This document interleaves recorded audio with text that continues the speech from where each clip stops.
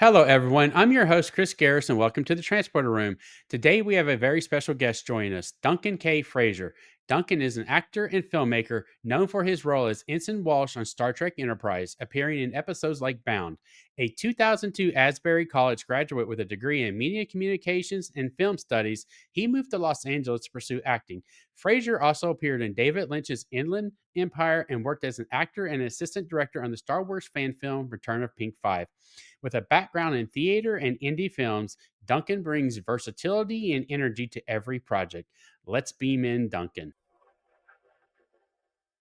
Hello. That was a very nice transporter beam. It feels tingly. Thank you. Thank Thanks you. for having me. Oh, you're welcome. I'm glad we were able to make this happen. And Me too. I have watched some of your other stuff on one of the other channels you did recently, which was a great interview you've done.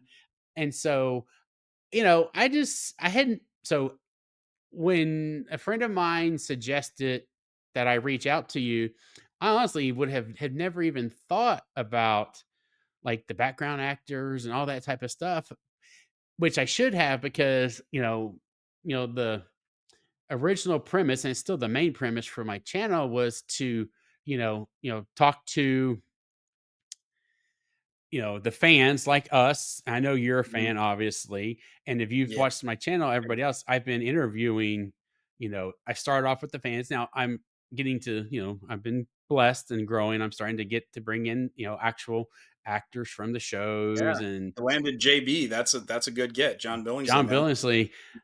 Yeah. Yeah, that was our first real heavy foray in having to beep, beep out words because Yes, I love that John uses the most colorful language. I like to play with words too. But I grew up conservative, so I'm better at holding them back when I need to. yeah, So it was I'll try and just keep credits. That's fun. It was just so fun. He was a Yeah, hoot to he's great. talk with, and but and then I had Liz Kozowski on, and so on, and so it's been fun. But yeah, it makes sense because here's one thing: you guys in the background, and although y'all get to sit there and watch what's going on and have the stories that they may not even want to talk about or even realize that has just what happened. Um, Right? and Didn't know the camera was on, etc. exactly, and that people might have been snapping pictures back then. Uh-huh. And Uh-huh. so, but yeah, I was just want to start off, just, tell us a little bit about yourself. Wow, that's open ended. So you covered it in the very nice intro, by the way. Thank you. Uh, yeah, I grew up mostly in Kentucky, Michigan born, but moved to Kentucky, and then got out of there as fast as I could.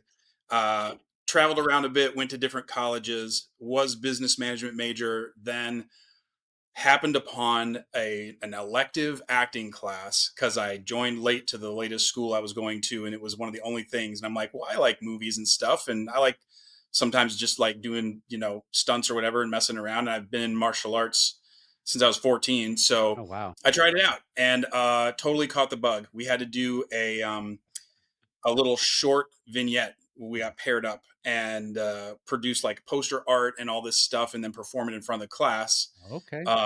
and totally caught that bug. So I'm like, got to change my major now. And it just happened that I was back in Kentucky by then, as fate would have it. And the nearest like college in the tiny town of Wilmore where we lived was Asbury College. And they had a media communication program that had an extension in Hollywood. And I'm like, yeah, thanks. I'll do that. So finished like my final semester with that school was actually the fall of 2001 because I had sort of cobbled together a degree out of things, and moved to LA in January of '02, and then technically graduated in '02, with that class. So I then proceeded to work for about 20 years total in Hollywood in different ways. First 5 years was acting, and I ended up, because of economic reasons and stuff, getting into studio operations and then into corporate entertainment operations. So I was a corporate level team of NBC Universal for a number of years, doing safety training, and I used to do security at Paramount Pictures was my first day job, kind of tied in. And then 3 years ago, moved to Washington State with my family. So starting a new thing, and really got to step back from the whole Hollywood thing, which is what led me to kind of the direction I'm going in now. Yeah, yeah, letter decks. Uh, we Yeah, can get tell to us about that. that. So I let me say, I know, like we were talking about this at the beginning, or you were about, you never would have thought of the background people, right? Correct. And that's uh kind of overarching like mindset in Hollywood, right? Because your background, like you're not one of the contracted main characters. You're not there every day. And when you sign up with a background agency, you might be on a different show every day and might be on camera or not. You might sit in a chair and eat craft service. Uh, you know, but when you it's a big deal, as you know, I'm sure. What have you done lately, right? So if I was in, a 4 season run Star Trek show that got canceled and was on UPN and did background 10, 15 years ago in Hollywood, nobody cares, right? Um, but when you remove yourself from that uh, uh, industry environment, perspective changes, because to people anywhere else, I was on Star Trek. I'm a character on Star Trek, right? And even though I was tiny, tiny, people still care, and I kind of started to assimilate that Hmm. after moving here. And we moved to kind of the Tacoma area, which is real big for. There's a military base nearby, and you get a lot of people retiring from the military after their 20-year run, if they were career military, and like staying here because it's a nice area and the housing prices are pretty decent, and just you get a lot of that. So there's like a whole culture of retired military here, including my brother, who he and his family live up here, and that's one of the reasons we live here now. And after we did his retirement, and I bought him a hat, because I like to tease him. I bought him one of those retiree hats with, like, all of his medals on it and stuff, for him to wear around, Air Force retired. And and then I was like, well, I know he's not going to wear this by himself because he's super straight laced. So I need to get something so that I'm also goofy. And I'm like, oh my gosh, if I could find a hat like those Navy guys wear, where they have the name of the ship and the silhouette of the ship and all that. But if I could find one for my ship, Enterprise NX-01, and like, now I'm a retired Starfleet guy Right. who like to talk about being on the ship, right? Hmm. So I found one, Etsy. There's an Etsy person that makes them. And so, like, my background picture on my personal Facebook account is him and me together with our little hats, right? But that got me thinking, like, I like to tell stories about being on the show because it was the greatest time of my life, the greatest career time of my life. So many amazing things happened, so many fun stories. But even when you're out of Hollywood and people in general are interested that you were on Star Trek, not everybody's into Star Trek. Not everybody wants to hear it, and you sure can't, like, walk up to someone you've never met before and be like, "Hey, my name's Duncan, and I was on Star Trek. Want to hear about it?" That's a little awkward, Yeah, that would be a little awkward. right? So, and it's like straight laced military dude who never watches movies is like, "What? Okay, weirdo." So fortunately, I didn't do that, but it did give me the idea. What if I got together some of my guys, ladies and men who were on the show and doing the similar thing to me, who could also, get a hat or something, Whoops. pretend they were on, or pretend they're like, there's me and Oh shoot. Glenn Hambley. Uh, Yeah, sorry. I was sorry. Didn't mean to interrupt you. oh, That that's was okay. I didn't know it was gonna drop it up so quickly. I didn't even see the glitch. But yeah, yeah, yeah, exactly. That's me and Glenn Hambley kind of doing our Virgin run of letter decks at the Emerald City Comic Con in Seattle.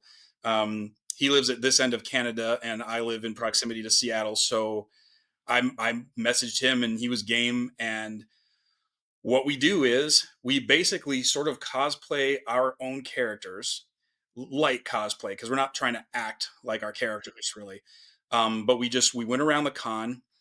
and found people who were cosplaying in Star Trek stuff and were like, "Hey, great cosplay!" Da da da. We'd give them some compliments and stuff because, like, I like great cosplay. I like to dress up. I'm into Renaissance fairs where I dress up, and I like that anyway. And I'm a fan of Star Trek anyway, like since I was little. So once we get to that, then it's like, "Hey, do you like Enterprise?" Which is kind of a crapshoot, honestly, because to be perfectly honest, there are fewer fans of Enterprise than the other shows. Reasons. But when someone either is or knows someone, right? It's like, "Oh, I'm not, but my dad is, or my brother is, or something." I'm like, "Oh, that's awesome. We were on the show." And there's always like a switch, right? Like people are like, "What?" And then we're like, "Yeah, we were on the show. I would played Ensign Walsh, and Glenn here was like every alien in the book, and like on every universe, and was on the end of Voyager and everything." And so we chat them up, and then we invite them to have a meet-up dinner with us at some place that's walking distance from the con after the con ends. So we're not trying to like usurp anything that's happening, and just hear us talk about being on the ship, like a couple of retired Navy guys talking about being on the ship, like That's casual. a cool concept, though. Thank you, It thank you, really is. and I appreciate that, and I'm stoked because I tend to like to have nerdy friends because I'm into nerdy stuff, right? And and a lot of my friends who I was friends with back when I was on the show were super into that I was on the show, and we talked about it, and like it was a lot of fun. So it's kind of feels like, now that I'm in a new place, like meeting new friends who also are into that kind of thing, and it's fun. I got to tell you though, I'm the most proud of the name because I'm sure everyone watching this knows about Lower Decks. Amazing show. Love that show. So great. I wish they would do another 10 seasons. I mean, it's freaking awesome. And yeah, ended recently. And I was thinking, we're kind of like the Lower Decks guys from that Enterprise NX-01. How do I reference that? And also like give people the idea that that's what we are, and but be different and not copyright violating stuff, right? So I started researching our ship and trying to find something that was unique. And what I found was that the decks on NX-01 Enterprise have letters, A through G, whereas every other Enterprise has numbered decks. So letter decks, the crew of the NX-01.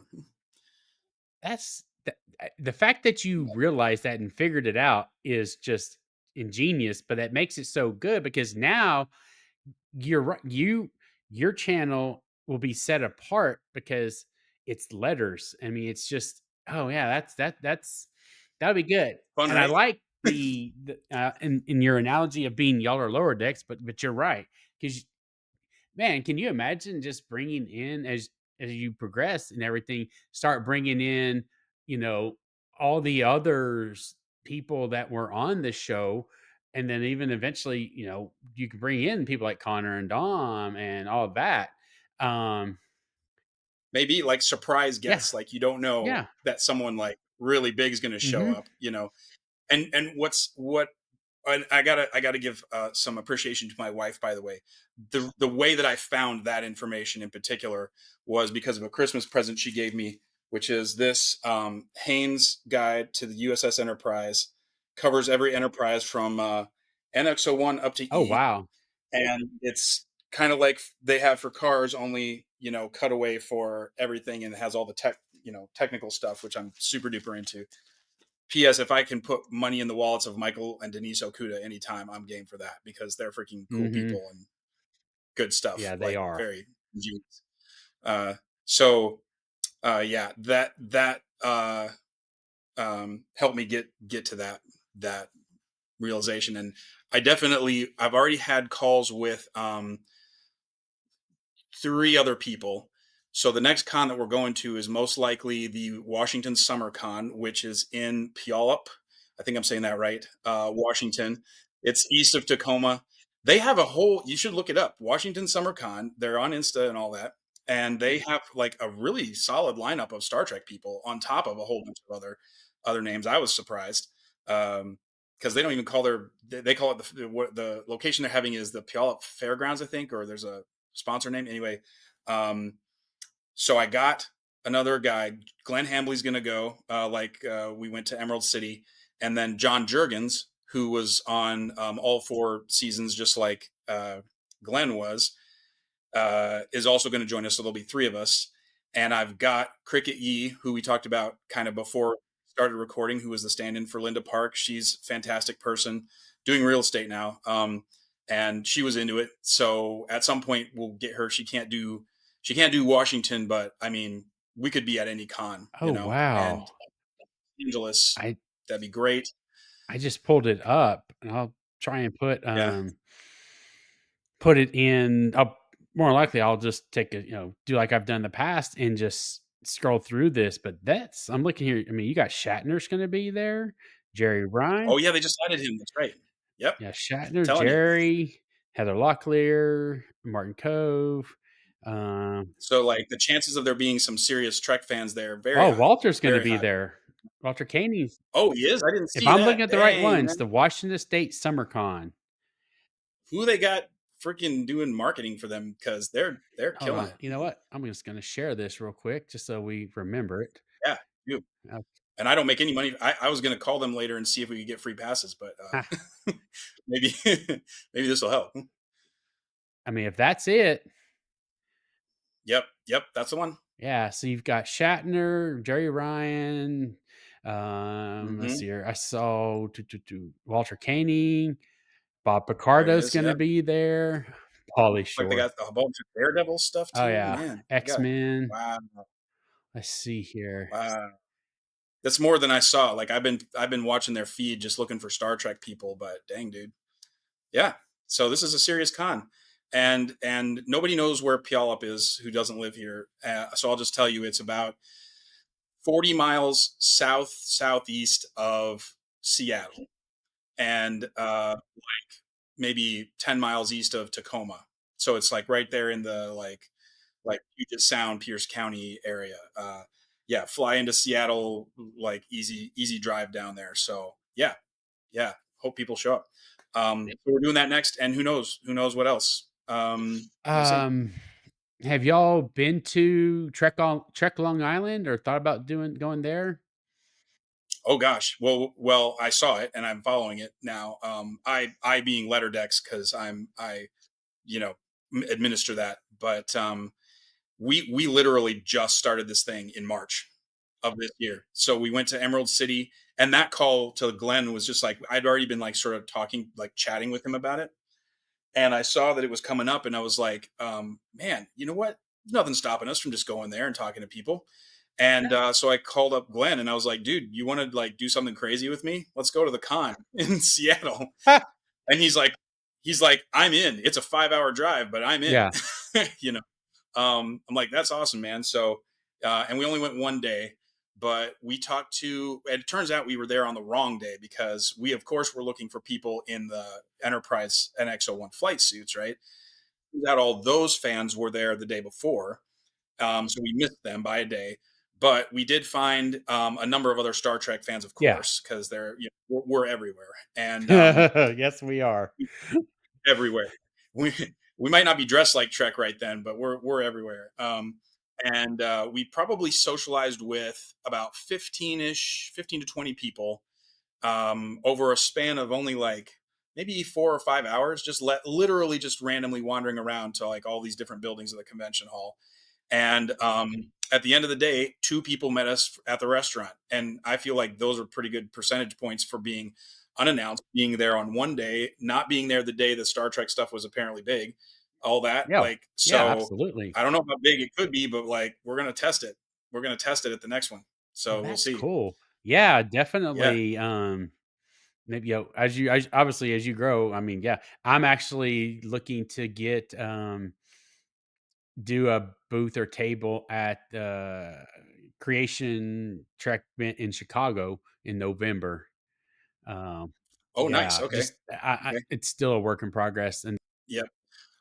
Yeah. And by the way, I should add about Letterdex, kind of vision wise. I have a lot of ideas, but one of the visions that I have is getting people involved who are all over the country and the world that have been on the show, and then they can go to whatever conventions are convenient to them, right? And we might end up having some signature look. I don't know. kind of thing. I showed John Jurgens the hat that I bought, and he went out and bought one right away. And Glenn is cooler than that. He looks better in the black like NX01 deal. But having people that can go to all the different cons eventually, that would be like my big goal. And that's just like I feel like encouraged and connected to something as a part of letter decks, that I wouldn't otherwise, because I'm now removed from Hollywood that I called home for 20 years.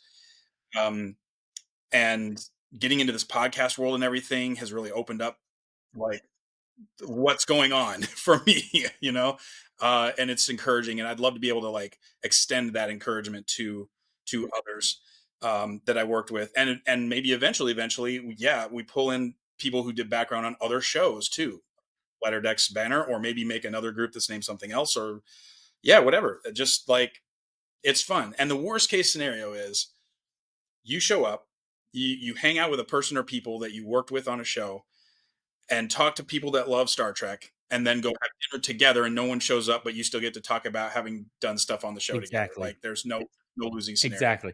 And For, then when you're doing your podcast like this, I mean, you get this is I've only been doing this for 5 months. First episode came out January 1st. nice, And nice, yeah. Congrats on that, by the way. Launching something like this is a big yeah, deal. thank you. You're It's been welcome. a it's been a bit of work. I'm not gonna lie. And I always, No and doubt. I guess I should do the same thing that the group that I was talking with about when I was going to launch. They always said, "Are you sure?" They're like, "Are you sure you want to jump into this world?" I'm like, "Yeah, no problem. It'll be fine." Right, It right. That First of all, it sounds like you have excellent friends around you that are looking out for you. Oh, I just yes, wanted they to were, and they be are, and it's that's just advice that people who care and about it you was just give. funny. Some of it was, I mean, I know some of it was just being they were joking, but also some was like dead serious. Like, are you sure you want to do this? Because it is to do it right, it's almost a full time job, Right, and right, and you got your I hands have a full. full I mean, time you've got job already. yeah, So, right, but right. it's just so fun. Um, But it's awesome. fun, even though the editing and all that stuff can get a little tiresome. But the fact that I've gotten to meet so many different people so far and talking here and learn their, what got them into Star Trek, and and it's really a lot of times there's some of the great stories as to like it was, they were watching TOS with like their grandmother or their mother or their father or or TNG, and so we get a lot of personal stories, and that's why I'm doing this for one. And then now I can sprinkle in an actor here and there or someone in like set production, art production. um but yeah, I mean, so that's I'm glad about letter decks, and I'm really looking forward to see how that goes. And then so I know what I mean, when I was getting ready for this and you and I talking and then me talking with Larry actually on Monday, Mhm. I was Oh, yeah. on a Cool. he does his Trek files on the mission log Discord server like every other Monday. He hops on, Oh, and just FY, and if you ever want, you can get on the Mission Log Patreon for I think like $1 a month. It's super cheap, and you can get onto different things. I mean, there's a little bit higher, but you get into Discord, and like Larry comes on every other Monday, and a group of us all get together and we talk about usually about his most recent Trek file that has been published. The podcast, they're like 20-minute podcasts. I've not listened to all of them, the most recent, but I've listened to what I can. But we all just sit there and on Discord and just talk, and like I oh my god, the week Monday we went down a rabbit hole in a way, but a good one. Because I asked we were the Delta Flyers had just released their Sunday episode, and I asked him a question about that because I said, Garrett and then made a comment about when it's the episode, and not gonna even try and the name. It's when Jadzia, everybody gets to, her host, she gets to meet all of her, the hosts that she's gotten, What is that episode Oh, called? I'm looking it up right now. It yeah. is come on, Facets. Facets. Oh, yeah, okay. And I made a and Garrett and Robbie and all them made a comment about there was why didn't they have the host that stole the symbiont from her? And so I made a comment about that to Larry, and it was so cool. He actually got a phone call from the production saying, "Hey, we need the basically the Dax symbiont lineage." Oh, like when they were writing the episode? Well, for that episode, they needed to know, like what did this host do? What did and he had and I can't show it, but he had a document that he wrote and typed up that said this year, if it was this.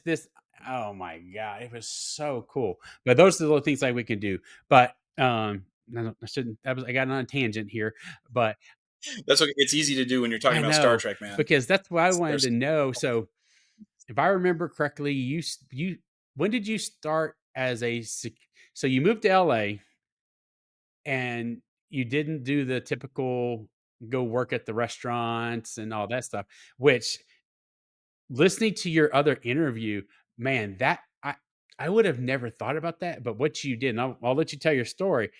That's pretty damn smart. Thank you. Uh, I can't take full credit for the opportunity. Uh, it's all about who you know, right? And fortune, fate, the universe, God. I'm blessed because that film studies extension that I went to from my college introduced me to a panoply of alums of that program because that program had been on for I think 15 or 20 years up to that point. And one of the people, because they knew I needed a job, was already a security officer at Paramount Pictures. And I'm like, security, I could definitely do that because like my work had spanned a few different things. I had done a pretty good amount of retail. I had done for a minute. I sold rainbow vacuum cleaners. So I know new sales wasn't for me, and retail is about as close as I can get to a like interaction situation. But like I knew so many people that had done food service and I had done things like volunteering to cook ribeye steak sandwiches at a Dare event, for instance. Like growing up, I've painted like fence gate, like all kinds of stuff, right? So security appealed to me. I have a martial arts background. I'm already good with like handling people, and I knew that if I would try to be a waiter, I would probably punch someone in the face within a week at most. At most. So like, this is a lot of win. Security is perfect for me. So I joined up, and the cool thing about the security department at Paramount at that time, because I'm not sure now, but I think probably still the same. They're in house. A lot of the studios hire third party entities to do their security, but Paramount Security was Paramount Security. Like we were employees of Paramount Viacom, right at the time, and we were unionized, so the pay was outstanding for the time, especially for a 20 something dude who's just coming to town.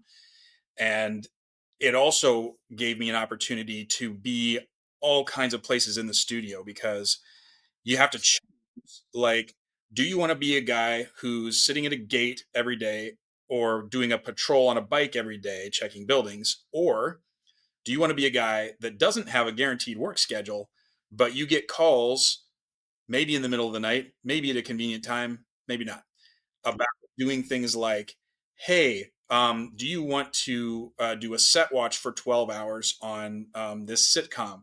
Or, hey, can you do audience security for, Dr. Phil for a while? Or, we have a commercial shooting outside at the fountain in front of the main, the old main gate. And someone to watch over that star. Are you available in 2 hours? Right. So I got to do so many things.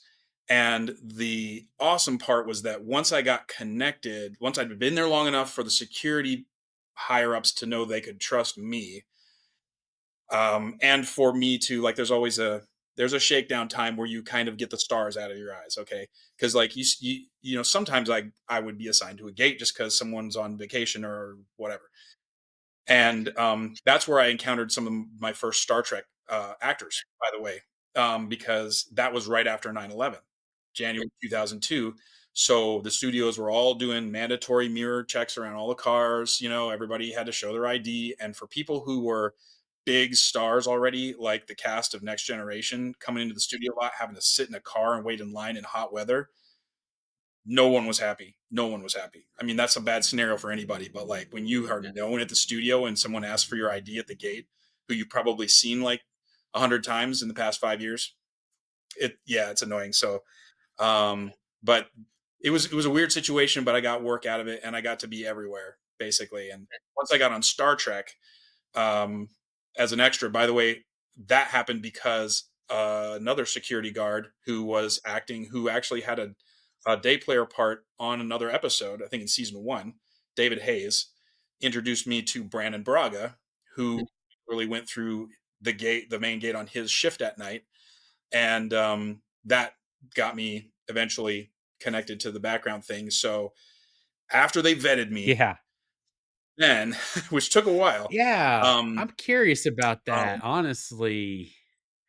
yeah. So like I feel like they might have had an easier time with me just because I had been security at the studio for over a year by then, and so on that level, I had proven trustworthy of all things, you know, NDA or Yeah. otherwise at the studio, So and so that you know, I'm was sure they a did second? background So check. you had to do 2 background checks is what you're saying. You had to do 1 your Pretty original much. one to get work, and then Hmm. when you were doing Enterprise, they made you do a second one? Sort of? I don't remember actively participating in one. I'm just thinking like they must have. Okay. They must because the biggest let me put my security hat on for a second. The biggest problem you have when you're shooting a show like Star Trek on the lot is that it's Star Trek. Everybody knows about Star Trek. Everybody wants to go see what's happening on the Star Trek stages. And at that time, we were doing studio tours that were just on little like 8-person or 6-person golf carts. Like you could bail out of one of those even when it was going at its top speed and not get hurt. Like you could, and you would, they would even sometimes stop and let people get out and go into a stage where they weren't shooting, you know, maybe if the production was okay with it. So the biggest issue was how do you make sure people who you are giving intimate access Mhm. to the set to, how do you make sure they're not going to take stuff Yeah. or make the actors uncomfortable or friggin', you know, take set pieces, anything, right? And that's why I say I think they must have liked the idea of already Paramount security officer being a background on their show because basically I'd be looking for people doing that Yeah. stuff instinctively. And it also gave that there were two guys who were always every day during the production, the security for the stages. Okay. Two guys. Um, it was at that time Steve D'Erico and LZ Ward. I know D'Erico has been on Portal 47, so you might look that up since you're on Okay. there now. Um, and great guy. He's got lots of stories, way more than me. Um, he was a guard. He was a guard at that studio for I don't know 30 years, something Wow. like that. Yeah, man. Career. So and he's very nice. He brought me a jelly donut once. I'll never forget that. When I was having a bad day. And but once I was fully vetted on the show, then I could actually stand in for those guys to guard if they had to take a vacation or do whatever. Because the security office wouldn't send just any schmuck to go work 12 hours on Star Trek for the day. No. Like the production wouldn't be okay with that, No. you know? So, so that was also an opportunity. So there were weeks where I was like, on Monday, I'm guarding the stage door in the alley behind stage 8. On Tuesday, I'm in uniform and I'm on the bridge and getting hit with smoke and sparks, you know, from the Klingons shooting us. Uh, and the next day, I'm back at the door. I don't, you know, it was like that. It was pretty That's fun. cool. It was, yeah, yeah. Oh my god. I just I can't even, like, begin to fathom what it was like. for one to be able to be there with all of them, even in both capacities, and I have some pictures that you sent, and I'm gonna be bringing those up here in a second because because honestly, I wanna kinda, talk about what was going on. I mean, I see some of the names, but I mean, like, I'm just gonna do this first one real quick. Let me bring it up All right, here. cool. Cool, cool. Let's Ah, do and this time I mean to bring it up. it. Ah, Scott. I I I'm going to just say this before then. Well, if you ever get a chance to go watch my John Billingsley episode, and I asked him what was it like working with Scott. I loved that part. The I okay, watched oh I my watched it. god. I don't know if Of course I you watched saw my face at first. I was like, it. And he deadpanned worst human being ever. Like, as only he can, right? yes, freaked me Fantastic delivery. out. Yes, he's a professional actor. Yes. But yeah, he to his point, like Scott is such an amazing person to everyone that I'm sure all the times that anybody who's been on the show that gets asked about working with Scott Bakula talks about him, like, of course, there's nice things to say. So switching it up like that, I feel like was probably a little cathartic for Yeah. JB. That was fun. It was so funny, and I was so like, "Oh, I screwed the Yeah. pooch."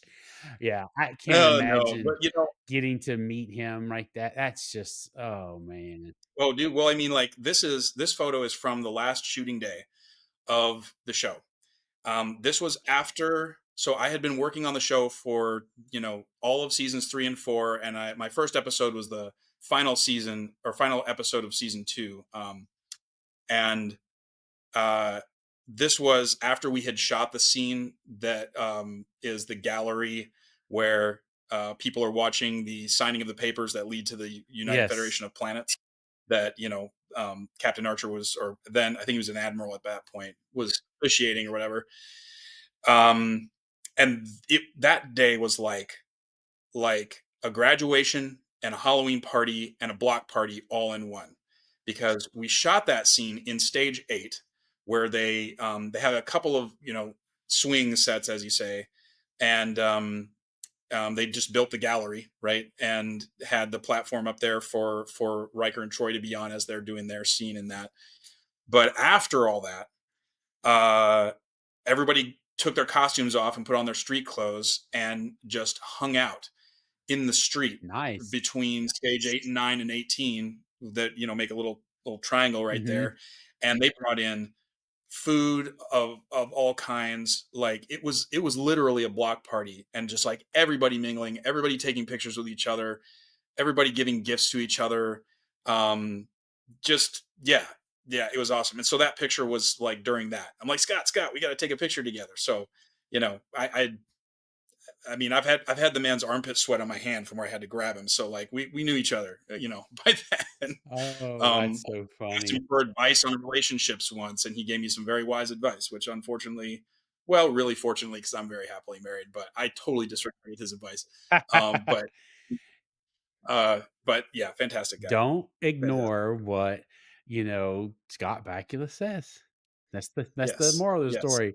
Yes. Um, I will say that the result he predicted was correct, but the timing in my life made that not a problem. so I'm gonna throw this other picture up here because I don't recognize this other person, obviously, because I don't know all the behind the scenes people. Really?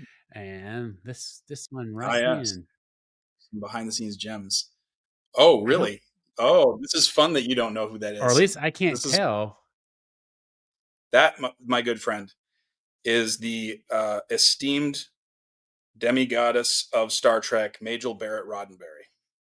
As I was like, I'm sitting there looking and like, Yeah. oh wow, So that was the thing too about that day. Again, this is from the last day of shooting, because what happened was, not only was it the last day for the show, it was the last day of shooting for a Star Trek show for the last 25 years. There was no more Star Trek planned. The Berman era was ending, and not even the J.J. Abrams film was anything yet. no, No, they didn't have plans for that at all. It didn't even come out until oh nine, 4 years later. yeah, Um, and was a completely different thing. So basically, nobody knew if this was literally the last time any Star Trek would be shot. Yeah. So, and they had just finished Insurrection also. So uh, that literally no other Star Trek was planned. So everybody showed up. The people in that gallery watching the founding was everyone from showrunner Manny Koto to us extras to the writers. Like everybody was there, and people came who had just been on the show. She was one. Rod Roddenberry showed up, her son, their son, and so you just got to meet. Sorry, mobile station. It's right. We're being attacked, Captain. Praise shields. Yeah, my job in that would be like, yes, sir. Yeah. Oh my god. So that's another example. Like I've got so many pictures from that day with so many of the people, and I sent you a few of the highlights that might be good for our particular interview. But it was, and she passed away sadly only like a couple of years after that, I think. And so again, just I mean, to get a picture with her at all, like she was one of the like main progenitors, the original number one, the one who Rebecca Romijn's character is based on Strange New World. Just yeah, a legend, total legend, and Deanna Troy's mom, which is a whole different ball. You would never look at the role she played in the '60s on the pilot and look at that character and go, yeah, pretty sure that's the same person, right? You just be like, those are different people. I don't. Those are different people, and that's how good she Oh was. yeah, she's So phenomenal. yeah.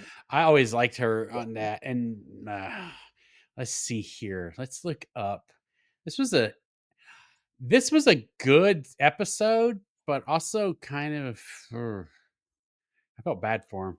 Ah, Regine. Mhm. Yeah, yeah. Um, so I kind of highlighted it in the pictures, and because it was one of the first episodes that I got to do where my face was really in the camera, like super hard. And I'm also like I have a story about how that happened in this scene. Um, and it was a lot of times when you are background, this is how it works. They tell you when to show up. They don't tell you when you are going to be done. You know the rate you're getting paid, but you show up and then they're like, okay, background holding is over there, and it's basically like a space against the wall, and you set up your camp chair, right? Uh, but they don't give you sides, like sections of the script. You don't see a script when they call you to the set. You come to the set, and then they say, you stand here, you stand here. Here's what you're doing, and react this way, and then they adjust you, right? But you might not be given the full idea of what's happening in the scene, right? So sometimes you have to sort of go with it. And on this occasion, we were rehearsing the scene, and if you recall, Regine, pretends to be the damsel in distress, and then turns out to be a major badass. Like shooting and kicking people in the face and zapping them with Joe and whatever. Spy, right? Trying to get information, and then the idea was to beam off the ship using their own transporter to ship, right? That was coming to pick her up. But Archer gets to her before that. He's like, leaving so soon. Great line. And then two other guys run up, and that's me and the other guy who I should remember his name, and I'm very sorry that I don't. I should have looked that up ahead of time. But we run in and put face pistols on her, focus racks, and then they have an exchange, and then Archer says, "Take her to the brig," right? But he's looking at her when he says it because the camera's right here, and like camera, I'm the girl and Scott's Mhm. here looking this way. Camera's pointing at Yeah. us over there. And he says, take her to the brig. But no one had told us about that Oh. line, or that either of us should do anything about that line, or anything at all. We didn't know anything about the scene until we walked in to the hallway set, to the transporter room Oh set. my god. So we both kind of, and it's rehearsal, thank God. So we're both like standing there, and Scott's there, and they're doing the thing. Where we both have the face pistols out, and I kind of turned a little bit to him, and he looked at me, and we both kind of like gave each other like the eye of like I don't know. And so I'm like, screw it. So I walk up and I grab her arm. And when I do walk up, I'm like, I see the lens. You got to find your lens when you're an actor. I see the lens, put my face in the lens. I lifted the face pistol just enough for it to be visible because a real like safe way would be down here, right? Gut shot. But this is the camera. So I picked that up a little bit, grabbed her, and took her off screen. And she went with it too, right? She just kind of so the rehearsal was like one and done, right? And they're like, all right, here we go. Back to one. And I turned to Michael Demerit was the first AD that day. And I turned to him, I'm like, was that okay? Like, did anybody say anything? Or I think it was Dave Trotty, actually. It was Dave Trotty, because he took pictures of me on that day. And he's like, well, I don't know if he said anything. So yeah, do it again. So that's how that blocking happened. I just kind of improved it. And I asked her after the rehearsal stopped, I'm like, hey, was that an okay like force of grab and like all that stuff? Was that good? And she was good. So yeah, it was Nice. fun. And then I got to go back later. I'm like, my face is in the camera. You're like, yes, I did it. So Oh, that's awesome. so And cool. Dave tried to snap that shot you Mhm. showed. It was like total behind the Did you, scenes. Yeah. so I'm gonna do some more pictures here in a minute, but I do have a question about as an extra Hmm. or a background or anything like that. Um, how cautious do y'all have to be to when you're on set with to not to overshadow, you know, Mm, the top of the line people, the main actors and stuff. right. Right. You do have to have that in mind. Yeah. Um, in in in general, though, you have to do something pretty extreme to do that, as long as the director and first AD are doing their work for the blocking, right? Because really, they're the ones that are supposed to make sure that the actors they get the shots they Yeah. need. Okay, so you'd have to be a total dingus to try to just like steal camera time from main actors. That's how you don't get called back, right? Yeah. And I had already been working. I'll tell you a little trivia too. I had been doing background work for a while on other stuff. Like that's just something you also do because you can get on sets and do all kinds of things.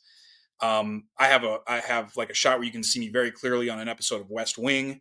I worked on Jag a lot because I was willing to get my cut like this, and at the time I was skinny enough to look like a sailor, a marine, whatever. And I actually earned my SAG vouchers on Jag doing background work because they would call me in and give me those when a SAG person couldn't show up. I won't take the time to explain the Yeah. system, but Yeah. people. But I walked into Enterprise already SAG eligible Mhm. because the regular background all had to be SAG. So in any way, I had a lot of experience not overshadowing people, right, on the set. But the tense part for me in particular, I've been giving this a lot of thought lately because I've been thinking more about those times, was not only in my background, which is relatively expendable. I mean, they tailored the outfit to each person, right? It wasn't like a slow process, but you can still be dismissed. And I was a security guard, so I was also representing Paramount Security Mhm. and by extension the studio. Yeah. Even when I was working for Star Trek, or maybe especially when I was working for Star Trek, right? And when you're a guard, it's, I would say, more tense even than background because people forget background sometimes, like especially if there's a bunch of them. If you make an actor trip and you're, oh, sorry, and then you don't like interface with them again, they probably will forget. Yeah. But if you've got a Paramount Security uniform and you sweat someone important that you don't know is important over a protocol that you didn't know you were supposed to not press with this particular Oh. individual, that could have consequences, right? Oh, So man. even more, I'm in a like my first day I was in the back of the bridge, okay, on the Expanse. Yeah. Um, First 12 minutes you can see a lot of me. Uh, the whole main cast is on the bridge, right? And but mind you, I had been security for a year, so I already knew how that worked. So what I knew was like I don't get in their space, and also I don't know what each of these actors' processes are in their craft. So I couldn't take the chance of just going up and talking to them when the cameras weren't rolling, because I didn't want to be the one that interrupted their flow or whatever, right? Um, Again, a good way of getting not called back. Uh, and I could be losing 2 jobs at once, depending on what I right? But, at the same time, I didn't have stars in my eyes either. So, I was very comfortable talking to them and being close in proximity and stuff, and that led to a thing, but you do have to be mindful. I remember Michael Demerit, first AD, like helping me remember that one time. We were doing, hatchery. Um, I had a lot to do in that one, and we were on the alien egg set. Mhm. It's the one where like Oh, the yeah. insectoid ship crashes the eggs and whatever. And um, I asked, hey, should I do thus and such? Like, should I look a little bit more like actiony? Should I run up or whatever? And he's like, don't forget, you're in the background. And I'm like, good reminder. And he just kind of like smiled at me and then went back to him like, okay, yep, I'm here to make them look good and make the scene look alive, you know, and that so you have to think about it. But like, if you know what you're doing, Yeah. it's not like it's Well, yeah. tense. I mean, I didn't even think about But yeah, that because oh man, you could have been out of a job just like that. super One fast. wrong move or just, or yeah, no, that's a, you're right. That again, if you're just a regular just a regular background or an adder, okay, they just get ready, but you're there every day and they have to look at you when they come into that gate or that stage door. Like, oh, that's the, so and so that, kicked me out of a party, an after party or something, or could be, Yeah, or could could be. have been, Could be. None of them were those people. True. Fortunately, Well, yeah. there were those people, but you're right. And two, it would be real easy if I did something that, like, say I interrupted an actor's flow and that made the scene take an extra 3 takes, which cost the production, I don't know, Tens of 20 yeah, grand, tens of thousands of depending on dollars. what they're doing, Yeah. right? Um, so they decide, you know what, this guy doesn't seem like he really can work on this set, so we're not going to use him anymore. But that kind of pisses off the people who have to then find a different person because they have a certain number that are ready to go. And it kind of trickles up. And pretty soon there's an executive producer calling the head of security saying, how come your guy made a problem on my set? Right. Yeah. That's not the call you And to want. them, it's just like they're mad that day and but like that has real consequences Yeah. for Wow, I the hadn't even person who thought of, yeah, made no, the mess. that's a slippery slope. What is a slippery slope to be on? I mean, you're obviously had been around and done it long enough. You knew what to not do, but still, I mean, I yeah, that's smart. But it also, from what I learned on some other stuff, it did eh, for the Enterprise cast was everything I've read and even talked with Connor and Dom and other people was they were a huge family, and Scott was the leader, and he was like he kept them just all together, and like I have not met Anthony. I really am just dying. I cannot Oh, wait till the day I get to Anthony's meet cool. him. Yeah, he's super cool. Yeah. He's super cool. Um, yeah, yeah, they were, and um, I've read a lot of that stuff too, and I've seen the pictures from the Halloween party that where the cat went Rocky Horror Picture Show, and I'm like, oh, they were like that. That's cool because like I never got to participate in that because when your background, even if you have a long day as a background, you're not on the set doing things all the time, but you are sitting on a stage where you are not chatting up your fellow actor outside or having tea in their trailer or being near the camera and chatting to the director. No, you sit and you're quiet, right? Yeah. So you don't get to build the same like familiarity and camaraderie. And going back to that first day, the I love that this happened, but now again, like in the wisdom of hindsight, I think that this occurrence made them not want to joke around with me, and combining that with my not wanting to mess with their process for the reasons we outlined.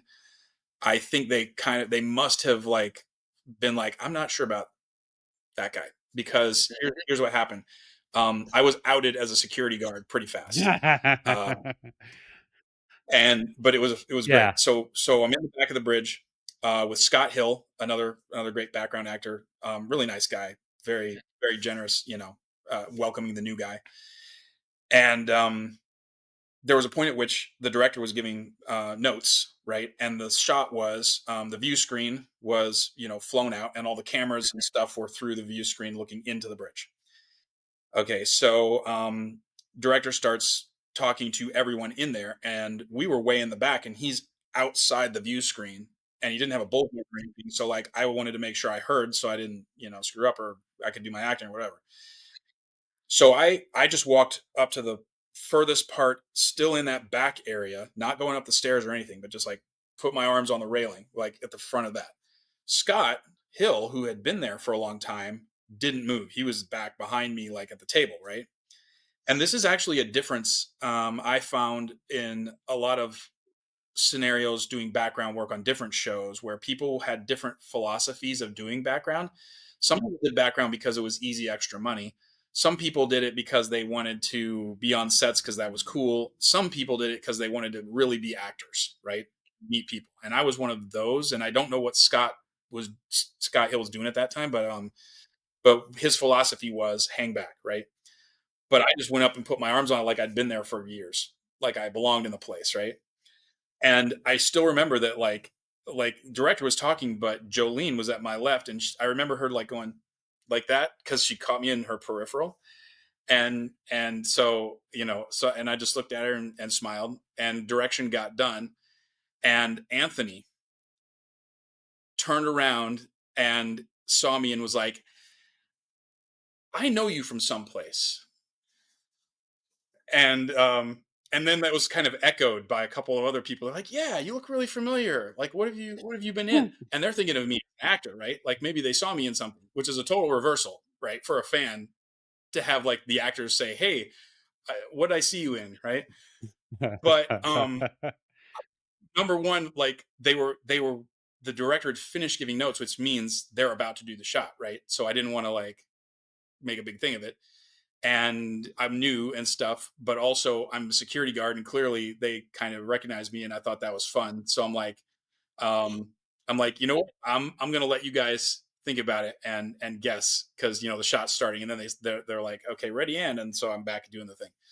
Soon as he said cut, Anthony pops up. He's like, okay, tell me. I can't figure it out. And I came up to the railing, and I'm like, I'm a security guard here at Paramount. Like I'm at gates and different things. And like, oh yeah, and like it's different when I different uniform and all that. And they're, yep.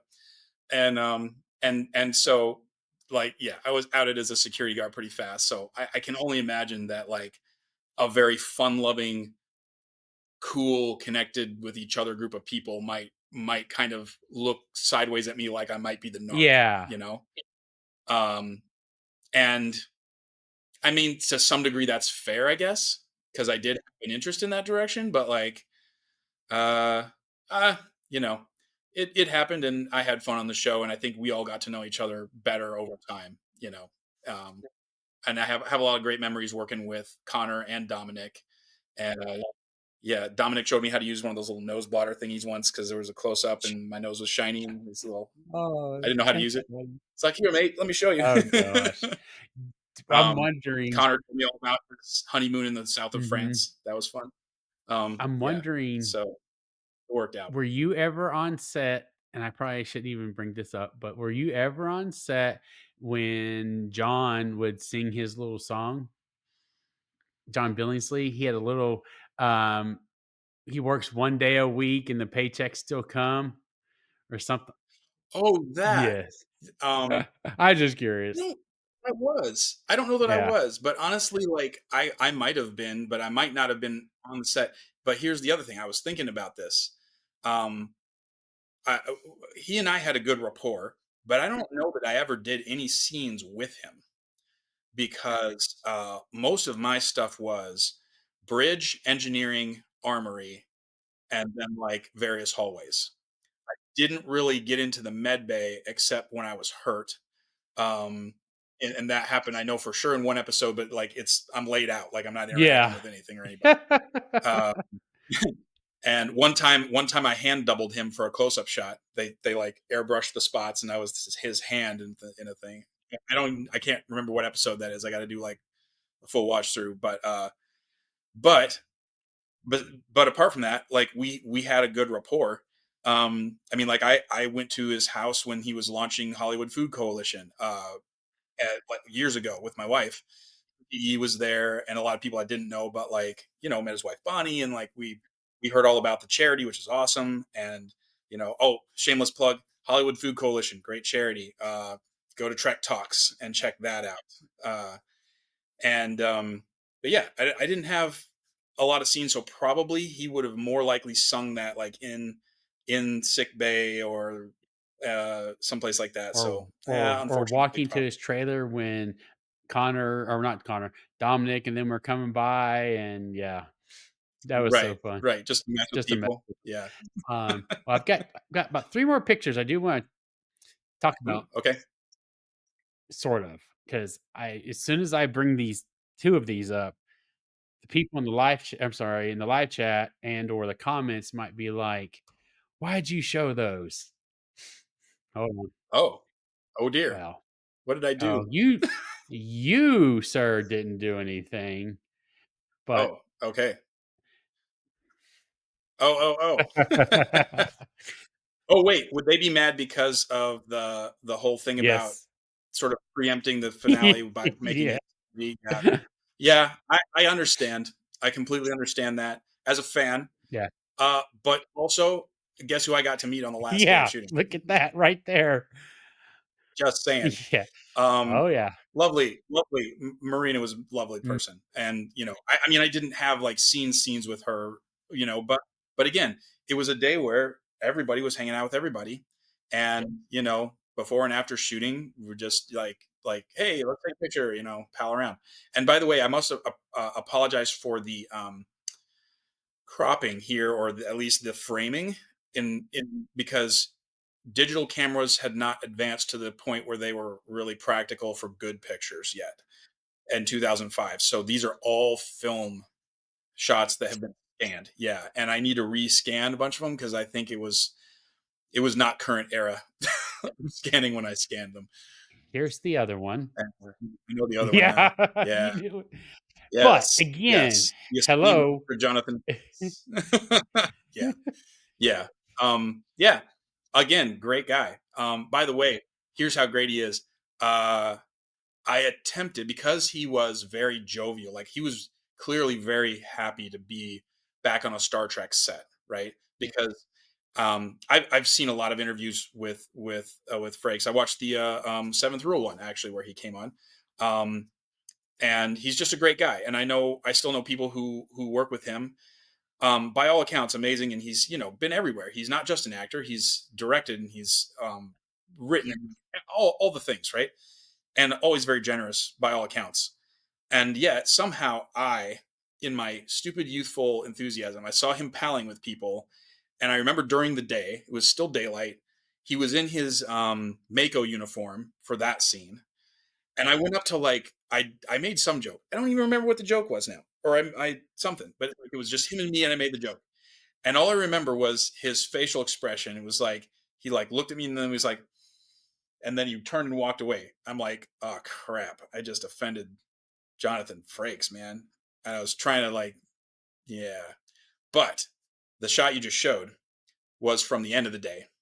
And so I again don't remember exactly what transpired because 20 years, you know. But but clearly everything was cool by the end of the day. I probably said, "Hey, sorry about I didn't mean to, Whatever. offend you Yeah. or whatever." We had probably he was like, "Oh, I was just messing with you or whatever," and then smiley Oh, shot. yeah. So Well, yeah, man. I've Yeah. never met him. I'm looking forward to meeting him in Chicago at in end of the Yeah. year. He looks like just the biggest, funnest person on the planet out there, and Yeah. it's interesting that we're talking today because this last picture I'm gonna show has been circulating on the internet today. Um, Yes, I might have had something to do with that a little bit. Yes, I knew which one it was going to be. Um, yeah, cast and crew, man. Uh, this is something. Did you spot me?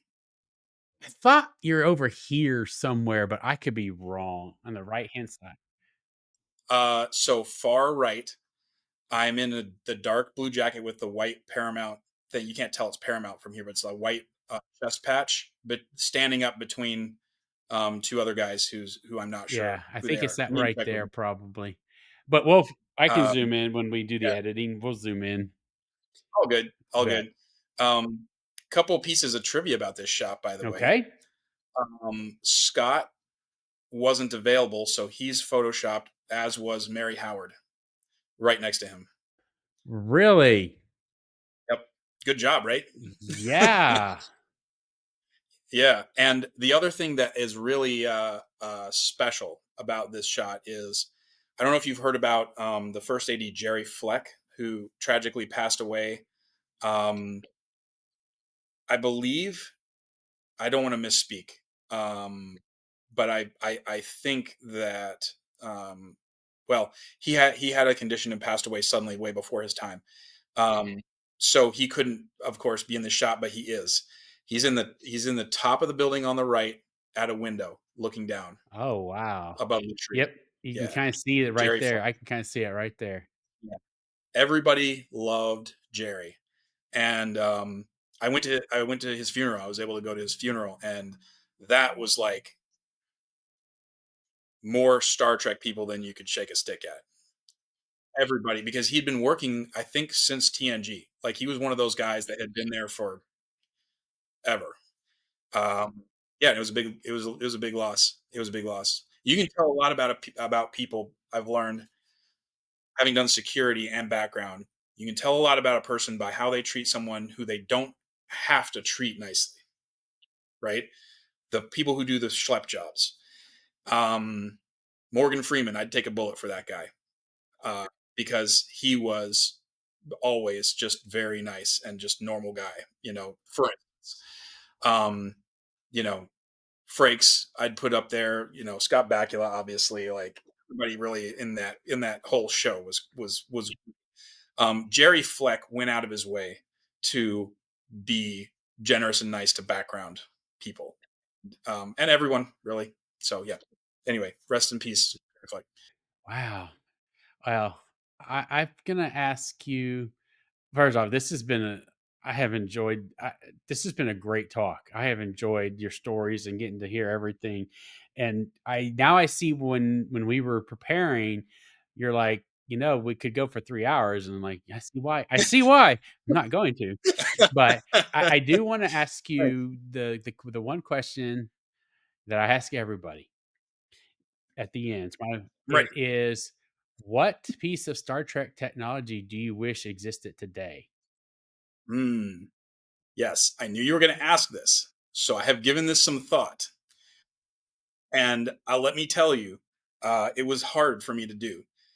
I can't pick the obvious ones. I'm not even going to say them. Everybody says those. Um, and what was actually hard for me is that, like, I like the punchy kicky stuff. One of the things we didn't get into that is on the Portal 47 interview is that I was really into volunteering for stunts, and they started using me in the place of stuntmen on rare occasions, when it wasn't in violation of like SAG. Loved every minute of it. So my mind immediately went to, um, the Klingon disruptor pistol that Christopher Lloyd used as Captain Krug in Star Trek 3. Just that made an impression on me when I saw it as a kid, and always loved that. But that's kind of, yeah, not the right direction for wanting really good tech. Love the Bird of Prey too, by the way. Probably my favorite ship ever. And that's saying a lot. But I think I know what I would really, really want, really, when it comes down to it. 24th century, at least, medical tricorder. Yep. That'd be awesome to have. That would change healthcare forever and always. Because, I mean, just like little diagnoses for tiny things, easy, you know? And if we had those in a home, and everybody had one in their home, like it would save so many doctor trips. And so I mean, yeah, medical tricorder, man, that's my answer. I That's a great one. That's an excellent answer Thank you. because yeah, we could talk on that forever too. But I agree. That Yeah, is we could a go we could go full politics on that one, yeah, but, yeah. yeah. I do everything I can to stay away from the politics, but Yes, as much yes, as yes, possible. another time maybe, but Man, yeah. I'm gonna say this. I definitely feel like we will need to have a round two at some point Ooh, because hey, yeah, I'm having fun too. because I Thanks would for having like me to on this. talk I about really like again, great. like the stunts and more stuff that you like. I knew some of the stories you talked about. And we yeah, there's one more, but yeah, when you were on set and everything, yeah. But we will definitely have a round two on this. I'm looking Yeah, forward I'm to looking it. forward to as Thank you. well. I, yeah, man, this was Duncan. This was fun. I mean, I've enjoyed all my interviews, but this one I just love the perspective from somebody who was behind the scenes, and like we said at the very beginning, who unfortunately not this cast, but other casts in the places they're like, it's just a background person, whatever. But and you can see everything, and just they don't mind you or anything. But man, oh yeah, this will be fun.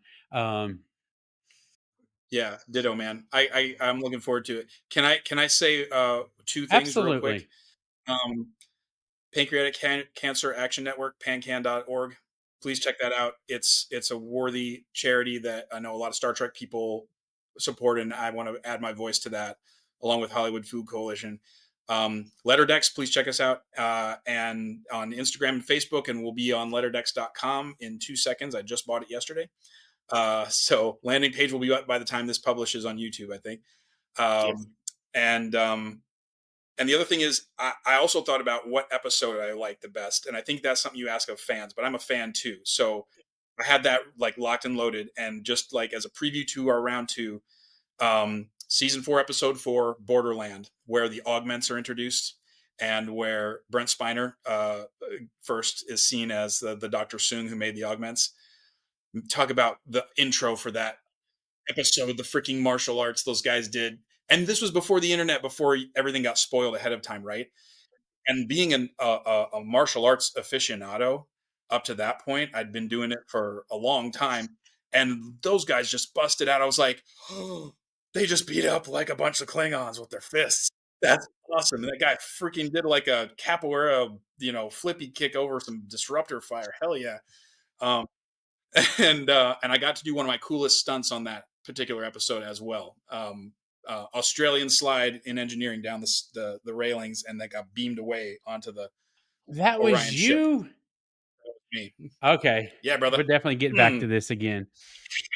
All right. Duncan, thank you, and we will My definitely pleasure. have a round 2. I will talk to you later. You have a Awesome. good evening, sir. Okay.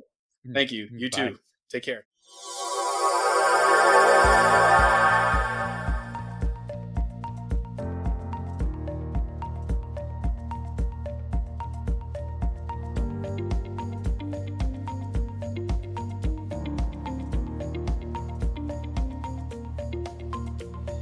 Thank you for watching The Transporter Room. For just $5 per month, enjoy ad-free access to this episode and all previous ones, plus exclusive bonus content. Sign up now on Patreon.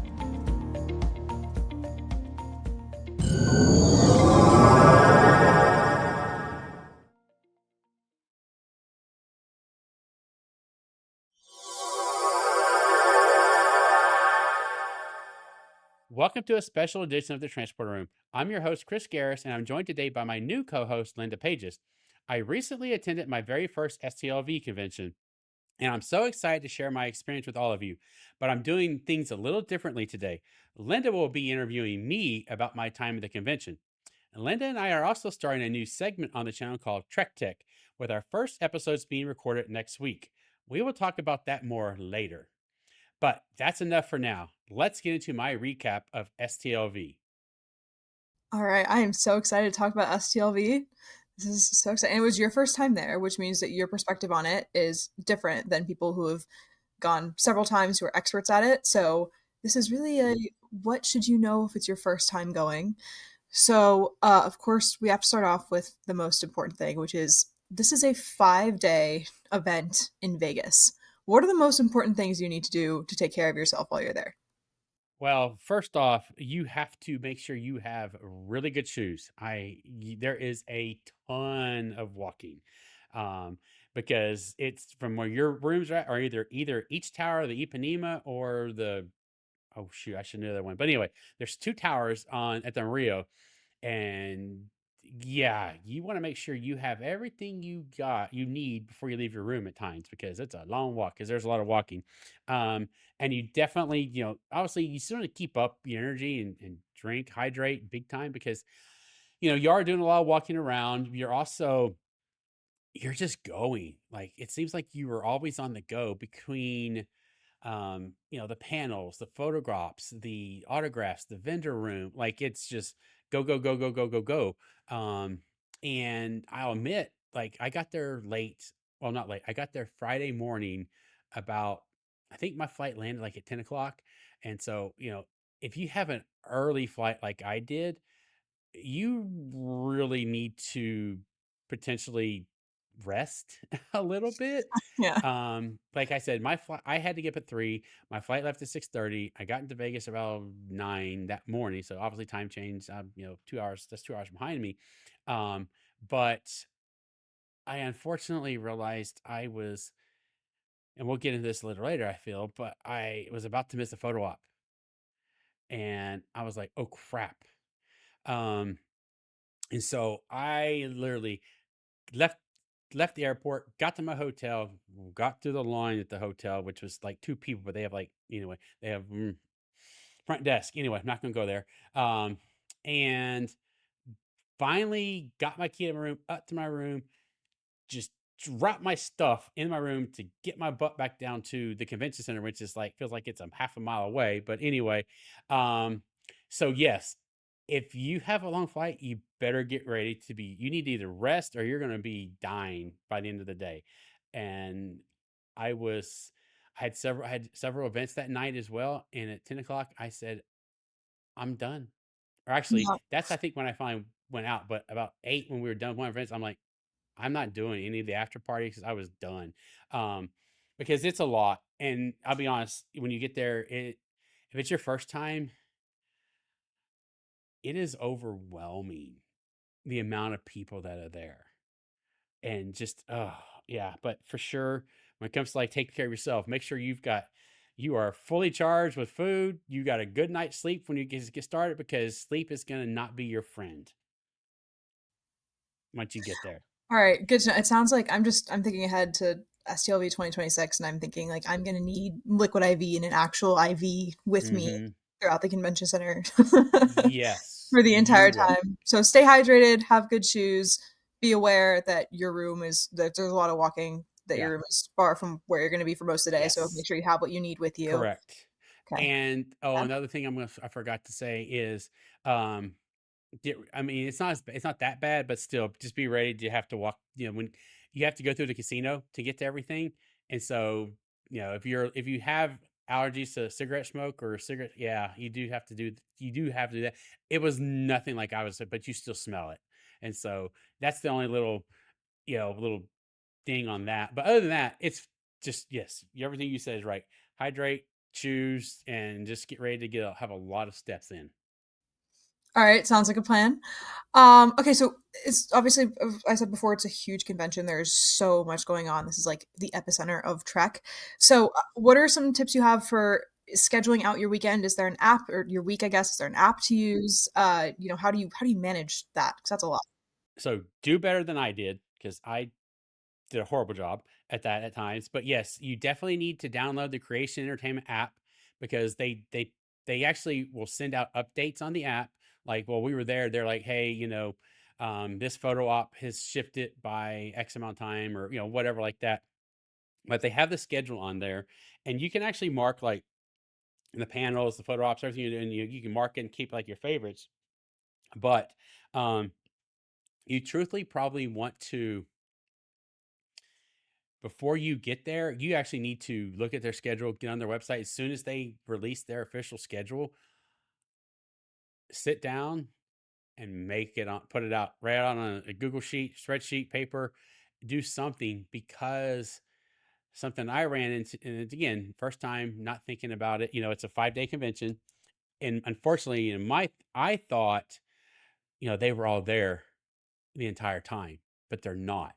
So you Mm-mm. have to go and you have to check and see, okay, if you want to see this person, then you need to make sure they're going to be there, and don't miss it.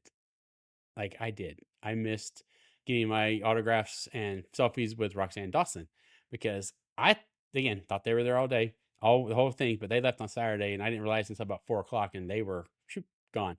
So yes, definitely sit down ahead of time, look at the panels, because you're going to have to make decisions on, okay, what panels do I really, really, really want to see, versus which ones are, like, if you are stuck in your autograph line or photo op line, that you may have to miss. Because like, for example, the Scott Bakula line was very long, Yeah. extremely long. And but once they got started, they moved in pretty quick.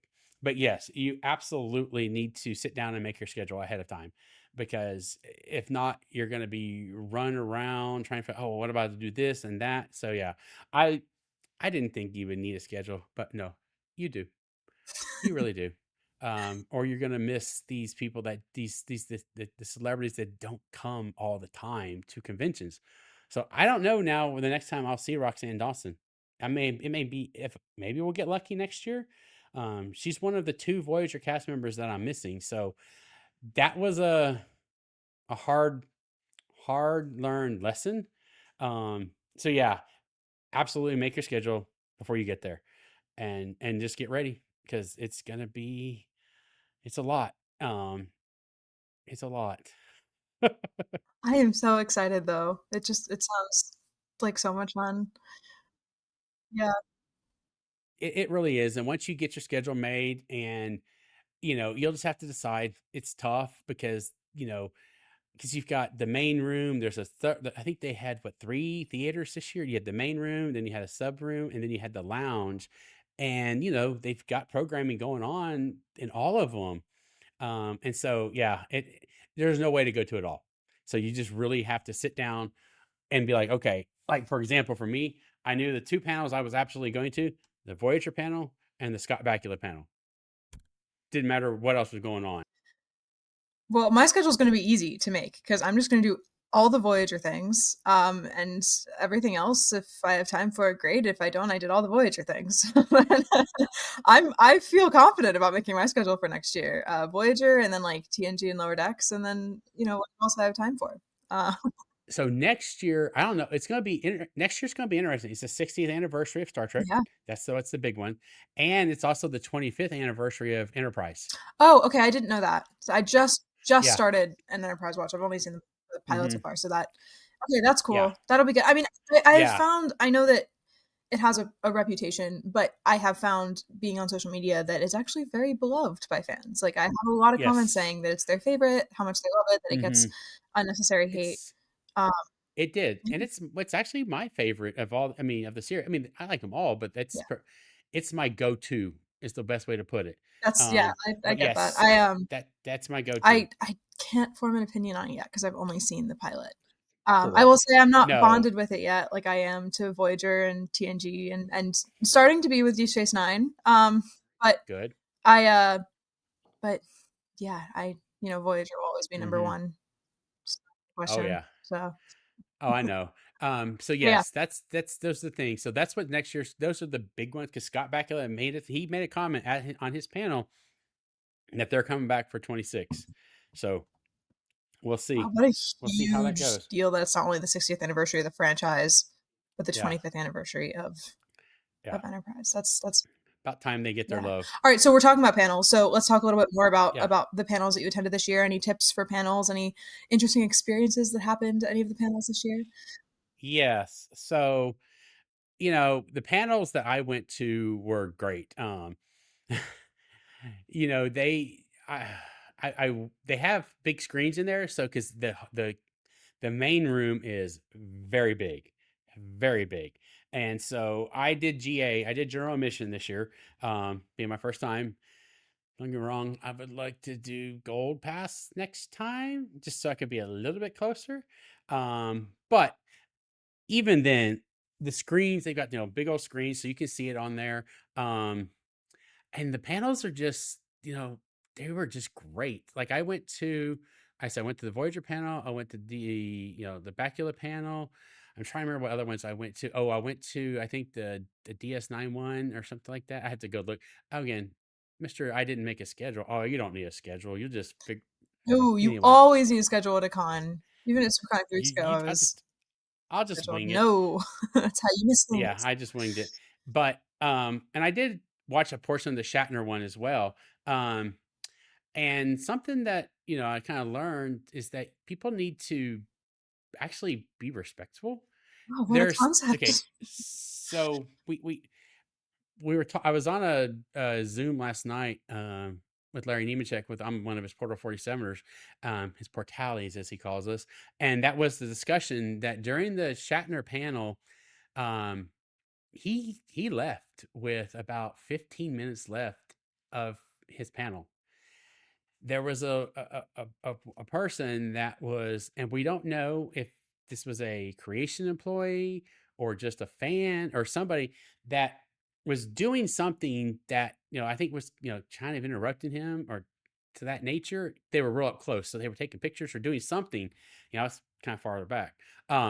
And he actually said, "Ma'am, this is the third time I've said, you're being basically," he said, "you're being rude." And he took like one last question and just walked away, put the mic down, and just left. So I don't, again, there's a lot of us, we don't really know what happened on all of that.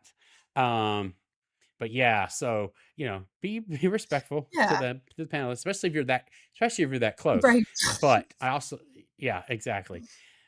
But you get to see a side of the panelists, I think, at times that you may not get to see just like on social media, Mm. whatever. Like the Voyager panel, that was I'm they so had. jealous. I don't even. It's I know, I know. It was a great panel. It was awesome. And Kate Mulgrew, she's not. She is the admiral. She's a cap. Oh, there's the there's signed the duck. signed duck. If you follow me on TikTok, you have heard the signed. Well, you can't even see that it's signed. I promise that it is signed duck. It's signed. There's Sorry. pictures. We've seen the pictures online.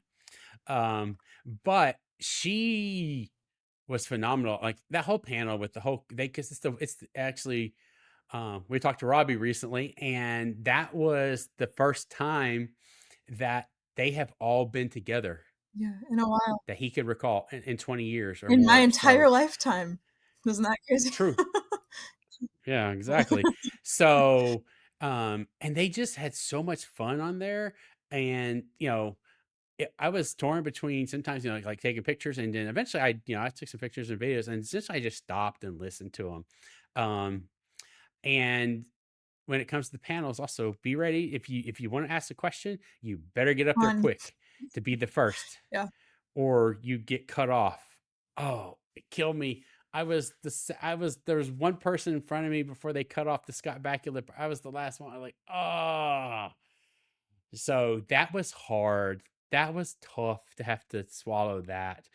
But again, I felt like the panels were good. The moderators that they had when they were moderated did a great job. Larry Nemechek did a good job. Scott Mantz.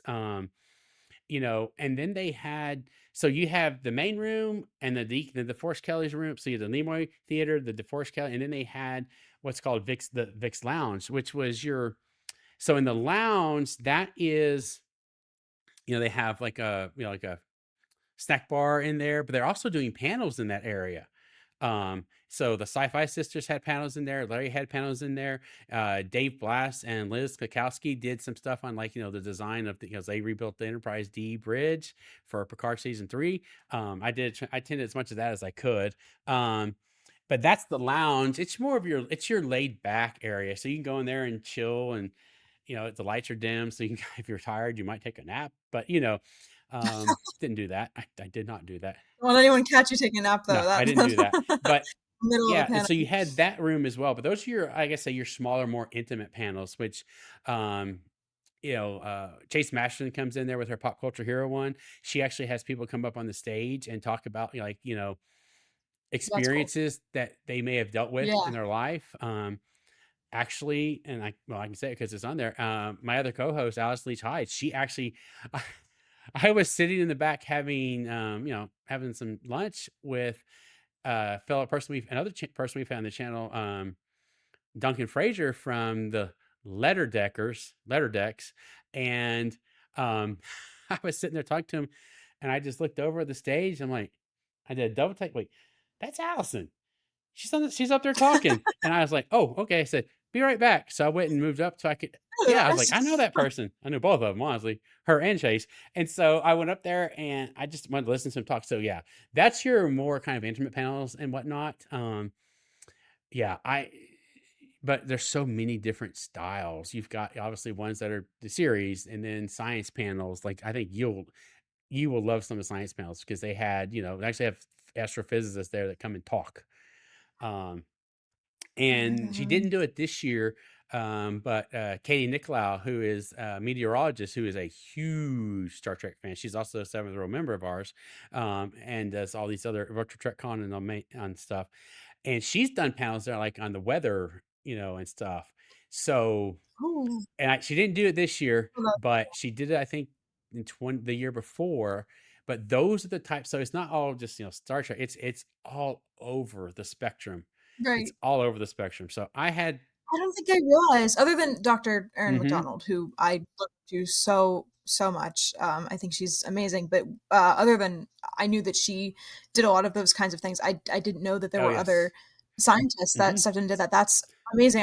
So I know. All right. So I'm going to revise my earlier statement. It will be everything Voyager in my schedule, and then also everything that I can fit. Yeah, like for example, Dr. Muhammad Noor, he had a panel there. Now I didn't get there till Friday, so I didn't get to do a lot of those earlier panels. But yeah, so they bring in a lot of other people as well.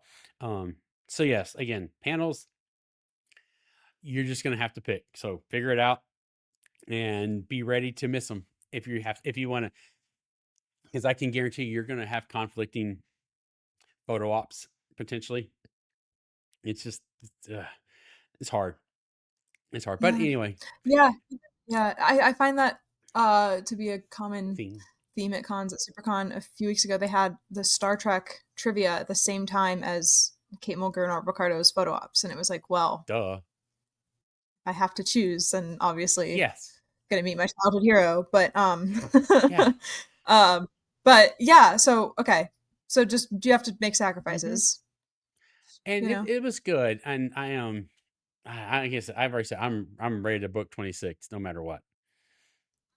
I'm already booking it. We're already in the process. That's true. We are. We'll get there. So we're going to get there. But yeah, so that's the panels. Just be ready to sacrifice maybe, but get ready to hear really good content. And all the experiences that some of them have and the fun. I mean, I'll share this, during the Voyager panel, you realize how much they cut up on set.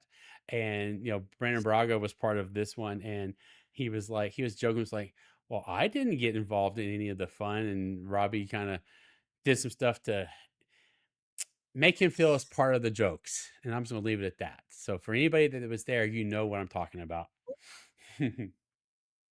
I got to see just a little bit of the panel, and the little girl who was 10 years old and like, I'm gonna be an electrical engineer because of Voyager, and I cried because I just it's so I don't even know if I have a word for how it feels to see other women in general who are inspired to pursue science because of Star Trek and then specifically because of Voyager, but to see a young girl now who is starting her just at the beginning and starting her career in the sciences because of Voyager is just there's something so heartwarming about that because growing up I didn't have any other friends my age who were watching Star Trek, and so it's so nice to see that it's um, still inspiring women to pursue science. That is such a gift. And so yeah, that's part of the reason I'm excited. I didn't know that the science panels existed. That's really cool. So I'm getting to connect with other scientists who are either scientists and love Trek or are scientists because of Trek. That's amazing. I'm gonna spend all my Oh time yeah, there. no, you'll That's enjoy so it. awesome. You'll enjoy it. That's for Like, sure. that's the epitome of nerd, Yeah, I think, and I want to probably. add just before we move off the panel stuff about what you were saying about that young lady, that girl. Um, you will hear people tell some stories that that will hit you at times, just like that one. But there was just some other ones. I mean, yeah, there was a couple that you're like, oh, and they're like, come up here and let me give you a big old hug. And there was one. Was it Scott's panel? I think it was. It was Scott's panel.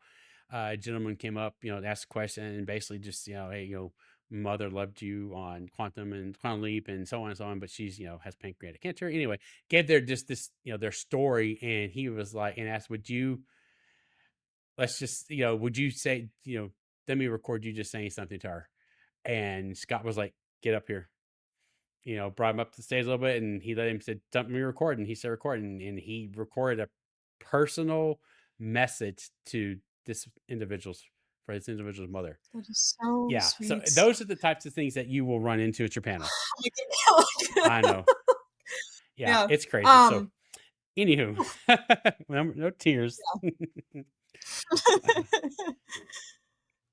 Yeah, it looks like we've covered a whole lot of our list Mhm. here. If there's anything else that you want to share about STLV?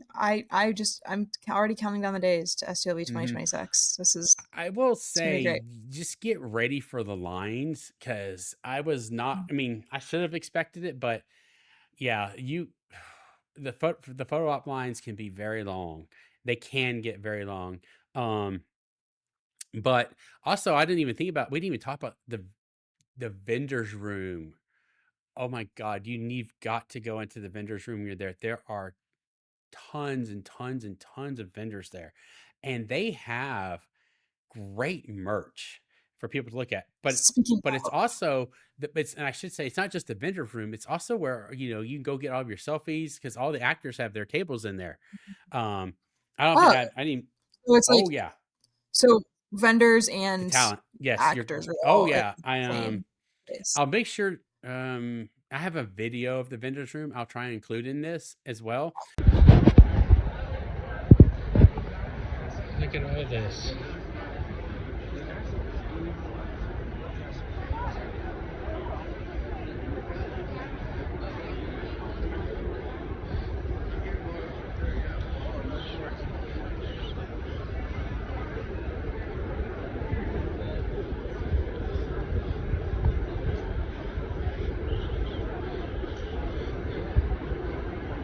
Because that's one thing you got to be careful about, videoing and pictures in the vendors room. They don't want you to get any pictures of the talent. So just got to be careful with that. Right. Well, that Oh yeah, makes totally sense. makes sense. But while we're on the subject of that, another question I just totally forgot to ask, which is budgeting for this. This is a huge event, and there's yeah, obviously staying in Vegas and the flights yeah, and travel, and then not to mention how expensive everything is. And so, what yeah. any Be tips ready. for planning that out? Yes, just figure out what you're willing to. Honestly, you're just gonna have to decide how much you're willing to spend, and just don't always say yes. Be strong enough to say no. Yes. Yeah, I mean, I'm laughing, but No, that's it's true. I very mean, that's what you guys do. it's the truth, because so, like, for example, with Creation and STLV or any of their conventions, you can pre-buy your photo ops and some autographs. Those are run through them, and if you're at at your different tiers, your gold, silver, gold, copper, bronze, all that, or gold, captain, copper, and then GA. If you're a gold member, they will call you up, and you just get you can get your autographs faster, and that's. But you can also, most of them, and this is what I do. Most of the time I do this, I just get them at their table because you don't have to pay any additional fees, and you can get your selfie. You can get, usually at the table, you can get a selfie and an autograph, and you actually get, and you just get time to just sit there and chit chat with them. And you might actually get something unique happen. Right. I mean, okay. It was unique in my opinion. Let me just say this. So I went to go to Eugene Cordero's table to just go get a selfie with him. And um hmm, Mike McMahon was at the table as well, talking to him about some stuff, and they were just chit chatting. And so I went ahead and I paid for my selfie, and it was just going to be me and Eugene. But hey, Mike was there, so I said, hey, you want to do this? He's sure. He just jumped right on in with the photo. So I've got me, him, and Eugene in there. That was freaking cool. Um, but you get to talk to him. Like, I stood there and talked to Michelle Ho for like 5 minutes probably. And if you're in the other autograph lines, you may or may not get that. And that's another thing. So this is a little trick that I was told last year when I went to my first creation event is, if you want to kind of speed up especially in the vendor's room with autographs out there, you mean, as long as that person's not on a panel, if it's like a big panel, that's the time. And if you don't want to go to that panel, or if you want to maybe sneak out a little bit early, then you can go to the vendor's room. And like, if you want to go get an autograph from some of those people, because a lot of people are inside watching, the lines are super short usually. And you get time to talk to them and just visit. Right. Like I said, Michelle Hurd, she is great. She seems so cool. She is, yeah. I am trying. We are going to see what happens. I am trying. I know some people that know her and have connections to her, so I'm going to, fingers crossed, see if we can figure out how to get her on here. It may be a bit down the road, but I'm going to work on that, dang it. But anyway. You have some pretty exciting, we have some pretty exciting guests coming up that have not been announced. That's true, we do. We recorded one tonight, actually. But yeah. no, the vendor's room was where you've got, it was like, for example, Liz Klukowski and Dave Blass, who were the art designers for Picard. They had they had a table there. I bought some really good prints that they did of the bridge, and then I've got some videos of a Voyager model that's going to come out.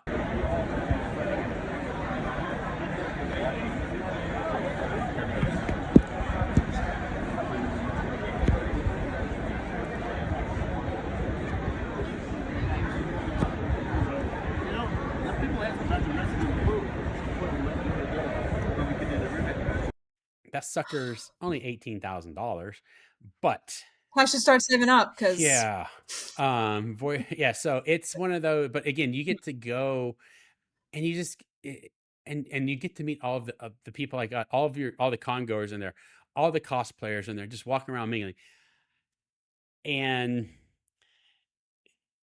you just maybe walking down the hall and like, oh, we look over, there's so and so, like I had I don't even think I've told you this experience. I may have this experience yet. So I know you're new to Enterprise. You're just started watching it.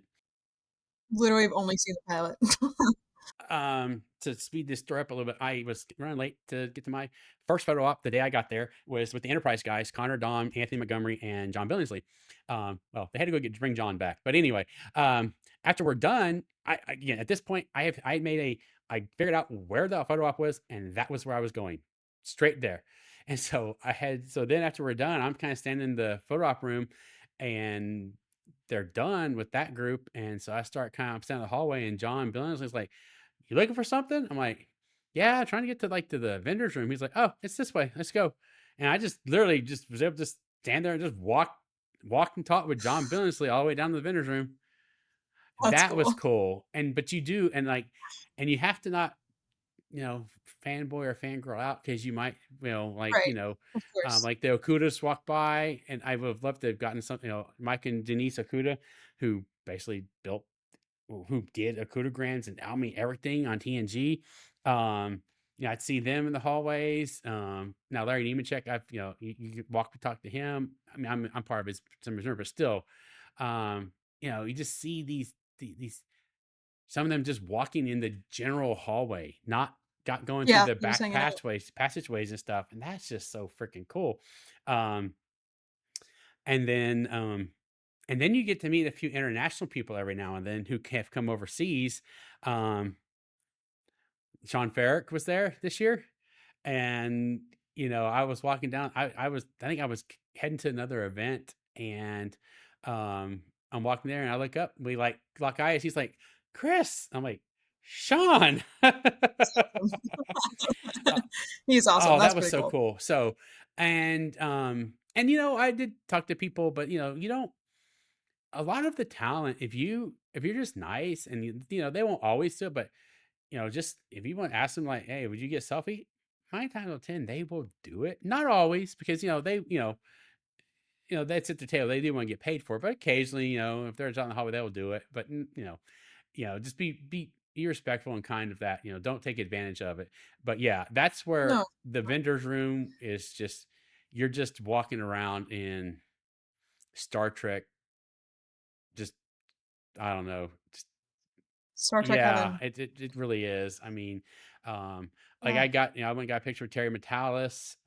She chatted with him for a minute. Like, I was like, "So, are we gonna get? Are we gonna get Legacy?" And he was like, "Well, y'all just have to keep on asking for it, and keep on asking and asking, Yes, asking, asking." And so please. I'm like, "Okay." Um, I spent. All right, anyone from Paramount, if you're watching, we want it. We want Oh, we want Legacy. what we all want Legacy, We're ready. We all want Legacy. and Yeah. And while we're at it, Star Trek Janeway would be cool too. yes, that would Just be saying. cool. Well, and this was an announcement that was made. I think it was Friday or Saturday. Trek movie came out with an announcement that Scott Bakula is Yes. actually there's been discussions, nothing any beyond that, with Mike Sussman to make you know President Archer basically a another series with him as the president of the Federation. I think he'd be the first, might be the first president, honestly, if I remember correctly. But it all stems from In a Mirror Darkly episode 2, when we see his biography from his Prime universe biography in the Mirror universe, and it shows that he was the president of the UFP, United Federation of Planets. I believe you. Haven't gotten that far yet, but Oh I yeah, trust you. no, it's there, like that flag right behind you. And And Smith I know it's a great flag. And so, but that's the other thing about this. You might learn some up and coming news. Yeah, oh, okay, and of course, of all events, there are also some little not I say bad, but you also have to be prepared that you may not get your autographs. It's that one stung a little bit because um, we didn't get to. Scott had to leave, and so he didn't get to do all of the autograph signing. I was like, oh no, but I did get my photo op with him, so that's the one thing. That's one thing that kind of sucked.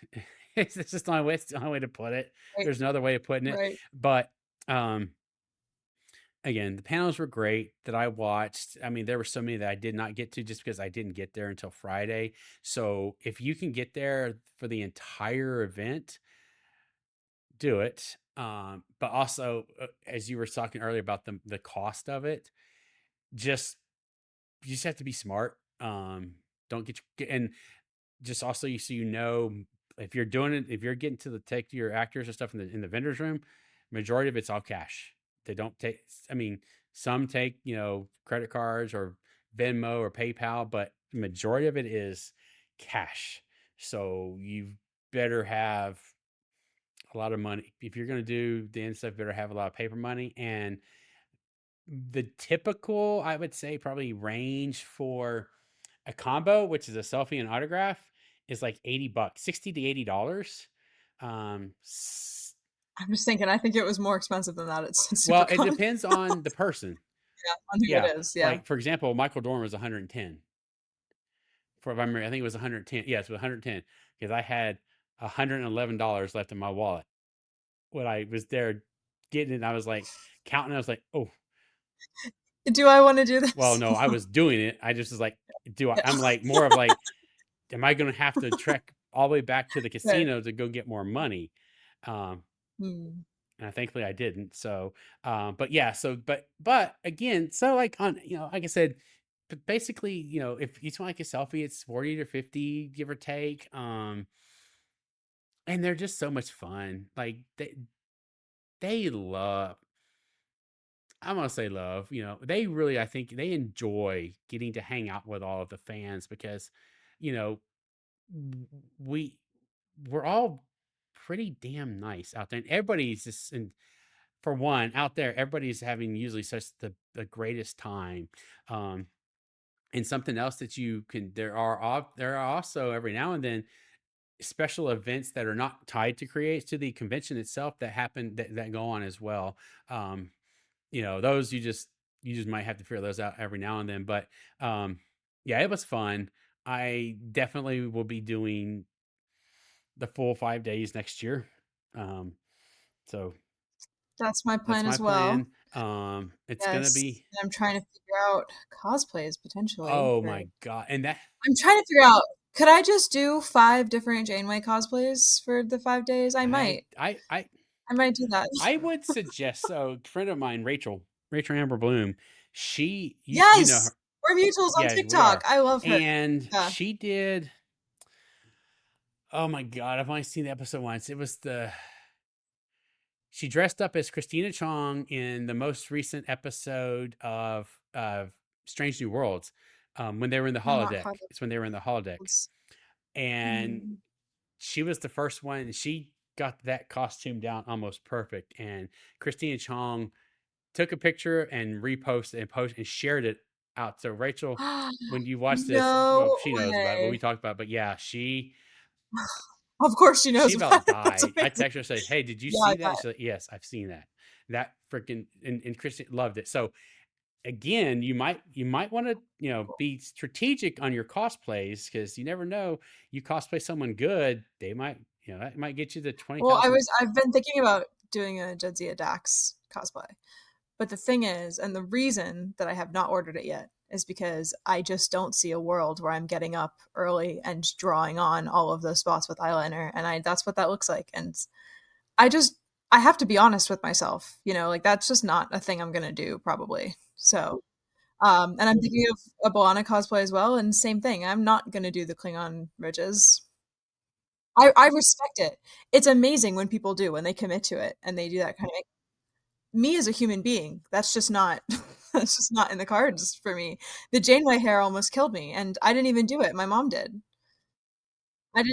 I wasn't even I was like, it's just not a skill set that I have.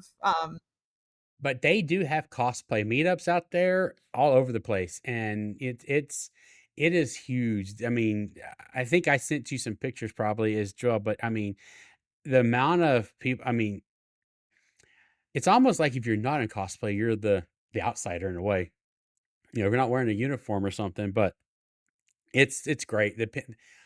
The amount of time, it's just phenomenal. I mean, I wish I had that desire to do that. I just don't, or or even like kind of like you were saying, the time, want to spend the time to get ready. I just knew that if I tried to draw on all those spots, that I would have to wipe them all off and try again and then get it wrong and would mess it up and blah blah blah blah blah and they would rub off during the day. Like I just knew. Um, I never really saw cosplay something that was going to be part of my future, but then I discovered that I could cosplay Janeway, and then I was Yeah, like, oh, yeah, well, well, yeah. well, if you If you insist, insist, yeah. I'm fine. No, Okay, I'll order it. I'll it's order it. right. No, Um, it's fun. yeah. The amount of cosplay out there is great, and I didn't have any like bad experiences with anybody out there. Everybody was just so much fun and helpful. Um, I think creation puts us, this was my first, like I said, my first SEO, obviously, because we're talking about. Um, It is, like I told a lot of people, it is very overwhelming. It was like, this is huge. This is a huge experience. S so it's when it makes when you go to the regional ones, it makes it, a little less intimidating, but now that I've done this, I mean, bring it on. Um, I can't again, I'm looking forward to it. I would the tips I for myself personally and for anybody else, like, for next year, I would definitely figure out my schedule ahead of time. Um, and That's just good general con advice, I and think. I know Schedule beforehand. and yeah, and I'm yeah, I that was probably like I said, I'm definitely gonna schedule beforehand. You know, again, determine how much money what you want to, how many autographs you want to get or selfies or photo ops, whatever you want to get. But yeah, so definitely next year. This was kind of a last minute trip for me as well. So that's another reason why I kind of wasn't super um organized. Hey, I got there and I survived and I got to see Scott Bakula. Good. So I'm okay with that. Um, and I made a lot of connections as well while I was out there. So that was fun, just Yeah. getting to meet people. So, um, That's one of the things I'm most excited about for next year. I feel like I have so many TikTok mutuals and friends, and people are becoming friends that I've met through kind of being on the Star Trek side of social media. So I'm just really excited to get to meet those people in person, and um, it's like a giant, it's Trekkie friend meetup. Like it just seems like a great opportunity to, um, you're right. yeah. And I'm glad you said that. It is. This is like, um, SLV is generally where most of the Trekkies that, they only see each other maybe once a year and it's at this event. Um, and as most of my channel people, most good chunk of people on my channel know that, I'm a member of the, Delta Flyers and the Seventh Rule podcast.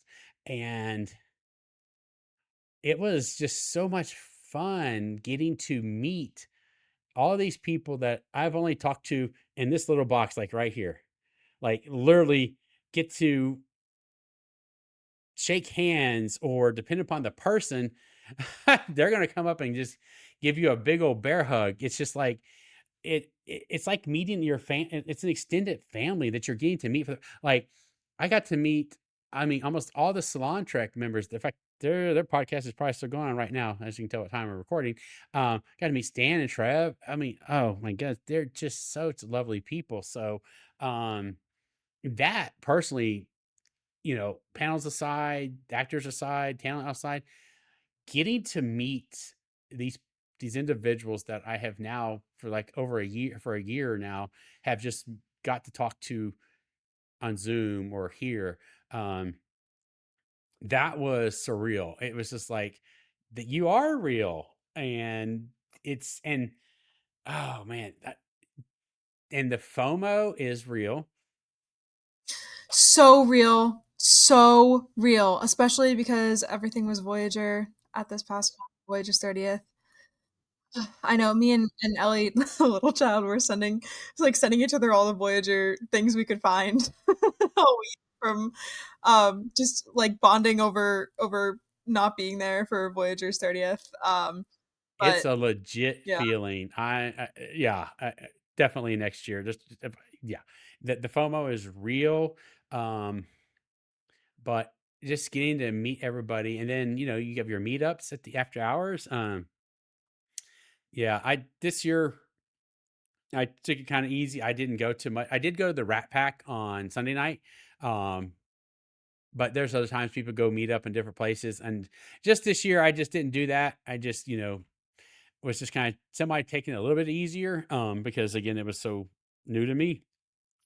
So overwhelming. It seems like a Yeah, it seems like resting and taking some time, like scheduling breaks and time. So it's like, no, I'm done for the night. Like I've had a great day. I'm going back to my room. I'm sleeping. I'm resting. Um, yeah, I think that's Oh, it's important. 100% important because, like, I think I made a comment one time when we were chit chatting about something.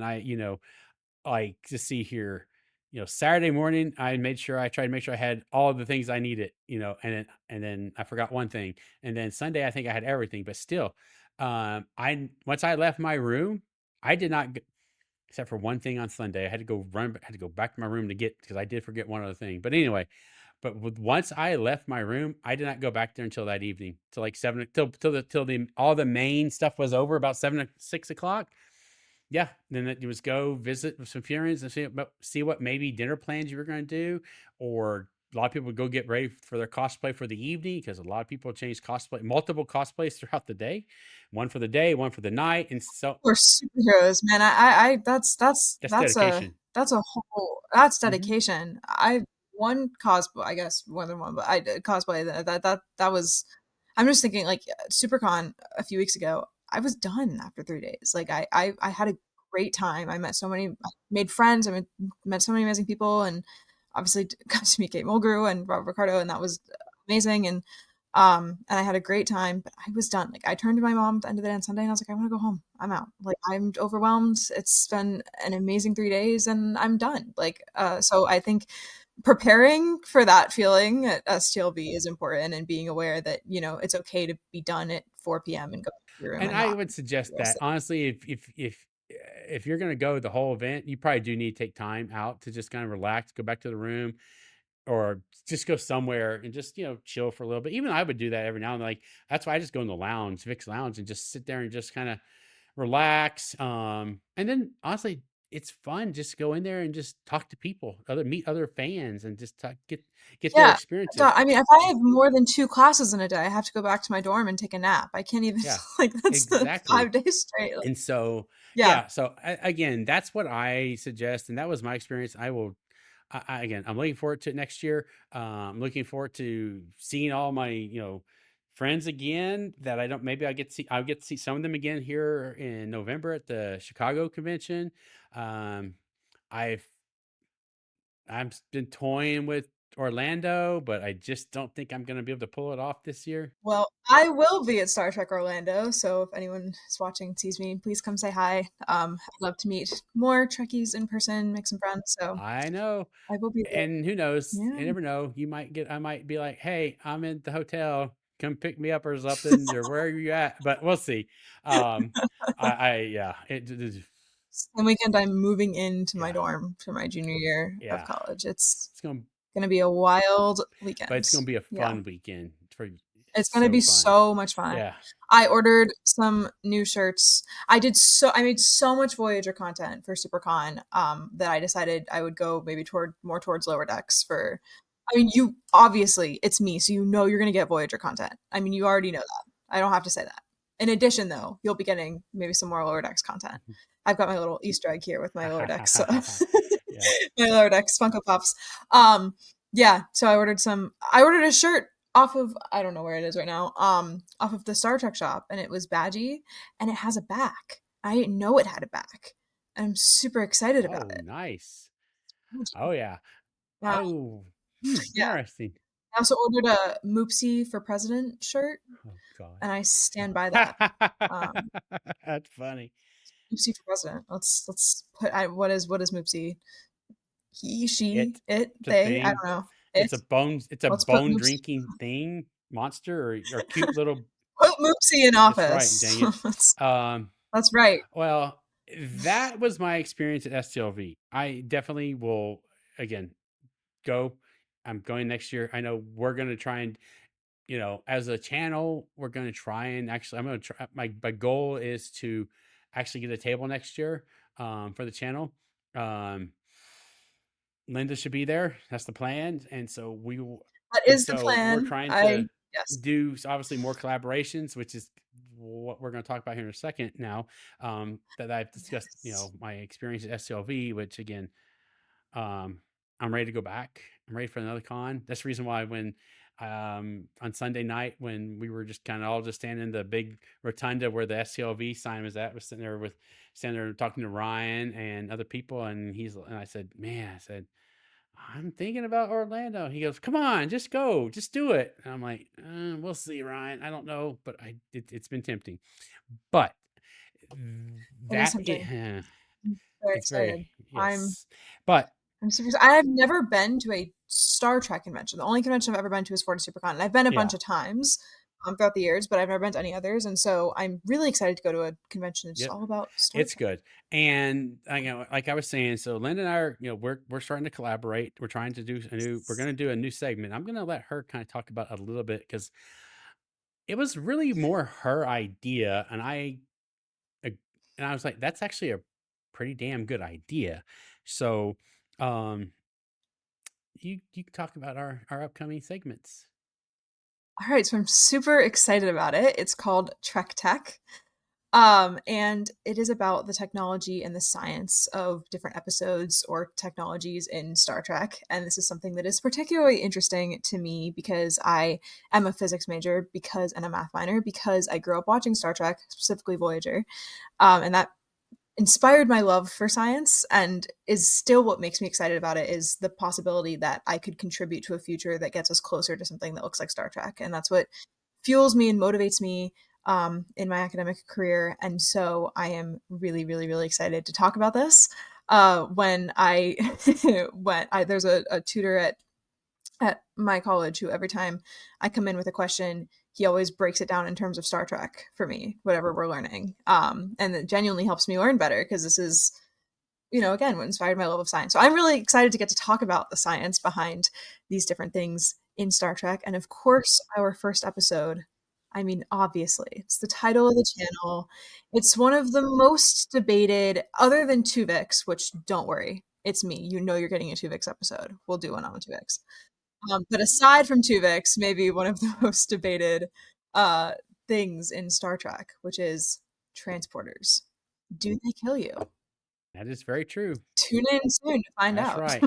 Tune in. We Yeah. will, like I said, we're starting recordings next week. So Yes. our first recording will be about transporters. I will probably want to get, my plan is to get a few recorded and then we will start releasing them. I suspect, just to give everybody an idea, I think we'll probably be looking maybe September, probably when I'll release the first ones, maybe a little sooner. I don't know yet because I've got a lot of other stuff in we've got a lot of other projects in the can, as you can, as as I know. And also, as you may have noticed, we have a whole new logo now. The channel has changed. I launched this on that Saturday morning at SCLV. I mean, didn't mean anything out there. I was out there in a hotel, and that's when I decided we decided to change the logo. It's just to get a rebrand. And everybody so far that has seen it has loved it, and I enjoy it. I mean, it took we've been working on this for about 3 months or so, or maybe a little bit longer, trying to decide what to do and how to do it. And so obviously above our heads is our new logo up there. And so yes, so you're still going to see some videos that have been recorded and have edited with some of the old, the old stuff. But yes, over time we are still, slowly rebuilding assets and changing over. But yes, this will be the new style of everything. And I've been really enjoying it. And it's been fun. So yes, that new series is coming out here very soon. We've got some other episodes that I'm just gonna give you why it's been kind of quiet because I've been between SCLV and getting ready for that, and then all this change. It's the reason why nothing's been out in probably about 2 weeks now. But don't worry, regular programming is starting to come back, and we're adding new programming. And so I'm definitely, grateful to be able to work with Linda and continuing to work with Allison. Like I said, we just recorded a video just before this, with the three of us and our special guest, no names, at the moment. And so, yeah, we're just, it's growing slowly but surely, but yeah, this is the new look, going forward.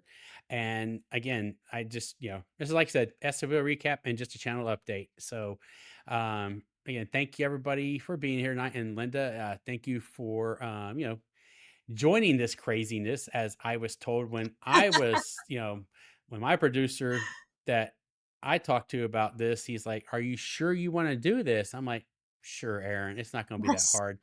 It's not that." He's like, "Are you sure?" I'm like, "Sure."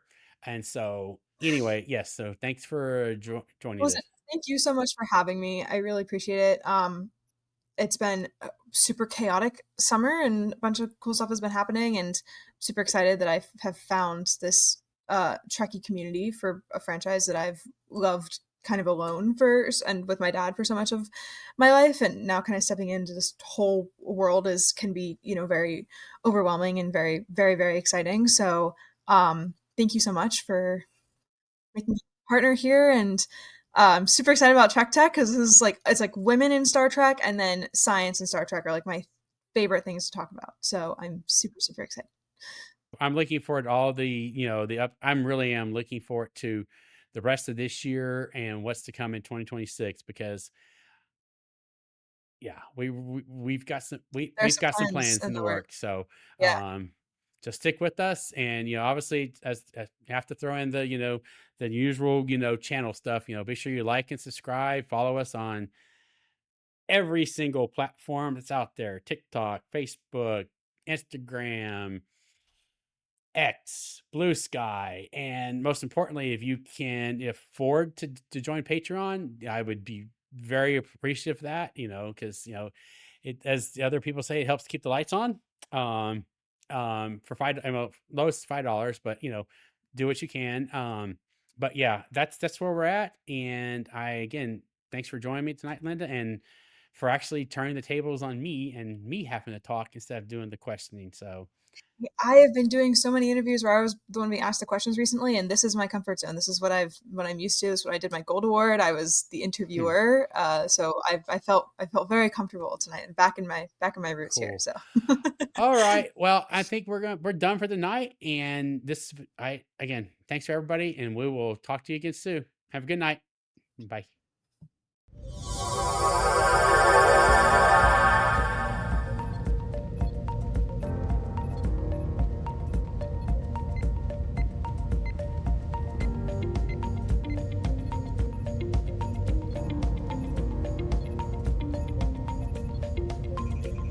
Thank you for watching The Transporter Room. For just $5 per month, enjoy ad-free access to this episode and all previous ones, plus exclusive bonus content. Sign up now on Patreon.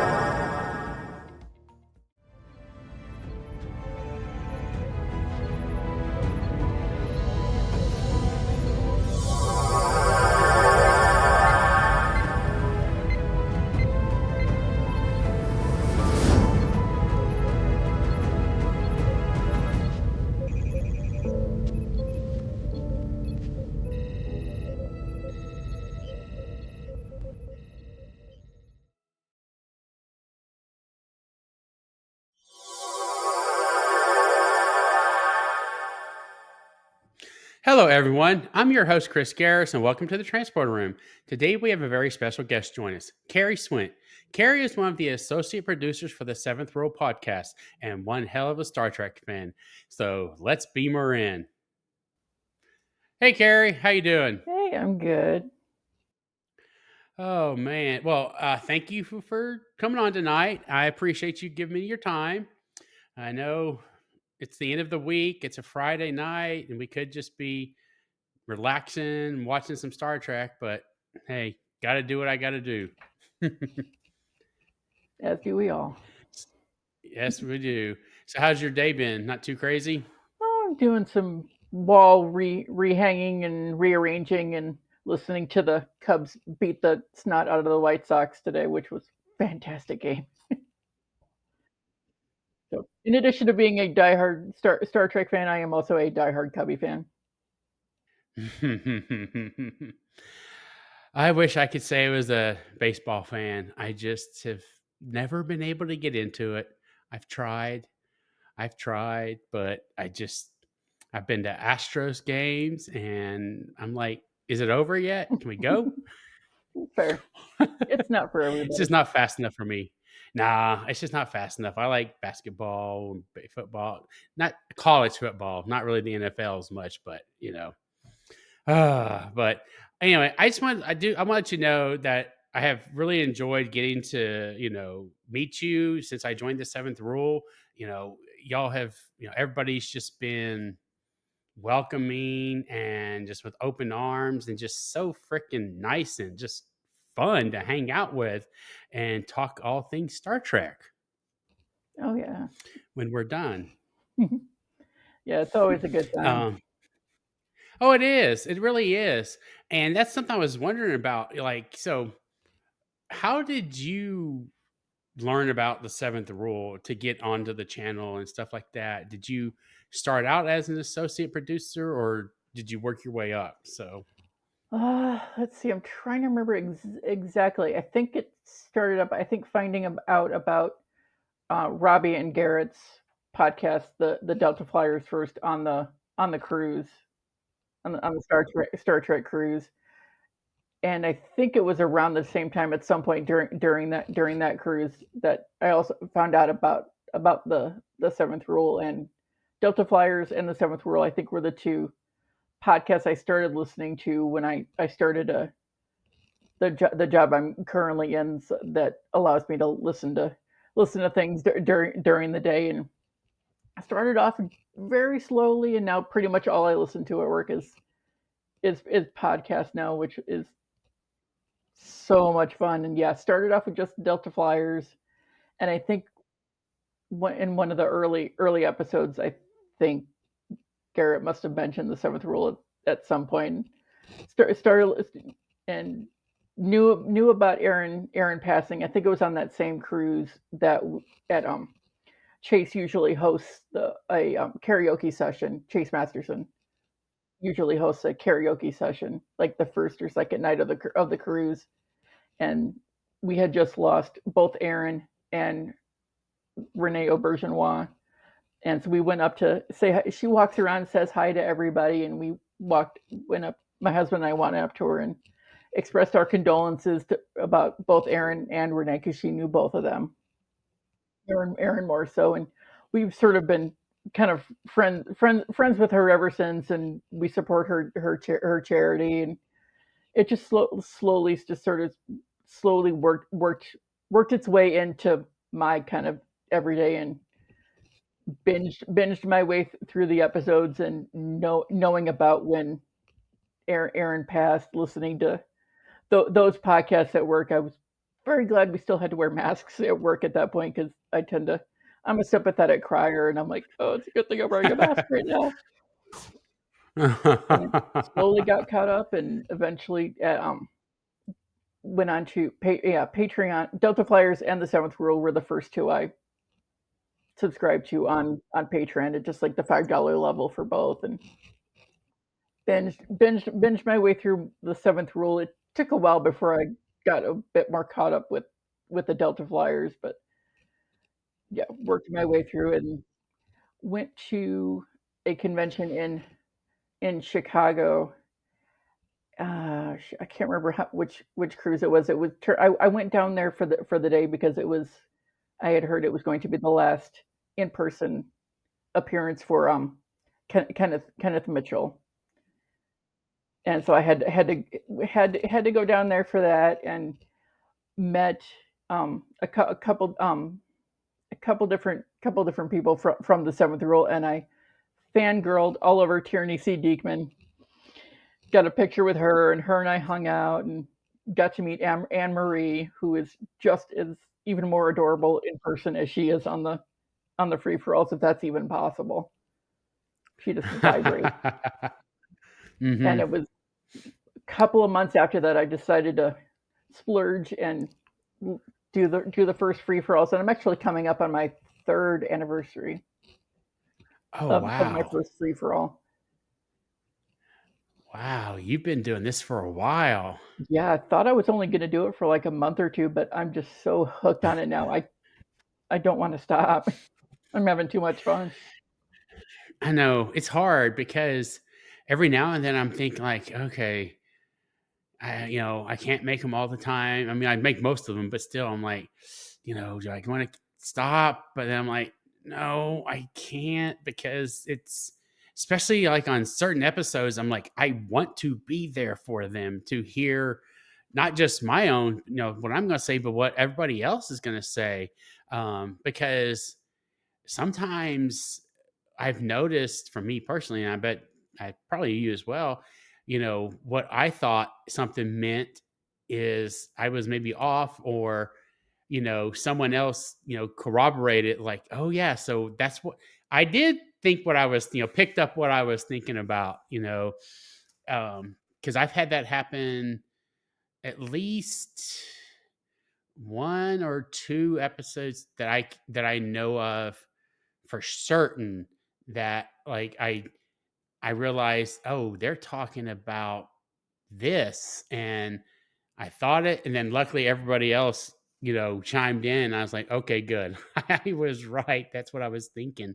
Um, and then, like I remember the episode like Half Alive, and some of the other ones, are just great to get to talk with other people. God, and I'm trying to remember one we just did. Oh gosh, I don't think it's been released yet, but it was, which one was it? Oh, the one with Worf. When he gets to his back, breaks his back. Yeah, that one I had to Did you skip. make that one?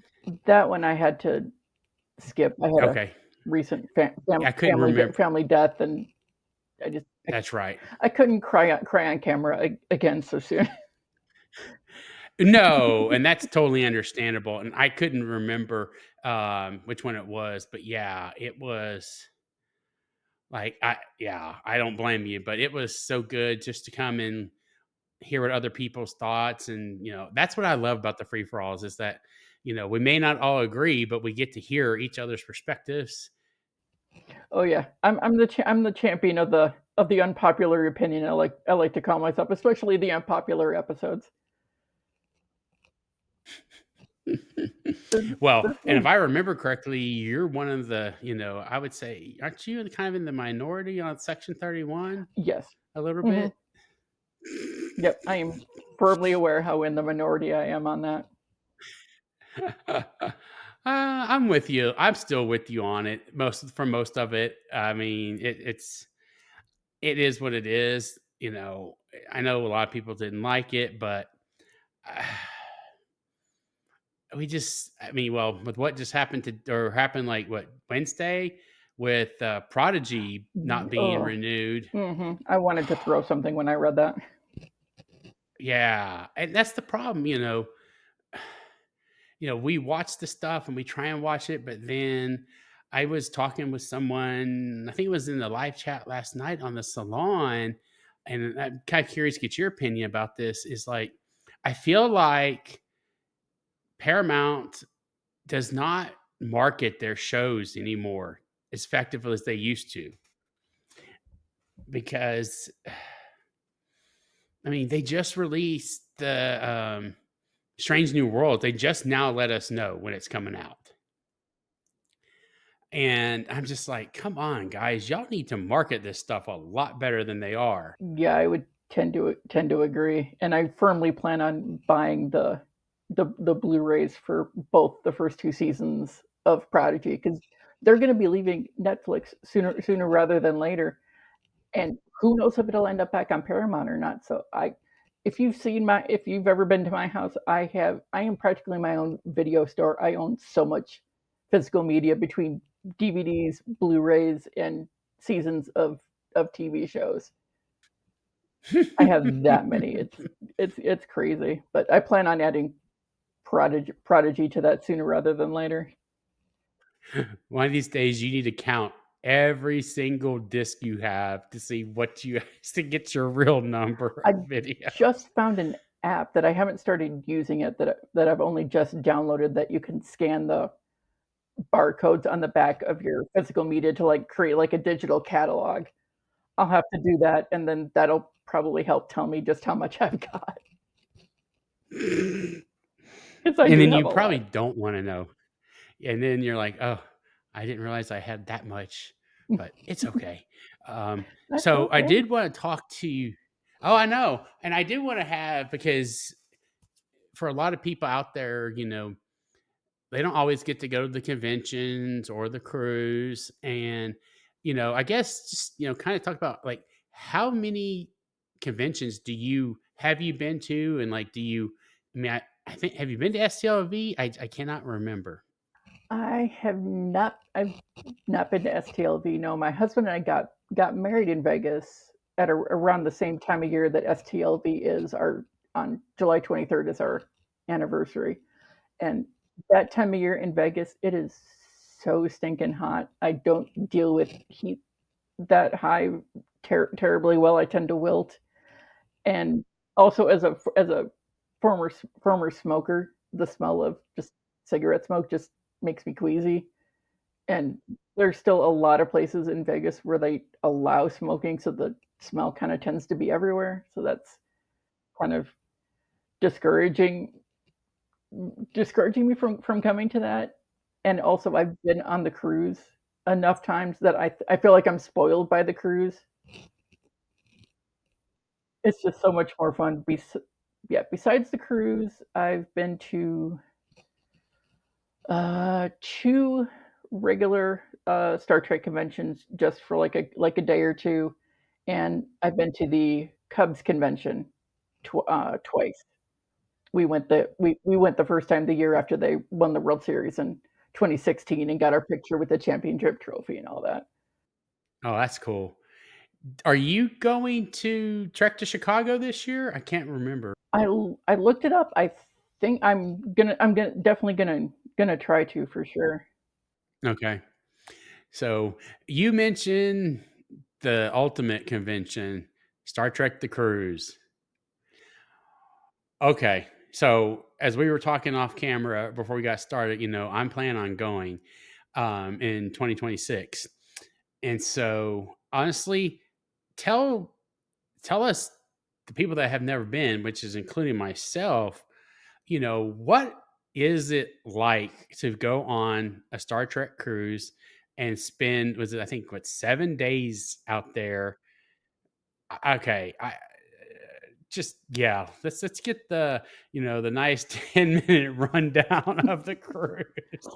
Yeah, we had no idea it was a thing until the second year they ran it. My husband follows George Takei's Facebook page, and he had posted that he was going to be on Star Trek The Cruise too, and we looked at that and went, "There's a Star Trek cruise." I I inherited my love of cruising, I think, from my mom before my mother passed in 2018. I think her and my dad went on like 9 cruises, and my husband and I had and my son had been on a couple of cruises prior to the first Star Trek cruise that we went on. So I was familiar with the routine a little bit. But Star Trek the Cruise is, and I just thought of this comparison. It's the perfect love child of a Star Trek convention and summer camp on a cruise ship. It's a week long, never ending Star Trek convention. You're hanging out with people. There are people that do the cosplay thing, like uniforms and that. They will wear their uniform like the entire week. You can literally wear whatever you want. You can do the just t-shirts and shorts things, or you can do the cosplay thing like every day. A lot of people will do the cosplay in the evening because every night there's a different theme for the evening. There's usually the usual formal night that has some sort of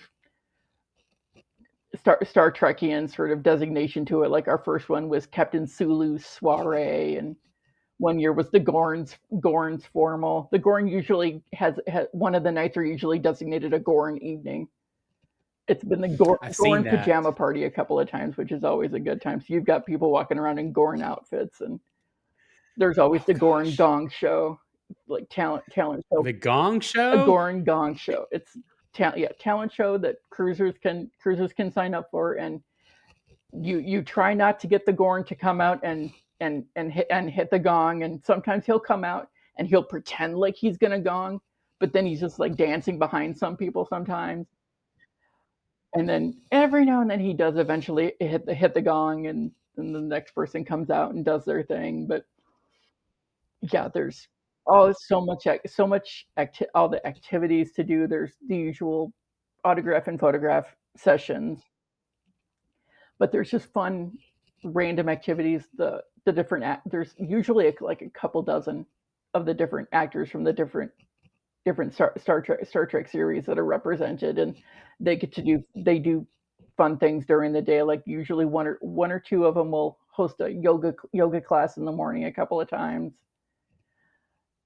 Just all kinds of fun thing, and every evening there's the big show in the main theater that they split up between red cards and blue cards depending on which time in the evening you prefer to go. So they have it split between those two, and every year. It's hysterical. One night's always usually a Trek version of Hollywood Squares. So I didn't see just because I didn't see the picture doesn't mean it didn't happen. I know this on the 2025 cruise they did like Family Feud. Did they Yes, still do Hollywood Squares or not, or just yeah, Family Feud? they do Hollywood Squares. They've done every year that we've gone. We've been on 6 of them so far. 2026 will be number 7 for us. And yeah, every year they've done the Hollywood Squares. I think they've only done the Family Feud on the big stage. I think just the once. But the Okay. Hollywood Squares they do every year. That sounds like so much. I'll be honest. You know what finally sold me on it was when I saw pictures and TJ was up on stage doing Family Feud, and I was like, I gotta go. I gotta bite the bullet and do it. I just because he's another cruiser. But I've heard from you. Well, obviously you now and other people. It's even the actors. At first they might be a little they're getting used to it, but by the end of the week they're like everybody's just cool. Like you may wind up in the elevator with Frakes or Connor Oh or yeah. freaking Garrett Wayne, Hmm. you know, and they're just like, okay, that's cool. Yep. I ended up in It's an just, elevator with Garrett one fine day. The hubby and I don't remember where we were going, but I was finishing a Facebook post, and right as I hit send, my husband taps me on the shoulder as we get into the elevator. I look up and there's Garrett standing there by the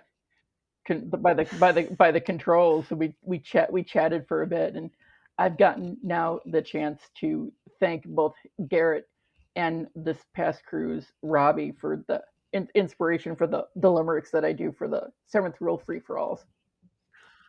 okay. Well, I was going to ask you that, and I did not know. That's so.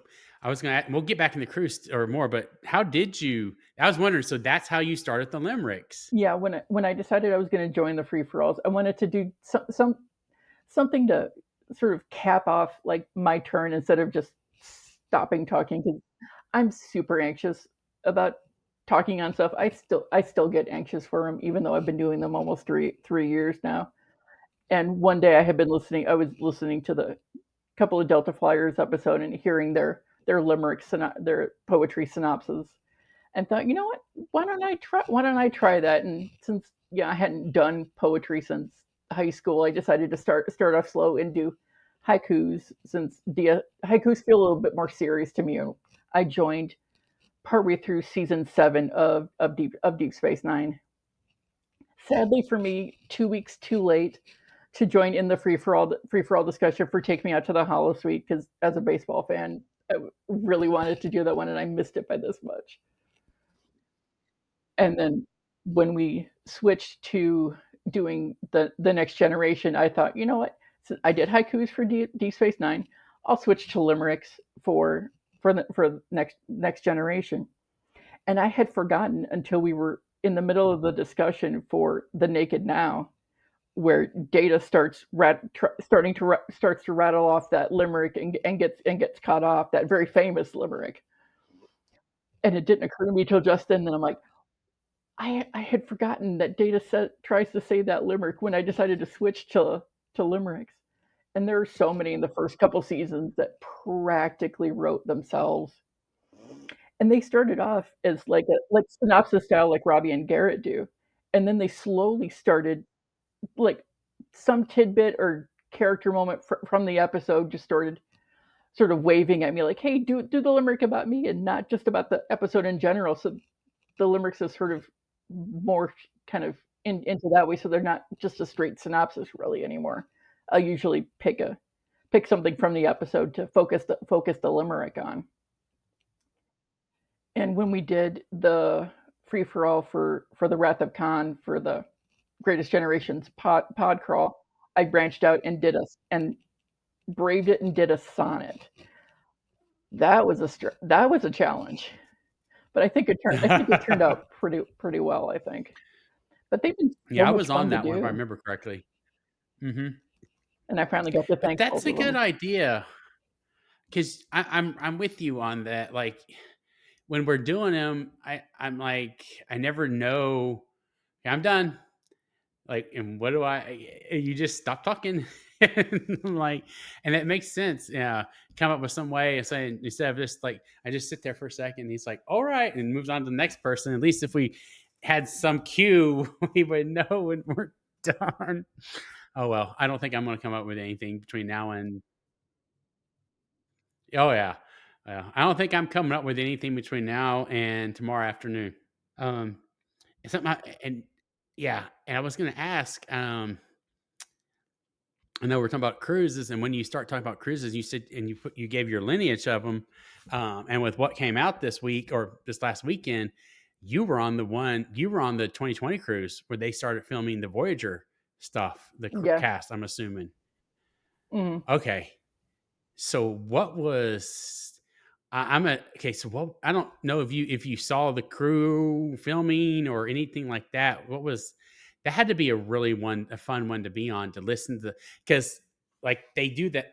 Well, I can say this because it's out. I don't know. Have you seen the documentary yet? They actually did. They did a screening of it on this year's cruise, so Oh, we got that's to see right. I it. forgot. So you have seen it. Hmm. I like how they start with that panel or the panel from the Yeah. cruise of I 2020 remember that panel. on That was a great panel. yeah, where I'm as well. Obviously you were in the audience when that happened. Hmm. Now Yeah. I At just one point, the oh ship man. hit a bump, and poor Jerry Ryan just went ah. I wonder so that's kind of funny because I was watching it and you can actually see the big screen behind them during that recording. You see the it kind of swaying. Now it may just be doing it all the time, but still, you could definitely A see it little bit. swaying. Yeah, depending on Oh how man, active the ocean is. Yeah. yeah, yeah. I was talking to who was it? Was it one of our other seventh row members? Somebody who's gone on cruises before was giving me some insights on. I've never been on a cruise. Now I've been on like the gambling boats, the big gambling cruise ships, but they're not even as big as this. And I've never gotten seasick, but they were like, there's different types of.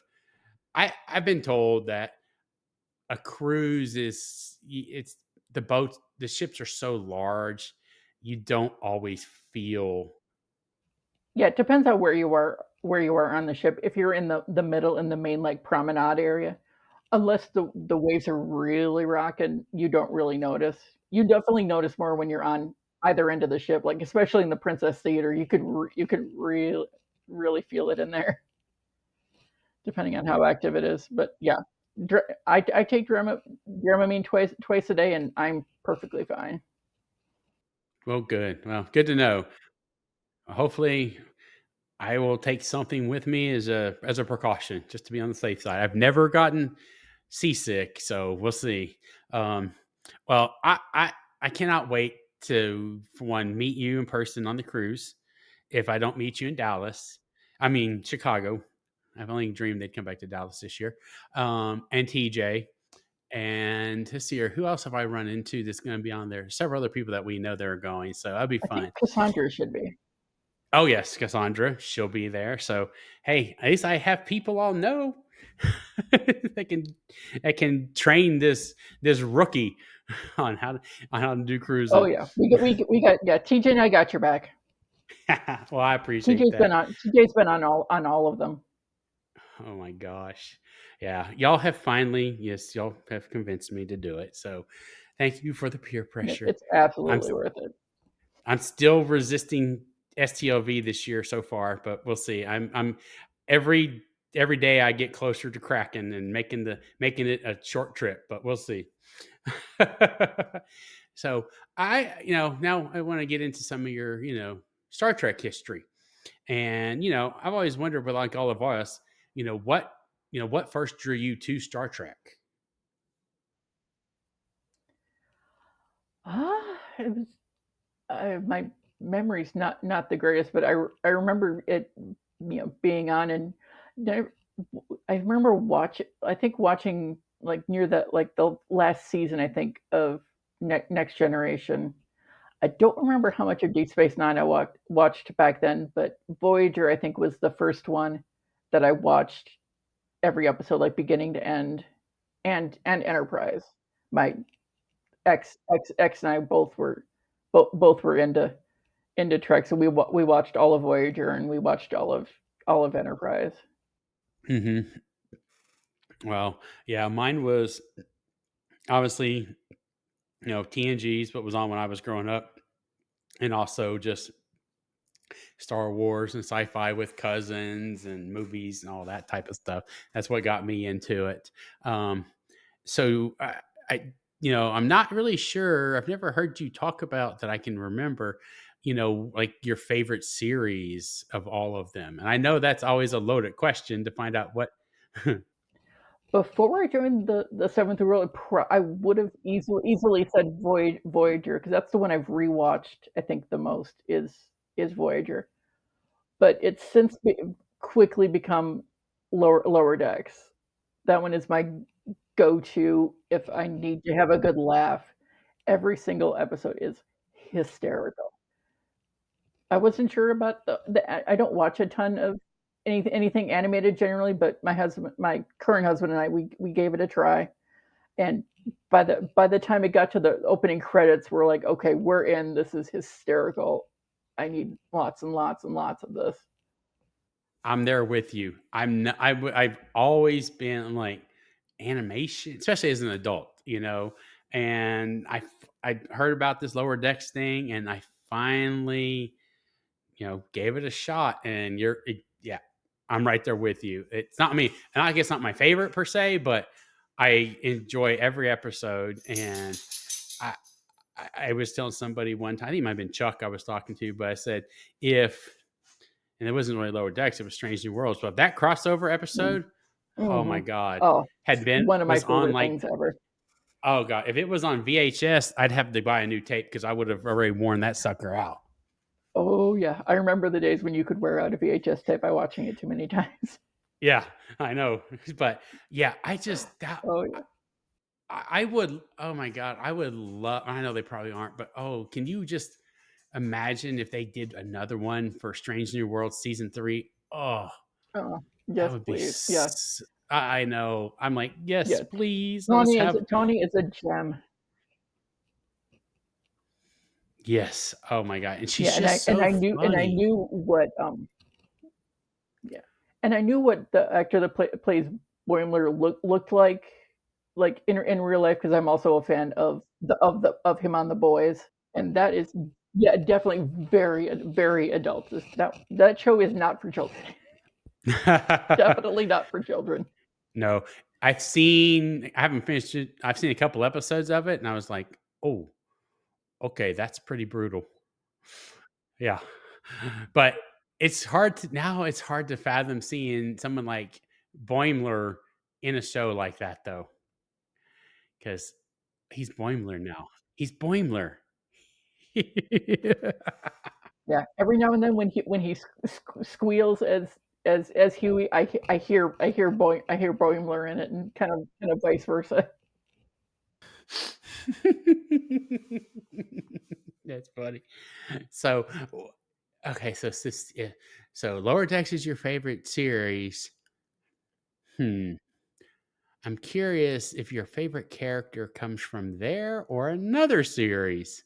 I kind of have a favorite on. I don't know. I have a favorite on on each series generally. Actually, no, I take that back. I do have a number one favorite, Tilly, on from Star Trek Discovery. I love Star Trek Discovery is a very close number two on my favorites list. I loved every single episode of it. All right. I haven't really heard so far to date of everybody I've talked to. I have not heard Discovery come up on the list yet. I think you're the first one. Yeah, it's kind of has a similar opinion overall generally that people kind of had for Section 31, but I enjoyed the heck out of it. The first time, by the end of Tilly's first scene, I'm like, okay, Tilly is me. I feel just as awkward as she does most of the time, and tripping over herself and her words. And when they announced her, she was on the cruise this past year, and the year before when they announced do like the announcement of like the first group of people that's coming, I was sitting next to TJ during that announcement, and when they put Tilly up on the screen, I was jumping up and down on my seat so much I felt like I was going to knock him over. I was that excited that she was on the cruise, and she looked like she was having fun. Oh, I can't. I was I mean, so pumped I to want to meet her. say, yeah. I mean, I want to say it was one of the maybe one of the previews or something. You know, the little for this cruise, but they were talking about like the first timers, and like there are some that like they say they're a little bit nervous, but once they get past and get up on that stage when they're being announced, it's like all that just goes out the door. All the fear or whatever you want to call it, the nerves are just gone. Yep, it's just waves and waves of love.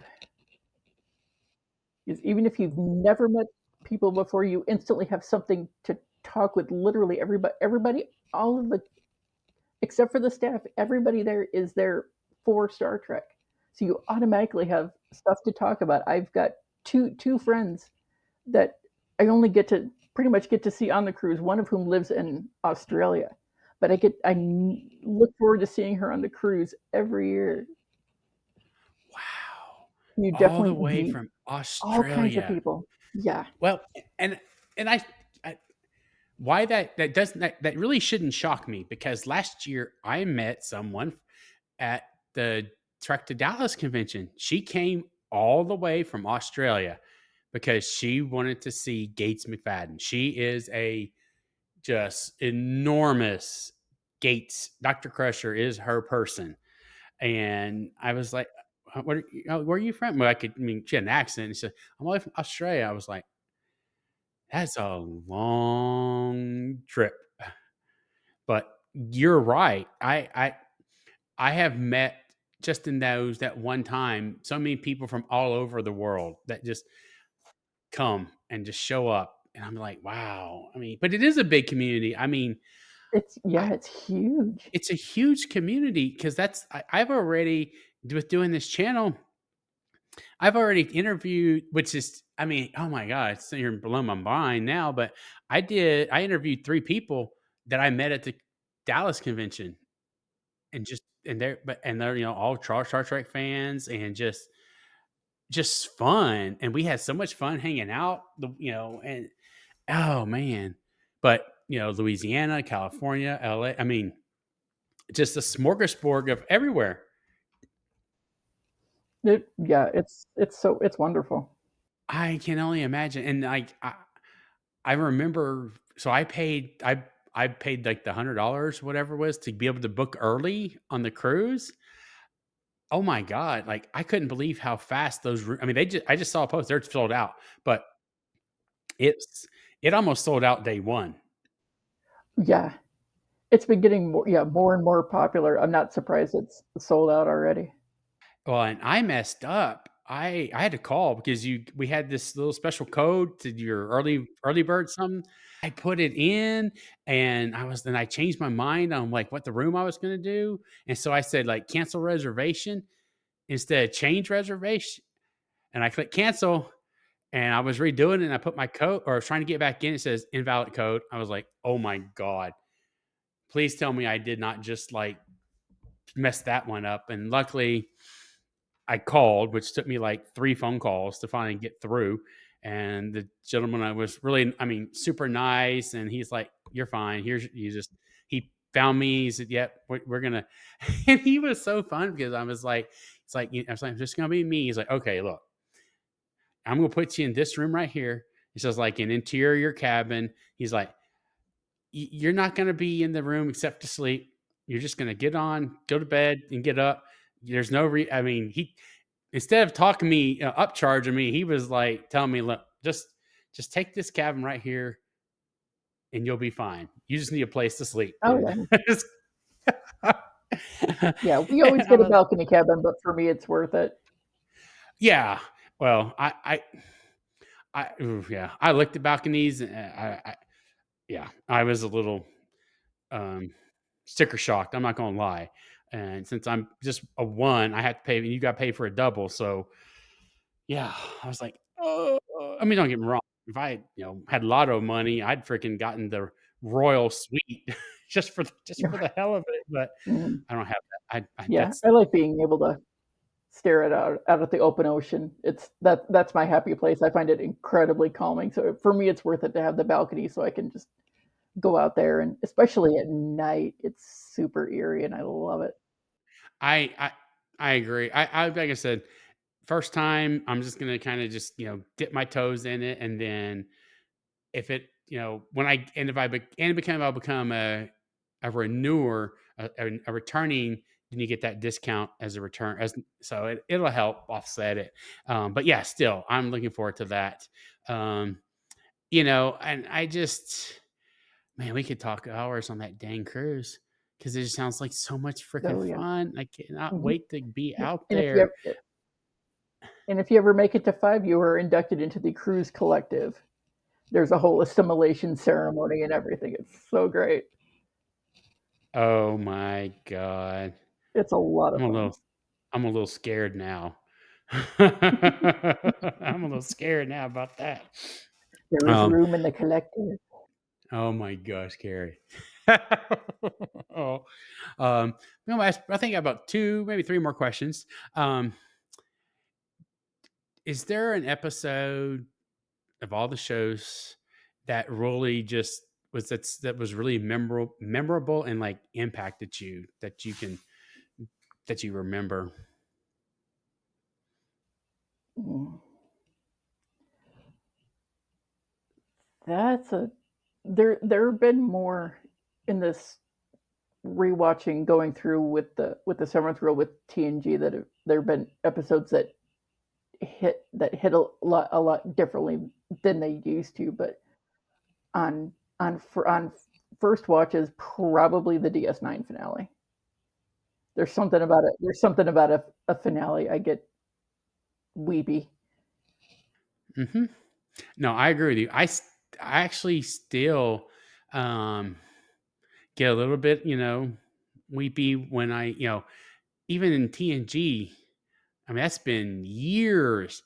And when they're, the ending of it's like, man, that's just, something about it. And then when they start doing like you said, they start doing the montage on DS9. Oh, that's a gut wrencher there. So we're not going to talk about, no tears. Yeah, No, and yeah. I have no a guilty tears. pleasure favorite with TNG, but we have that one's not till the seventh season, so we haven't gotten to that one yet. But I can't wait to hear what Sirach thinks of Sub Rosa. I am unapologetic in how much I love that episode. Oh my God. I was not expecting it to be that one. Oh my goodness. Yep. I Yeah, even I'm went trying to to a think. live show of a different podcast called The Greatest Generation. They do live shows occasionally.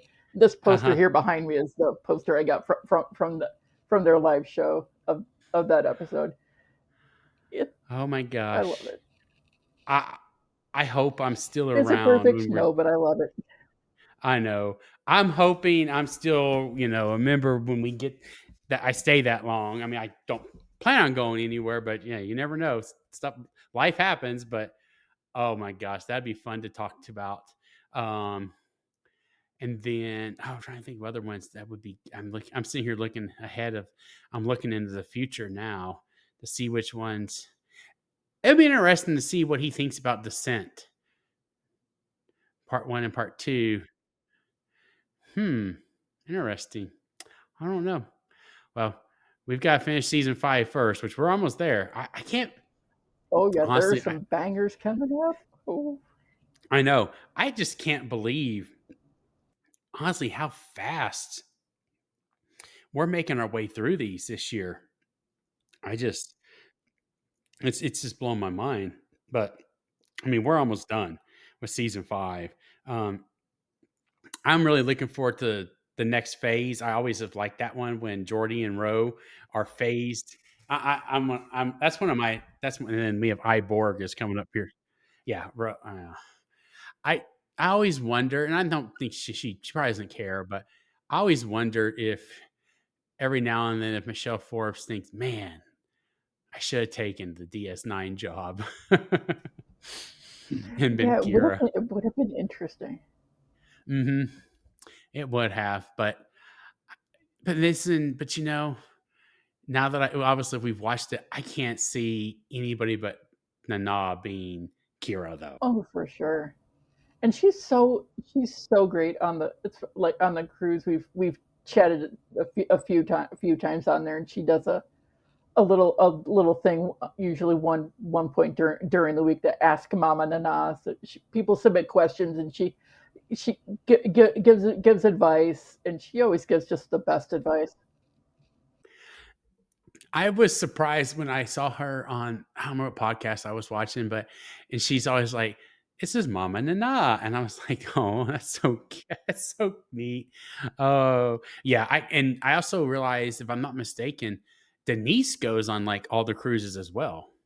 Oh yeah, yeah. She's been on all of them, and she does a fantastic thing like in the late evenings every year called Interstellar Improv, where she takes an episode of TOS, turns off the volume, gets a few other Star Trek actors on there with her, and they make up their own dialogue for the episode. Every year, it is hysterical. Like you're crying, you're laughing so much. Oh my And gosh. the start of it was just a weird fluke. They were just showing an episode one day, and on the first cruise, and the audio wasn't working.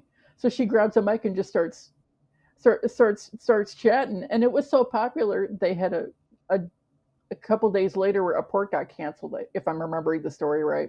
Apologies, Denise, if I get this wrong. But yeah, they had a port that they couldn't go to, and they asked Denise if she could do that again, and yeah, and it's become a thing she's done every year on the cruise since. Oh man, I didn't know about. Okay, okay. Hmm. I'm ready. Let's get there Yeah, now. February I can't think get she here got fast. Tarak one of the years he was on. Ah, okay. And last year 2026 Todd February needs. Stashwick. Uh huh. Or it needs to get Todd here Stashwick is ASAP. so great. Oh God. He's so Yes. funny. He's genuinely funny. Yes. I I'm trying to remember. I did talk to him at one of the conventions and about like Picard and all this stuff. And when he did his autograph, I took one of his Shaw, and on the autograph he wrote no. He put it down there. Mhm. He's like no. I was like, oh Yeah, yeah. man. He was a late addition.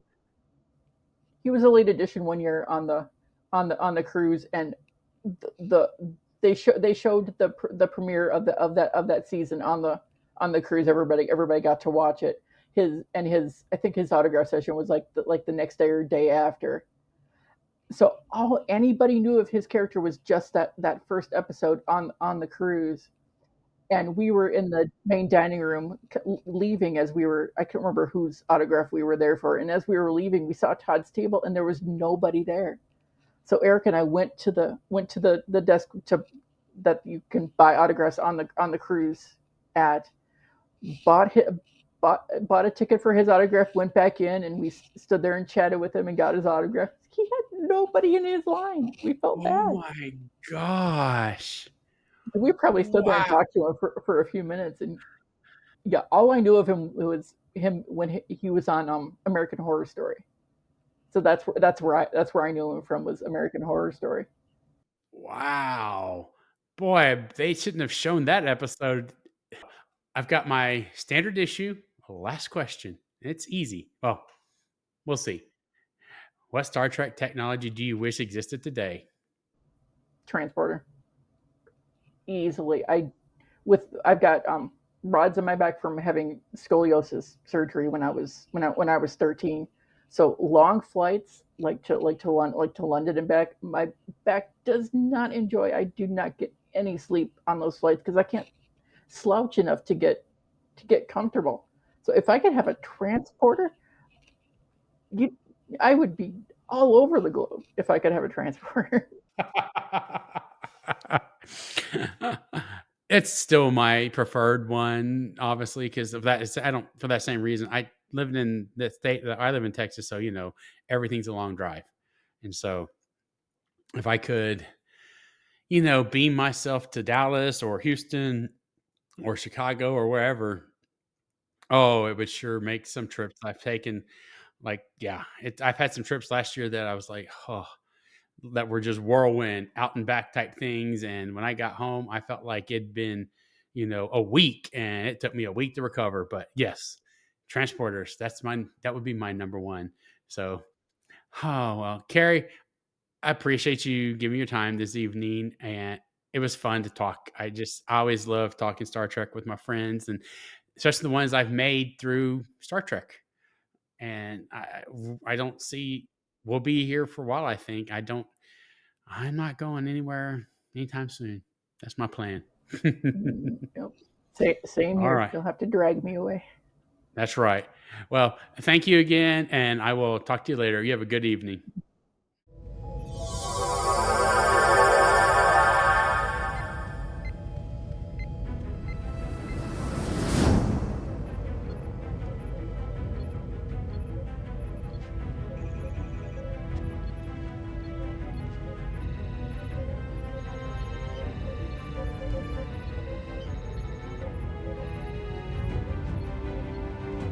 Thank you for watching The Transporter Room. For just $5 per month, enjoy ad-free access to this episode and all previous ones, plus exclusive bonus content. Sign up now on Patreon.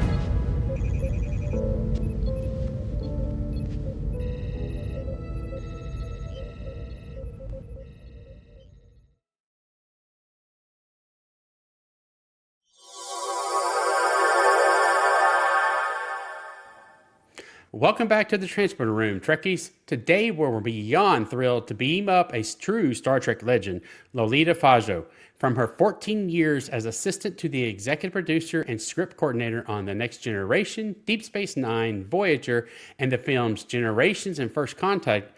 Lolita has been at the heart of The Final Frontier, a fan favorite at cons and a friend of the show. She's here to share her incredible behind-the-scenes stories. Let's beam her in. Hey, Lolita. Yay, yay, yay. I can't really do this very well, but there you go. Well, thank you for doing this today. I know you've had a packed day, and I know you've got a pack schedule here in about 2 days, give or take. I do, yes. And I will be out there with y'all. I'm Oh, coming you're out to going Trek. to Trek Long Island? Oh, Yes. fantastic. I didn't know that. Great. Yes. Dave and I have talked, and he kind of convinced me to go. Oh, fun. That's great. So it'll be my first time to go to that. It's a nice little convention. It's like an old-fashioned convention that I started with 30 years ago, and she does a great job, and I'm looking forward to it myself. Well, good. Well, I want to say it was a pleasure actually to get to finally meet you last year at the Creationist Trek to Dallas convention, because that was my first one to ever creation to go to last year, and first real big convention ever, really. Let's just be forever. But I'm looking forward to going again this year to maybe STLV. Haven't decided for sure. The Chicago one, I've got that booked and ready to go. Good. In November, So I will be think. out there. Yeah. Yes, it's actually my birthday weekend. Oh, well, that's a great way to spend your birthday. Oh, it sure is. Yeah. And so I just like to start, and I don't know if you've seen any of these yet or what we've done. I usually like to start with your background, and we get to the Trek here in a little bit, but I was just doing my research. I've learned that I think I saw you're a seventh generation Californian. I am. Yes, I Wow. am. That's very rare, actually, but yes, I am. And I'm sitting in the house that I have lived in, except for when I moved out as an adult and spent many years in Los Angeles. I live in the house I grew up in Santa Oh, Clara. And my wow. family, yes, is I'm seventh generation Santa Clara, California. Yeah. That's, that's not like you said, that's kind of rare. I mean, especially probably I'm thinking in California, but I live in a smaller town, and so yeah, I mean, we have fifth and sixth generation families here that have been here since the 1800s to actually help build up this little town. And so, wow, so but that be almost like your family. Yeah, absolutely. They came over many, many, many hundreds of years ago from Spain. Yeah. Oh, wow. Well, that's awesome. I do like the Star Trek stuff in the background. We Oh, just got thank to. you. Yeah, a little bit of here and there. Mhm. So, Oh, yeah. And so, I know you from your conventions and all that, but, you know, when you were, growing up and obviously living in California, you know, entertainment business has been around you your entire life. And, I was just curious, have you always had a passion for performing, or was it, something that came, later in your life? no, I've been doing theater since I was about 3 years old. So, yeah, I started off as I started dancing when I was three, ballet, and then I got involved in children's theater and musical theater and actually sports as well. I did both. I was a very, very strong athlete. I grew up in an athletic household. Um, but I played sports and did theater all through grammar school, high school, and college. And then after college, I got a degree in acting for whatever that is. Who knows? But so anyway, I moved to LA and just started acting in 1984. 1984, long time ago now. So Oh, yeah. yeah, So did you go to acting classes, or I mean, outside of college, like when you got to LA? absolutely. Yes. I before I got to LA, I auditioned for an acting school. It was called American Theater Arts. It was very well known at the time. It's long gone now, sadly. But met a lot of great people there, did a lot of great shows, and yeah, it was a good starting off point there. Oh, that's cool. And I was looking through some different, other channels and whatnot. If I remember, I heard you taught by Patrick Stewart, or I I can't remember was. how. Yes. So when I was in high school here at the University of Santa Clara, um, it's a Jesuit high school. So we had Jesuit college. And the head of my acting department or theater department was a priest who was also an actor, Father Tellini, Fred Tellini. And he took a year off and took a sabbatical and went to England and joined the Royal Shakespeare Academy for a year. And he was the same age as Patrick Stewart, and they became fast friends. And he talked Patrick into bringing some of the actors over to the United States in 1981, 82, in that. And they did about 15, 20 schools, and ours was the first one. And there we got excused from all of our classes for a week, and we got to take classes from Patrick and the rest of the troupe. But nobody knew who Patrick Stewart was then. So No. And you said 80, what, 80, it would have been 80. 86? No, no, no, much earlier than that. I graduated in 81. So it would have been in Okay. 1981. Okay. So that was probably, I'd have to look it up, but that was probably right around his time when he was doing Dune, give or take, or about to be I in the don't even movie think Dune. yet. I don't think he'd done that yet. No, I don't think he had. I think he was just a member of the Shakespeare Academy at that point. So, I mean, let's just say that's a small world. The fact that you did that, yes. and then several years, if well, I guess, 6 years later, 5 to 6 years later, you're working with him Yeah, again. yeah. It's a And small world. that Yeah. is a small world. And and that this kind of leads us into your, like your professional career. I mean, how in the world did you get into like, working with Paramount and just the entertainment industry? Well, as I said, I moved to Los Angeles to pursue acting, and that was my passion. And, actually, it was going quite well. But in 1987, there was a huge writer's strike, and it shut down the town for that one lasted for months and months and months. And that was right in between the first and second seasons of The Next Generation. And so, as an actress, I couldn't find any work. So, I got a job through a temporary employment agency working in a factory in Culver City. God, I don't even know what it was called. It's so long ago, but I was there for months and months just typing these long forms. And we had it was the old days on the typewriter where you have the forms with the yellow out and the pink out and the green out. And oh, it was treacherous. But anyway, I did it just like everybody had to do something. And then the strike ended, and the temp agent called me and he said, what do you want to do? And I said, well, I want out of here, believe me.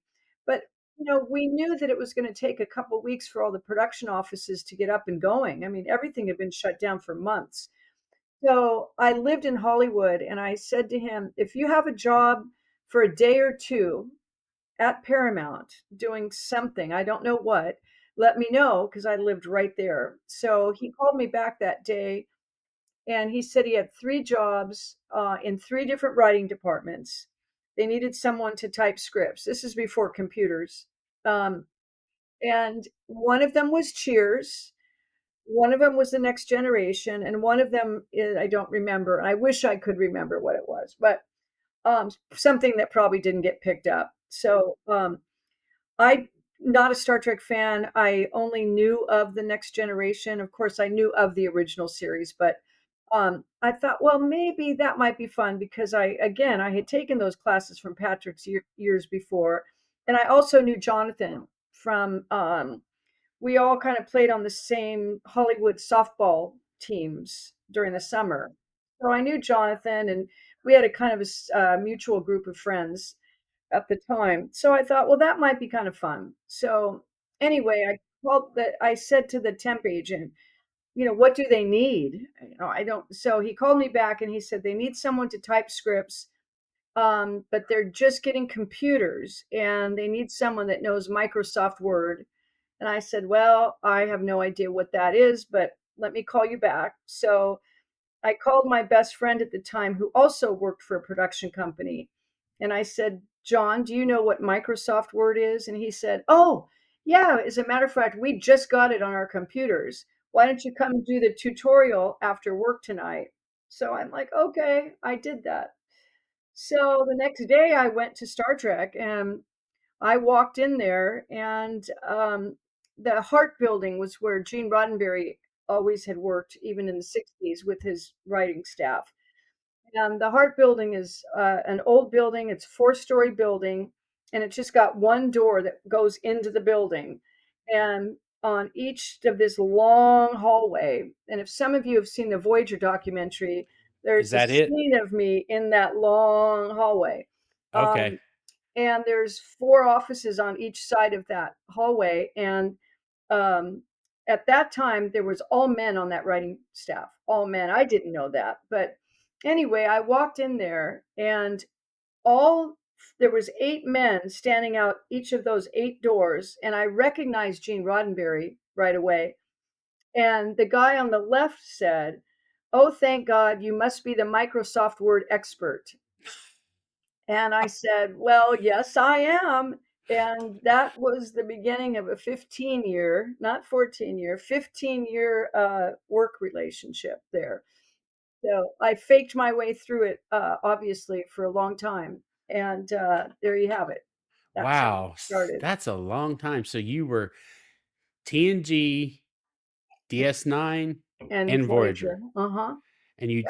So you did not do Enterprise No, or I anything. You left were at the end of the 6th season of Voyager. Yeah. okay. Yeah, I was just wondering how long you'd been there. I mean, and then you did the movies, Generations Generations and and First the Contact. First Contact. Yeah. Yeah. Okay.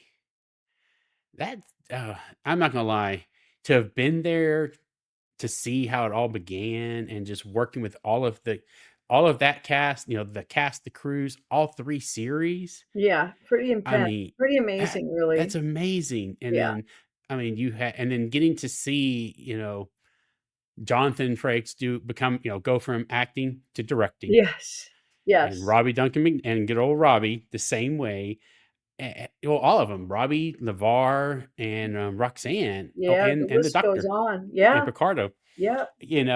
And it's always so funny to talk. I've had the privilege so far of talking to John Billingsley, and he always jokes about that. He asked to, he wanted to direct. I think he was somewhat kidding. I don't know for sure, but You never he know would with say, John. exactly. And he was like, "Well, I want to do this." And they would tell him no. But Bob says, "Well, I want to do this." And they just let him do whatever, you know? And so that was good. Well, that's an amazing career. I know we don't have a lot of time today, but still I can just sit here, imagine the stories you actually have, like from Well, we behind the don't have enough scene. time in the I day. know. I know. Well, and so that's something about like your job as like doing that, what was probably like just the most as a script coordinator, what's like the most difficult part of doing that? Mm. Well, back it's first of all, it's a really long time ago, but I would say the most difficult thing about my job and many other people who worked on the show worked on both shows at the same time. So, in other words, I worked on both shows when they were both in production. So, Next Gen with DS9 and then DS9 with Voyager, and then you throw in the movies in there. That was the most difficult years because we were doing the same job, but for twice as many hours and twice as much work. So when you have a show, you've got a script that's in pre production, meaning it's being written.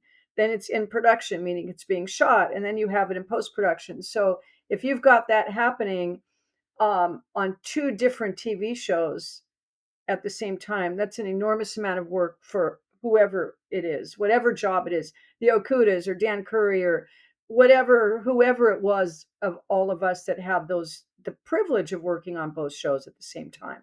But it was a lot. And you have to realize we also did 26 episodes a year. Now they do 8 or 10 or 8 to something. 10 Yeah. tops if you're Yeah. lucky. Wow, I can't even imagine trying to keep straight all those scripts from different series. That's a lot. Well, like I said, we could talk about that for hours, but I do want to get because I know now there's two things that you're very big in. I feel is the documentaries with 455, and because I probably may spend more time on that than the conventions, but I do want to talk about that. But you know, I I know you were there for Voyager and been and Michael Westmore, but did you do the DS9 one as well, I or did did. I did work on the DS9 documentary, not nearly as heavily as the Voyager or the Westmore documentary, which we can certainly talk about. Oh, yes, Um, I definitely yeah, Dave Zapone for the DS9 documentary, he did bring me in to help with talent and rounding up talent, but Ira Bear was already working on it, so of course Ira could get to everybody easily as well. So I was kind of like a maybe a backup to Ira, so to speak. But then when Voyager came around and it was just, me, I was pretty much tracking down every single person we interviewed for that documentary. And that was a lot of fun. I want to say it was a lot of work, but it was a pleasure to do it. So it wasn't like a burden at all. Oh, and no, and like I don't know if I already interviewed Dave about Voyager, and I don't. I think he said your primary role at the time was like you had to even getting to going to interview every single one of the people. Um, so now were you because it wasn't really an interview? Did you go with? Were you there with Garrett on his stuff, or did he just have his own crew with him doing his all the zero G everything, or were you No, there as Joe, well? no, I didn't go to that, but Joe Cornbroad, our director and editor, was there for that with Garrett. Yeah. Yeah, I can only imagine because I happened to email Dave and it was like on his birthday, and he said, "Yeah, we're at where we just left Kate's house because she's like, I need more time. Yes, that was wonderful. She came up to me immediately in New York right after the screening and pulled me aside and said, Lolita, I really feel like I didn't give you enough time. And I said, well, you really didn't. We only had 26 minutes in London at a convention, was where I interviewed her the first time. So she said, that's just, we have to fix this. So you guys come to my apartment and let's get this done. So a couple months later, we were back there and she was so wonderful and had our crew into her apartment and I interviewed her for another probably couple hours. Yeah. I cannot wait to see the special features and all of the stuff that has not been. I mean, I've already had it for a while. The cut, and I even bought it. I got a copy, and then I bought a copy as well on the digital. And I remember the night that I watched it, I think I either texted him or emailed and said, "Fantastic! I love it. I know." Believe me, I'm on the group chats out there, and there's There a are some lot people of. that are disappointed with it, but you know what? Um, First of all, it was never supposed to be DS9. It's two different shows, two different takes on it. And I know some people are disappointed because we didn't do something similar to the writer's room. Well, we purposely didn't do that. You can't do that. You don't want to redo something. So the zero G stuff with Garrett, I agree. We probably had a little too much in there, but at the same time, we still had so many obstacles we were up against with COVID and strikes, and we needed to get this movie out to the people that had paid for it because that was getting to be 5 years, and that was not acceptable for us anymore. So we did add, Joe went back after the screenings. For anybody who saw the screenings in LA or London or New York, there is added footage in there now. So those of you who got the digital download have seen the added footage of Kate and Tim Russ. There's a cool thing with Tim in there Yes, we're with not going to spoil it, but Samantha. it is cool. Yes. So, and yes, can you imagine what we have for special features? I can't even imagine. I can't wait to talk to y'all this weekend out there and just kind of get some more insight about what's out there. Yeah, well, It's crazy, and I may get some hate in the comments for this, but I had zero problems with the zero G stuff. I just thought it was cool. well, a It's lot of people did feel like you did. You Yeah. know, you I do, and I anyway, appreciate that. Yeah. I had no problems with it, and also the fact that it didn't get remastered, blah blah blah. And I'm like, Well, that's something that's not going to happen. That department at Paramount does not exist anymore, folks.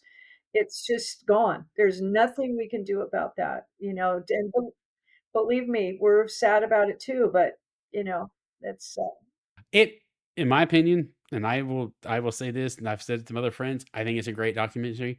It I don't see. I don't know. I love it. I think it's just as good as the DS9 personally. great. I mean, I do sure. too. Yeah, but I do want to talk about the one that you're working on right now. Yes, I cannot absolutely. wait to Yes. see. We saw the little snippet on Virtual TrekCon, and I can't wait to see that again. Oh, right. Okay. So, yeah, for some of you who don't know, 455 now, for the last 2 years, we've also been working on a documentary about Michael Westmore, the famous makeup artist from Star Trek. But also, it's not just about Michael, it's about his entire family who goes back to the 1800s in this business. And the makeup legacy that they carry in that name is unbelievable. And Michael, he only did the last 20 years of his career at Star Trek. He had 50 years before that. So he's done major motion pictures. He's worked with Stallone.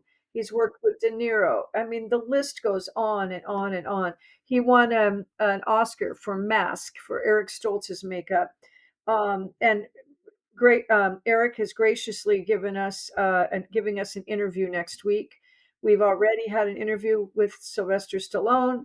There are more people that we are hoping to get outside of the Star Trek realm because again, Michael's career is not just about Star Trek, about many other projects.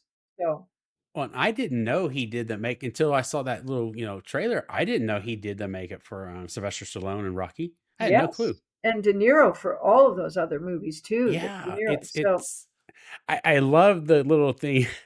I don't know if it was when he was talking the Oscars, the little clip y'all had when he's like, the president of the Oscars said, "Oh, they will never give an Oscar for makeup artist," and because Westmore's would only a win every Westmore would win. Yeah. every time. Yeah. So it took them Oh, years to finally get them to do a category for makeup. And Michael did win, but, it hasn't happened since, so but early in the early years of Hollywood, you have to understand the competition was so much smaller, so probably a Westmore would have won because there was a Westmore uncle at all 5 of the major studios back in the day, oh wow. running the makeup departments, so Yeah. Well, and I heard that he is one of his relatives, even worked it for Winston Churchill at one time yes, back in then. So yeah, his grandfather, yes. it's gonna be I cannot wait to see that and we start getting the trailers for it again. And so I know y'all are working very hard on that. We Big are, time. and, we did not crowdfund this one like we did for DS9 and for Voyager, so that's been a different way to work. To be honest with you, all of us that work on this team have given this project all of our own free time so far. We are getting funding for it. And if anybody wants to donate to the cause, we're happy to give you credit. If you'd like to donate to the Michael Westmore documentary, we're happy to take your money. Well, But we'll get that information before when we get yes, that information, I'll put it in yeah, here. but we do have a team right now that I can't talk about yet, but eventually will, a team up in Canada that's going to partner with us, and hopefully that's where the funding will be coming from, the majority of it. We already have had some fans that have supported Dave's shows from the beginning. Um, uh, and some of my good friends who are fans that have been very generous and given us money already for it. So that's been very nice. Well, I'm glad. I cannot wait to see that. And the last thing on the documentaries, I'm pretty sure the answer is going to be a maybe. Enterprise. Listen, I was on the cruise this last year on the cruise, the year before on the cruise. They all run into. By the way, if you've never done a Star Trek cruise, people do it. It's the best week of your life. I had John Billingsley, Anthony Montgomery, Connor, and Dominic up all on stage, and I was moderating. And I said, what would you guys think of an Enterprise documentary? Seemed to be up for it for the most part. I think it logically makes sense for it to be the next one in line, of course, the legacy shows. Um, we got to get through this Westmore documentary and then we will reevaluate it. I would love to see it happen. Crowdfunding is a whole other thing that was an intense, enormous amount of work. And if it weren't for Ryan Husk, uh, I don't know what would have happened. He ran that campaign with such grace and ease, but it's a thankless job. And I don't know if we could ever find anybody to do that again. Do that again. Yeah. Yeah. Well, I'm yeah, you're probably right. It's going to be a tough one, and maybe who knows? Maybe we can convince Ryan to do it again. I don't know. We'll see. Well, I know. So definitely the documentaries is a big part of what you like to do, but the next. I don't know if it's a love, but the next thing that you are very, very involved in are conventions Yes. of all of the conventions out there. And I'm as someone who's newer to the conventions, I've learned over the recent talking to other friends that have gone is that, the convention scene, let's just say, I don't know, maybe 20, 30, probably 30 plus years ago was huge. And it's like there's been a rise and then there's now been a fall, but now we've got a rebirth again of conventions. I feel. Yes and no. There was a rebirth of them last year, but a lot of those aren't happening again this year. But a lot of that is because of the state of the world right now, and especially our country, which we don't need to get into. But people are afraid to spend money, and rightly so. I mean, everybody is, whoever you are. So there aren't as many conventions as there was last year. I was thrilled with last year. I'm hoping that in 26 and 27, maybe we'll see that rise come again. But when I first started getting involved in the conventions in the 80s and 90s, they were huge. And I have been to Europe, and probably, I'm not exaggerating, I've probably been to Europe over 50 times for conventions. I've been to Wow. Australia, I've been all over this country numerous times. So it was so big for so long. And then it seemed about the time that Voyager was coming off the air, everything kind of just went downhill for whatever reason. There's no explanation for it. There was a lot of competition. There was a lot of other science fiction shows that were breaking into the convention market. So, and there's things that happen in the economy, but last year was great. This year, listen, I'm thrilled that there are some this year too. I mean, we're Trek Long Island, we've mentioned, that's a great convention. I do this wonderful event in near Cedar Rapids, Iowa, called Trek Fest. That's in July. If anybody that check that out, that's a lot of fun. Riverside, Iowa, is where James T. Kirk was born. So they have a whole museum there, and it's a whole, tourist place to go, and they do a nice little event there. So They're fun. I never thought I would miss going after I went to Dallas and then I saw everybody at San Francisco. I was like, oh, I want to go. San Francisco shows a nice one. Creation, of course, it's in my own backyard, but it's always been a good show. I hope they do that next year again. Yeah. I think they probably will. I think because they're the ones they've done.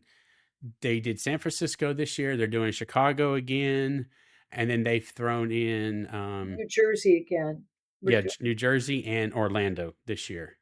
They dropped the Nashville and the Dallas, at least for now. So, um, and that's so. Was it the conventions that started you in your I guess I think it's your primary is the representing actors. right. Yes. So I actually started getting involved in the conventions as a guest before I became a manager. So long, long time ago, again, probably in 1987, 88, I started going to Star Trek conventions, and I got involved with Creation Entertainment. And long story short, I ended up being a guest for them, and Ron Moore and Brandon Braga and myself, along with Eric Stillwell, we used to do a writer's workshop that we took all over the world. And then as time went on, some of the actors approached me and asked me if I would become their manager for these conventions, because their agents didn't really want to deal with it. It was a new thing. It's not a lot of money, to be honest. It's not like negotiating a movie contract. So that's how that started. And I've been doing that full time the whole time I practically worked at Star Trek. So it's been 30 plus years. Yeah. That's a long time. And I mean, as a convention goer, and I got lucky to have some extra insight because I've met you and Katie and could at the conventions and to see how it goes. I mean, that's a lot of work to coordinate all that. It Yes, it has to is. be It's a lot of because work. to For get for everybody that works on a convention, it's a lot of work. Yes. yeah.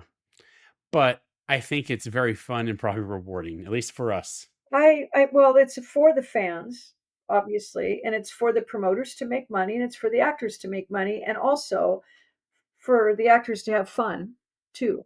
And there are some actors that won't go to them because they have no interest in them, and that's fine.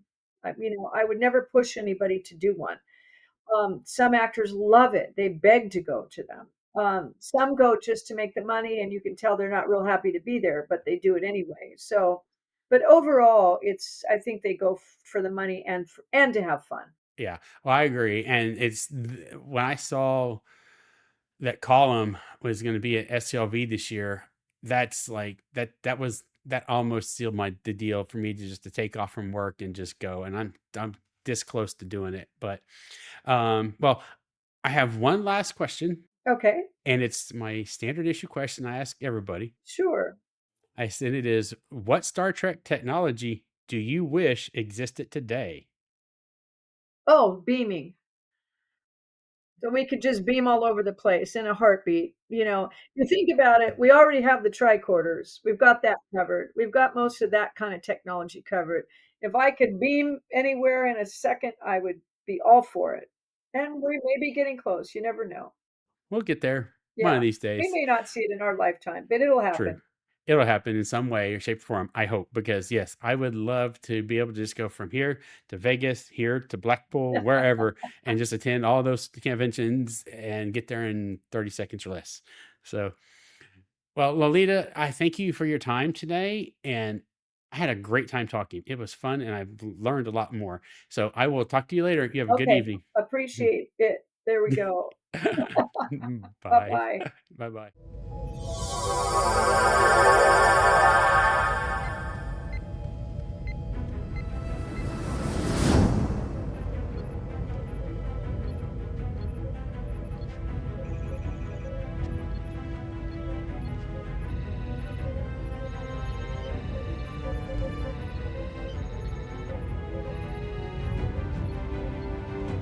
Thank you for watching The Transporter Room. For just $5 per month, enjoy ad-free access to this episode and all previous ones, plus exclusive bonus content. Sign up now on Patreon.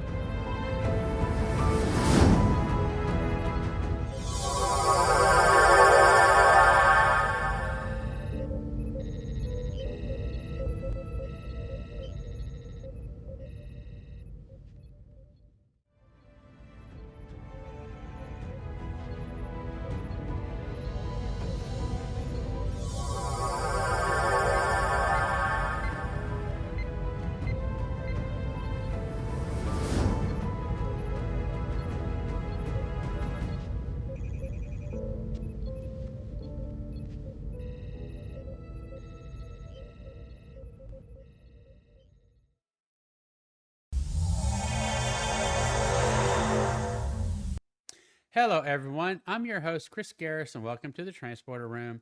I'm excited to launch our episode review series for Star Trek Enterprise.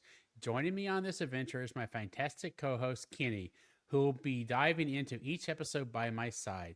Today, we will be reviewing the episode Strange New World. So, without further ado, let's beam in Kenny. Insufficient sensor data. Hello. How has your day been? Busy day. I imagine. I had a busy morning as well, and it was an early start for my day. So, but I'm glad to be doing this finally because this is more fun. Yeah. Yeah, a lot more fun. So today we're going to be reviewing the episode Strange New World. It originally aired on October 20th, 2001.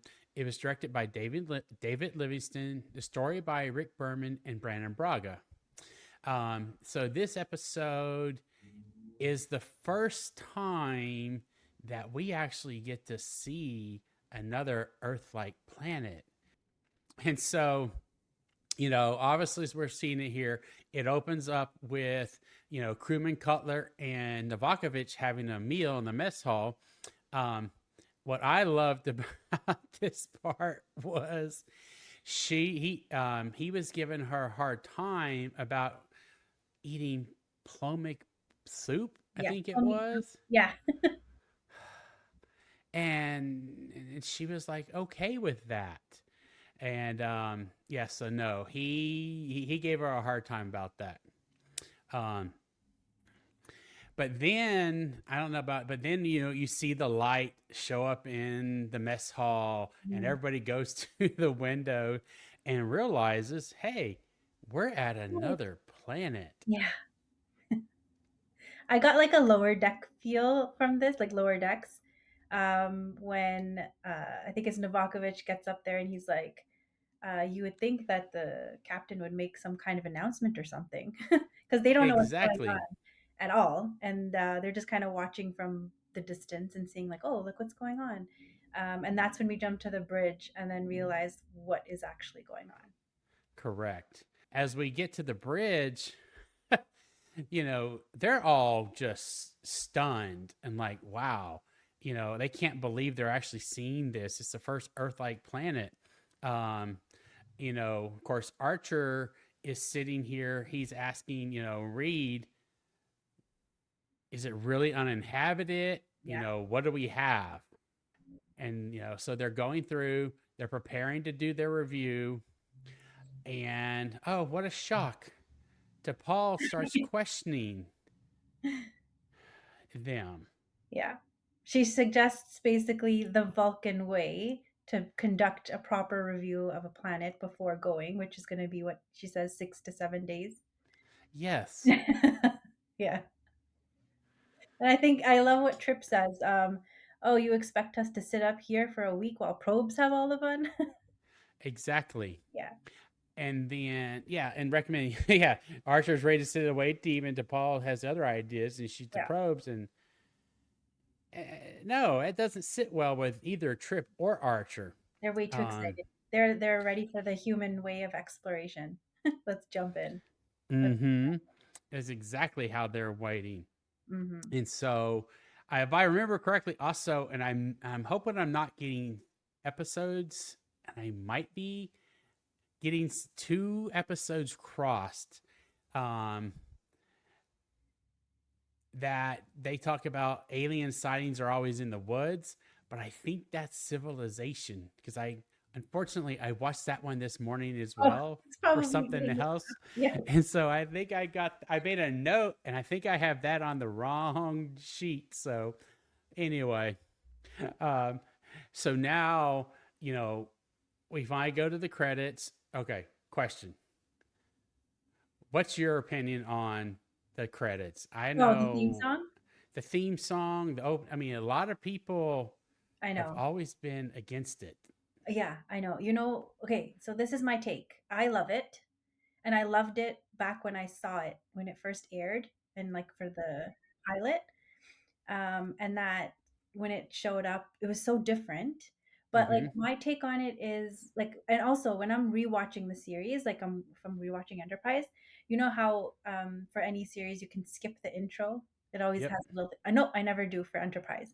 I always listen to the theme song because I love it and I sing along. And I think it works. I think what it does is it adds to the feeling that this Trek is closer to us in timeline. So when you think about the other themes, they're very much classical orchestral music, which is timeless. But this sounds more modern. It sounds like something I would hear if I flipped on the radio. You know what I mean? Like it's very closer in time to us. I think it makes it feel more contemporary, and it feels like this is actually not so far in the future for us. Think about it. When compared to the other treks at the time, this is much more closer in time to us. And so that's the feeling I got when I listened to it. That it's such a huge shift. And then even the visuals, like watching the credits and seeing like the background and like the names pop up, but then all of the different enterprises, like I thought it was cool. I love it. I've loved it since it aired, and I didn't know about all the backlash because you didn't. This was like 2001. We didn't have the same social media and so forth that we have today, so I didn't even know about the backlash until recently. But I'm a fan. I love it. I didn't either. I didn't know about the backlash either until honestly a couple of years ago, and I don't know. I guess everybody wanted the orchestral music, and that's fine. I mean, I don't get me wrong.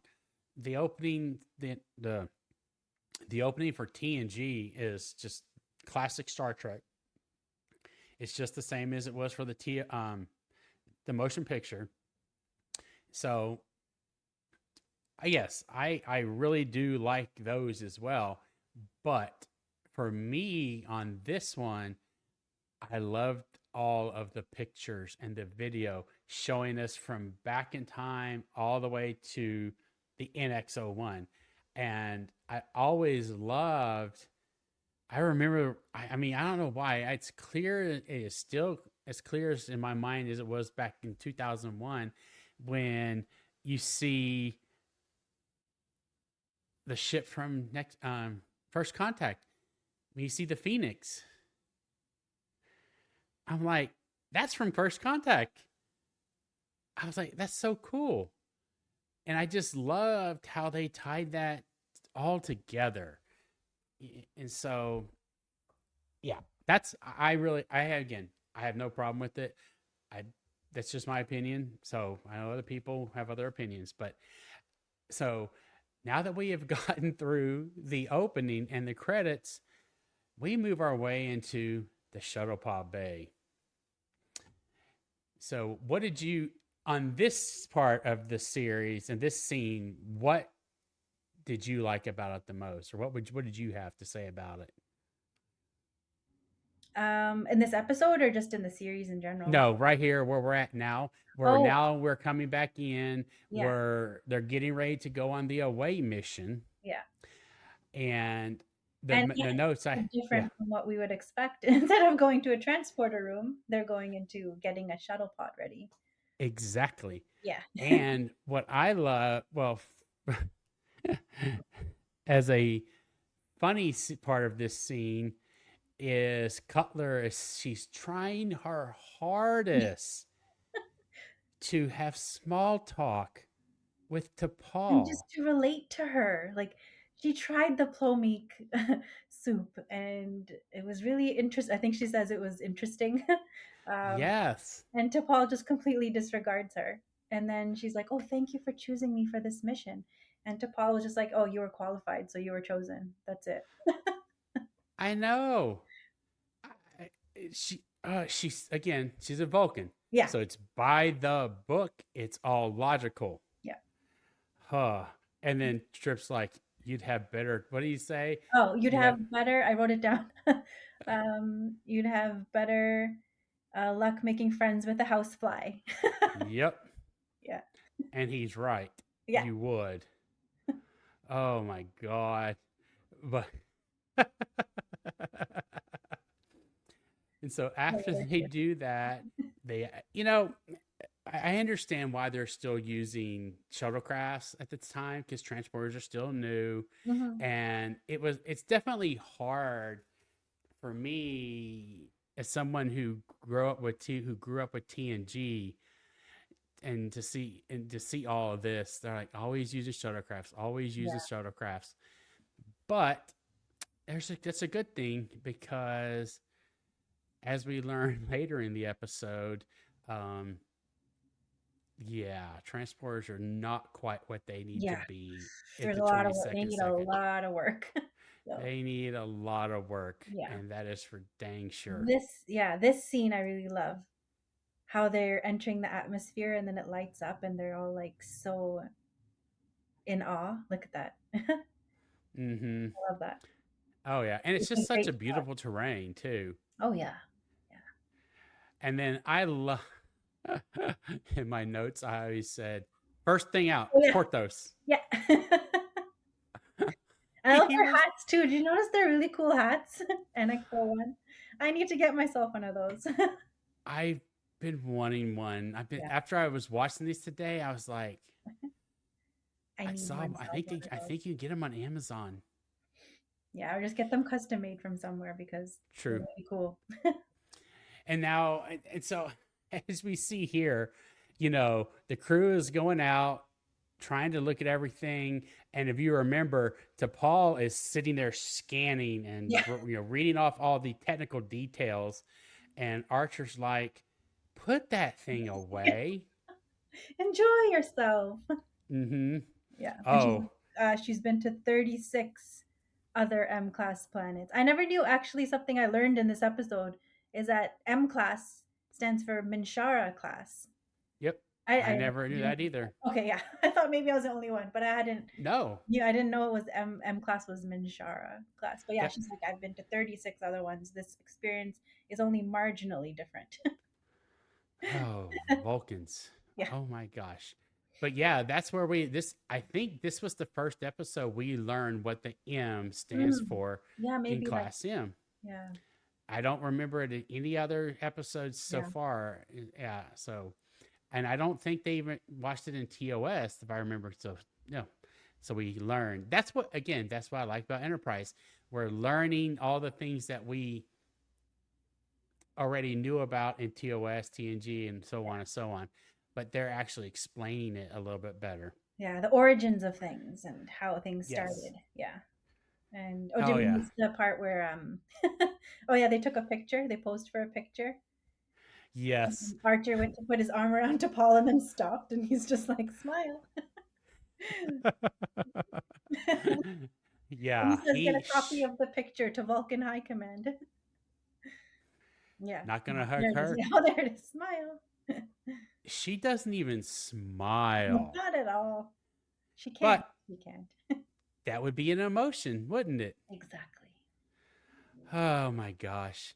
And here she's spouting off orders about, be back here at 1900 hours and continues to scan.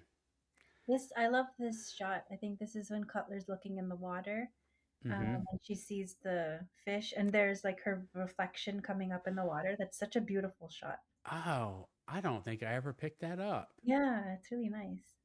And I like the dual moons, or I Yeah, guess that was dual moons. looks like it. Yeah. Mm-hmm. Uh-oh. I bet you that's the infamous flower for later on. Oh yeah, could be. Yeah, these could be the ones. Mm-hmm. And then you have this lovely scene of, a shot of a mountain looking up. And that's Yeah, so pretty there. really nice. Yeah. Mm-hmm. They're talking about, Tripp's already talking about how he could build a cabin out here Yeah. and live out here. And Archer's like, wait, are you ready to give up Yeah. already? He's like, I'm not going anywhere, Cap. And yeah, this is where they get sidetracked. I guess they didn't realize the time, and T'Pol calls them and thinks that there's Yep. some kind of an issue. Is something wrong, Captain? And he's like, no, why? And they're late rendezvousing by 15 minutes. And she's like, there must be an issue. They're not back yet. He's like, we lost track of time. Well, and I guess she is the science officer and second in command, but oh my gosh. Those Vulcans. So then I guess I had missed this part the first time, but there's actually nocturnal marsupials on the Mm-hmm. planet. That's why she wants to keep Cutler and Novakovich. And they Yes. decide to stay. And then Trip and volunteers Travis to also stay the night, which is nice. And I love how, like we said, she's a stickler for checking in. So now we get to the ghost story scene. Yeah. Travis's ghost story. Which, it kind of surprises me that they're still doing ghost stories even that far in the future. How come? I think it would. Well, okay, I guess for Travis, because he was raised on a cargo ship. Yeah. But look, And this I guess happened on a cargo ship, kind of. So there's all sorts of crazy things that would happen. And it could have been that it was an alien being that actually entered this guy Webb's body. But they're Mhm. making it seem like it could have also been a spirit. So then that's where the ghost story aspect of it comes through. True. Yeah. Oh, I know. And that's true. And he's going on and getting them all scary and all that stuff. And then as you see in the background, Paul is Oh, completely she's still on her reading her own stuff. she's doing scans Doing and her just work. keeps doing her work while everybody else is listening to his story. And it's just so weird that she's like, whatever. And then finally he finishes the story and they're like, ooh. And DePaul's, and she's, what did he ask her? Do we not have ghost stories on Vulcan? Oh yeah. And then because I think she interjects by saying it's very unlikely that a distress signal would have continued for however many 60, oh there it is, could function continuously for 63 years. That's her interjection. So then they laugh and he's like, let me guess, no ghost stories on Vulcan? Oh, I love this part. I love this part with Cutler where she Yes. points to our sun as just a single speck. There was I wrote down, I love what she says. Just another speck of light, no different than any other. Mm-hmm. It's just, it puts things into perspective. I love that line. I did too. And it's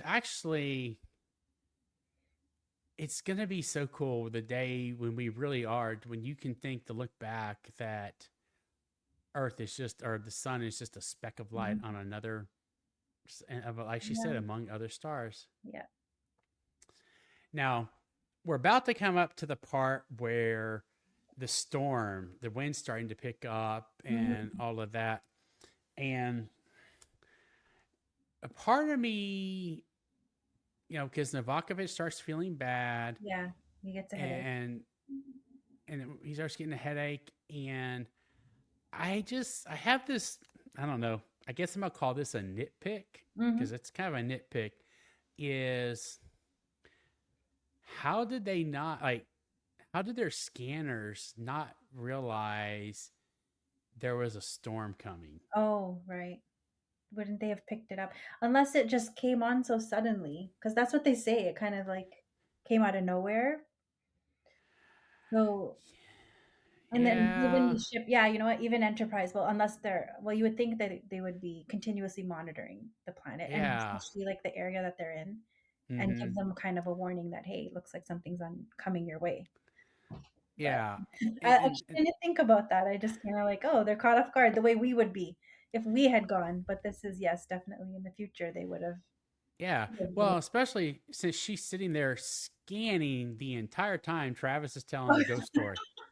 Unless she was just looking over her notes from previous and not Okay. scanning for the moment exactly. Okay.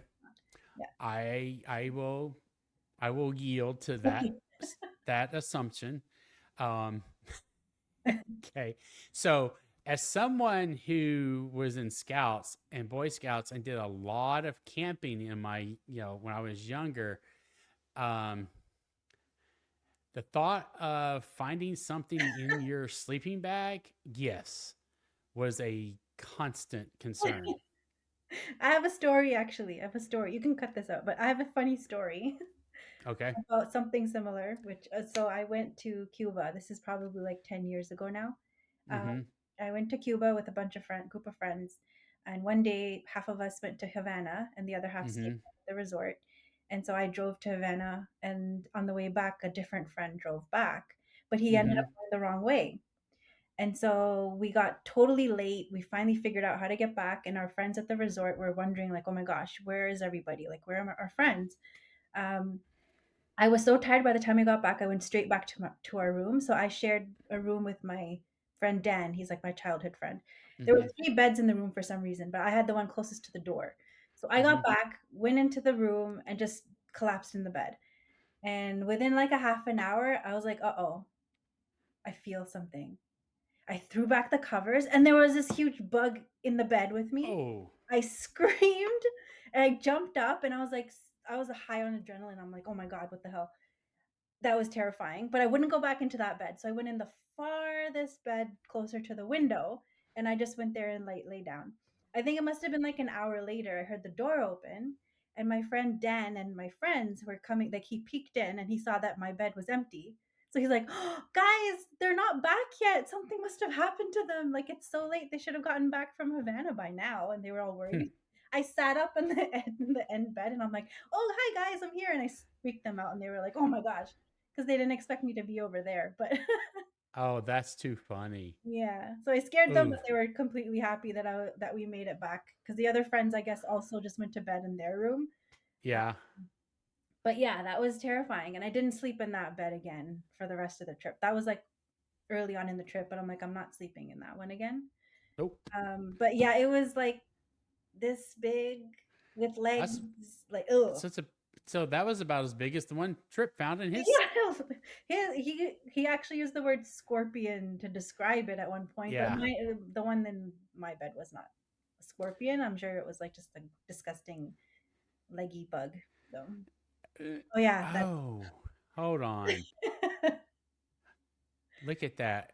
Oh, wait a second. I just realized what I knew that thing looked familiar. Okay. It's a little behind there. uh-huh. So if you look at that bug, it looks eerily similar to the the creature Are you gonna say in the conspiracy? He's in yes. TNG. Yes. Oh yeah, yeah, with The those big things on the back of it. yes. Yeah. Okay, that makes Oh yeah, because there it it's is. the things right there. Yeah. Ugh. And then they're like, Okay, and why does he want to use Travis's boot and not his boot? It's like, give me your boot. So I can squash it. Oh, this And is that's a so- valid comment, what he says. Can we squash an alien life form? Oh yeah, they're killing an alien life form. I know. I would have never. I thought about that. I was like, ooh, can you do that? I mean, you can. You can do whatever you want, but yeah. There it is. They're fighting over it. Give me a face pistol. Face pistol.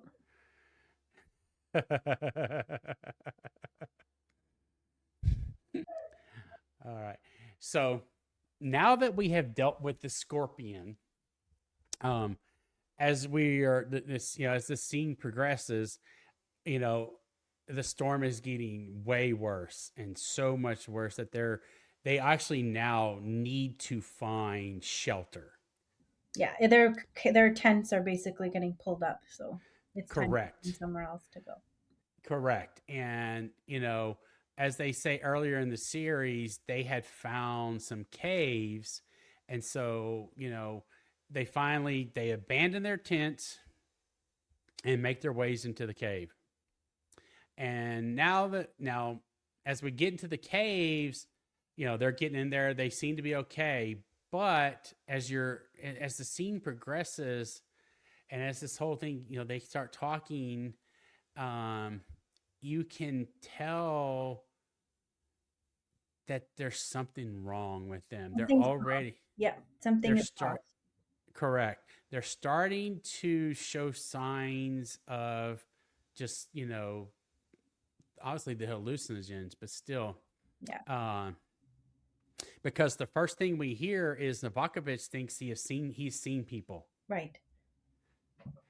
And as we have been told, there is no humanoid life forms on that planet. Mm-hmm.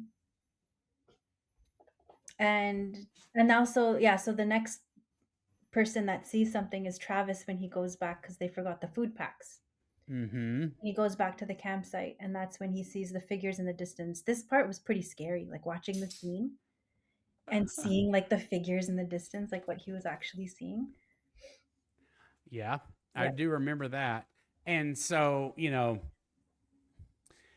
course, now because they need to get off the planet, T'Pol and them, they call up the Enterprise, and they realize that that storm is really coming in, and they need to get them off the planet as soon as they possibly can. And so, so Malcolm visits Archer, and he informs him of what's going on, and he suggests they pick them up in the UA team. Yep. And that's when T'Pol is like, it's actually really windy, so you probably shouldn't come, and we'll be okay till the wind dies down. So Archer tells Malcolm, just keep an eye on the storm. And then, but then things are not going well on the planet. No. And that's when they do decide, Archer and Reed do actually try to come down and rescue them. But the wind is so bad that the shuttlecraft cannot land. And as they're trying to get down there, the wind shoves it and it actually runs into the side of like a hill or a mountain and damages it. And so, unfortunately, they have to leave them on the planet. And Trip's like, "Hey, Cap, you forgetting about something?" Yeah, that was funny. And he's like, "Yeah, I won't. We can't land right now. We'll have to come back." And so they then, unfortunately, are thrown or have to go back into the caves. And this is the first time I think we've really seen.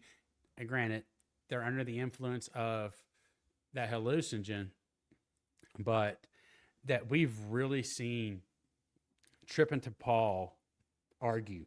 Oh yeah. And they were arguing badly. And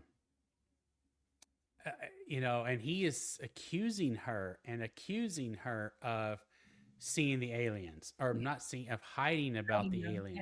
Because even Cutler, what does Cutler see?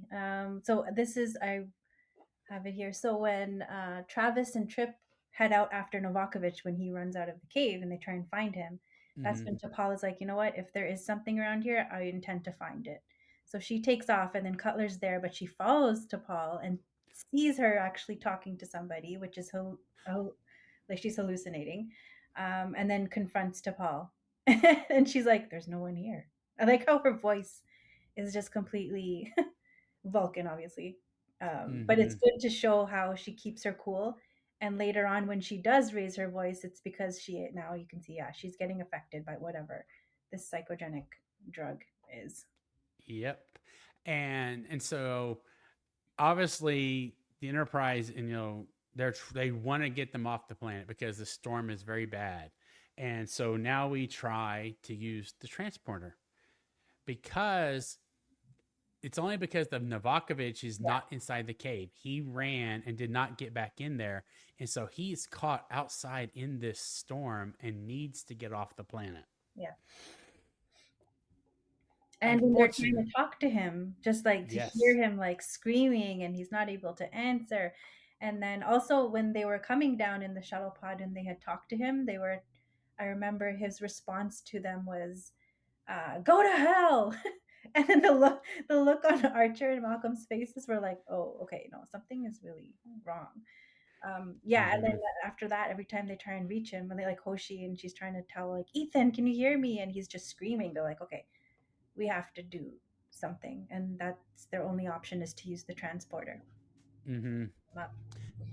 Yeah, and unfortunately, the transporter is unable to separate. Unable to comply. All right, so Aaron, you get to edit all of that part out because the dang dog was barking at the freaking street people. All right. So now we go to the transporter bay where Malcolm is going to attempt to beam at Novakovich. But because of all of the debris that's blowing around him, the transporter is not able to recognize Novakovich versus the trees and all the debris. Yeah. And unfortunately, he materializes with it embedded in his skin. Yeah, that looked painful. That looks really painful. Yeah. And oh man. And I mean, I know it's a series and it's a TV series. I just wondered though, like how, like it was only in his skin, but if you're fully dematerialized, what was to keep it from actually being? Oh yeah, inside your body. Yeah. So, anywho, we're not going to think about that. No. So after they beam him back up, medical emergency, send him to sick bay. Trip continues to accuse T'Pol of lying about not knowing the aliens, and accuses her and the Vulcans for trying to sabotage their mission. Yep. Which that stems again from the very first episode where they still don't trust the Vulcans. Yeah, it's always going to be there, and they feel that they're holding them back, and he even says that at one point, like, that's what you guys do. You're just holding us back, and you're here to sabotage us, and they're gonna hear that, oh, like the whole crew of the Enterprise is dead and found dead on some planet, and it's gonna be because the Vulcans, you guys did it. And he's like waving a phaser around, and then then he's still seeing things in the rock, and he's like, Travis, I think, says, oh, look over there, and he actually shoots because he thinks he sees something. Correct. And there was this, I think it was like the really end of a scene where he's screaming and he's like, I know you hear me. And that was just like, oh wow, like yeah. Yeah. At this point, he's out of it. He is out of it and is a danger at this point. Yeah. So now we go back to Enterprise, and Phlox is examining, has determined that Novakovich is under the influence of a psychotropic substance from the plants. And luckily, Tropolysine. Mm-hmm. Am I saying it right? Tropolysine, psychotropic compound. Mm-hmm. And he, of course, now Captain Archer's up there wanting to know, okay, how's this going to affect the crew? How is it affecting to Paul? And of course, he says, well, it could be affecting her, better or worse. He doesn't know how she's going to react, but he assures him that Ethan's going to be fine in 3 to 4 hours. Right. And so then we return to a very, very intense scene on the planet. That's when Archer calls down and tells T'Pol that we have Novakovich, and she's like, I have a phase pistol pointed at my head. And he's like, what?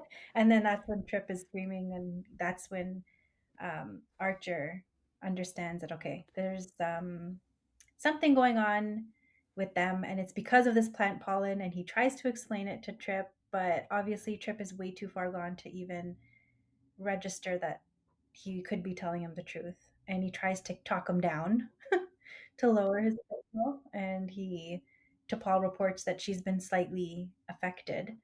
Um, that's when Travis also is starting to trip out, and it gets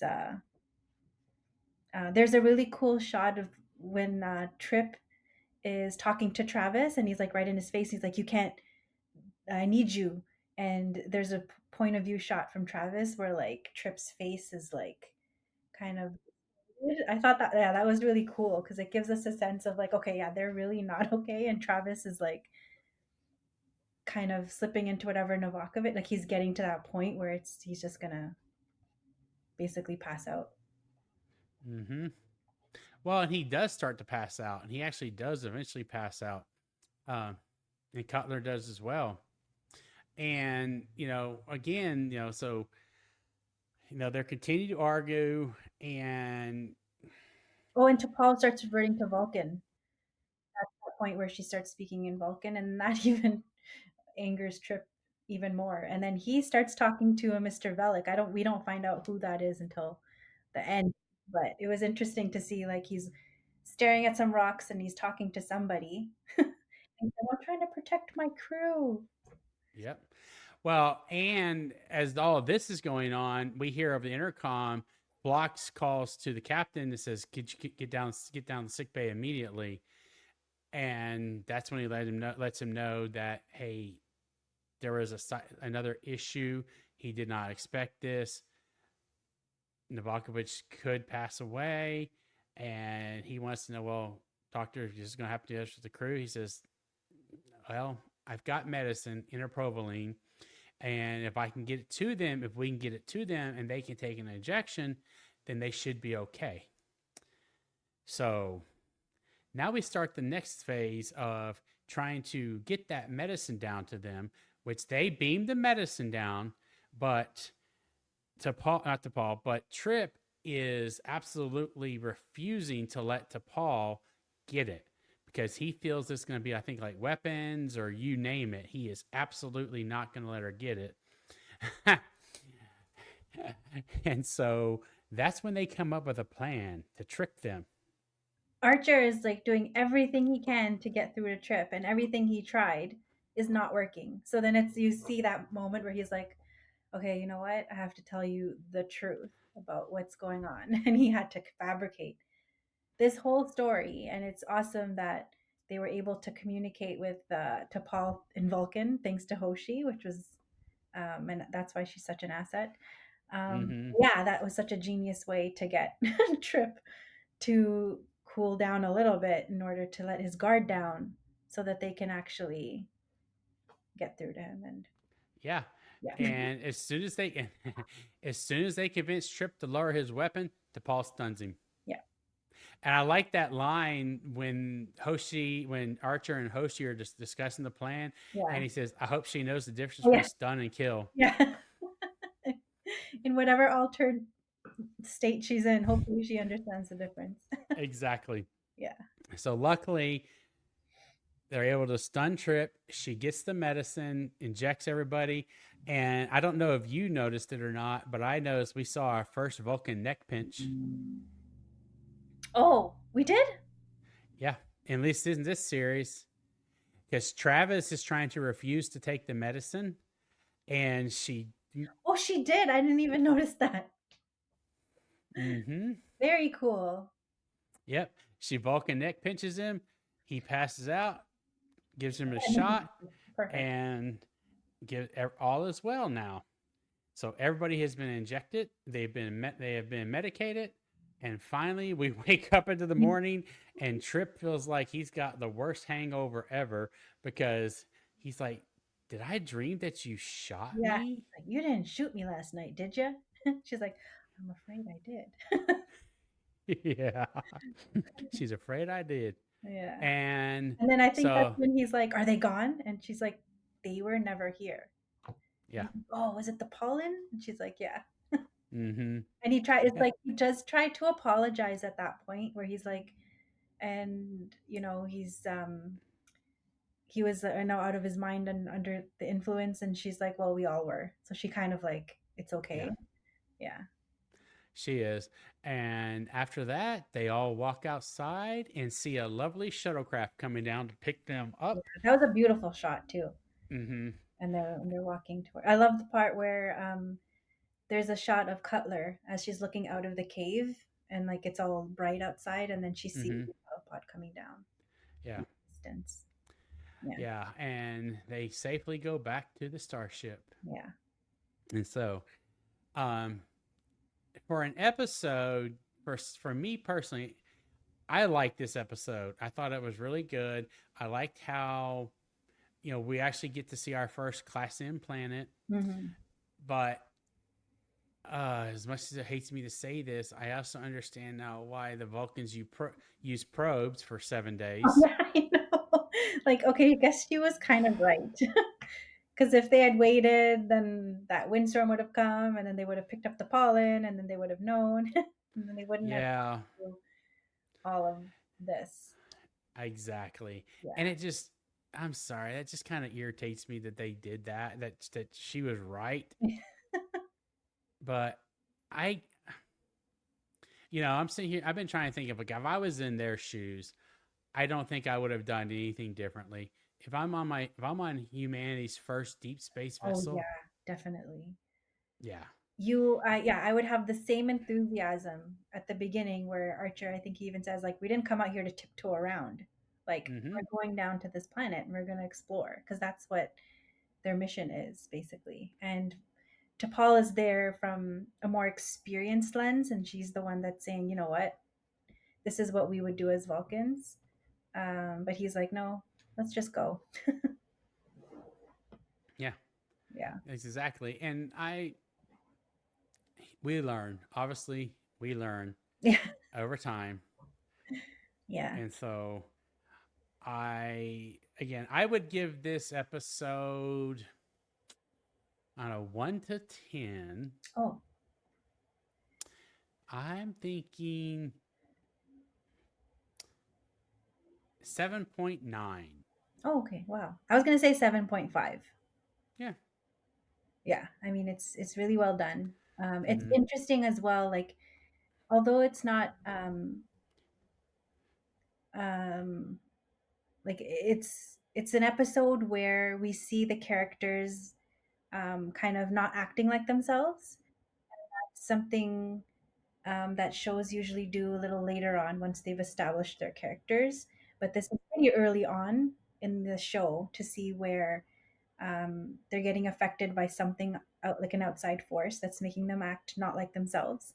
But they did it in a really good way because, as you said, as soon as they started entering the cave, we can kind of see, like, okay, something seems off and they don't seem like they're acting like themselves. And it reinforces what we know about, like, what we've learned about the characters so far, and then kind of see them pulled out of their usual personalities. It's interesting, and it's interesting very early on to see that, especially for T'Pol. I know, like, there's other episodes where we see her, she's the one that's not affected by things going on, that the rest of the crew might be experiencing. So this is kind of like a precursor to that, but seeing, like, T'Pol, even when she raises her voice, like, as the viewer, we know what Vulcans are, we know how they're supposed to react, and we see her raising her voice, it's like, okay, something is up, something is wrong. And even Trip had called it out too, saying, "Oh, it looks like you're not very under control Hmm. either." So, yeah. Well, he always has fun doing that. Yeah. Well, I definitely am looking forward to reviewing our next episode together because this is one of the really good ones again. It is. And so I'm glad when I was looking at my list, I was like, okay, good. I got that one with her That's because this will be fun. And fun. so, well, I thank you for, joining me tonight to do this. And I will talk to you again soon for the next review. Awesome. Thanks, Thanks Kenny. for having me. Oh, you're welcome. Bye.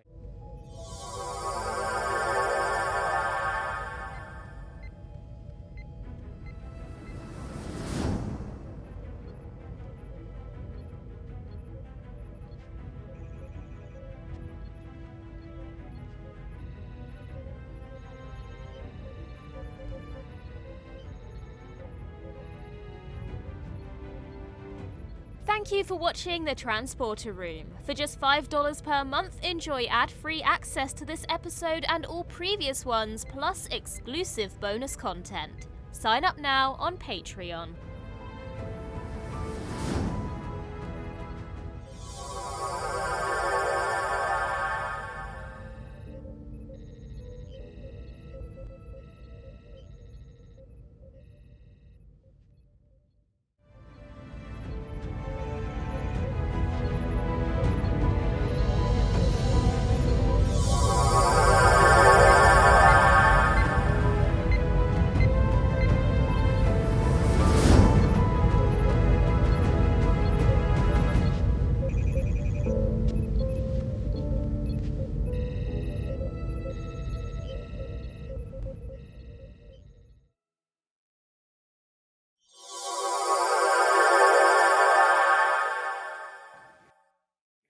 Greetings, everyone. I'm your host, Chris Garris, joined today by my co-host, Allison Leach Hyde, and welcome to the Transporter Room. We're beyond excited to introduce the legendary David Livingston, a visionary director whose work has left an indelible mark on the Star Trek universe. Best known for helming iconic episodes across Star Trek The Next Generation, Deep Space Nine, Voyager, and Enterprise, David's masterful storytelling and innovative direction have shaped some of the franchise's most memorable moments. With a career spanning decades, his creative expertise behind the camera has earned him a revered place in sci-fi history. We're thrilled to dive into his incredible journey from crafting compelling narratives to bringing the final frontier to life. Now let's beam in David. Hi, everybody. Well, I got to do this thing right. I never get it right. That introduction, who are you talking about? That is crazy. And you did say legendary, and I admit that I am a legend in my own mind. But thank you. That was so gracious and and it got me. So thank you for that. Oh, you're welcome. But it's the truth. I mean, we'll get into this more. You have directed almost I know both of our favorite episodes, like almost all of our episodes that we've ever watched. And I do want to thank you for taking it just for giving us your time to join Allison and I today to just go over, your history, what you've done, and a lot of Star Trek podcasts, they immediately, want to go straight into discussing Star Trek, but I don't do that. I prefer, I want to know more about you, your career, what got you in the industry, and then we delve into the Trek. So, what got you into the film industry, and how did you get this career going? My first year in college, I went to University of California, Santa Barbara. I wanted to study political science. And in my freshman poli-sci class, the professor asked a question, and everybody in the room, their hands shot up except for mine. And I knew at that point that I was out of my league. So I decided to transfer to USC, University of Southern California, and study film. So I went into their film department. I always loved movies, and I was also doing a lot of photography at that time. And I had a passion for it, and I said, I want to try this and see if I can make a career out of it.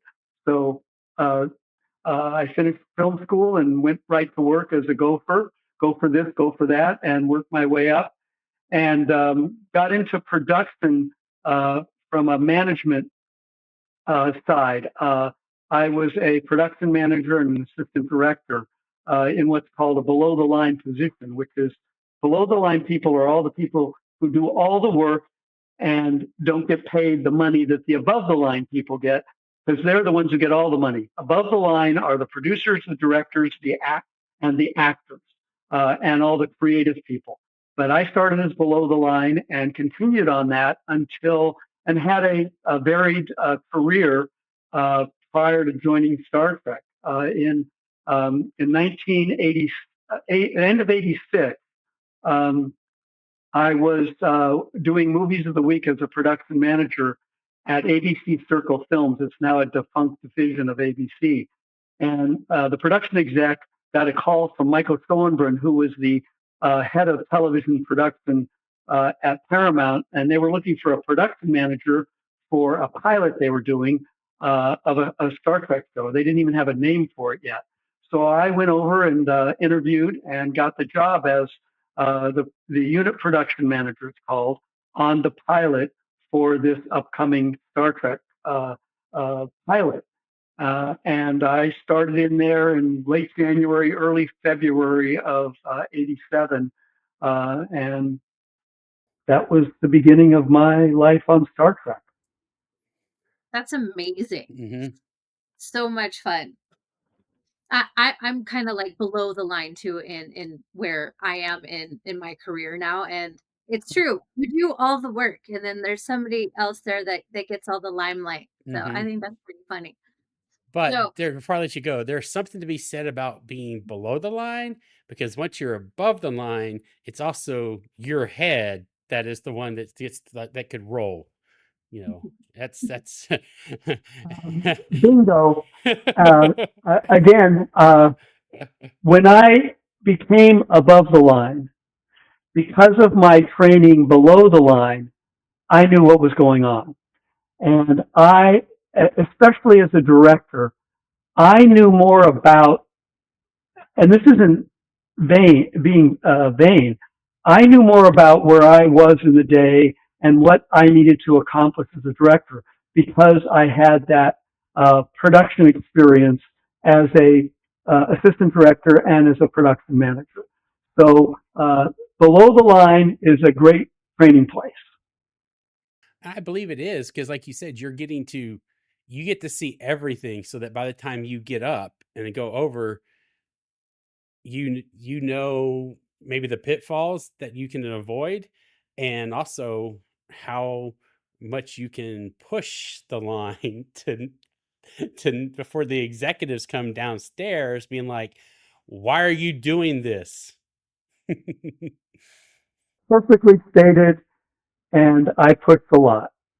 Got me into trouble, but I had a reputation for they call it pushing the envelope, and I always thought, why not?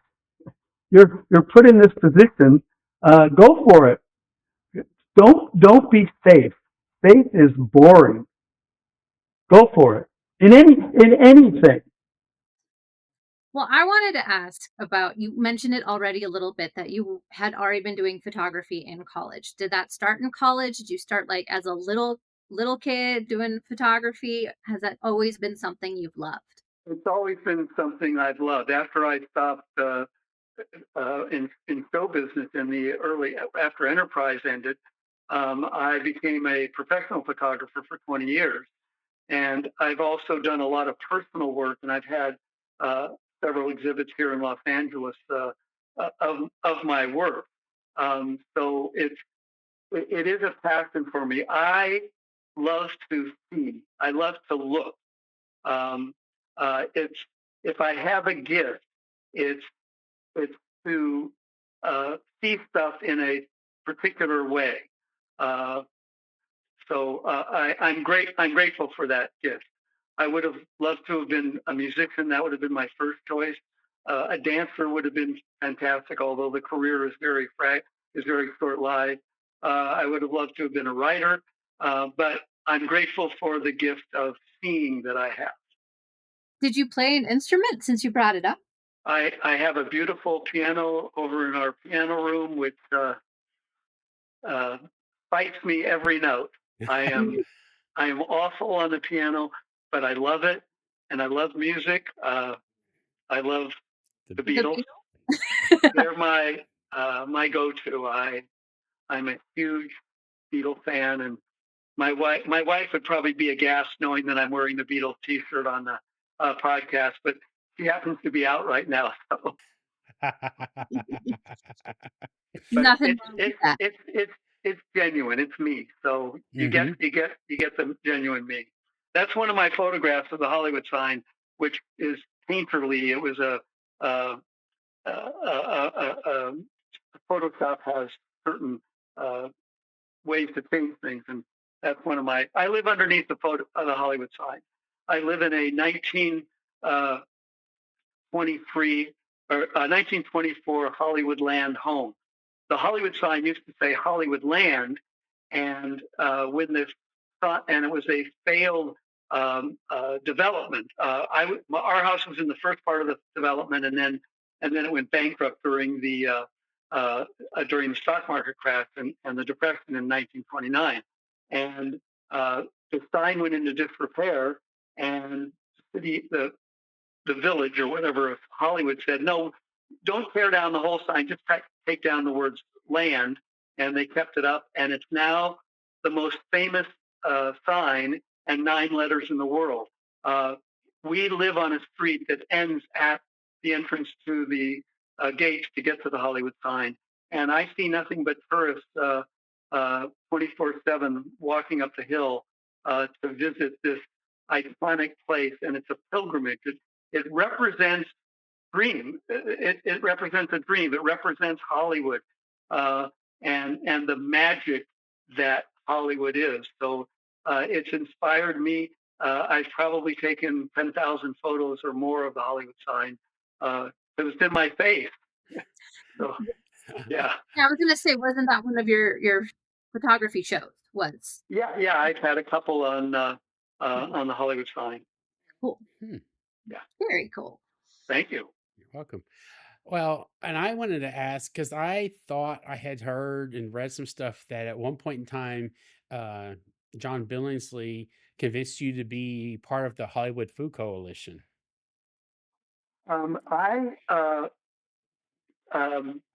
Pre-COVID in 2019, my wife and I and our dog Lulu would take walks in the neighborhood, or we go out to Santa Monica and walk along the Palisades Park, which is a beautiful park that overlooks, from an elevation, looks over the Pacific. And I decided to start doing my personal photography. I had not done it for years. And I have a magical instrument, which is the greatest photographic instrument ever invented, especially for street photography. So I went out and started taking photos, street photography, around June or July of 2019. I came home and would look at my edit of the photos that I had taken, and the vast majority of the photos were of homeless people. And obviously it said something to me. I didn't realize it at that moment, but it was in my face. Usually you walk by all these, you don't want to look at this stuff that's going on in the streets and on the sidewalk and in the park. But the camera forced me to look at it. And I said, okay, you're telling me something, so I'm going to pursue it. So I spent the next 6 months photographing the homeless all around Los Angeles. And I decided to have an exhibit of my iPhone pictures. Everything was taken exclusively with the iPhone. And John and I are friends. And I mentioned to him that I had this exhibit. And he said, well, how would you like to partner with it? I'm the head of the board at the Hollywood Food Coalition, which provides meal service to the homeless in Hollywood, as well as food distribution to other nonprofits in the area. And I said, sure.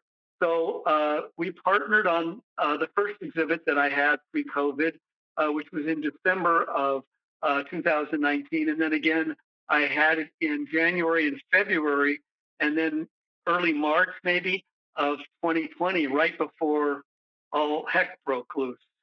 And I partnered with the coalition to present my interpretation and view of the homeless in Los Angeles. And it was so gratifying because some people wept at the exhibit. And I had a certain point of view where I photographed them in bright Technicolor. Some people may take objection to that and say, you're fantasizing it and you're not realistically portraying it. To me, the black and white photography of homeless people, I've had enough of. I wanted to present them in what I saw was their life, and that they are no different except by their circumstances. And I wanted the color and the vibrancy to attract the viewer, not push them away. And by and large, the reaction was positive to that approach, where some of my friends actually cried during the exhibit. So what could be more gratifying to that? And because of my involvement presenting it in association with the coalition, I actually joined the board of directors per John's invitation for 3 years. And subsequent to that, we put on an 8-hour Zoomathon called Trek Talk, which I participated in the first 2 years, and then subsequent to that, other people took over. So it was a very gratifying, fulfilling experience to participate in that charitable activity for those 3 years, and to be able to present my photography as well as participate in Trek Talk. Okay, I'm done. I really liked the bit about how you chose to do the photography in color, because it's true, most photographers do take pictures of the homeless in black and white, which does make it feel like it's not as real, I would say, for me. So seeing it in true color and in the situations that they're in would be much more, it would bring it more to the forefront to my own personal emotions. So that's really cool. It was hyper reality. It was a bit over the top. I'm all about that. But in association with the photos, I also had these little. Apple has you can copy because I edited everything and put them into Apple Photos, and you can explain where the picture was taken, the time of day, and all that. So I had a card for that, and then I had a lot of interview cards or explanations about the people that I met to try and personalize them. It wasn't simply the photographs. It was saying, okay, here's this guy. And this guy, for instance, this guy had a cat. And the cat's name was, say, George. Well, the guy that I was interviewing also said, my name is George. That broke my heart. The guy had the same name as his cat. So these little blurbs and these little stories really help to personalize the individual photographs. So it's my magnus opus. I think it was. I'm very proud of it. It was because of the reaction that I got from people. So kudos to me. Oh, Yes. Yes, absolutely. And I had a question that popped up here. Someone asked me, have you ever heard of Roger Balin? He's a gentleman that does similar thing about finding the beauty in homelessness and freaks. I may have, but let me write down his name. Yeah. Roger, what is it? Balin? Ballen. Good. I'm gonna, if I haven't looked him up before, because I've looked at a lot of other photographers, and I'm gonna certainly check him out, because I love to see different people's points of view about the situation. Yeah, the producer shared that with me. Okay, thank you, Aaron, producer. Oh man. Well, that I didn't. You actually went even more in depth on your photography that I've heard on some of the other podcasts. So that was amazing. And Yeah, but I have to tell you, my photography career was not as socially significant. I spent 20 years working for Getty Images as a red carpet photographer. So my deal was to shoot celebrities, and I have I have almost 400,000 photos on the site. oh, It's it's pretty silly. I oh, mean, That what an inconsequential career, but it got me out of the house, and I had a lot of fun competing against people half my age. And now they probably, be even more so. But I stopped doing that a year ago. oh, I'm wow. now in between, as they say. Mm-hmm. Well, that's a huge juxtaposition doing red carpet photography and the homeless. Like Isn't it? that's That's the well, gambit, really. I am certifiably schizophrenic. So I'm just kidding. Just kidding. But she brings up a good point. I mean, you're seeing literally the extremes from both sides of everything when you do that. And I didn't know you did Getty Images, so I've probably I've probably borrowed a few of your pictures and didn't know they were yours. Borrow as many as you want. Take the ones that I don't own copyright on. There we go. About half of them I own the copyright. Don't copy those, please. I wouldn't even know which ones. I'd have to look for I that. know. Again, I'm kidding. I don't care what you do. Go for it. No. Oh, that's great. Oh man, that's a good story. I have a lot of Star Trek celebrities that I shot on Getty. I bet. Well, especially since you have a personal, relationship with so many of them, it would probably be easy to get them to look your way, as it were, on a red carpet too. I'm 40 people standing there screaming at them. And I don't think they have a clue who I am. Oh, I bet they do. The Uh, ones you've directed, I'm sure they recognize your I voice. totally my agree. my friends do. Yeah. Yeah, I'm pretty sure any of the actors that have said you're doing that wrong, or take Or you're whatever, doing that great. or that too. There's a few that have probably been like, he wants us to do it again. Well, that was my the bane of my existence was doing it again too many times. Well, and this is a perfect segue now into the actual Star Trek stuff because, like I said, people might question, like, am I actually going to talk about Star Trek on this channel? And yes, we do. But I like to know about a person's life before Star Trek and all of that. But again, your career working there at that franchise is what has brought all of the three of us together today. And I'm so grateful for it. You can't believe the emotional impact that it has on me to be sitting here 35 years later talking about this stuff. And the new generation of podcasters like you, the fact that you started in January and I've looked at several of your podcasts. You have done so many. Man, you hit the ground running. Incredible. And there are tremendous podcasters out there. I've done a lot of them. I love doing them. I always accept the invitation. I love talking about Star Trek. I love talking about myself even more. It is so gratifying that there's a whole new generation of people that are now in passion about this crazy thing that Gene Roddenberry started in 1966. It's there is no other franchise, maybe Star Wars, that has the kind of impact. And I go to conventions where it's the sacred and the profane. I go to a cathedral. It's a religious. You're laughing, but it's a religious experience. People are dressed in vestments. They're in costume. Guess guess who has cosplayers? I have two people who have cosplayed me. One has me. They wore a fright wig and the color of a sweater that I wear in a publicity photo.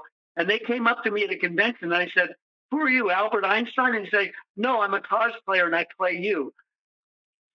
crazy. Okay, that's not the best one. The best one is at a random event that I was at working for Getty. This woman comes up who was a publicist, and she said, "Are you David Livingston?" And I say, "Yeah."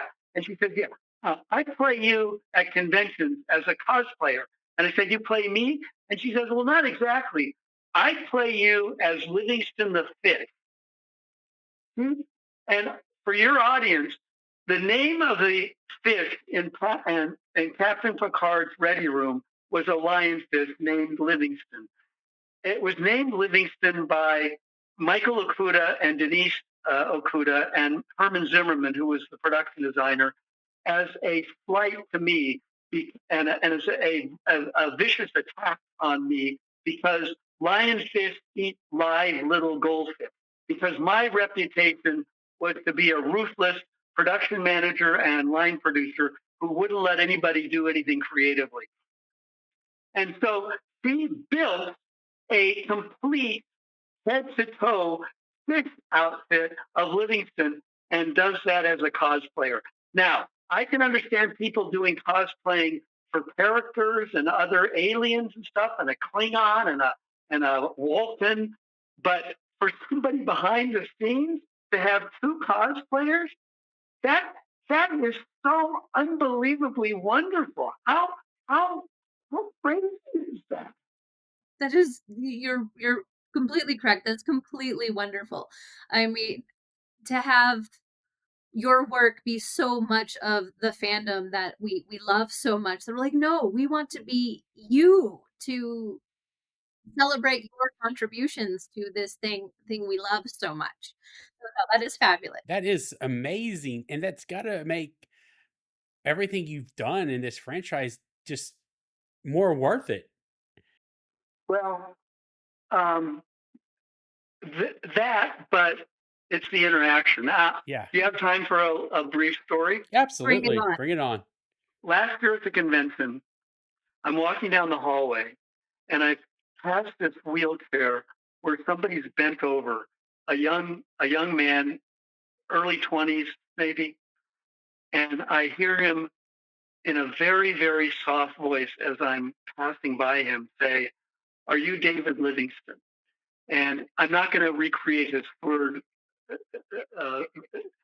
talk or anything, but I turned back in shock and I looked at this guy, and he said, and I said, "Yes."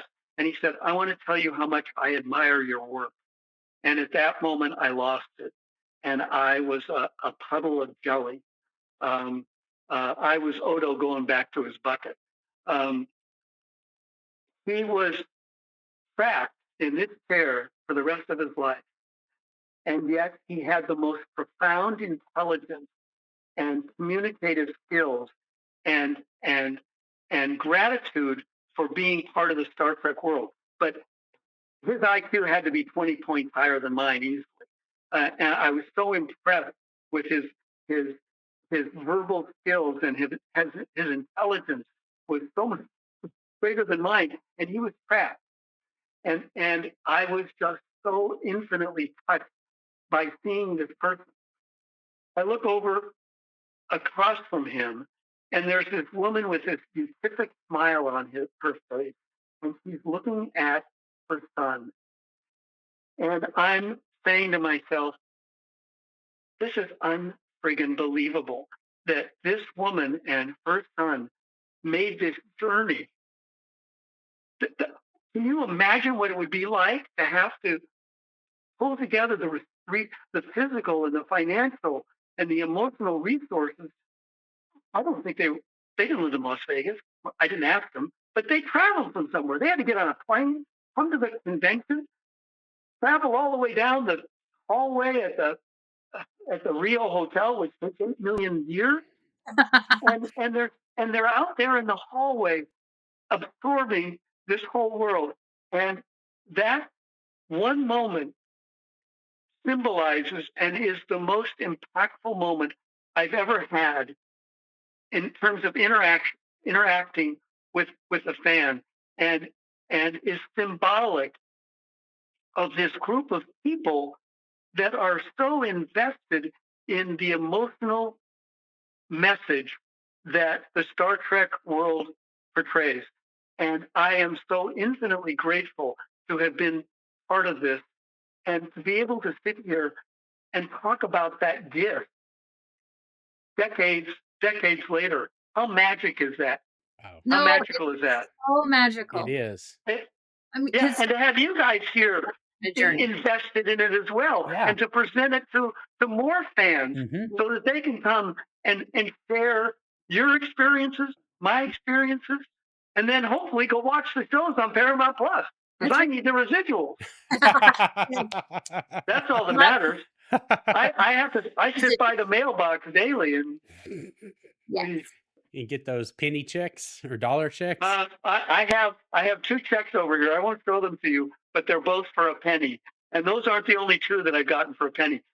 To generate a penny check must have cost $10 or $20, but I cashed them. Yeah. Huh? Might as well. They're sending them to you. You should, cash I those ca- checks. Yeah, I I- mean, the stamps are more. Yeah. And so I'd imagine the It's checks crazy, but my union, the Directors Guild, they're tough, man. are good. Yeah, as well they should be. So I agree. what made you want to move over from being below the line to being above the line? What was the catalyst for that for you? In film school, I went to college with a bunch of incredibly talented people, and I was really intimidated. And I had a severe lack of confidence. I made a good student film. It was very well received and stuff, but I had no confidence. Uh, I'm going to name drop a couple of the people. John Carpenter and Bob Zemeckis. I was in school at the same time Oh, they were. wow. Randy Kleiser, who uh, uh, he directed. What's the movie with John Travolta and Olivia Newton-John? The Oh, musical. Grease. Oh, great. Grease. And a bunch of other people. I'm going to stop naming names because I don't want to be a name dropper, but I am. And I said I have to compete against these people. So I got out of film school and decided to start at the bottom. And then when I got onto Star Trek, Rick Berman developed what was called the DIT School. It was the director. I don't know if you guys have talked about it, but it was the director in training school for people on staff or actors who aspired to be directors. And Jonathan Frakes was the first member of the DIT School and the first graduate. And it proves to Rick that giving people an opportunity in the organization to direct might not be such a bad idea. It's unprecedented what Rick did and the gift that he gave to dozens of people, but behind the camera and in front of the camera, to try and direct and launch their careers. And in the fourth season, yeah. I would sit in dailies with Rick, and I would critique the work because that was one of the things to talk about in dailies. And Rick saw that I had a passion for what was going on, and he actually approached me, and he said, "Do you want to direct? Do you want to have the opportunity to direct? Do you want to go to DIT school?" He didn't say you could direct. He said, "Do you want to go to school?" So I said, "Let me think about it." So I enrolled in the DIT school. No tuition, by the way, which was good. And They pay you because you're working while you're doing it. Yeah. well, got to keep doing my day job, though. I was a producer at the time. So I started in the DIT school and went to observe directors on the set, looked at the script and decided what I might do in it, looked what they did. I always like my way better. That's ego. I went to post-production. I did scene study. I would bring in actor people that I knew, and we would do scene study. And Rick would bust me because I would have them come to casting sessions to see if the people who did me as a favor doing scene study to see if they could get a part on the show. And one of them did, actually. And Rick called them the Livingston Players as a shot to me. He said, "Is that another Livingston player?" But that was Rick's way. And also, in conjunction with the DIP school, I went back into therapy for 9 months. I had a kid, and after 9 months, I gave birth and decided that I was in a position where I didn't know if I'd overcome my panic and fear, because I do suffer from high anxiety, uh, and that'd make a good movie. Mel Brooks. Uh, and and uh, doing the dip school and the therapy, I went to Rick at the end of towards the end of the first season and said, "I'm ready. If you're willing to give me a shot," and he did. And I am infinitely grateful to Rick Berman. He is one of the most generous people uh, and that I've ever met, and he always had my back. He saw that I had the passion and the dedication, and that I would never give up on the job, and that he could depend on me. And again, my gratitude is undying for the guy. I owe him everything in terms of my directing career. So that's how I got started. And the first day on stage, I died and went to heaven. I've never felt more at home or alive professionally. Uh, to me, it was play. They had to drag me off the stage. I didn't. Somebody once asked me, "You didn't want to go home at night?" And I said, "No. Why don't we just keep going?" I, there, my my energy level at lunch. I never ate with the crew or the cast. I go back to my trailer because I had to decompress. I was so amped up that I had to take a breath so that I didn't drive everybody crazy after lunch. Uh, it was so uh, invigorating and and challenging in the most positive sense. It it was such a gift, and I knew I had the passion back in film school, but it took me a long, long time to get to the point where I had the offer and the opportunity and the emotional wherewithal, because you have to emotionally commit to it because you're trying to portray emotion. Um, our job is is not intellectual. It's how do you take printed words on a page and make pictures that will emotionally involve and move the audience along, and that's a gift. Um, some people have it more than other people. I've always said that anybody can direct. Not everybody can be a writer, but anybody can direct. They can't necessarily direct well. And I think I am in the category of uh, I succeeded as a television episodic director, certainly on Star. I would say so. You have definitely directed many of the fandoms and Chris and I's favorite Yes, episodes. So absolutely. definitely think you have succeeded in Absolutely. Yeah, but it all starts with the word. Oh, It yeah. says that in that. There's a famous book that starts off that way, and I reckon, especially in television, especially in episodic, to me, the the the creative power is in the writing, in the writers. And if you look at the credits, the executive producer credits and the showrunners are always writers. That's where it starts. We're nothing without it. I can't direct nothing. I need a template, and I have undying respect. I'm not one of these people who think that they're any kind of auteur or anything.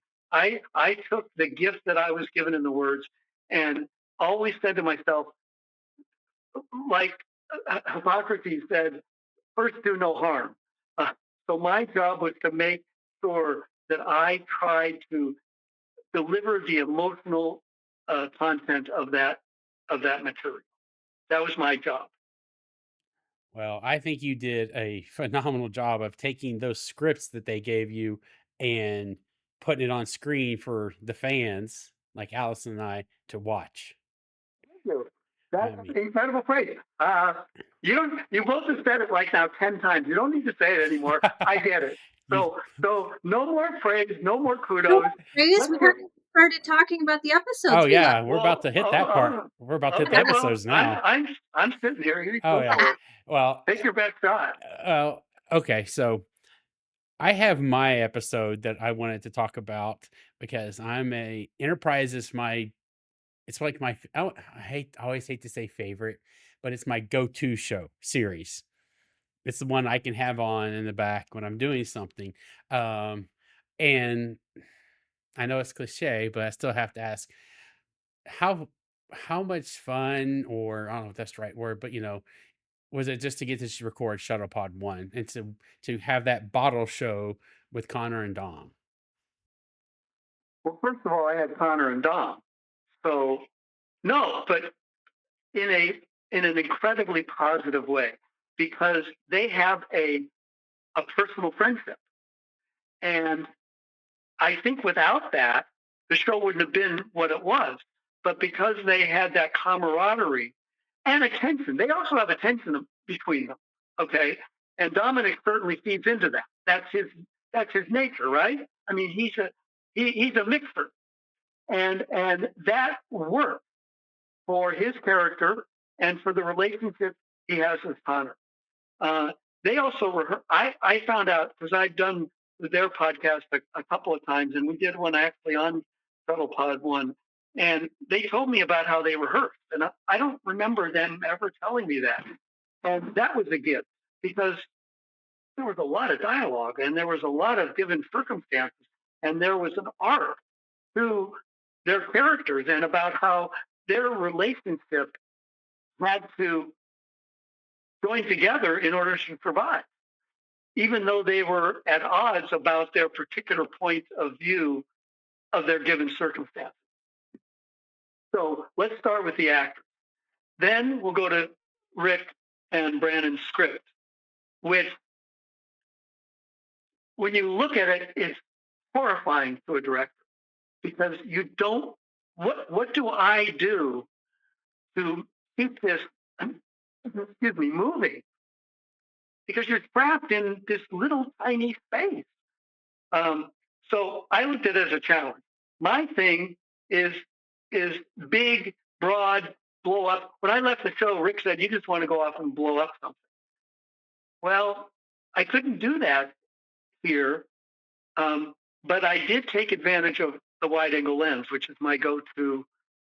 I see everything in CinemaScope. That's my vision, how I see stuff, not a vision pretentiously, but and I was able to use that lens to put the audience inside that thing so that you felt the claustrophobia, but everything wasn't in tight close-ups without having a sense of the background and the place in space. So the trick to me was show the environment, but make it claustrophobic.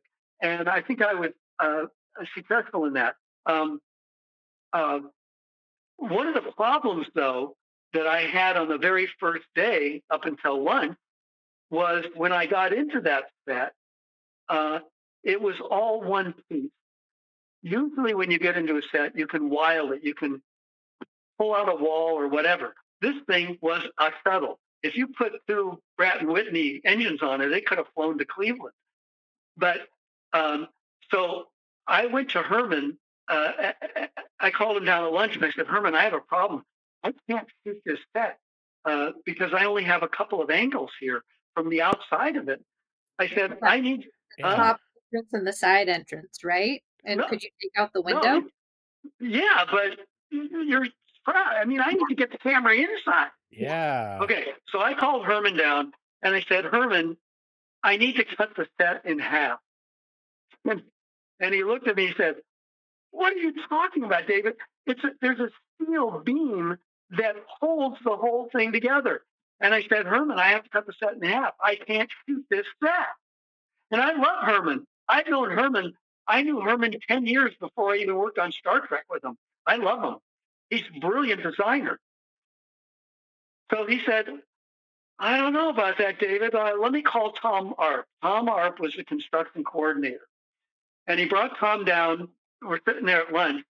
And he said, Tom, David wants to cut this set in half. And Tom said, I can do that. I said, thank you. Can you do it at lunch? He said, yeah, I can do it at lunch. Came back from lunch. Now I had a set that could be taken apart. And now I'm inside the shuttle with half of it missing, and I can be in the set shooting this way. And then the other way, take away this part. Now I'm in the set shooting. So it gives you that sense of intimacy that I would have never been able to get. So that was the best call that I made on the shooting of that. Yeah. I completely agree. Agreed. Yeah. We were going to do it with them. We were in the scene. Mm-hmm. You were in the scene with them. Yes. That was intentional. Exactly. And we would have never, you cannot tell that you cut the set in half. I figured you were always just inside there with the cameras. Now, that's cool. That's pretty dang cool, honestly. And then,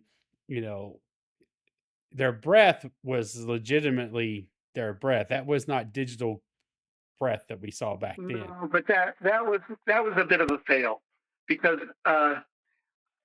Dominic and Connor both think that the cold helped them. I don't know if it did, but I think it did as well. But we had to not only keep the air conditioning on all the time in the stage, we had to have these incredibly large portable air conditioning units to create an envelope inside the stage with visqueen that surrounded the shuttle pod and lowered the temperature to the point where hopefully we could see the breath. Mm-hmm. It didn't work very well. They had to drink hot tea before the takes in order to be able to stay.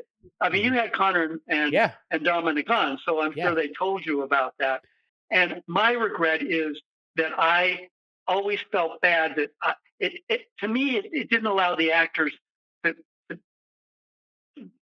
do their thing without being interrupted with this stupid breath thing, which wasn't worth it. Now, today, it would all be done digitally, and it'd be fantastic.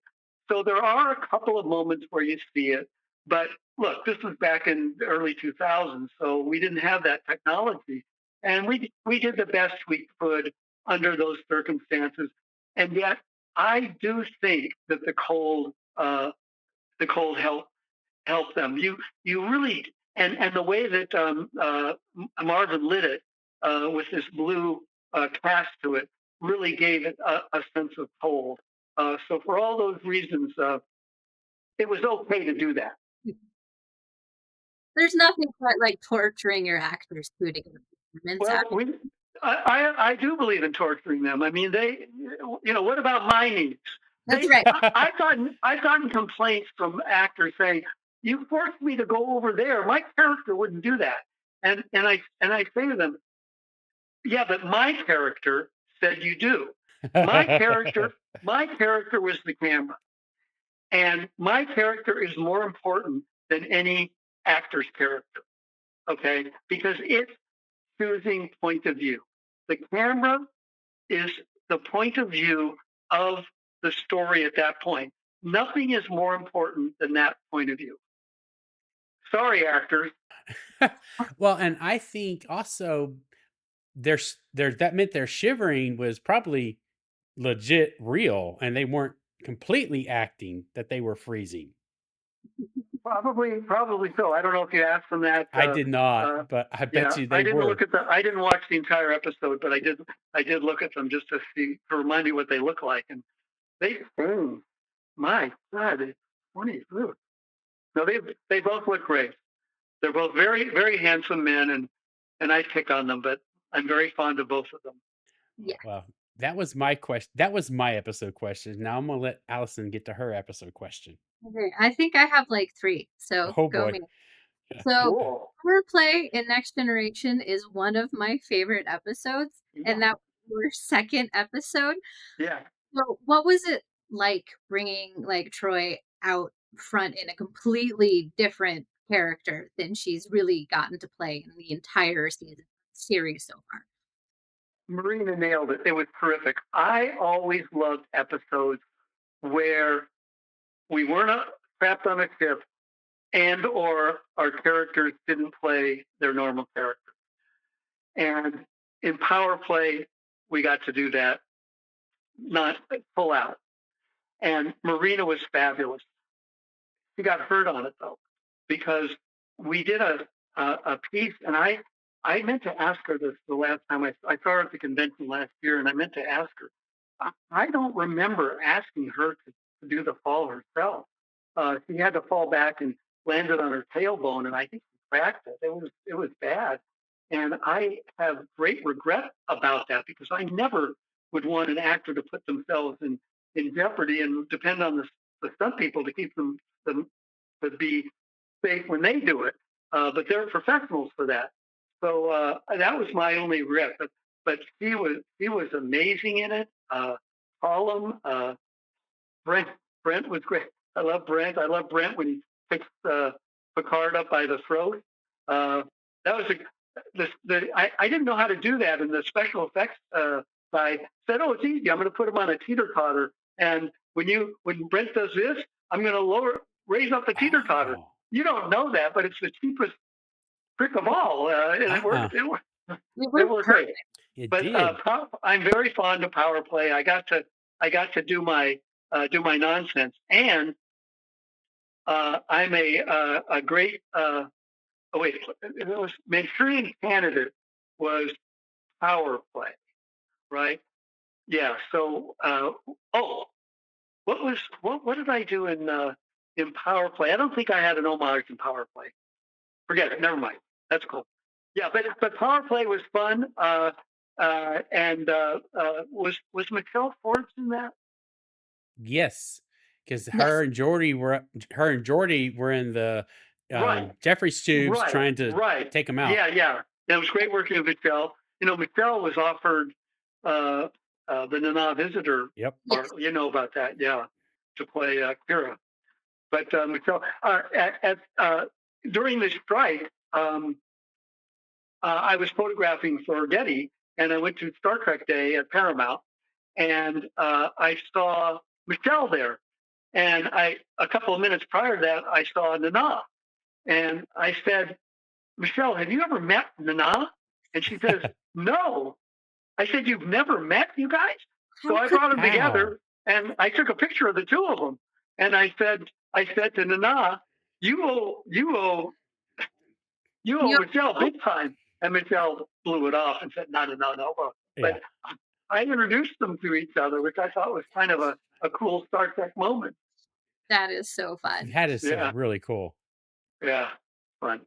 All right. My next one is, of course, I'm going to say, because Deep Space Nine is my favorite Star Trek. I have no problem saying that it's my favorite. I've been saying it for decades, so I'm good with it.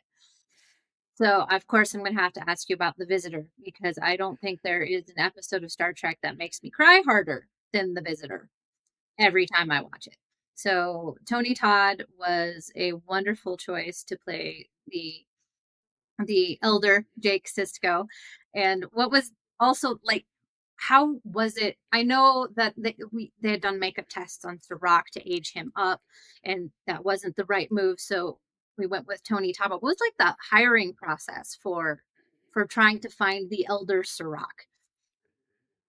First of all, Deep Space Nine is my favorite episode, or favorite series as well. For one simple reason, it's the conflict between the characters. Mm-hmm. Everybody on the show hated each other in one moment and then loved that same person in the next. And that sense of conflict is drama gold. It was what Voyager was supposed to have and didn't with the Maquis. Deep Space Nine did it.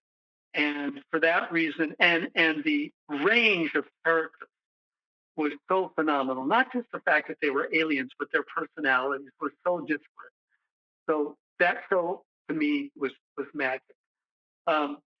When we were casting for Jake, Elder Jake, nobody knew what to do. I remember standing outside the casting office, and Ron Surma came out, who was Junie Lowry's associate.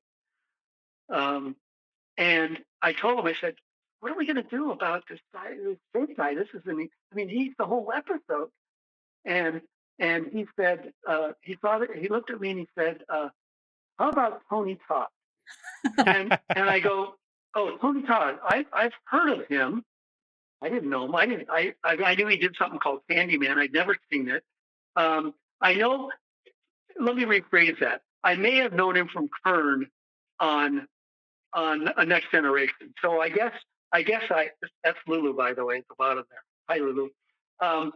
So I may have known about him from that, but I didn't know him. If I did, I didn't know him out of Klingon makeup, for sure. So we cast Tony Todd. And of all the gifts that I was ever given, actor or anything else, Tony Todd is the greatest gift that I was ever given. He was, unfortunately, now that he's the most giving person and actor that I ever had the privilege to work with. He was more committed than, I'm not saying other actors aren't totally committed, but what he did on that stage floor for the 7 or whatever number of days he worked was extraordinary. I am not. I never had any friends among actors. Now I do. Armin Zimmerman's a very, very close friend of mine, and as you know, I'm friends with Dominic and Connor, and I'm friends with a lot of the other ones. But I had this personal connection to Tony that I'd never had with another actor. He and Rachel Robinson, who played one of the visitors, Ira said, "Are you going to rehearse on The Visitor?" I said, "Rehearse? You don't rehearse in episodic television." He said, David, you better go rehearse this." I said, "Okay." So Tony and Rachel came to my house, and we rehearsed for a couple of days in front of my fireplace, and then transferred that over to the fireplace in the set. And it was great that we did, because Rachel and Tony were able to connect, so that when they hit the stage 4, they already had an affinity and emotional connection to one another. But after decades later, I saw Tony in a local market in my neighborhood, and I went up to him, and the decades just melted away, and we hugged each other and had this. We were back in that moment. It wasn't about director, actor, or the process. It was about this connection that we had about this emotional story that we both were so invested in. And every time I saw him in that market, he finally moved to Marina Del Rey. But every time I'd see him, we would hug, and it was so genuine. And I was so distressed and distraught over his death. Fortunately, we did on the Trek Talk show. We did a visitor panel, and Tony was there, and I got to see him there, and that was the last time I saw him, even if it was virtually. But on that panel, Rachel Robinson was there, and Michael Taylor, who wrote the episode, and of course The Rock. And it was quite an emotional ride for me. But Tony was the gift that kept on giving. I make a joke about how my only job in the show was to tell Tony not to cry in every take, because he was so invested. And I learned out. I think I learned it subsequently that his aunt, who basically raised him, had died a month or so prior to the episode, and he was still in deep mourning. And he stated that he used that in I mean, actors use their own life experience to inform the performance, and it's a soul wrecking performance. Yes, it And is. so many people tell me they cried. Rick Oh Berman, yeah. Rick Berman was not one to hand out compliments lightly, and when he did, it was always tinged in, I'll say, sarcasm or passive aggression. I love Rick, but that was his way. I was prepping another show when Visitor had aired the night before, and I was up in the office, and I left the show that year when the Visitor was shot. I was no longer producer, so he called me into his office, and I went, "Oh God, what have I done now?" And he brings me into the office and he closes the door and he says, "I got to talk to you about something." And I said, "Okay." He said, "I watched The Visitor last night with Liz." I said, "Okay." And he points his finger at me. I think he did. Maybe I'm exaggerating. And he says, "You made my wife cry." No. That was a lecture from Rick Berman. Yeah. But nothing could be more complimentary from Rick as that. Because so many people tell me that they're blubber, and I get it. And it's Michael Taylor, and Renee Echeverria. Renee also did a rewrite, and Michael acknowledges that Renee added an emotional content to the show that wasn't existing. But again, it started with the word, and without those words, all I had to do was try and put the camera in the right place and let the actors act. Again, it was do no harm. I didn't try to do a lot of my crazy nonsense with the camera. I wanted to be there as not a passive observer, but an observer trying to put the point of view of the camera in the place to best discover the emotional moments. So I get your reaction to the show. It's I won't say it's universal, but it's certainly one of the. I'm very proud of it. Let's put it that way. And I'm proud of all the actors who got to take part of it. Jonathan West's photography was unbelievable. You don't notice it when you're watching the show, but he takes you on a journey from a dark and stormy night to a bright sunny day over the course of the episode. He lit one of the most beautiful shots in my history as a Star Trek director.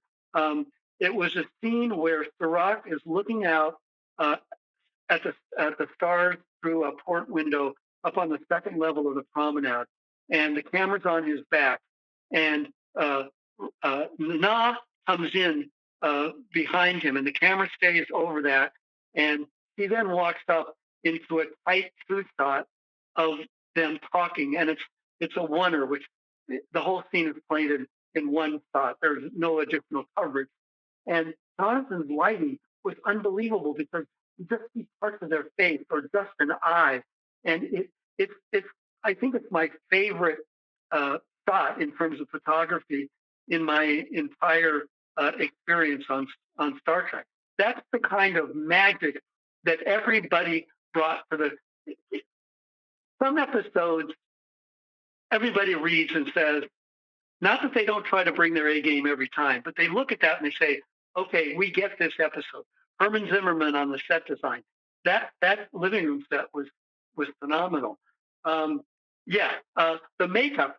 Michael Westmore is a genius. I hired Michael Westmore to be on the show, and it's one of my greatest contributions to the show was to hire Michael Westmore. Academy. I was shocked when an Academy Award-winning makeup artist wanted to do our show, but he didn't want to be on distant location anymore. He had a couple of kids, and he wanted to be home. So he wanted to take a series, and I said, "Okay, great." We'll take. Heck yeah. Yeah, he did it for 17 years. Oh God. Well, and Star Trek would definitely expand his horizons on what type of aliens he would get to do too, and it'd be every week.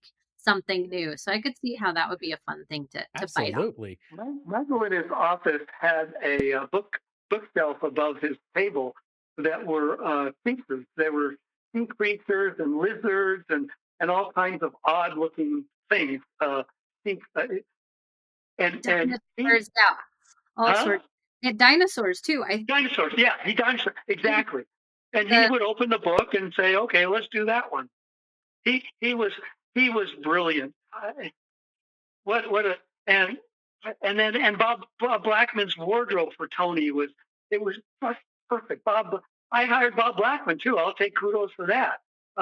He was wonderful. I mean, amazing. Every single department, and Dennis McCarthy's score. Without that score, it's like doing Jaws without John Williams going doo doo doo doo doo doo. It's the same. It's the same effect. And again, Dennis McCarthy had his own character, and it's called music, and he brought that in, and it's a heartbreaking. What is it? Elegiac score. It's unbelievable.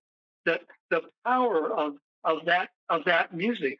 So everybody brought their A+ game and delivered. I don't think I'm leaving out any particular craft, but man, yeah, Kismet happened in that episode. Yes, and it's not Star Trek. That could be anything. The Star Trek element gives it its frame, but it's a story about familial love, about a son's love for his father, and it's also about obsession.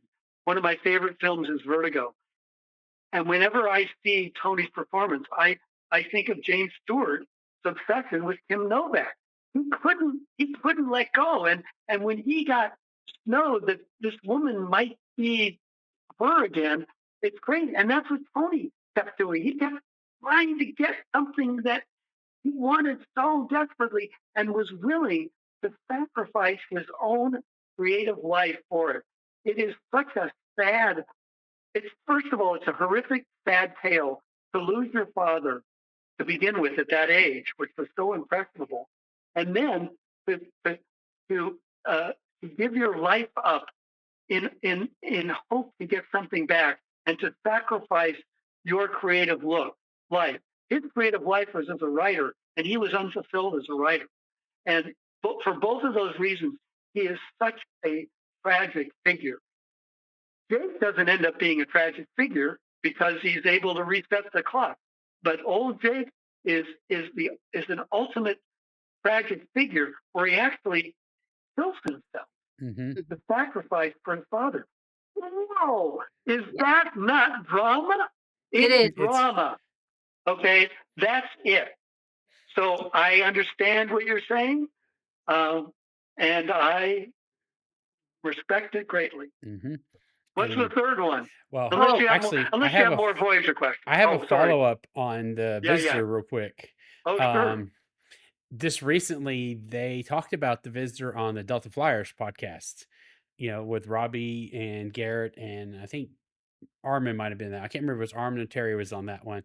And there was a question in the group on the disc of the members, of the Patreon members, and I don't know if you can answer this or not, was did Cisco remember, was it Cisco that he wanted to know, did he remember everything that happened? Getting to see Jake grow older and then, give up his life for him.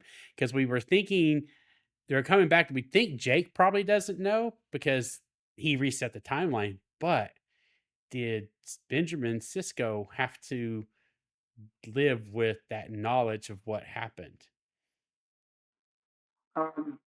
That's a great question. I did a podcast with the Trek Geeks. They're Dan and Bill are both friends of mine, and we did the visitor, and they asked me that question, and I said, no, Cisco doesn't remember. And they said, are you? And I was being blasé. I didn't even think about it. I was like, well, and they just came down on me with a ton of bricks. They said, "Are you out of your mind?" Of course he does. And the answer is, of course he does. And Avery tells us that. There's in his performance, and what he says, "Are you okay now?" or something. And Cisco says, "I am now." I think that's Allison or Chris might know the exact line. Pretty similar to that, Right. yeah. But he acknowledges that, yeah, I'm okay now, where I wouldn't have been had that timeline played out. Jake doesn't. Jake has no clue. But Cisco does. And then Cisco has to carry that with him for the rest of his life, which is a great way to inform a character's development. And Avery was just unfriggin' believable in the show. That's another, I got to take kudos more for myself. I am partially responsible for Avery being on the show. Do you want to hear that? I don't know if you've heard that story. I have not. When we were casting for Deep Space Nine, Michael Piller made a point of saying we want to entertain African Americans as possible. Commander Cisco should have been captain to begin with, but it was commander. And I had done a movie for Showtime as a production manager called Uncle Tom's Cabin, and Avery played Uncle Tom, and his performance in that had left an indelible mark on me, where his performance was so magnetic and mesmerizing and so tragic and so powerful and so enigmatic. And ultimately, enigmatic is the word that defines Avery and it defines Cisco. And that's what makes Avery and Cisco such incredibly complicated, deep, and unknowable characters and people. So I said to Junie Lowry, the casting director, how about Avery? And she says, "Oh yeah, Avery. We talked about Avery, and kind of blew me off." And I said, "Yeah, well, what about Avery?" She said, "Well, he's in the Bahamas on vacation." And I said, "Well, so what?" He'll be not on vacation forever. Yeah, really. Yeah, and are you saying that if he's on vacation, he's not going to want to read a script that could mean 7 years of work that will make him never have to worry about money for the rest of his life? Are you saying that he's not going to be concerned about reading a script on vacation? And she looked at me and says, "Yeah, David, you're right." She said, "Okay, we'll send him a script." They sent him a script, and the rest is history. Yep. Yeah. Well, and that's my little part of getting him. Well, yeah. And there was discussion Forever about grateful. him. Yeah, we are. And I remember stuff about, from the get-go, and we'll get to her other episode real quick, but was that he wanted to always be bald and have that, like the goatee, but I don't know if it was Ira or whoever they were absolutely not. Because what was the other show? Was it Hawk or that he had just come off of, and they didn't want to do that. But it was idiotic. Yeah. It was idiotic. At the end of, I guess my first episode where he was shaved may have been The Visitor. I don't think he was in the Diet cast, but that was so essential. We collectively as producers, and I was on the show for the first 2 years as a producer, we had a hard time understanding Avery. We had a hard time understanding Cisco. The writers didn't get it. They didn't understand what they had in Avery Brooks and how Avery Brooks could inform the character of Cisco. Finally, they did, and it was magic. I'm not saying that we didn't do a lot of great episodes in the first 2 seasons and into the 3rd season, but when they freed Avery visually and wrote to him, that was seminal in the ultimate success of Deep Space Nine. And that hair should have come off earlier, and that beard should have been on from day one. That promotion sooner, yes. Yes, all the above. Yeah, all the emotion. So it was people get a conceit. Michael Piller, um, uh, he wanted John Wayne for Odo. Well, what could be more opposite than John Wayne from Odo? Odo was this prissy, effete, uptight guy. He wasn't John Wayne. When we were casting, Rene Aubergenois came into the casting section for his first read, and before he opened his mouth, he came in as Odo. Okay, and not the makeup, but the personality, that caring, and that. Okay, he walked in the room before he opened his mouth. Rick Berman kicked me under the table, and I looked at him and I went, "Yeah."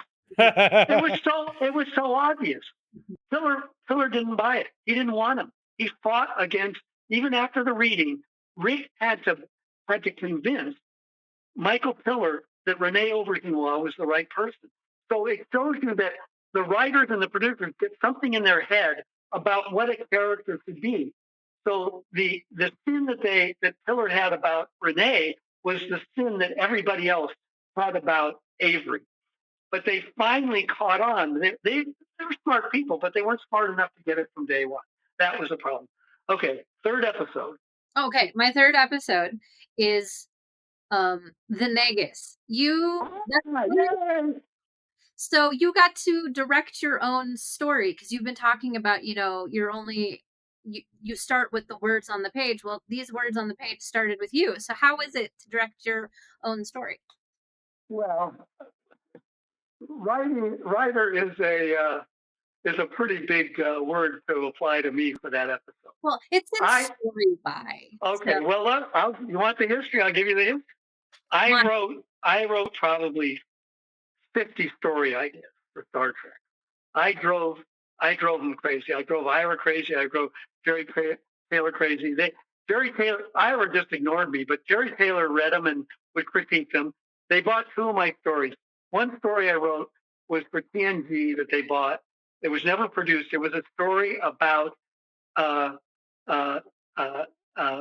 Data and Mrs. Troy trapped in a shuttle where they have to work together to survive, thinking that they were going to die.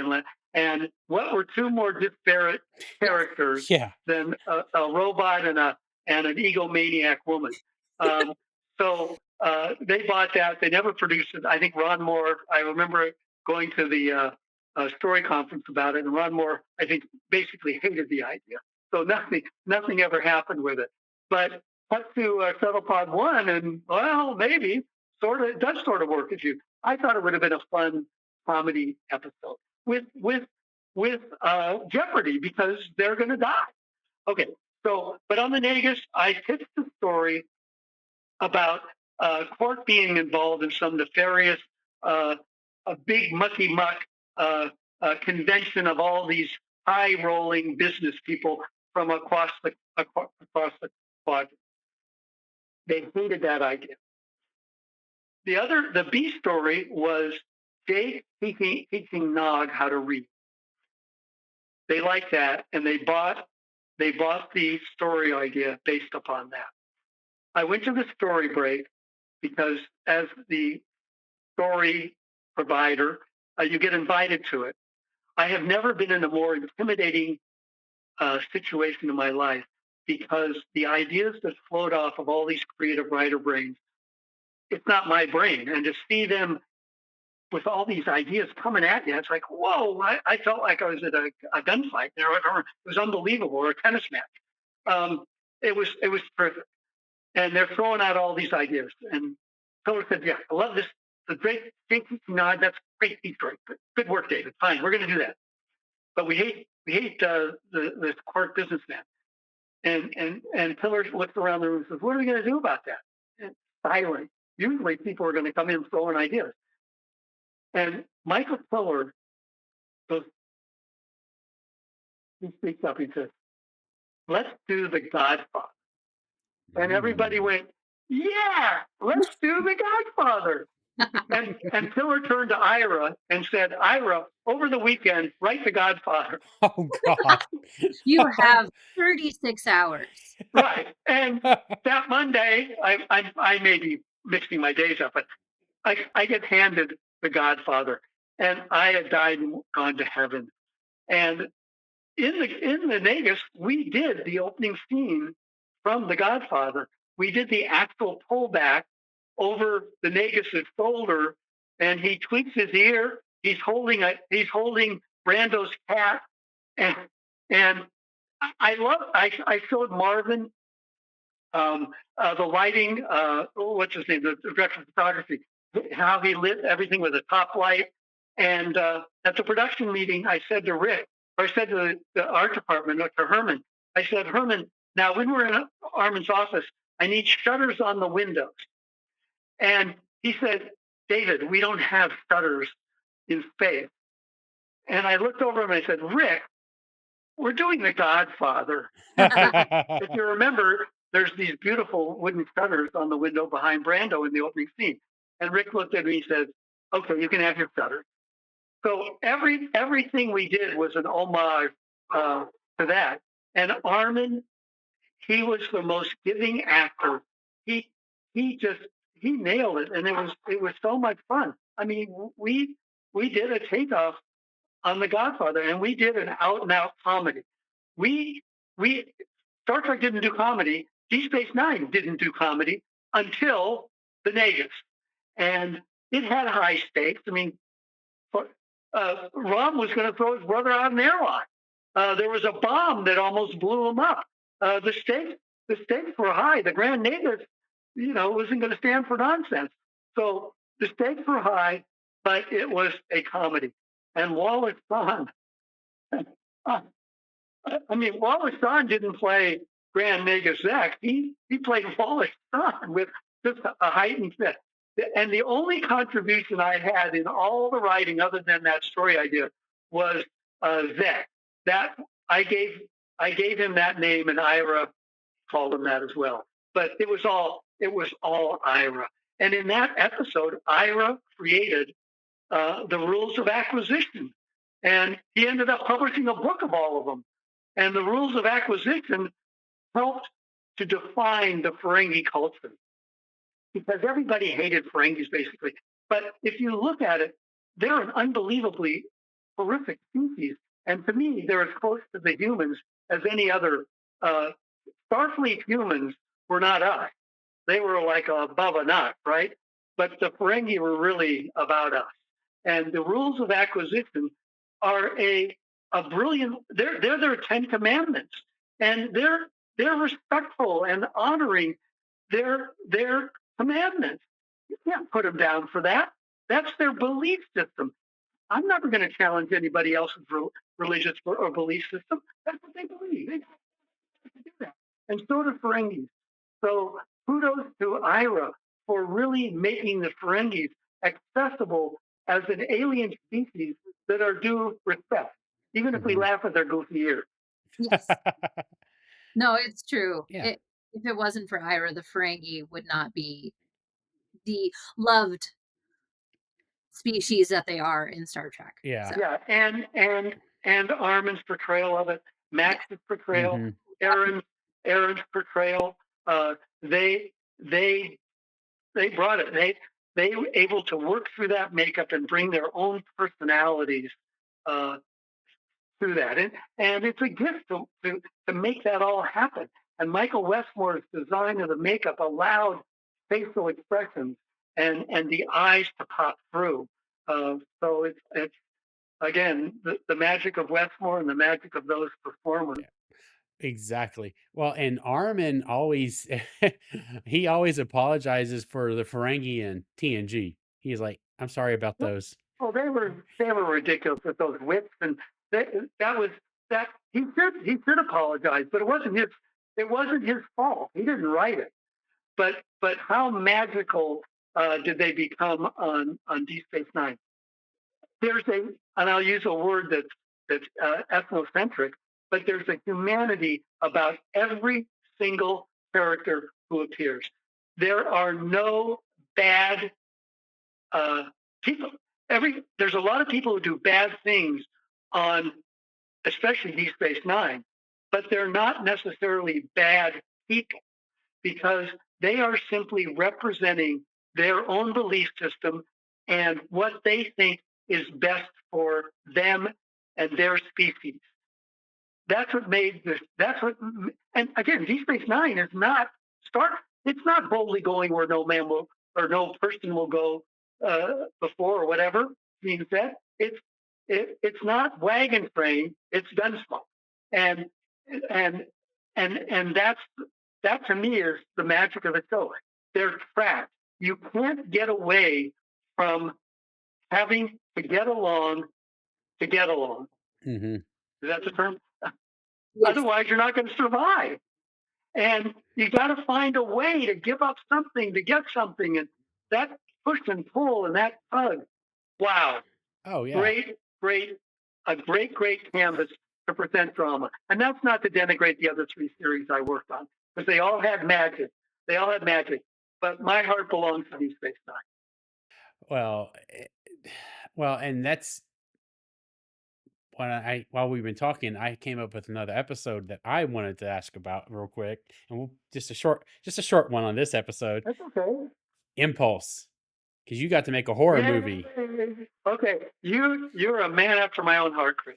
My favorite episode to direct was Impulse, because I got to do I call it my nonsense, but I got to do everything that I wanted to do, and that it fit perfectly into my wheelhouse as a director and visually.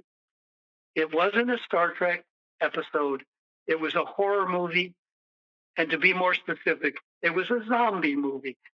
I refer to it as the zombie episode. There's no question about it. It's not Star Trek. It's about people being attacked by zombies. And what makes it magical is Paul and Jolene Blaylock, because it's not just about zombies coming to attack us. It's about one of the people who is becoming zombified, who is trying to fight and save her compatriots and not succumb to being zombified and having an issue about killing her own people. Wow! That gives the drama its heart. Otherwise, it's just shoot another zombie. But she is the heart and soul. And Jolene nailed it. He is the most underrated actor on any of the series. Okay, I think Tess was also horribly underrated. But Jennifer Lee. But Jolene in that episode was unfriggin' believable. The journey that she took us on was phenomenal. But Herman elevated the set. We lit from below. We had smoke and sparks, and I got way too many phaser fires. They say you can have 5 phaser fires there. Well, I had 15. I didn't care. Again, I don't do post-production, so they can put in as many as they want. If they want to cut out half the episode, they have to, because they're going to lose all those phaser fires. So I just went for it. The stunt coordinator went for it. Having crazy stuff going on and not beating up a zombie, and we're shooting them, and we had multi-levels. I died and went to heaven. I had the best 7 or 8 days, whatever it was, directing ever to do that episode. So thank you for your observation about it. But I never had so much fun ever. And the end, my episodes always came in, a lot of them came in short, so we had to put on the last bit. The last scene is an add-on. It was never written. And to me, it's the perfect coda for the episode, where Jolene has a nightmare again and then wakes up where they're at a movie night. Well, movie night is all a nightmare. And I laid out, when Brandon asked, he was confused. He didn't know quite what to do for it. And he came up with this idea about a nightmare.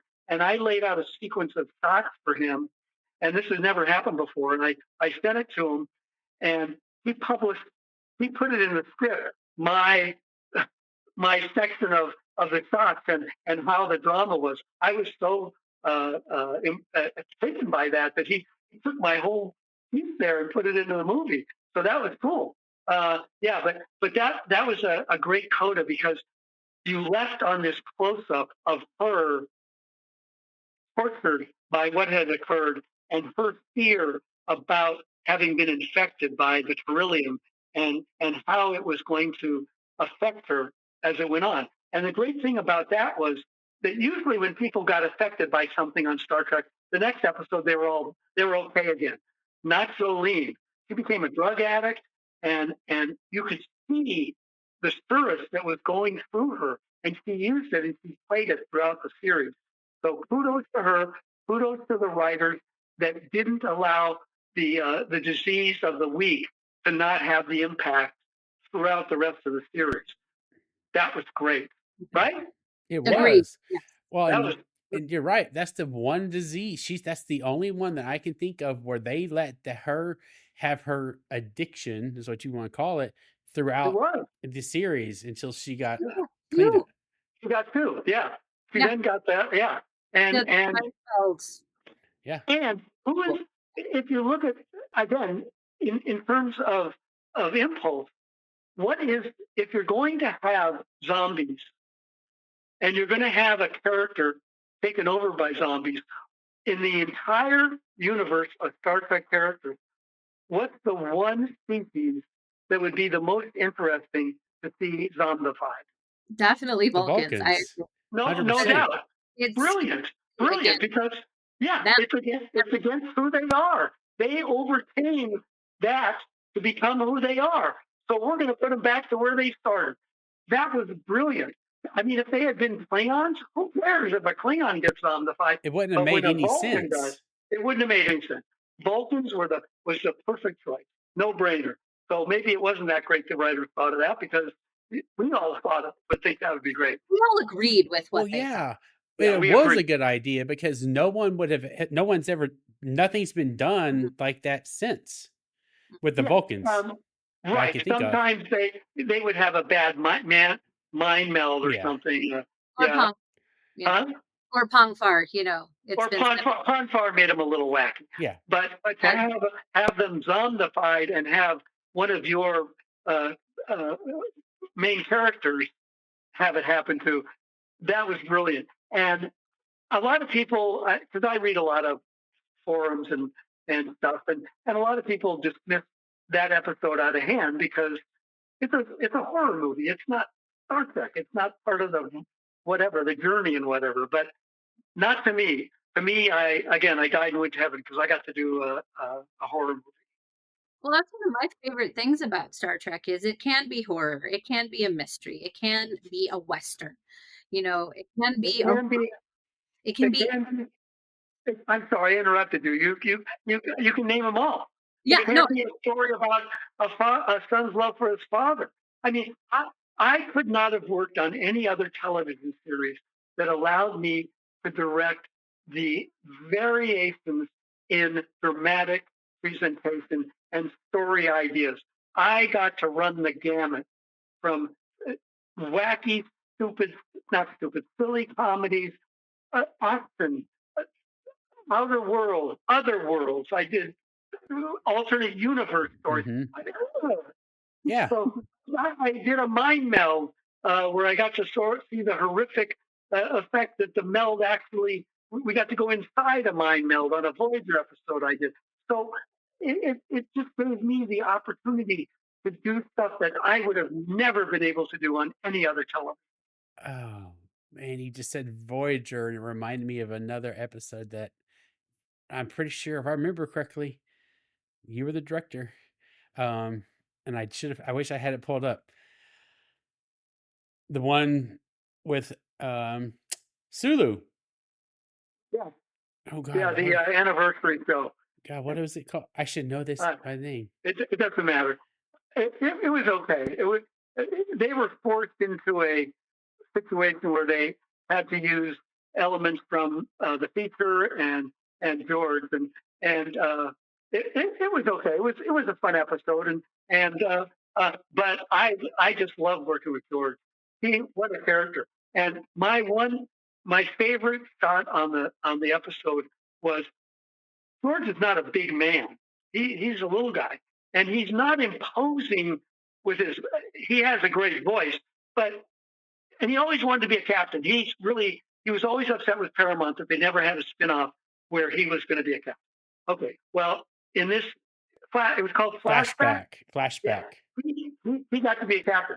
So I said the introduction to his character has to be uh, monumental, has to be majestic. So when on the reveal, the bridge is under attack, and I had a lot of sparks and stuff, and that liquid nitrogen blowing. So what I did was I had a lot of liquid nitrogen. I put the camera real low, and I had a lot of liquid nitrogen blowing in across the camera lens. And I had George walk out of out of the liquid nitrogen into this big close up of him. And I've always been very proud of that. And whenever I see him, I remind him of how majestic I made him look. But it's very funny. He's so imposing, Oh yeah. and he takes charge. He's great. Well, what I love so much about that episode when I first time I saw it, I was sitting here just trying to figure out, okay, did they I mean, I know the stuff that that y'all did reshoot, but the pieces that were from the Undiscovered Country before we bring Janeway and them on, I'm like, did they reshoot this? Or is it just brought back in? And I thought I read that y'all reshot that whole scene when the Excelsior is getting goes through the shockwave. I don't know. That's a trick question for David. I'm not now. Now you make me question. All I know is that we used Grace Lee Whitney, who was in that, and we used Boris, what's his name, at the helm. So we did use at least two of the actors. I think those were the only two. But to answer your question, I thought that we integrated footage. We may have used stunts. I think we might. Go ahead. No, I think you did. You probably integrated and reshot stuff. Yeah, and we certainly used the visual effects of yeah. So, yeah, it was pretty clever, and yeah, it worked. Oh, it did. It was And George got to be a captain. So finally, yeah. Well, the only last question I have, well, before the second to last question, is, and you may have an opinion, you may not have an opinion, um, on how they ended Enterprise, the last episode. I have to admit I haven't watched it, but I understand that they brought TNG into it, and Jonathan's in it, and Marina, and that it's it's like it's like that medical show where it's all a dream. Am I getting it wrong? On the holodeck. Yeah. They were on the holodeck. Yeah, it's on the. So tell me, yeah, they're on the holodeck, and Yeah. what happens? They So- experience. Go ahead. Yeah, so the last episode is they bring in, Jonathan, Riker and Troy, and they're replaying. So Riker's going to all the Enterprise, Scott and all of them, asking them basically what should he do to deal with the issue from the TNG episode when they find out about the phase cloak that the Starfleet had been building Developing, yeah. Okay. illegally. And that's and then they showed them going to, they rush through it. So he talks to everyone, the actors, trying to figure out, should he tell Captain Picard about the Admiral and what he's hiding. And then he makes his decision. They have, Jonathan and Marina stand on a balcony as Archer goes up to make the speech to form the Federation. Oh boy. Yeah, you'd have to honestly watch to see. No, I don't know if I want to do that. That doesn't exactly. sound good. I know Brannon is not happy with what they did. Yeah. None of the. I'll be honest. The fan base, they just and they killed Trip. I heard they Yeah. killed Trip. So Yeah. we all say fine with that because they were canceling the show. True. But yeah, I think the crux of it is that it is Troy telling Riker to go onto the holodeck to go through this historical situation about disobeying a direct order from your captain. Is it worth it? Oh Could you boy. do it? And so I'm really yeah, that's disheartening. They all owed it to the audience not to do that. Yeah. Well, the audience basically we disown that episode and say that it was just a holodeck program. It was a terrible holodeck program. Yeah, and just in program. Yeah. Yeah. So I named it TNG, the only show from season 8. Yeah. Yeah. Well. Yeah, all right. That's not good. I guess I'll watch it one of these days, but not good to hear. I just was curious if you had known, being that you were on there, but so yeah, I only watched my episode. Nice. Understandable. You know what? I didn't watch a lot of my episodes on the air because when you do your director's cut in episodic, certainly at that time, you don't have any rights after that.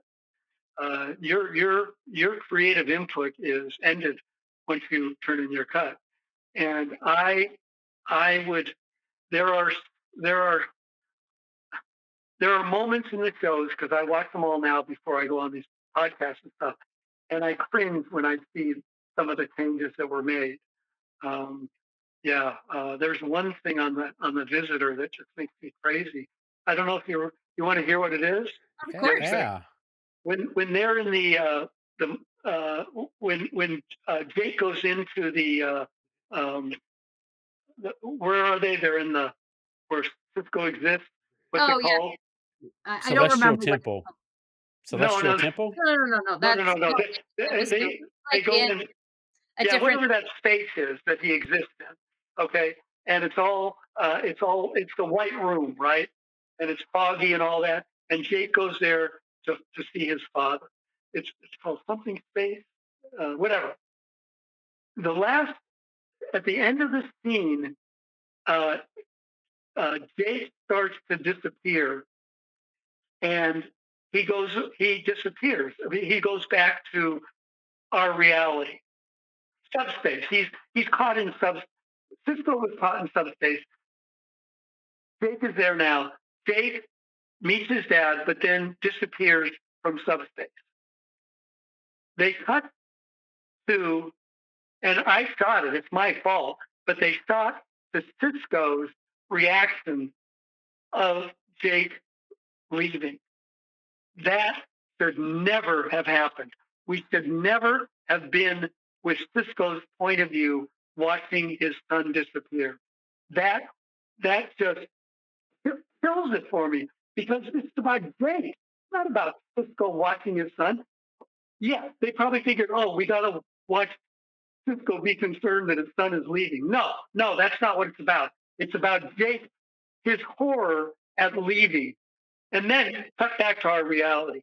So when I see that, and that's emblematic of changes that might have been made editorially that were the opposite of what you talk about the Nagus. When I did my cut, J.P. Farrell, the supervising editor, who sat in with Rick, and Rick would give him all his notes, and then J.P. would have to go back in and recut the show to Rick specifications. J.P. came out of the screening and came up and told me, he said, I want to let you know that Rick watched the Nagus, and he told me to open up every single cut on the show by a couple of frames, meaning that I cut it too tight and that he didn't like my pacing. And basically he was saying, we're throwing out what you did, and we're going to go back and re-edit it so that it doesn't go as fast as it did. And What are you going to do? I had no choice. Now he was exaggerating when he said open up every single edit, but he was trying to make a point saying, David, you cut it way too, and that hurt because I spent 4 days in the editing room making it that right.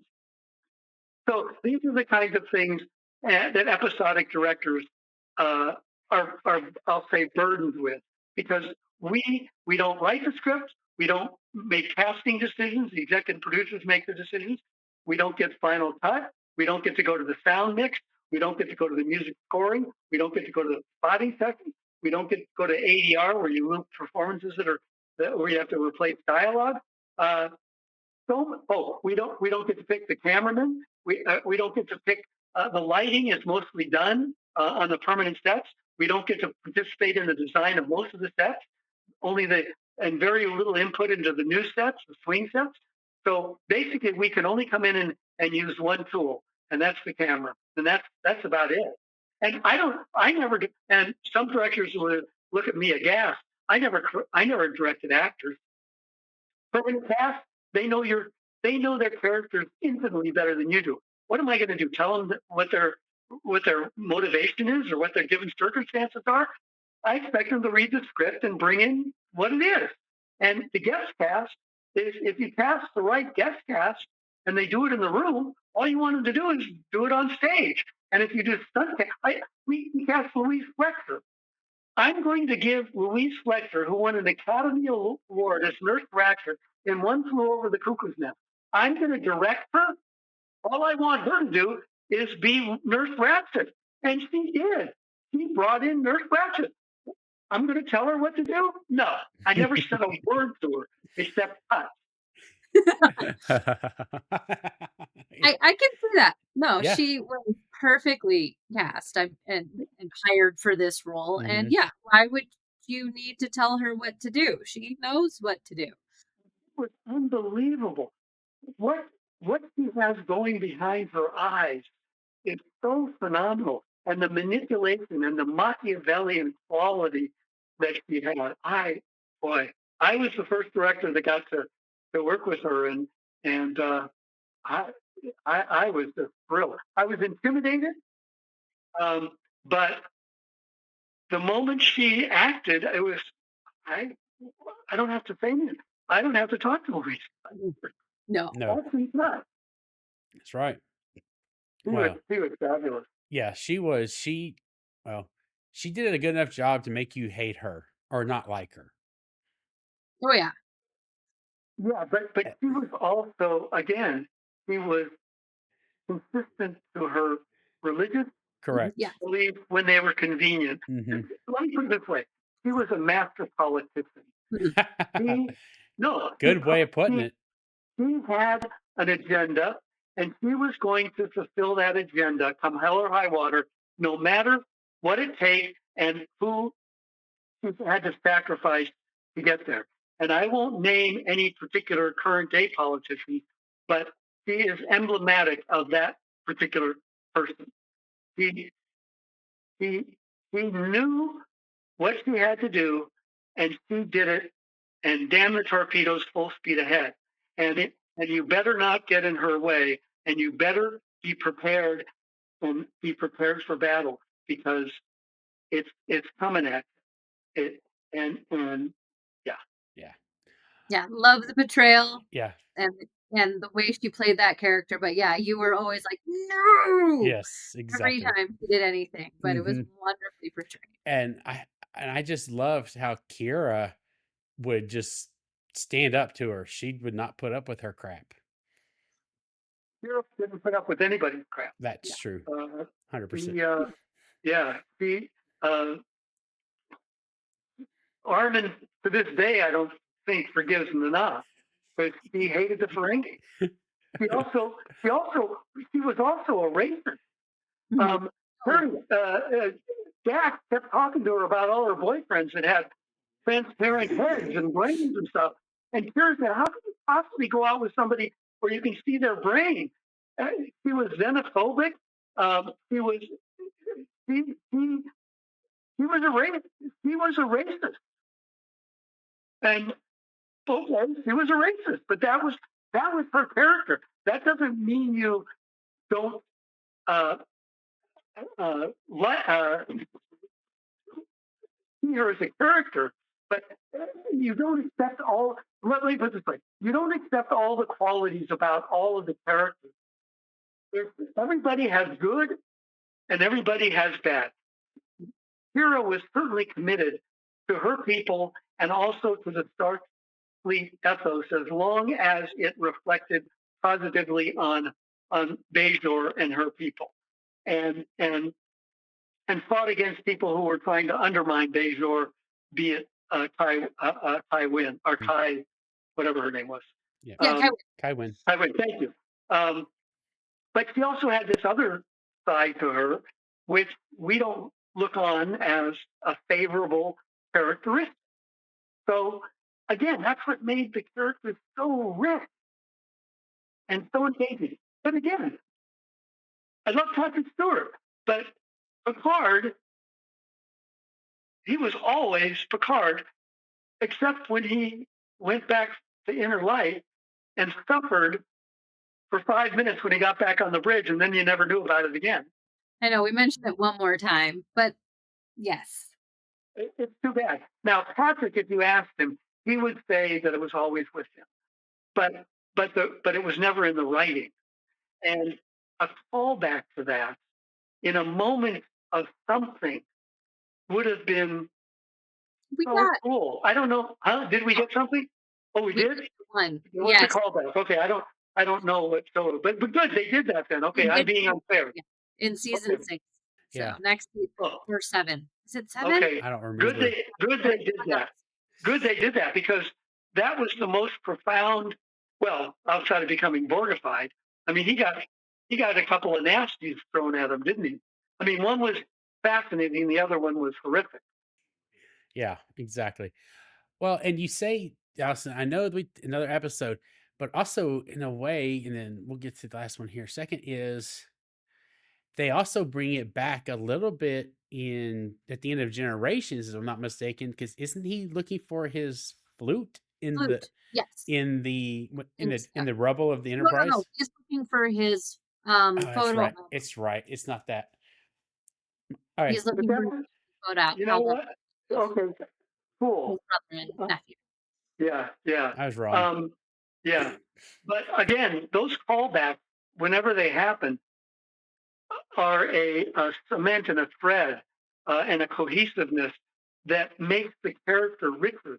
Because in episodic television, it's episode 1, 2, 3, and when you can tie it together. Now, I'm not a big fan of what Ira did with the war, but Ira, I have nothing but praise for him. It wouldn't have been my choice, but I get why he did it, and it's certainly monumental and powerful. But to have threads that the characters can deal with as they go on is fascinating. Although I did get to do one. I didn't direct a lot of Deep Space Nine later, but I did do one in the last season. It was called Inter Armament. It was the Latin for "In times of war, the law falls silent." And that was a really, really good episode and drew on all the warring stuff. And Adrian Barbeau played this great Vulcan. And I did my first episode with John Fleck, and I did my last DS9 with John Fleck. I love John Fleck. He is one of the great character actors and so unsung. He can do anything. He's great. I don't know if you guys know him, but I haven't met him.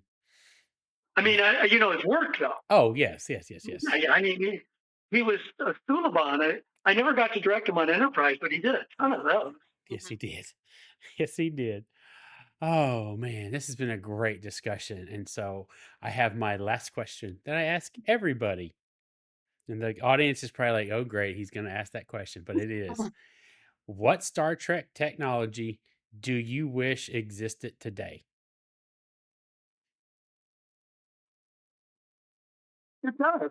You already got your tricorder? Yes. Come on. I mean, I'm looking at something that is feasible and doesn't violate physics or quantum mechanics even. as we know it today. Okay, the transporter and a wormhole that you can go through or have the transporter transport you, to me, is absolutely nonsensical, and I wouldn't even wish for it, because I don't want to be the first person who gets experiment. Well, you're going to do it with unfortunately a mouse first, but I don't want to be the first person to go to a transporter unless I come back and they gave me hair. But seriously, what Apple has, when Steve Jobs says we give people a product they didn't know they wanted, this object unfortunately has good and bad. I mean, we all are. I've done photographic studies of people on the street and sitting on park benches and stuff. We have a restaurant right down the street from us where people wait out in front of the restaurant or at the park bench, and 4 people will be lined up, and they're all like this. They're not communicating, and that's the bad part about it. But the ability, and now with AI, to get immediate connection to whatever information you need, or with people. On Father's Day, I FaceTimed my son and got to talk to my granddaughter, and looked over at my pregnant daughter-in-law with another kid coming in July, and I'm there. I can't be there because they're in Portland, but I'm experiencing it. So experientially, this phone is giving me not only, I don't use it as, how many people use it as a phone? We all text now. Yeah, I like to call too, but most of my communication is through text, and the ability to get information to people. I have a whole house projects going on. I send them pictures and back and forth. It's a magical device. And what we're doing here, Yep. This communication, we actually, when I see you in real life, I hope one of you will be at the convention or both, maybe. Yes. Right. Well, you have to connect with me. We will. Make sure I want to see you in person. But look at the intimacy and what we've talked about. This is a real. So it's amazing. It's unbelievable. So that's my answer. I don't know if that's acceptable to you, but anything is acceptable. Anything. Well, that's my answer. Well, good. That's a great answer because it's the truth. It's really the truth that Star Trek has created more engineers, space, astronauts, and everybody that does what to make this thing that we have here. We were inspired by Star Trek originally. Correct. You don't know how many. Mohammed Noor. There's so many scientists and astronauts that were inspired as adolescents to go crazy. And tricorders didn't have screens on them that you could see people, did they? No. Huh? Nope. No. And I remember when the Motorola StarTAC phone came out, because it was the first flip style phone. Yep. Right. And that was a tricorder. Yes. That was so. All right. Well, David, thank you so much for giving us your time tonight and just giving us such great stories. I'm speechless at this point. No, you guys are great. It's my thanks to you, because I love talking about this stuff, and you ask great questions. Your knowledge about the Star Trek universe is unbounded, and your passion, and that you love these shows. You picked exquisite shows. You have exquisite taste. You have exquisite taste in whoever directed those episodes that you pointed out. I have to compliment you. You're amazing. So thank you. Well, thank you so much. It was fun. All right. Well, everybody have a lovely evening, and we'll talk to you soon. I will see you in Vegas. Bye. Okay. See you there. Bye. Bye.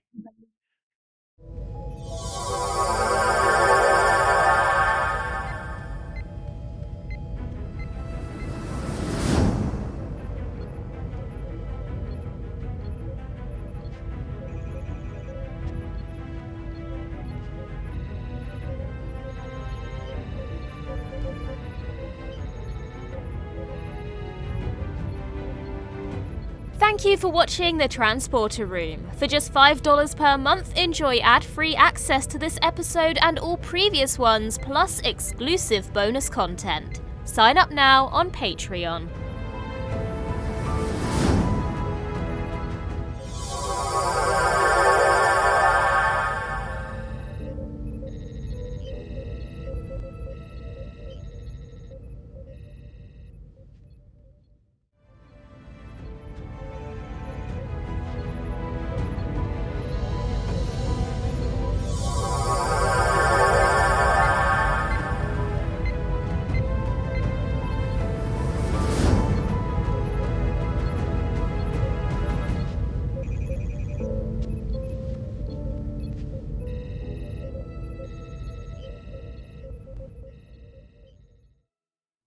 Welcome to the Transporter Room. I'm your host, Linda Pages, and I'm joined by my co-host, Chris Garris. We are so excited to introduce our brand new series, Trek Tech. For our inaugural episode, we will be discussing the technology this channel is named after, and that is, of course, the Transporter. Is it a death machine? Let's find out. I don't know. Is it a death machine? That has always been a question. And I just, I hope not. I really do. I really hope not. Because then that means I'm killing everybody when we bring them in on the show. Well, are you killing them? Or are you just, well, I guess, is a duplicate murder? Like, if you duplicate yourself, is that still you? Or if you kill the original? Does that make sense? Like, did you still kill that person if you copy them in the exact same way? See, that's where the discussion has always, we've had some issues with that, is because, I don't know. I think we will have to discuss that a little bit later as we get farther on in this topic. Agree. The Star Trek transporter, a device that has become synonymous with futuristic travel, has long captured the imagination. It represents humanity's dream of overcoming spatial limitations. This iconic technology, while fictional, prompts profound questions about its scientific viability and the implications it would have for understanding of self and consciousness. The enduring fascination with the transporter highlights a fundamental human desire for instantaneous travel and mastery over physical limitations. This desire, while fictionalized, subtly influences real scientific inquiry into related fields like quantum information, demonstrating a feedback loop between imagination and scientific pursuit. I am evidence of this feedback loop between imagination and scientific pursuit, as I am pursuing a science degree because I grew up watching Star Trek. For instance, the very existence of quantum teleportation, yes, that is a real thing and it's awesome, but the very existence of this research, though distinct from matter transport, might draw some of its public and even scientific interest from the long-standing fictional dream of teleportation. The transporter immediately forces a confrontation with fundamental questions of identity. The killing or copying dilemma is not merely a narrative device, it serves as an accessible and dramatic entry point into complex philosophical debates about what constitutes a person, priming the audience for deeper ethical and metaphysical discussions. I'm just going to say it right now, Tuvix does not constitute a person when we get to that part of this discussion. The fictional mechanism of disassembly and reassembly at the atomic level inherently challenges our intuitive understanding of continuous existence and personal identity, making the philosophical implications an unavoidable and central aspect of the discussion from the very beginning. That's a lot. What a great intro. But that is a great intro. And so I think we almost need to kind of start off with, how does, the fictional transporter work in Star Trek? Because they always say it's a matter energy conversion, which sounds kind of scary. A little bit. Yeah. All right. So the way that they explain the transporter working in Star Trek is it's a device that breaks you down at the molecular level and then reassembles you out of different matter in a new place. And this is why they can't always transport places, because you have to be on a Class M planet because it has to have all of the materials that make you up. Mm-hmm. So this does beg the question. I do wonder if they've ever encountered this issue where like they might be able to beam data somewhere that they can't beam a biological being. Or there might be like they could beam this species here, but not this species because there's a compound this species has that's not found in this environment. Well, I would say that you were probably correct because, you're being broken down to all the way down to everybody, a molecule by molecule. And so you have to be able to rebuild that. And you would think Data could be rebuilt just about, I mean, he may not work perfect, but he could almost be rebuilt in any environment within reason.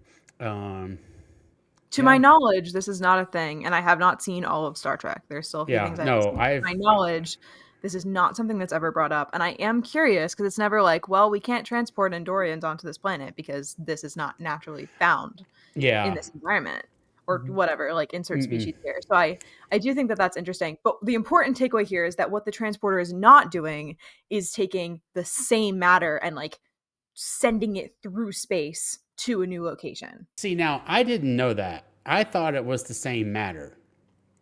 Mm-mm. Huh. And that is the argument of, well, it kills you. It literally breaks you apart at the atomic level, and then understands what makes you, understands your code, so to speak, and is able to recreate that in a new place. And so that's why people say, well, it's not you anymore. It killed you. It killed that original version and it duplicated you. And that's basically exactly what it does. It is a duplicator. It's not really a transporter. It's creating a new you in a new environment. Which again, so I don't know that they ever address this.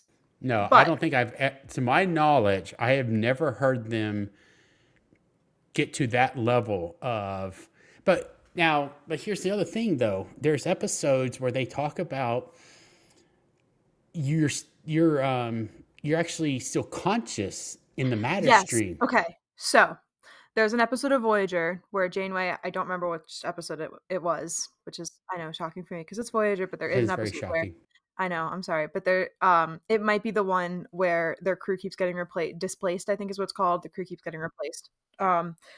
But she makes a comment where she says it's an alien who does not have the same technology that they do and has never been transported. And he's describing this experience he had. And she says, that sounds a lot like being what it feels like to be transported. So they know what it feels like. So they're not unconscious during that time period. Also, they never bring this up. However, there is also an episode of Voyager, Counterpoint, where they are holding the all of the telepathic aliens on the ship. Oh yeah. In like transporter stasis, basically. In the buffer. So right, in the buffer. So I wonder if, like, let's say Janeway is transporting down to a planet. I wonder if they keep original Janeway, keep the matter that made up original Janeway in that transporter buffer. And then when they beam her back, it is the same matter and they recreate the same Janeway. They never talk about that. I do wonder if that's how it works though, because they're getting the matter from somewhere. Do they have a matter storage? Or do they keep the matter from the people they transported down to recreate them out of that same matter when they come back? Mm-hmm. Well, and there's exactly. On the planet? Well, see, she's never. And that's a good question. Since she's never leaving the ship or the buffer, she's not being. Is she being destroyed? I don't know, but that also makes me think of the TNG episode "Realm of Fear," where Lieutenant Barclay, or Broccoli as they like to call him every now and then, he is scared of transporter. He has transporter phobia. Period. He does not like it. But it's a valid phobia to have. If this absolutely, were real, that would be 100% valid. If I can find it, which I could, I have to say if I can put it in, I would love to. I may have to go find the quote. I'd love to find the actual little snippet of video where Dr. McCoy, and he says it numerous times, you want to disassemble me and ship me across. He hated that. He didn't care for the transporters either. But Reg in Realm of Fear, he actually finds those, what turned out to be the crew members from that other ship, but he sees them floating in the matter stream. And so, he grabs it, and then when they rematerialize, it's him and another person. And so, it's interesting. And there's another question, and I should have looked it up before we did this, but, and I know you just started Enterprise, so it's also this episode of Realm of Fear where the Forge, Geordi is talking about to him that, there hasn't been a case of transporter psychosis in 100 and something years. Well, that makes me think, okay, wait a second. So does that mean that everybody that was using the transporter on Enterprise, Archer and all of them, have, because they added a fourth, good old Trek know about, but they added a fourth dimensional something to the transporter to deal with that. But they did, that's what he said, 150 years. So that means maybe the end of Enterprise. So it should cover Kirk and his group and a little bit of Enterprise, but maybe not the beginning. That's 2251. Anyway, I've always wondered about that, how that works. So I didn't know that what you're saying. It has to use the other matter to recreate you at the other end. But if you really stop and think about this, and as we were researching this, again, as much as I would love a transporter, because I'm getting ready to go I went to Vegas 2 weeks ago. I'm going to Orlando this weekend. Yay! Yes. And we'll also be at Star Trek Orlando this weekend. Yes. Super excited. And I would love to just be able to literally get in the transport pad and beam my butt to either of those spots in 5 seconds. What would it be you? Oh my gosh. Okay. So I have to bring this up now.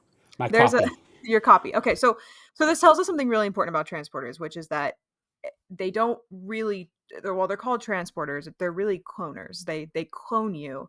And so you can get into a super deep philosophical discussion here about, do you have a soul? If you do have a soul, does it transport from original you to copy you, transported you in this new place? Well, exactly. And that would really solve the argument of is it, it would help the argument of is it still you?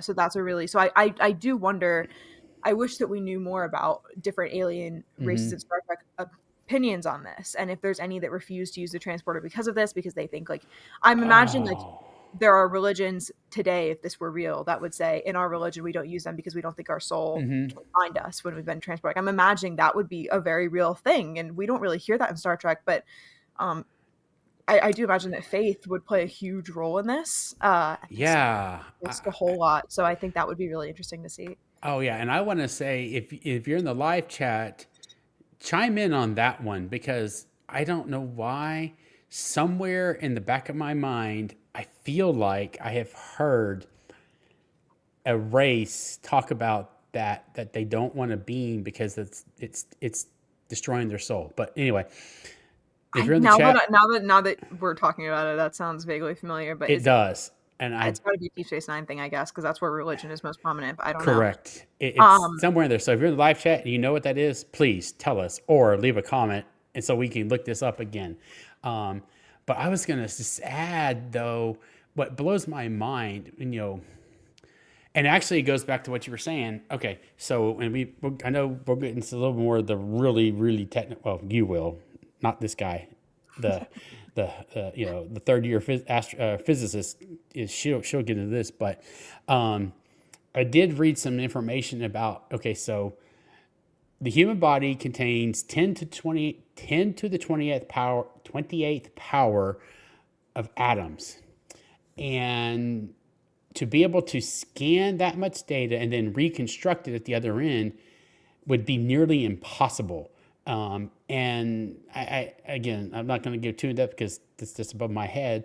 But I was reading some stuff about this, and it was saying that there's no, and it kind of plays, I feel like, a little bit within your question about the soul and whatnot, is from what I was reading, it says it's nearly impossible to scan something at that level, because you cannot, and there's probably some principle behind it, but you cannot know where every single atom is at that point in time. It's impossible. Yeah, we will very likely never, ever have this technology, regardless of even the philosophical implications or ethical implications of why we shouldn't. this would be just too difficult to do. I mean, this is just, I don't foresee this as a feasible thing in the future. And of course, I'm sure people would have said that about just the technology that we use every day 1,000 years ago. So I guess never say never. However, with science as we understand it today, this is definitely not a feasible project. This is ridiculously complicated. And yeah, like you said, I mean, that's an unfathomable number Correct. for the human mind to comprehend. And if you think now, that's what I'm saying. When it goes to what you were asking, it's like, okay, if you don't know what state that atom is, and when you rematerialize it or whatever, you try to rematerialize it, okay, it takes that image at that point in time, and then when it reconstitutes you, rematerializes you, it could be in a different state, which means, okay, oh my God, this is getting really kind of hurting your brain, because you have it like this, and then when you rematerialize, are you going to lose whatever that conscious thought was when that molecule comes back in a different state? Yeah, you can't mess up. There's no room for error here. It's got to be correct. Got to be exact. So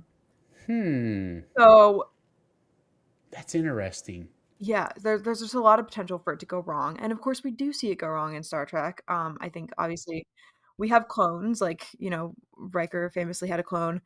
However, we're talking about the transporter, so we have to talk about Tuvix, of course. So now that we understand how the transporter works, and we'll do a separate episode, I'm sure, at some point on Tuvix, because it's a whole other thing. But just briefly here, I feel like knowing how the transporter works definitely supports the argument of Janeway did the right thing, because this was a mistake. Like, their codes got mixed, and they ended up in this freak accident. And it had to be corrected. And then people will say, well, but they could have just rematerialized. If they have Tuvok's code and Neelix's code, then they could have just rematerialized them. And from basically it's like a video game. It's like your last saved point and you can respawn. And in theory, that is how the transporter works. They've never used it that way, but it is how it works. And it's that they totally could do that. And I would still argue that would not be okay, because I think the ethical implications of having your frenemy coworker and this individual that is both of you combined, that knows everything about the two of you, it is the two of you, is unfair. So I think that understanding how this works definitely supports the argument of bye bye Tuvix. Hashtag bye bye Tuvix. Follow that is the most used hashtag. Firmly Team Janeway. But yeah, okay, so let's just assume that the transporter is real. Let's assume that this technology exists in Star Trek. I mean, let's put ourselves in the Star Trek universe. They have so many missed opportunities for what they could be using it for. Now, my dad and I were talking about this. What I said is that the transporter should be medicine in the Star Trek universe. Okay. You break your arm on an alien planet. Okay, when we rematerialize you, we'll just rematerialize you with your arm not broken. And we know that they can do this because, well, we just explained how it works. So we know that they can, go edit the code when you come back and unbreak your arm. But we also know, because they talk all the time about the biofilters. They never work. They're always like, oh, well, the biofilters will not pick that up. But they do mention them. So we know they're there. So we know that they're probably catching, or they should be bringing all these viruses back to the ship that don't make it back because the biofilter catches them. So when they're transmitting back, it's like, that's not supposed to be in their code. We're going to delete that. So how is this not the cure to medicine? I mean, this is it. That's all you have to do. If you have a disease, then just go through the transporter and it'll just delete it, take it out. I mean, that's a very valid point, because as you already said, every time you go through the transporter, they have your record. So they know oh my God, which just now that just made my head hurt, because I'm sitting here thinking about the 10 to the 28th power of atoms. I know so they're now having to store that much data in their systems to know, okay, I just beamed Linda. Now, this is how all of her bajillion atoms looked. Tell me how, when it's beaming you back, it's able to, oh my God. Like, well, that's Star Trek science. And yeah, I know. But it's literally breaking my brain because it's insane when you actually think about what that looks like. But it's just, there's just. But I know I'm getting on the side, but I agree with you. You're right. I feel like you're right because, again, since they can manipulate you at the molecular level, atom by atom, if I come up with if I have a broken arm, okay, let's just walk down or wherever, let's just beam, site to site transport, just, okay, we know what your pattern looked like. Now, maybe they don't keep patterns forever. Now I can see that. So now if they don't have your pattern, sure, then you would be. They should keep it for the time you're on an away mission. Right? Well, okay, no, I agree with you on that 100%. Yeah. But after that, so it would be I would see it could be used for like an emergency purpose, like if you're on an away mission. But then again, oh my God, as much as, okay, I don't know if I'm gonna like this series because now I'm starting to question all my Star Trek. I know. Okay, I had a professor last semester who, I love her. She said at the very beginning of the semester, she comes up to me and she goes, "I'm so sorry." And I said, "For what?" And she said, "I know how much you love sci-fi and specifically Star Trek, and I'm sorry about this class because you're never going to be able to watch the same way again, and you're going to become the most annoying person to watch like action or sci-fi movies or TV shows with." And I was like, I'm thinking like, what a weird thing to say. And she was 100% right. She was 100% right.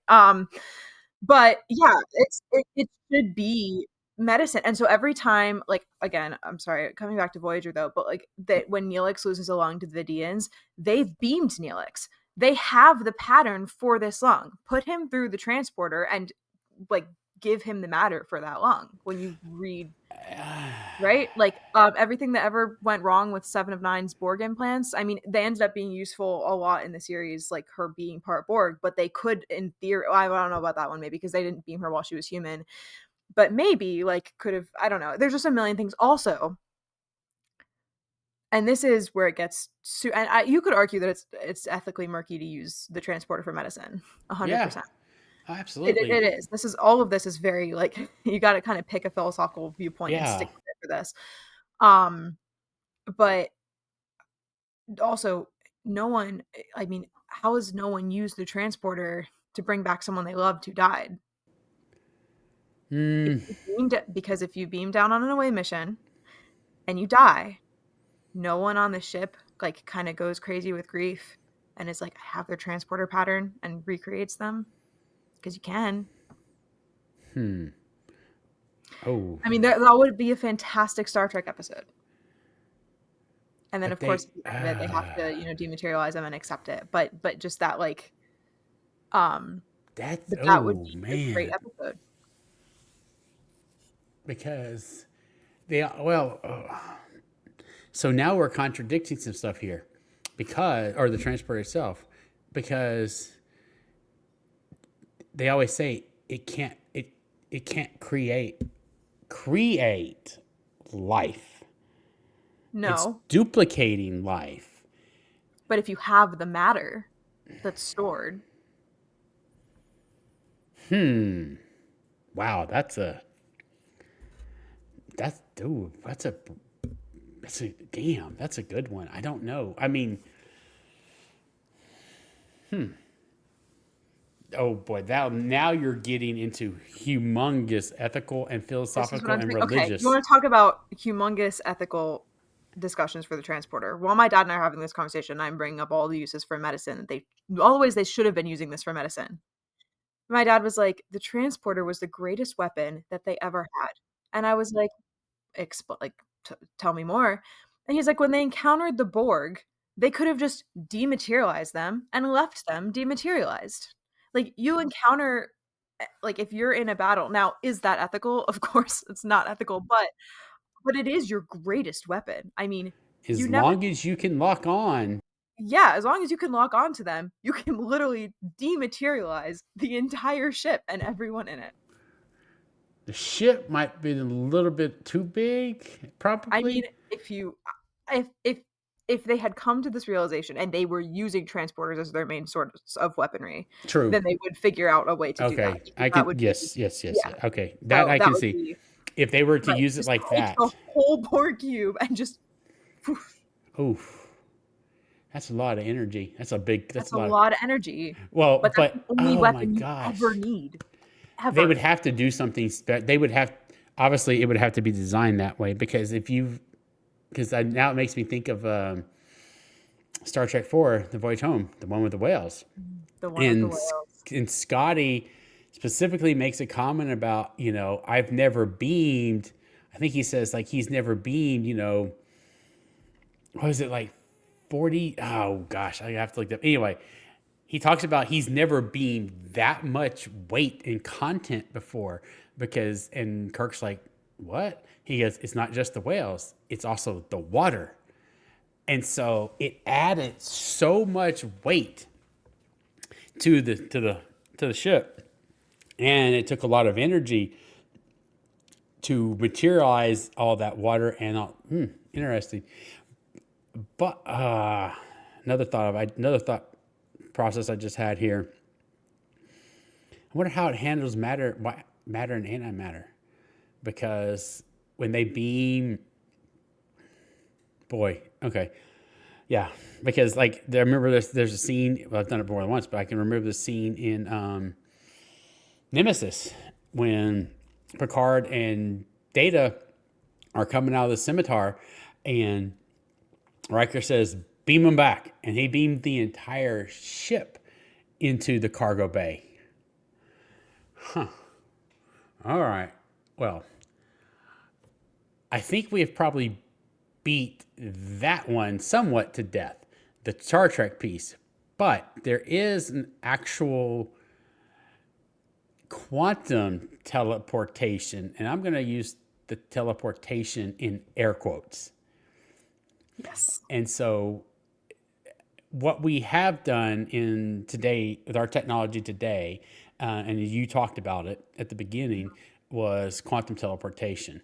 And the differences between Star Trek transporting and quantum teleportation is quantum, you're transferring information in a state.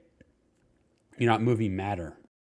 Right. So this is very cool, and this comes up a lot in discussions about teleportation.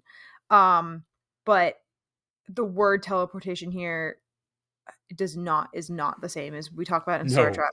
This is not the basis for a transporter. This is not like step one. We're not like one step closer to a transporter doing this. This is just a way to send. It is cool as hell, but it's just a way to send information. We absolutely cannot use this principle to teleport or transport matter. We still have to do that manually, unfortunately, or fortunately, depending on your viewpoint. However, it is really cool. It's very nerdy. It's very, very cool though. So yeah, but I this is definitely not a I've definitely seen this get brought up in discussions about Star Trek technology becoming real, and I know there's a lot of hope that a lot of Star Trek technology will become real, because it has. Like, we have automatic doors and elevators and all of these things that weren't as prominent or didn't even exist in the 60s. Cell phones, laptops, iPads, like all of these things. So definitely we've been lucky enough to get to see technology on screen in Star Trek first, and then have it in our actual lives. But the transporter is not one of those things. That's not something that we're going to get to. Certainly, definitively not within our lifetimes. I would doubt that it would ever happen, but most certainly Yep. not. You're right. I mean,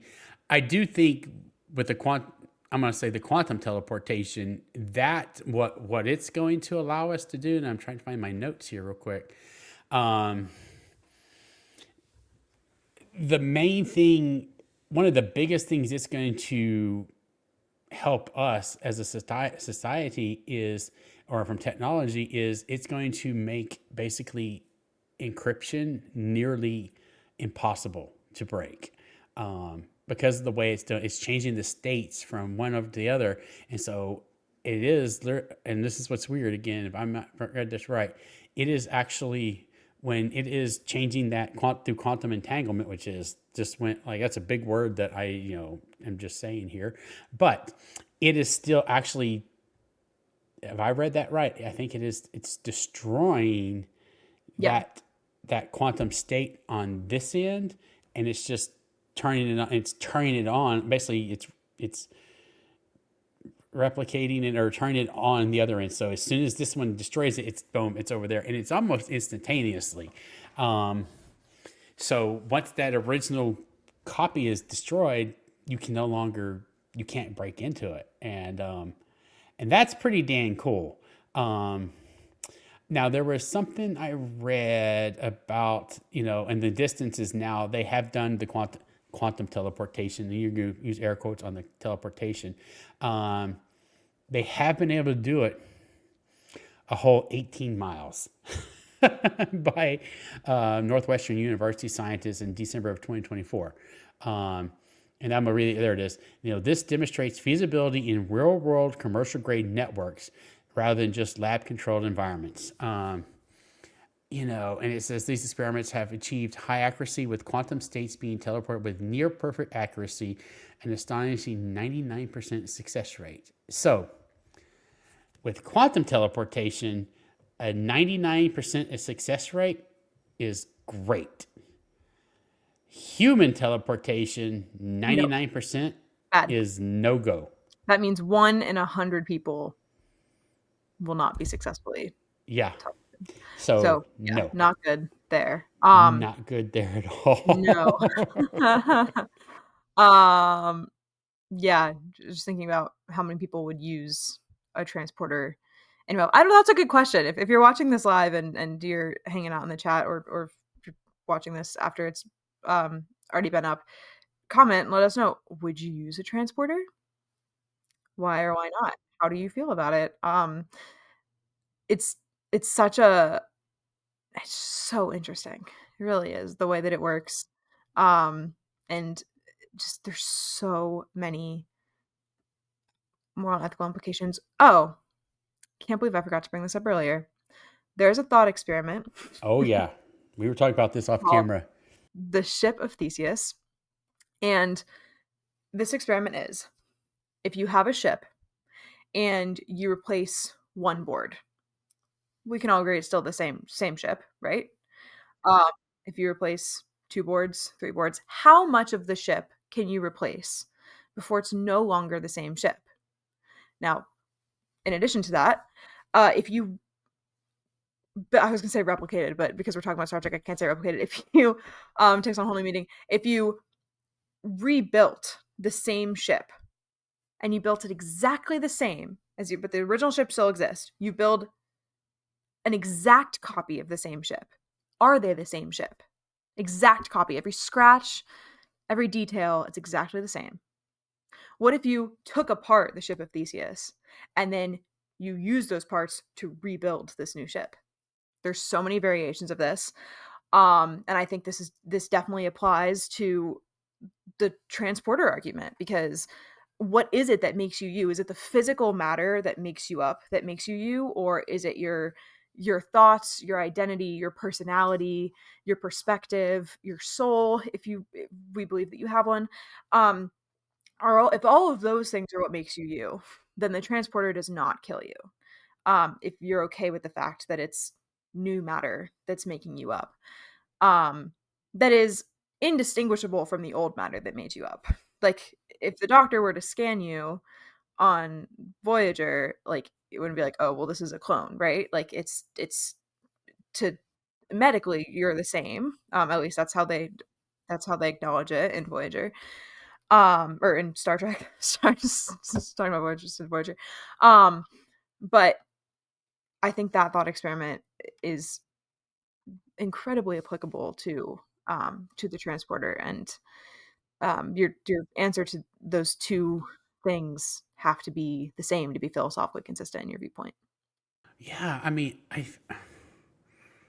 feel like, I almost double majored in philosophy, so I get really nerdy about this. Like, I love talking about it. This is my favorite things to talk about other than science and Star Trek. So I'm really excited that it comes up so much in this discussion. I mean, because you've got the teleportation paradox, and it says is the recreated person the same, an individual or a perfect copy?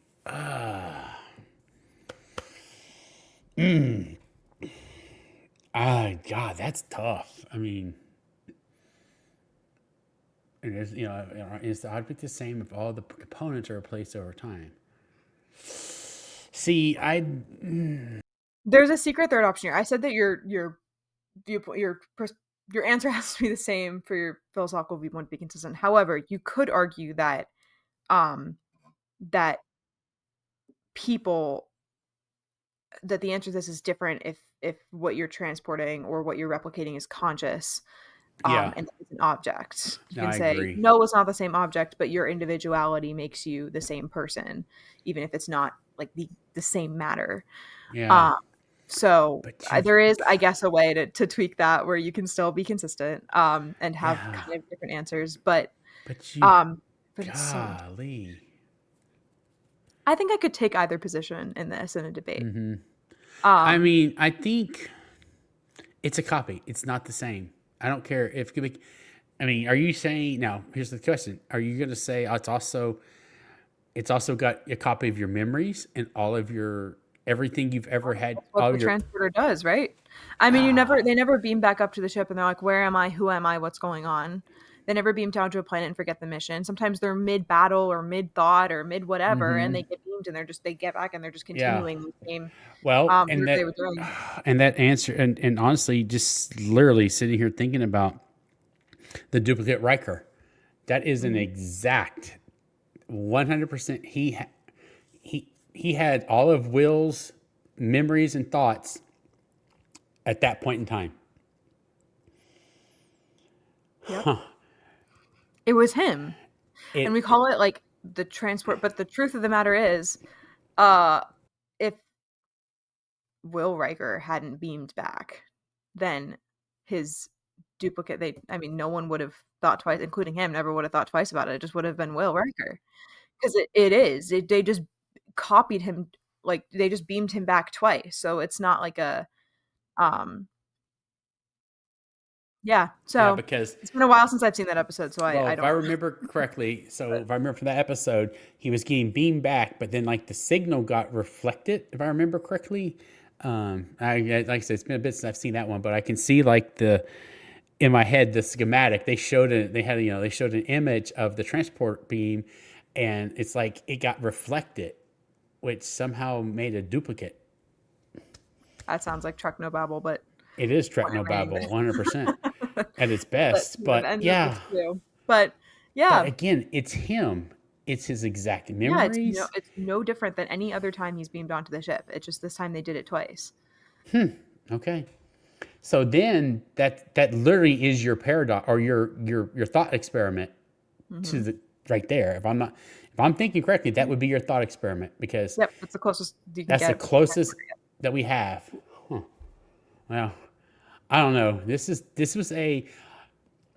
definitely a hard topic to start with, I feel, but it was also a good one. Interesting one and very exciting. It is. It's a very interesting.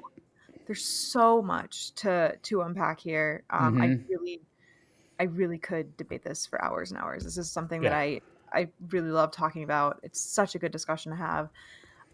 It is, and I'm glad we're doing this. Yeah, and Star Trek, of course, talks about science and exploration and discovery, but also talks a lot about politics and philosophy. And we don't always talk about the philosophical side of Star Trek. And I'm super excited that we got to today, that we got to combine the science and the philosophy. Because like I said earlier, like almost double majored in philosophy. If I had room in my schedule, I'd still be doing it. I love it so much. I love the intersection between these two things. I think philosophy belongs in every field and in every discussion. And so it's just super exciting to be able to talk about it here in one of the most debated Star Trek it is. things. Yeah, it's It really. is. I feel like you're right. It is probably one of the most debated topics of Mhm. the whole one of the franchise. Other than no, I think it really is because, as you said earlier, if you think about it, I'm thinking more of on the the evil side of it. How easily to be just beam your enemy out, just transform and just put their pattern out to space. You don't even have to finish the beam, though, is what I'm saying. Like, you could. I mean, the Kazon did that, certainly. I mean, they were beaming people into space, and that's one way you could do it, of course. But why waste, as awful as this is to say, like, if we're just throwing morality out the window for a second, we'll look at this purely from a tactical standpoint. Why waste the matter? Yeah. Well, If don't you rematerialize them. You if can you send can the energy stream out. exactly, if you can dematerialize a Borg cube and everything in it, you have matter stored for the rest of whatever your mission is, right? Like, use that matter for other things if you have it. Create an army. Yeah. What's stopping you from doing that? That's a good one. And um, it makes me think it makes me think of the scene from I'm going to say this, and I can already see the people in the live chat when I say this word. Section 31, when I haven't seen it. I cannot provide thoughts. Yeah, you're not oh, I don't want to say you're not missing it, but anyway, I'm treading here. I'm treading lightly on this one. But anyway, there's a scene when they literally beam down like an entire regiment of soldiers, just like that. And so again, think about how much energy that took. A lot. So anyway, I'm gonna leave. That's all I'm saying on Section 31. I know the people they're gonna call it. I'm not gonna say y'all's names, but I know who it is. I can see it scrolling right now. Anyway, well, honestly, I've enjoyed this discussion tonight. Me too. It's been This fun. was fun. And I'm looking forward to our next one, which let me get our list real quick. I gotta What find is our it. next one? Have we decided on a next one? We have it written down. So Oh, we do? according to this, it should be holodecks. Oh. Yes. In our little Trek Tech notes, it should Now, be holodecks is the next one, which I'm actually. Oh, I may have to see if we can get that one out sooner than later. The only reason why I'm saying that is because we just had a Strange New Worlds episode about holodecks. Oh. And that's all I'm going to say at that point, at least on the camera. But that would be really cool but that's the next one according to the list. So just to give everybody an idea of the things we're talking about. Obviously, transporters was tonight. Then holodecks, warp drives, and then I think you can't come up with this one, but are we starships, and are they sentient? Okay. Yes, I have a lot of things to say about Starship in a good way. I'm very excited about that one. Oh yeah, me too. Replicators, the emergency medical hologram. Super excited for that one. And then also we talked about data, Geordi's visor, Yes. medical stuff, the hyperspray, and just in general, bioneural circuitry, evil AIs, the Delta Flyer. I have Voyager's resources on here. Oh yeah, exactly. Because how did they not run out over the course of 7 years ever? Well, anything. They found places. They used Neelix, and he had the places. But we'll get into that. Yeah. And then honestly, one of the biggest ones on here, I feel like at the end is so far it will be universal translators. Because they have so many plot holes in there.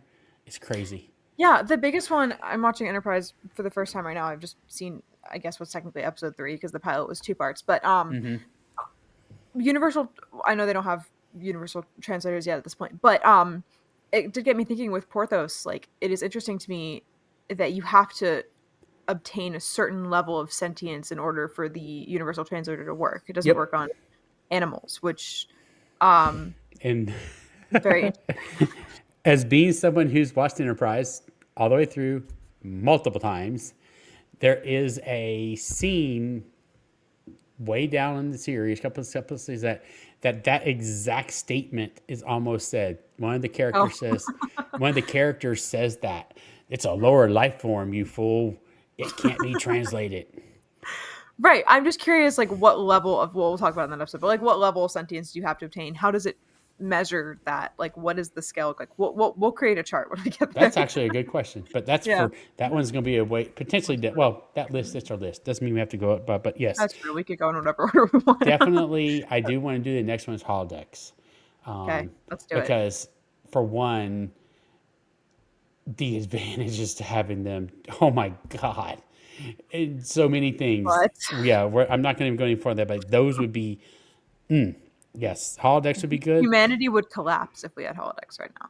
The only thing we have to do is keep poor Geordi out of them. Oh. Poor guy. Poor Geordi. But that's all I have. Barkley too, because oh God, yes. You should never be able to make, unless it's for a training simulation, like a tactical training simulation, you should never be able to make, like, AI won't even generate, I mean, I know it will, but most AIs won't even generate images of real people. So, oh Jesus. So a holodeck should never be able to create. It should be like, no, I'm not going to do that. I'm not going to create your crew on the holodeck so that they can like you. That's weird. No, I'm not going to do that. Well, and wait until we get to replicators. I've got some ideas on that. So, but yes. Anywho. Well, this was so much fun. It was. I'm very, very excited about this new series. Thank you so much to everybody watching. Thank y'all. I hope you enjoyed. Please come back for more. Live long and prosper. Have a good night, everybody. Bye.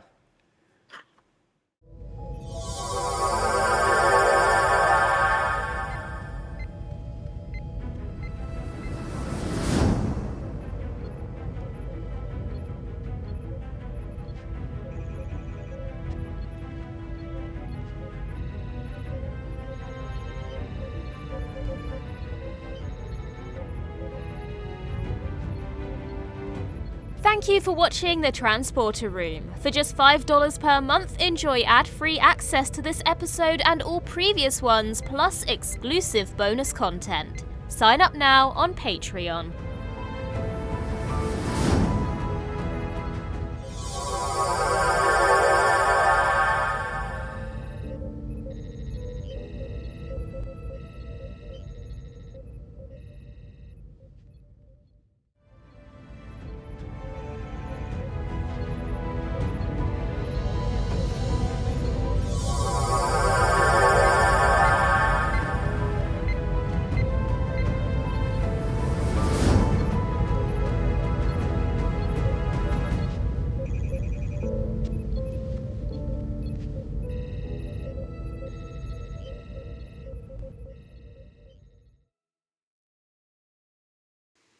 Welcome, everyone. I'm your host, Chris Garris, and this is the Transporter Room. I'm thrilled to continue our focus review series where we'll delve into the first 10 Star Trek movies. Our goal, to tackle the age-old debate, are the even-number movies truly superior to the odd-number ones? We are continuing our focus review with Star Trek II, The Wrath of Khan. So without further ado, let's beam in a team that will help us answer this question.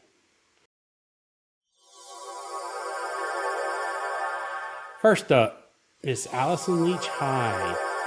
Hello. Hello. Next, Mai, live in Tokyo. Now we have Mr. TJ Jackson Bay. Hello, TJ.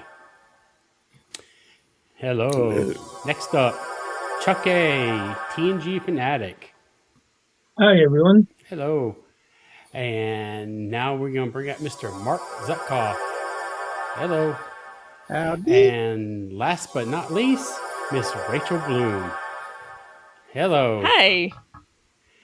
All right. Well, thank you all for joining me today to do this again. Now we're going to do The Wrath of Khan. Last time we did motion picture, and I really had a good time talking about it with everybody. Kind of like the last time before, I'm gonna start with everybody talk about the first time you saw this movie, and then we'll move into experiences, what you thought about it, and your thoughts, and then at some point how many times you've watched it, and then honestly, after watching it, after watching it today again, I actually have. It kind of hurts to say this. Nitpicks. What? I know. Take enough. It kind of hurt my heart when I started watching it. I was like, wait. Well, they could have. I was like, oh my God, this is why I shouldn't be reviewing movies. But anyway, so let's start with Allison. Talk about the first time seeing the movie. So this movie came out 10 months before I did. So the first time I saw it was probably the first time it aired on ABC in 85. So I was probably 2. Do I remember watching it? No, I do not. So the next time it came out on TV was like 88. So 5, that's probably the time I actually remember watching it. And so, yeah, this movie's been around just a little bit longer than I have. So this was probably my first like fun experience with the Enterprise crew. And you could tell that these people loved and cherished each other, even if they were completely teasing and being a little snarky with each other the whole time. You could see the love that they had for each other. So yes, did I learn how to maybe be a little snarky to show my love and affection to people through Star Trek? I really think I did. And, it's unfair to, my small children who I had to explain this to. I'm like, this is just mom teasing. She loves you. I'm sorry. You're right. So, but that was, part of also the time. Like, it was the early 80s. Like, we were also a little snarky, which is funny. And I've always enjoyed this movie. One, because Roberto Montalban just went for it.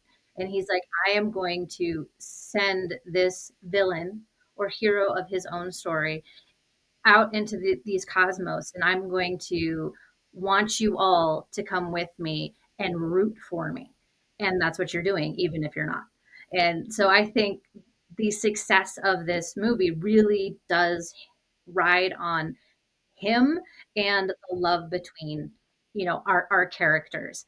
And the age-old story of, what?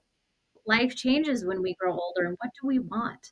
How do we hold our friendships true? And so I think it had like real grounded themes in it too, which we could all really, really enjoy and sink our teeth into. All right. Hi. Age revelation here. This came out the summer after I graduated high school. So it was a summer movie for me. Went to see it in the cinema. And, it had been a decade since these guys had gone off the TV. And I thought, wow, you're looking old now. Now in retrospect, wow, you're looking good. Yeah. It's got hands down one of the best lines ever in Star Trek, with the one at the end, which we will get to. And I think a guiding principle for my life. So I've always loved it for that reason. In retrospect now, it's got a lot of nits to pick at, which we'll get into. But I love the fact at the time, and I thinking about it now, the fact that Mr. Rourke has got a mullet, which we all had at the time, is fantastic. This is the early 80s, and everybody had a mullet. I had a lot of people had mullets, I should say. But having seen him on the Granada advertisement singing "Volare" and all the Mr. Rourke appearances, it was fun to see him in this role. And I thought, you're really fit, man. So that was kind of impressive. But yeah, it's been a big part of the whole body of work that is Star Trek that appeals to me. So, yay. All right. Mark. Well, I had to drive a bit farther from where I lived, from the suburbs of Baltimore, Maryland, to just north of Baltimore City to see The Wrath of Khan when it came out. And I remember coming home and telling my mother, who asked what I thought of the film, it has plot holes you could drive a starship through, but I enjoyed it. My assessment hasn't changed. I didn't obsess over this film like I did the motion picture. And other than that, the original Star Wars, Superman the movie, and Raiders of the Lost Ark, I didn't buy pre-recorded VHS tapes until sometime in the 90s. Starting with DVDs, I've gotten all the physical releases of the film, both theatrical and extended cuts. The changes for the extended version are not as extensive as for TMP. I will say that my list of what I disliked in the film is longer than the list of what I liked. Ooh. But we'll get to Ooh. That's kind of scary. All right. Mr. Chuck A. Well, I saw this in the theater when it came out. It was a packed theater. I would say pretty much all Trek fans. It was very well received. They gave the movie basically a standing ovation at the end. Of course, they were sad. For, what reason? The movie itself, at the time, I thought it was considerably better than the motion picture because there was a lot more action. The motion picture was slower. Not that I disliked the motion picture. It was a movie that I know I went to see it at least twice, maybe a third time. I seemed to enjoy it more in the additional viewings. I picked up more things that I missed during the first viewing. Like Mark, I do have some nitpicks, and it bothered me at the time, bothers me less now, but I still aware of some of the issues, the nitpicks. But the movie itself is one of probably to toss up between The Wrath of Khan, The Voyage Home, and Undiscovered Country. Which one's my favorite? But I really when I watch the movie in viewings now, I really still enjoy it immensely. Yes, same here. All right, TJ, what about yourself, sir? Oh wow! I think the first time I saw this movie was probably on cable TV as an adolescent, a young teenager, and at that time, I think The Next Generation was going on, and I was a fan of that, and I had seen a lot of the original series, but I didn't have like an encyclopedia knowledge of it. So when I watched this movie, I didn't recognize that there was a Khan episode. I just thought he's just the bad guy in the movie. And I mean, obviously in the movie they show that they had known each other before, but I didn't catch on to all of that. And so it was a fun watch. I actually in my teens didn't even know that there were Star Trek movies, so I was I was absolutely thrilled that they existed. Period. And so it was a fun watch. The first watch, I remember watching it, and several of the others, and just being absolutely fascinated and wow to see these characters on the big screen with the new uniforms and newish ships compared to the original series. And so I enjoyed that very much. Yeah, same. Rachel? I'm sorry if I'm about to make everyone feel old. So this movie came out about 11 years before I did. So I think I have a very different relationship where I love this movie, but by the time I actually got to see it, I'd already knew a lot of the major plot beats, and I'd seen so many memes of Khan before I even. So it's really interesting where I went in being like, oh, I know this is one of the classic. It's not going to be a letdown. And it actually wasn't, that I actually did really enjoy it. And all the scenes that I've been like, oh, I understand after 11 years, around the time I saw it, it was longer than that, why, they've been mean. But I was like, oh, no, this really works in in context. But it is always really weird finally watching a classic where you feel like you've seen it before by the time you actually get to, and that's Wrath of Khan is definitely that to me, because even more so than other Trek films, this one escapes the this gets memed outside of the Trek circles.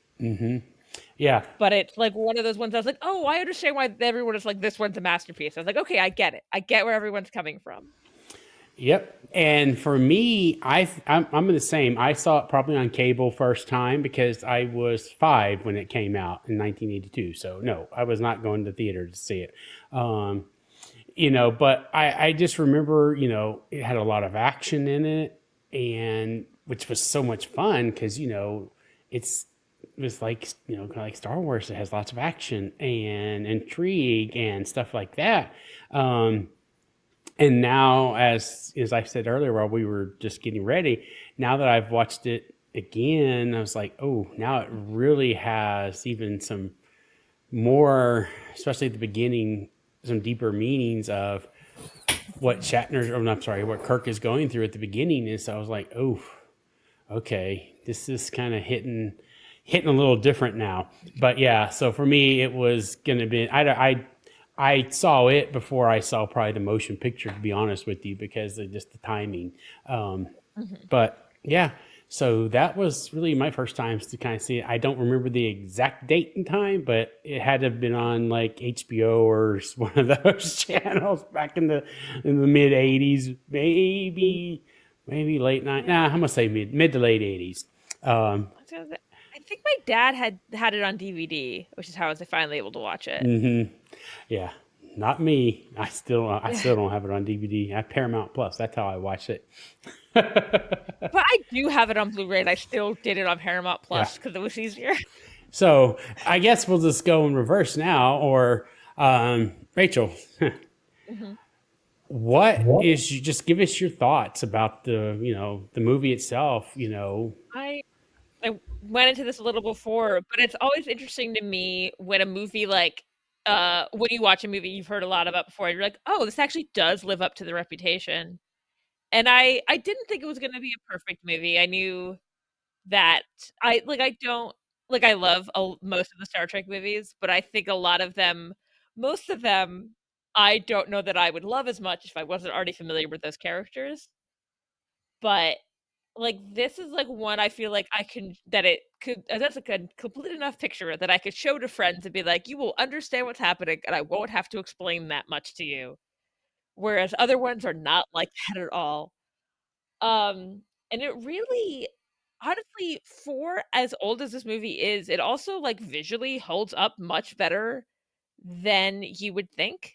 When I was watching it, I would just look up and I was it's so pretty. For some reason, I just that and also it's and the movies have a lot more time for this stuff, but that scene where Kirk comes to tell Spock oh, we have to go do a real mission now, and they have that when he have them frame Kirk framed in the mirror instead. That is just I was like, that still is a really effective shot, even though this movie is 40 years old. I feel like I'm just guessing there. Um, but yeah, it really holds up, and I feel like it also has really strong performances from both the cast, the returning cast, and the new characters. 43 years old. Okay, it was good. My 40 guess was good. TJ, what do you got? Your thoughts, sir? Well, yeah, as I said, the first time I watched it was great. I think, as a movie, I kind of feel like what you just described, and that, some of the tones and some of the scenes hit a little bit different because I'm in a different place than I was, the first time I saw it, or the second, or the 500th. Because I couldn't tell you how many times I've seen it. I've seen it a lot of times. But I do enjoy, going on this journey with them, basically just trying to survive. That somebody's trying to get them. And, and I do, enjoy it more, knowing the original series episode as well, and knowing more of the story and what happened and how they got in that situation, and all of that. I do, see some of the plot holes also, but they're not enough to take me out of enjoying the film. I think the music is incredible, and I've learned and heard a little bit of commentary about that. But even without that, the music keeps me engaged with the movie. I think the main theme of this movie was probably also featured in a game that I played on a computer way back in the day, probably late 90s, early 2000s. I think it was called Starfleet Academy, which I never got to finish. I think that's the game that this music was. It might have been on a Nintendo game. I'm not sure. Um, and so the music is real familiar to me, and it helps keep me connected to the film. It helps with the I mean, it keeps the pace going. As someone mentioned, that there is a lot of action in this movie, and yeah, I think it stands the test of time as an entertaining movie. Oh, 100%. I agree with you wholeheartedly. Chuck. Well, I remember after the motion picture came out, then I heard about they were going to do a second movie. And I remember hearing that the original title was The Vengeance of Khan. And I got excited, remembering Khan from Space Seed. And then, I don't know, it was a year or so later, they said, well, the movie's called The Wrath of Khan now because they didn't want to use a similar title to Revenge of the Jedi, which wound up being Return of the Jedi. So that was the first time I heard of the movie coming out, and back then with basically no internet, your information was from magazines and entertainment reports on TV. I got more and more excited for the movie, and of course, it didn't disappoint. Then you heard rumblings that it leaked that there was going to be an ending that a lot of Trek fans wouldn't like. But you kind of have to go with the punches there. But the movie itself uh, was really, really a nice visual uh, shot of the movie with going back to the Space Seed storyline, and visual effects were fantastic. The script was really awesome. I really enjoyed the movie. I thought, well, how are they gonna surpass this movie? But they did, down the line, not about surpass, but probably equaled it. But the movie itself was much faster paced than the motion picture. The camaraderie between the characters were really awesome in this movie. You got the Kirk, Spock, and McCoy, friendship like was in the original series, and they really gave the additional characters a lot to do. It was really an awesome movie. Mm-hmm. Yeah. All right, Mark. Well, what I liked Kirstie Alias Savick. I had read articles in Starlog and a couple of other places, and there were rumors that Savick was the love child of Spock and the Romulan commander from TOS Season 3 episode The Enterprise Incident, but there was nothing of that in the film. There were also rumors that Spock would die in the film, so I was one of those who thought his death, quote unquote, in the opening simulator scene might have been what all the fuss was about. That turned out to just be a clever distraction. I really liked Dr. McCoy here. While in the motion picture he was somewhat negative and his voice a bit raspy, from his very first line in this movie, I thought DeForest Kelley was back on full form, and throughout the film he's a highlight. Chekhov, surprised that he's not with the Enterprise crew, but as a member of Reliance crew, he's more relaxed until the Botany Bay. And of course, he gets to scream. Scotty is always fun, and he's even given a tiny bit of backstory, or he would have if they'd left in the scenes and dialogue indicating that Peter Preston was his relative. Those scenes appear in the extended cut, along with a great bit when Kirk tells Spock that David Marcus is his son, and Spock drawls, "Fascinating." While Sulu and Uhura aren't given much to do, they do have a presence in the film. Uhura does a good job continuing to hail Regula 1 until Savick shuts her down, to which she reacts silently but annoyed. And my favorite Sulu moment is when Kirk orders him to lock phasers while Khan is still watching them, and he lowers his head and mutters, "Phasers locked." The relationship between Kirk and Carol Marcus was interesting, and it seemed a natural evolution of Kirk's relationships with women in the original series. To quote Merlin in the movie Excalibur, it's not for him, hearth and home, wife and child. It's a shame that that relationship was never followed up after this film. Now, I can't leave out Ricardo Montalban as Khan. While very different in look, he's clearly the same character as in Space Seed, and Montalban plays him magnificently. I wish the producers hadn't taken the lesson from this that every Star Trek film needs a scenery-chewing villain, but Khan formed the mold from which all the others were grown. It's even better when you learn that his scenes and Shatner's scenes as Kirk were filmed separately and the two never worked together on a soundstage. The ship battles were exciting and truer to the Star Trek world than Star Wars. The ships lumber about in space, not zipping around each other. Spock's contrast of Khan using two-dimensional thinking and Kirk being able to both outthink him and outbait him worked very well. Now, what I disliked, right after the opening credits, seeing that slide in the 23rd century disturbed me. One of Gene Roddenberry's tenets for the original series is that we would never lock down the time frame. And not only that slide, but the date of the Romulan ale puts the time late in the 23rd. Although Memory Alpha claims Wrath of Khan occurred in 2285, which makes McCoy's line about it taking a while for the ale to ferment into a second cousin of a line from Meathead about wine in an All in the Family episode. Great vintage, September. Spock saying happy birthday to Kirk seemed out of character to me. Perhaps this Spock was a bit too mellow after the events of TMP. Not criticizing his message, just his colloquialism. I would have preferred something along the lines of, congratulations on the anniversary of your birth. Merritt Buttrick seemed miscast. His performance as David was wooden, one note, and pitched too low. Nicholas Meyer might have directed him that way, as in the next film, he's too upbeat at first, meaning the actor was capable of a better performance than here. Also, his line about Kirk being an overgrown Boy Scout is a direct lift from Lex Luthor's henchman Otis in Superman 2.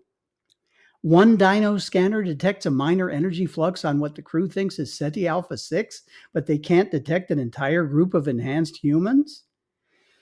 It's a shame that the only member of Khan's crew who got any lines was Joachim, played by Justin Scott, who missed out on screen billing because of his agents. He was younger and looked very different from Joachim in Space Seed, but his performance is quite good, and you feel for him at the end when he dies, only to reinforce Khan's desire for revenge. But killing off Khan's wife, former Starfleet officer Marla MacGyvers, off-screen is another regrettable early Trek example of fridging a female character, as they also did with Ilea in TMP. And speaking of those SETI eels which killed MacGyvers, that their abilities seemingly give their victims solid acting talent, enough to fool to Terrell's disobedience by inducing pain in him and Chekhov, who didn't do anything, and then Chekhov's eel crawls out of his head for no good reason. To misquote Gary Marshall's character in the movie Soap Dish, a rat on a space station? Did I miss a meeting? It's a fun horror sequence, but the rat was a rodent too far for me. I have mixed feelings about learning that Kirk changed the conditions of the Kobayashi Maru test. It's become a trope of Trek by now, but at the time it clashed with Kirk's character, the stack of books with legs that Gary Mitchell refers to in the second TOS pilot. Since then, I've come to accept it for what it is, though I didn't like how it was redefined for Chris Pine in the 2009 film. And Kirk's I don't like to lose makes him seem a little too cocky. Nicholas Meyer really wanted to emphasize the naval aspects of ship life and combat, so we get that scene of crew people loading torpedoes like they do in submarine films. Given the events of Balance of Terror from the original series, where there was a phaser room that was never seen again for good reason, the entire process of loading photon torpedoes should have been automated. When the Genesis wave is building up to detonation, Kirk says, "We'll beam aboard and stop it." David tells him, "You can't." And that's the end of that. No argument, no other possible ideas. I thought this was my biggest gripe, but then I remembered the end scene. No, not the controversial funeral home ad on the Genesis planet, but the scene with Kirk, McCoy, and Carol Marcus on the bridge. McCoy's "He's really not dead," pause for giving hope to forlorn Trekkies, "as long as we remember him," undercuts the remember scene, which will become so important to the next movie. And then Kirk replying to Carol's asking how he feels with, "I feel young." No, he doesn't. Kirk's lost his soulmate, his best friend, his professional colleague. His ship is limping along back to space dock. In the previous scene with David, he was pouring himself a drink in his quarters and saying that he knows nothing. Young just doesn't describe how he feels at the end of the film. But there it is. Well, thank you, sir. What do you got? I was thinking about what I think about films and episodes, and I related it to a statement somebody told me about music, and that is I like jazz and classical a lot, and so I see them differently each time I hear them or listen to them played. The piece stays the same. What's changing is me as I evolve and grow and perceive things differently. And so this film is still there. It's in the can there, but I perceive it differently. And a few things jumped out at me, to be honest. One, I think that the comment that about the ale, it takes a while for it to ferment. Not in a sealed bottle, it's not going to. That's something that they should have studied a little bit harder. And a couple other things, the way that they pronounced Kobayashi Maru is so bad. If you've ever spoken Spanish or German or other languages where the vowels always maintain the same sound regardless of their position in a word, why is it that you can get Kobayashi to be Kobayashi? And I'm like, what the hell is that? And in Maru, it's no. It's so badly pronounced that it's offensive. And I think that if they're going to include Japanese names the way they have done with a character like Sulu for so long, they should at least have tried to pronounce Round Forest a little bit better. So that one it grates on my nerves every time I hear something. Kobayashi Maru. It's like when people say karaoke. It's like, really? A little bit of cultural sensitivity, folks. So that was one thing. And the other thing was the misgendering. Today in modern military culture, it's appropriate to use the rank rather than Mr. And at that time, it was not appropriate to use the rank. It was much more common to use Mr. for everybody, lieutenant and below. But today, in today's terms, from my perspective, I was like, really? So that was kind of hard to listen to a lot of. But again, the movie is in the can. What's changed is me. So it's my perspective of it, as opposed to whether it's good or bad or right or wrong.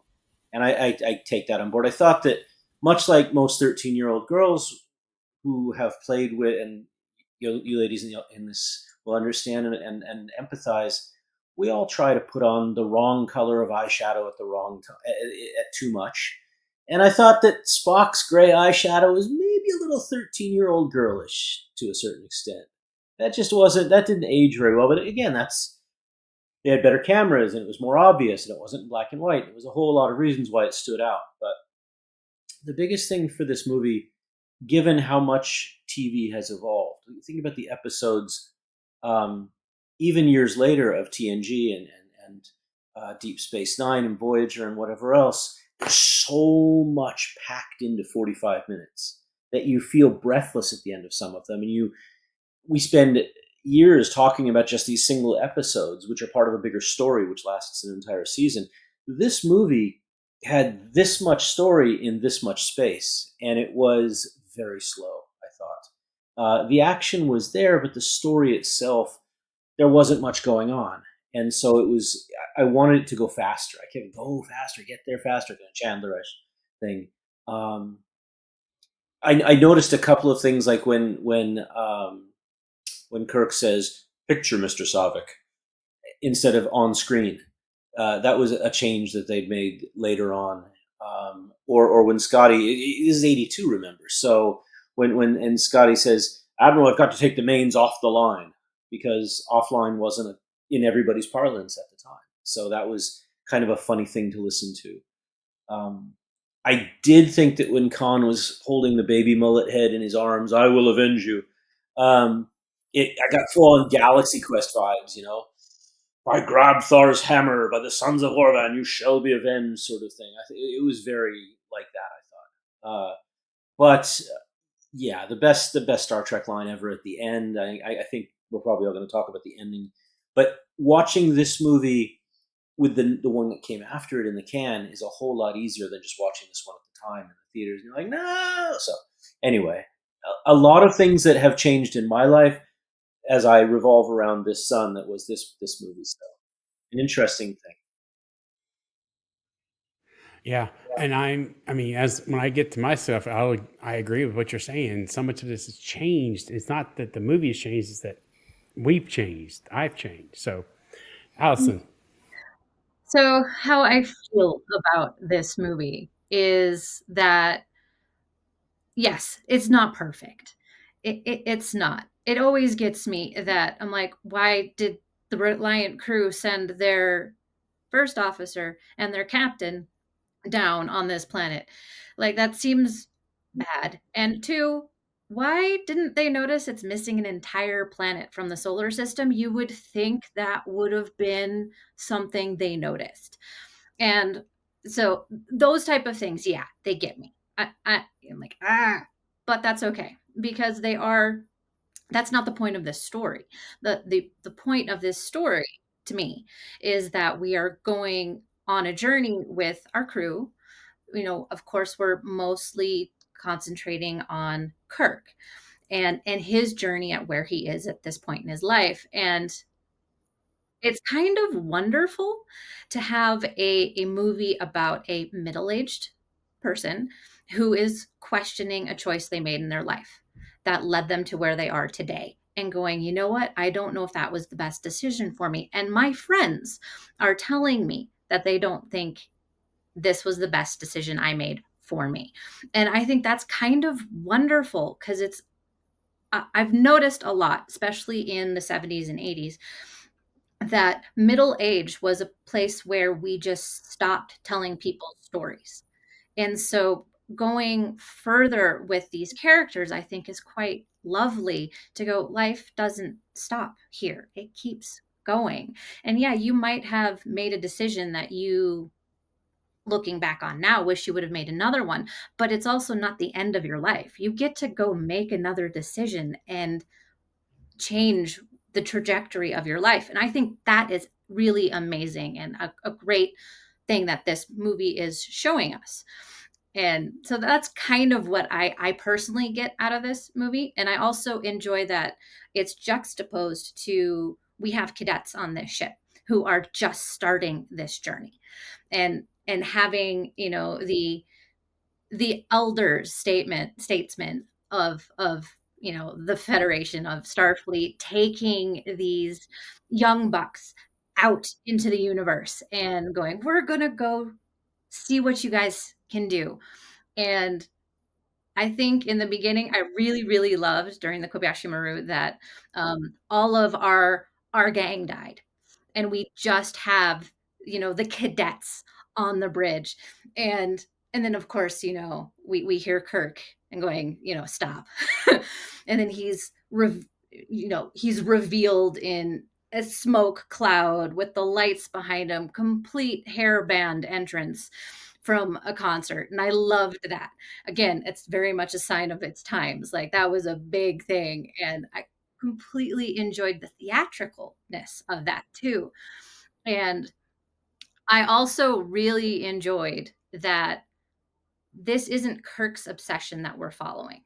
We are following Khan's. Kirk is Khan's white whale. And that's what is driving the force of this story. And we don't usually get it that way, especially considering how the next two go. Kirk is the driving force and it is his white whale that we're hunting. But this is someone who has picked Kirk as his true nemesis and has to go seek revenge and get vengeance, and all wrapped up in this little idea that life doesn't end at middle age. We just keep going. And maybe it's because I'm coming into my middle age, is that's why I'm like, hey, I'm like, I love this. I'm like, this is great. I know I'm still a baby. I'm coming into it. But so I really love that. My biggest nitpick is that I'm like, other than of course the whole Reliant crew thing and the missing planet is, I wanted more Uhura.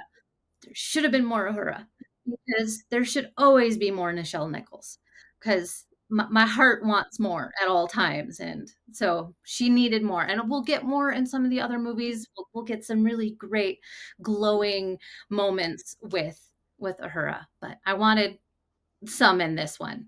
I loved it when she started flipping through the book when they get to the Enterprise and Kirk just hands it to her like, I gotta go do something. Here, you take this. And she's like, like, I got handed a book. I also love that he read the whole book during this time, because he starts at the beginning and at the end. He's at the end of the book. I'm like, that's a cute little thing. And the penny wall tapestry in Spock's quarters, I want that. That is so cool. For me, as like we were just saying, you're watching this now as someone who is literally knocking on the door of 50. I'll be 49 this year, and that that whole scene, well, everything from the end of the training mission when when Spock gives him the his birthday present and everything, and then when McCoy shows up, I'm like, oh my God, this is like, I see what he's, because I've made a decision now to retire, and I'm gonna be, as he said, riding a console instead of being in the thick of things every day. So seeing this now, I was like, oh wow. I mean, I can see where Kirk was coming from on, he misses the action and misses being out on a starship. He should have never, he probably should have never taken the promotion and stayed a captain, because as we all of us on this stream know, that's what he does best. And, I'm like, okay, did I make the right decision? I think I have, and I'm sticking to it anyway. But, as Allison and others have said, that's not the end.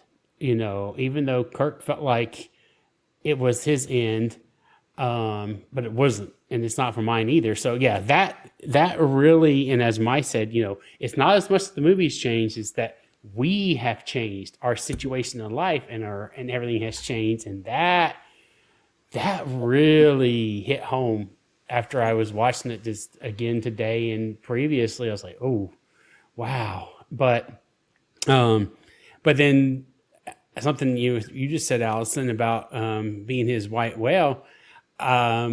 I as I was watching, I paused because I wanted to see what the books were in the scene, and I paused it, and Moby Dick was one of the books that's in his bookshelf in his house.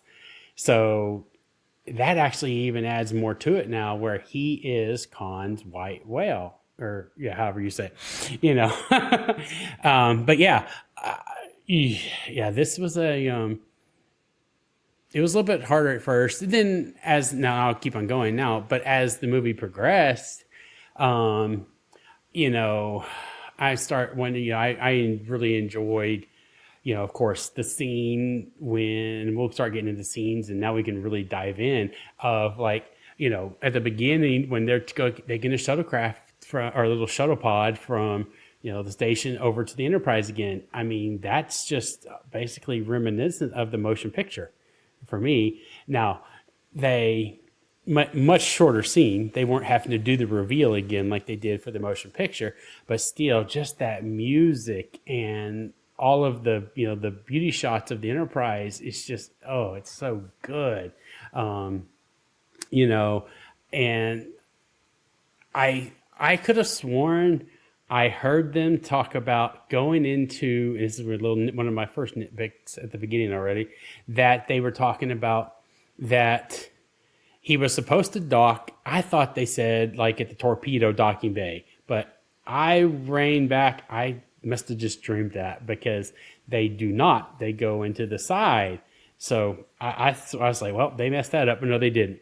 But yeah, everybody else, like, it's just now, I mean, like, let's just start talking about like, the scenes, the plots, the action, everything. And so let's just start with TJ. Oh, Just like that, sir. Well, it's funny because I did want to touch on something you mentioned in the scenery towards the beginning. Because there was a moment that I thought was played very well when I think it was Spock that asked Kirk, "All right, I'm going to the Enterprise. What are you about to do?" And he says, "I'm going home," because that I think that for some reason watching it this time really struck a chord because obviously, as the captain, he's only ever going to his quarters. His quarters is his home. The ship is his home, but he's going home to a house Yeah. on Earth, and he doesn't do that anymore. And to me, that moment and the way that he played it really captured a lot of that story or that part of his journey, in this film, and how he feels about it. I'm going home. Like he said it like it almost was like nasty in his mouth Agreed. before it came out. Yeah. Well, you could tell he hated it. He really did. Or he didn't like it. Let's Yeah. just say that. I'm not going to say hate. He was not fond of what was going on. And so, I appreciated that. I appreciated, them continuing to, kind of strike that chord. I really appreciate a lot more now the scenes in the Genesis cave, um, and how that's played. I mean, it's a little different because I by now know what's going to happen. So, but just him kind of, playing the game, stringing it out, asking for something to eat when, like, as soon as this crisis started, he's totally relaxed because, he understands, what Spock was saying and with the hours and the days. And I just thought that was really clever. And I still enjoy watching that and their kind of code speak, knowing that they're being listened to. So I definitely, appreciate that and just kind of the gameplay. And I think that kind of feeds into um, why maybe at the end he can say that he feels young because uh, he probably kind of enjoyed that. Like it was kind of fun for him. Yeah, it's a life threatening situation. It's a very serious deal, but he's out there doing what he does best. He's playing the game and he's winning. And so, that happens and they win the fight, they win the battle at great cost, but they win and he's in the saddle and he's doing what he should be doing. Unfortunately, he now, is going to have that experience without his best friend. And that's hard, but I don't think that can make him not feel young again. Um, Although, yeah, again that strikes the tone of as we move into the later years of life, some of our friends don't continue the journey with us, and but I think him feeling young at the end or saying that he feels young anyway, uh kind of marks the post that doesn't have to make us feel old. That some of our friends aren't on the journey anymore. We can still have a zest for life after that, and he's in a place now where he's trying to find that. He's trying to hold on to that, and so he has to feel young to do that, or at least in the as a mark on this journey from the beginning of the film where he's spitting out the word home like it's nasty to. Yeah, I feel okay, with where I am now. This Yeah. adventure's really just kind of getting started, as we know. But I think that was a good closing point. Now, on the con part of the story, I thought, all of that, this whole, kind of revenge, mustache twirling. This white whale story, as has been compared and said, was also, interesting. I think this was one of my favorite points, and I've always seen the medallion around his neck, but for some reason this time it really stood out to me, and him wearing the belt buckle from the uniforms as a medallion around his neck is absolutely maniacal. It's just the and I think there was even a scene early on when the one of the first scenes where they're on the Reliant, where I think he was actually wearing the captain's jacket also. He's wearing the jacket and he has the belt buckle around his neck. Or at least it might not have been the captain's jacket, but he has a Munster Maroon jacket on for a moment. It's not all the way closed up. And I just thought, this guy is absolutely insane. It's the craziest thing, in the world. Exactly. Yes. So that was an interesting point in this watch for me as well. A thing that I noticed, obviously they do this, for like kind of the showmanship of the movie or whatnot, but they changed the way that the phaser blasts work. And I thought that was an interesting change and a good choice for this film, in kind of making them these laser blasts. Now I know, someone might say, oh, that's copycatish or whatever, but I thought that it made the battle feel more real, feel more naval. Mhm. Someone mentioned that they were going for a naval feel. And if it was just this, clean, pretty, beam going from one ship to another, I don't think that those scenes and that action sequence would carry the kind of weight that it does and hold up as well as it does. So I thought that was a good choice as well. I think it's also interesting that I think someone else mentioned kind of the pacing of the scene and the ships just kind of lumbering around and trading shots, and the choice of using phasers and torpedoes the way that they did was also interesting, because they were not just sitting there facing each other, just blasting away and all of that. So I really appreciated. Someone else mentioned also the scene where they're kind of whispering as with Khan watching, and they're figuring out how to enter this code and lower the Mhm. shields, and they're just kind of being dodgy with that. I've always thought that scene was pretty interesting in the way they played it. The one nitpick I would have in that scene, though, is the console with the actual physical buttons to put the code in, because that really limits how many codes they can have. If it can only push the button once for the 1 or Oh, 6 or that's a good catch. or anything, that's a small nitpick, though, very small. But I thought that scene was well played. I like the Sulu whispering Kirk's just trying to buy a little bit of time for Scotty to get some power going, and something just different to happen, other than Khan blowing them out of the stars. Well, yeah, Um, and I have something to add real quick before about the phasers lock thing though, and this is one of my nitpicks. Yeah. Is like, why didn't the Reliant detect they had locked their phasers? Because the Enterprise knew when the Reliant locked phasers. Oh, I always took that to mean that Khan doesn't know how to read the ships as well. Because Maybe. it's his first time Nor in can one. Joachim. We're like in the Reliant. Nor can Joachim, who's at the helm and doing all that work, because at the point where Khan tells him to raise the other guy shields, he was doing says, I that. can't. And Khan goes, where's the override? The override.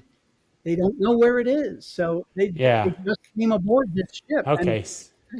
And I like the way that was filmed too, because you kind of get that shot of all the buttons, and it just looks so big, like an airplane cockpit. You're like, oh my god, look at all this stuff. Yeah, Where's the I button always I need thought, back right I now? always thought that scene they're playing into the fact that they don't know how to use this ship. Let's take advantage of that. Absolutely. Okay. Okay, that makes Yes. sense. Okay. I didn't mean to cut you off, but I just it was in my head, and I was like, that's been the one thing that one of several that I'm like, why didn't they detect phaser lock, or weapons locks? But you're right. They didn't know. I didn't think about that. They didn't really know how the ship. They got rid of everybody that knew how to fly the damn ship. Well, there was that, but also, there's the fact that while Khan was on the Enterprise the Mm-hmm. first time, that he read all of the specs, and to me that was how he knew, quote unquote, where to hit them. Ah. Although, I mean, by that point the ship has been redesigned a few times. Even this time I thought about it, I was like, well, I guess, the major systems are still pretty much in the Mm-hmm. same place. So he knew where to hit them. So he knows Yeah. something, but again, the ships have been remade. And I mean, even the Enterprise is a lot different. So even if he knew maybe how to take over the Enterprise from however many years ago, what was it, 15 years, I believe, was the time frame that they gave, then the Reliance systems are new and updated, and he doesn't know Yeah. those controls. Yeah. But didn't the computer just announce that there was a phaser lock or something? I don't remember. I also think they did that again. They were acting sly, so probably at the very last minute is when he locked the phasers. Probably. That's kind of how that part always played out for me. Yeah. Chuck, what do you got? Well, my major nitpick is a well-known nitpick. How Khan knew Chekhov. Because Chekhov, yeah. That's Chekhov, always I gotta my get a drink major of water nitpick. here. Because Chekhov wasn't on the ship when in Space Seed. Yeah. Do you know that though? He wasn't on the show, but Right. that doesn't mean he Well, wasn't that on was the one thing. ship. That is one thing that Walter Koenig has said in interviews. Well, maybe he was in the ship in a cadet position or a training position, and then I read somewhere that maybe uh, Chekhov, ran into Khan at the meal station, or what do they call that? The mess hall? Where they eat, Mess That's hall? mess all. hall. I was Yeah, so gonna or say, something like if that. that But if you that's know, the case, Con has great memory. Like yeah, I have a that's good true. memory, and I don't remember random people I met in the cafeteria. But But Khan's got genetically engineered memory, though. that's right. And he never Oh, forgets a Yeah, geez. but face. that Walter Koenig is in interviews has said a bunch of different reasons of how uh, Khan could know Chekhov. The other thing too was when Chekhov was when Khan was on the ship with Chekhov. Going back to you guys' point, wouldn't since Chekhov was under the control of Khan, wouldn't Chekhov and Terrell shown Khan more of the ship controls and how to use it and all that? You would think because he's taking over the ship that he would, ask how do I do this and how do I do that if he didn't already know. And then didn't they lock Chekhov and Terrell in a cabinet there on the space station? And they kind of got rid of them where they could have picked their brains a little bit more for the ship operations. Um, yeah, the Chekhov with Conting kind of bugged me, but it's a well talked about uh, nitpick because some of the people like Nicholas Meyer and others weren't really Star Trek fans.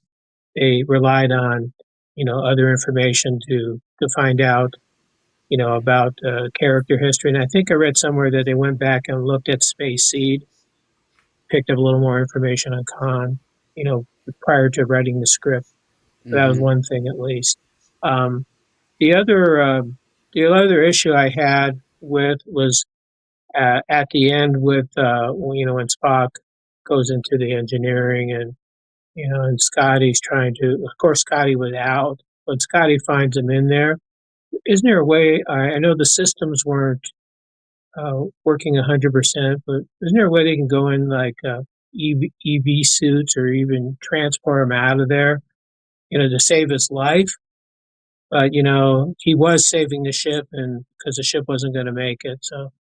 And then, of course, Kirk wanted to go in there, and Scotty and McCoy held him back. Um, just minor nitpicks from that scene. Um, Then, at the beginning of the movie where you had Savick running the ship with a Kobayashi Maru, And then Kirk comes in, and I think Mark mentioned, he says to Spock, "Aren't you dead?" I think all the rumors that you had heard Yeah. about Spock passing away, you think, well, was that the rumor they were talking about? Mark mentioned. When I remember seeing the movie for the first time, I said, I thought he was supposed to pass away. And then I had read that they were going to kill off Spock at the beginning of the movie, or the first part of the movie. Then they held it back to the end of the movie. And then, of course, then Leonard Nimoy decided he wanted to come back as Spock again, so they did the remember scene and he's really not dead scene that's been mentioned. But they're just minor nitpicks. The main nitpick I had was the Chekhov scene with Khan, and Walter said in an interview that somebody mentioned him. Well, why didn't they tell that he wasn't in Spacey? Then maybe they would have used George Takei in the scene. And Walter said, well, then I wouldn't have got as much to do. So it was. Walter's had a lot to say about that. Walter. Yeah. Oh my God. Hey, Maya, what do you want to talk? Give us your spiel. When they got on, and their people are boarding, and they're whistling them aboard, and she pushes the buttons on the side of this rectangular whistle. I thought, why is she blowing something that's electric? That seemed a bit weird. But what are you gonna do, right? And then when Saavik and Spock are talking to each other, if the Universal Translator's online, why are we seeing subtitles? That was, I thought, also a little bit odd. Khan attributing revenge is a dish best served cold to the Vulcans, to the Klingons, when it had appeared in Western literature in the 1800s, I thought was a little bit sort of thing. When I saw the last scene with Spock doing the whole, and the radiation was clearly all in there, I just thought of that line from Jack Black in was it School of Rock, when he talks about, and you need a face melting solo, and why wasn't his face melting? Come on, at least some of the makeup. Anyway,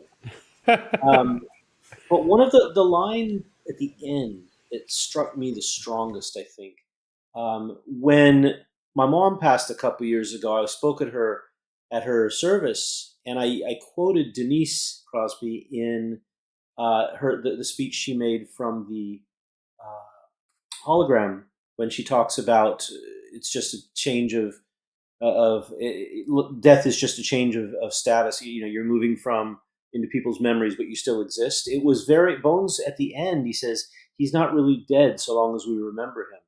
And this comes from a variety of religious traditions, but it was the connectivity between that and what she said, all of a sudden it just jumped off the screen. I've seen this movie again umpteen times like everybody else, but this is the first time that jumped off the screen so strongly to me. And I loved that connection between those two instances of the same thought. Really loved that. The needs of the many outweighing the needs of the few or the one, I think, is an incredible statement. I love it. Having lived now for the last 35 years in an agriculturally based society where that really is the way that people live, having grown up in America where individuality is so highly prized and relying on your self-reliance is so highly prized, I was very struck by, wow, this is 82. This is, and international newspapers are hard to come by, and there's no internet. This is a lot of international conversation starting sort of thought, and I really like that aspect to that line. It's just a really powerful, incredible line. So the movie, for all of its merits and demerits, that line just survives really well. Agreed. Yeah, it's one of the best. For me personally, I still think it's one of the best lines in the movie. So Rachel, what are your thoughts? Yeah, I was actually kind of wanted to talk about that scene too. It strikes me that obviously I like that scene. Got a little Funko Pop of it. But it strikes me that despite the fact I know that, like, everything is put better in, like, the next movie, at this point, still every time I watch it, that scene makes me emotional. I Mm-hmm. think this time more, we recently lost a family friend who's, like, one of my mom's best friends in the world, so I was, like, seeing, like, Kirk and Spock as my mom and her friend, and it just even, like, the performances are so good, and it's, like, just 2 actually obviously worked together for a long time, and it strikes me that I still am sitting there, like, crying to be like, "I've seen Search for Spock. What's wrong with me?" Like, I I know everything is fine, Nothing's wrong but, with you. It's a natural and it is reaction. so good. Yeah. Yep. Yeah. I I, can't. When once I hear "Amazing Grace" on the bagpipes, oh my god. oh, no. I think I Yeah. start at this point watching the movie when they go like, "Jim, you better get down here," like, that's when I start tearing up. I'm like, "Oh, Mm-hmm. no." I, and it's also, like and it's Leonard Nimoy is so good, and he's just so good in a way that I'm like, I don't need to tell any of you, but I feel like a lot of people who aren't as familiar with Star Trek or some of, his other work, and I'm like, "No, Leonard Nimoy is a, like, much better actor than you think, and I need you to understand how good he is." Yeah. Um, Yeah. and Bilbo Baggins. yeah. Oh my god. Sorry, that got me. I, I can't believe I have a hard time oh god, seeing him do that was so weird for me. And then also, and also I'm glad it's in the extended cut, but I feel like, James Doohan is also so good in those scenes, that got cut that with Preston that I'm so glad people get to see them now. Especially because he has so little, like, compared to, like, some of the other returning cast members, he doesn't have that much to do. I'm like, "Don't cut out his scenes, he's so good in them." I feel like we've gone over a lot of what I wanted to talk about, so That's fine. Mark? Well, since I already gave my whole list of likes and dislikes, I'll touch on the music. After the magnificence that was Jerry Mm. Goldsmith's score for the motion picture, at the time the music was a bit of a letdown. Now I've grown to appreciate it since, and it's a rousing score, but there's no use of the original Trek theme, which even Goldsmith had to sneak in under duress, I believe. But in initial viewing, I had no idea that James Horner was the Offenbach of movie soundtrack composers, stealing from himself frequently. So I didn't know how much of the score came from Battle Beyond the Stars and how much would wind up in Krull the next year. And I remember hearing the echoing trumpet motif played behind Khan's Mm. "I was a prince" speech and thinking that he swiped that from, of all people, Jerry Goldsmith and his score for Patton. But a highlight was during the second battle between the Enterprise and Reliant, where there's a descending riff that repeats. Extremely exciting, though I thought it cried out for a deep voiced Russian chorus adding hoist to it. Now, there's always been a bit of a question whether at the time of this film's release, the motion picture was still considered canon or whether this was a soft reboot of the movie series. Some evidence for the soft reboot: Kirk was back in admiral rank and still chafing over not having a command. The uniforms were all different, and we had no idea how many times that would happen over the course of later TV series and movies. And our regular crew was not normally assigned to the Enterprise, except for training missions, apparently. Evidence for canon: Kirk is much more reasonable when assuming command in his discussion with Spock, having learned from the V'ger encounter. Spock is more mellow, perhaps, as I said earlier, a bit too mellow. And the crew, especially Scotty, looks older than they did in the motion picture, despite only a 3 or 4 year filming Yeah. gap. Now, I choose to believe that TMP is canon, and Wrath of Khan picks up several years later than its events. Now, one could make the case that the stories of the first 2 Trek films parallels the stories of the 2 Trek pilots in the 1960s. The motion picture could be considered too cerebral, like The Cage, while Wrath of Khan was an action-adventure film like Where No Man Has Gone Before, setting the pattern for all that came afterwards. Oh, wow. I like that.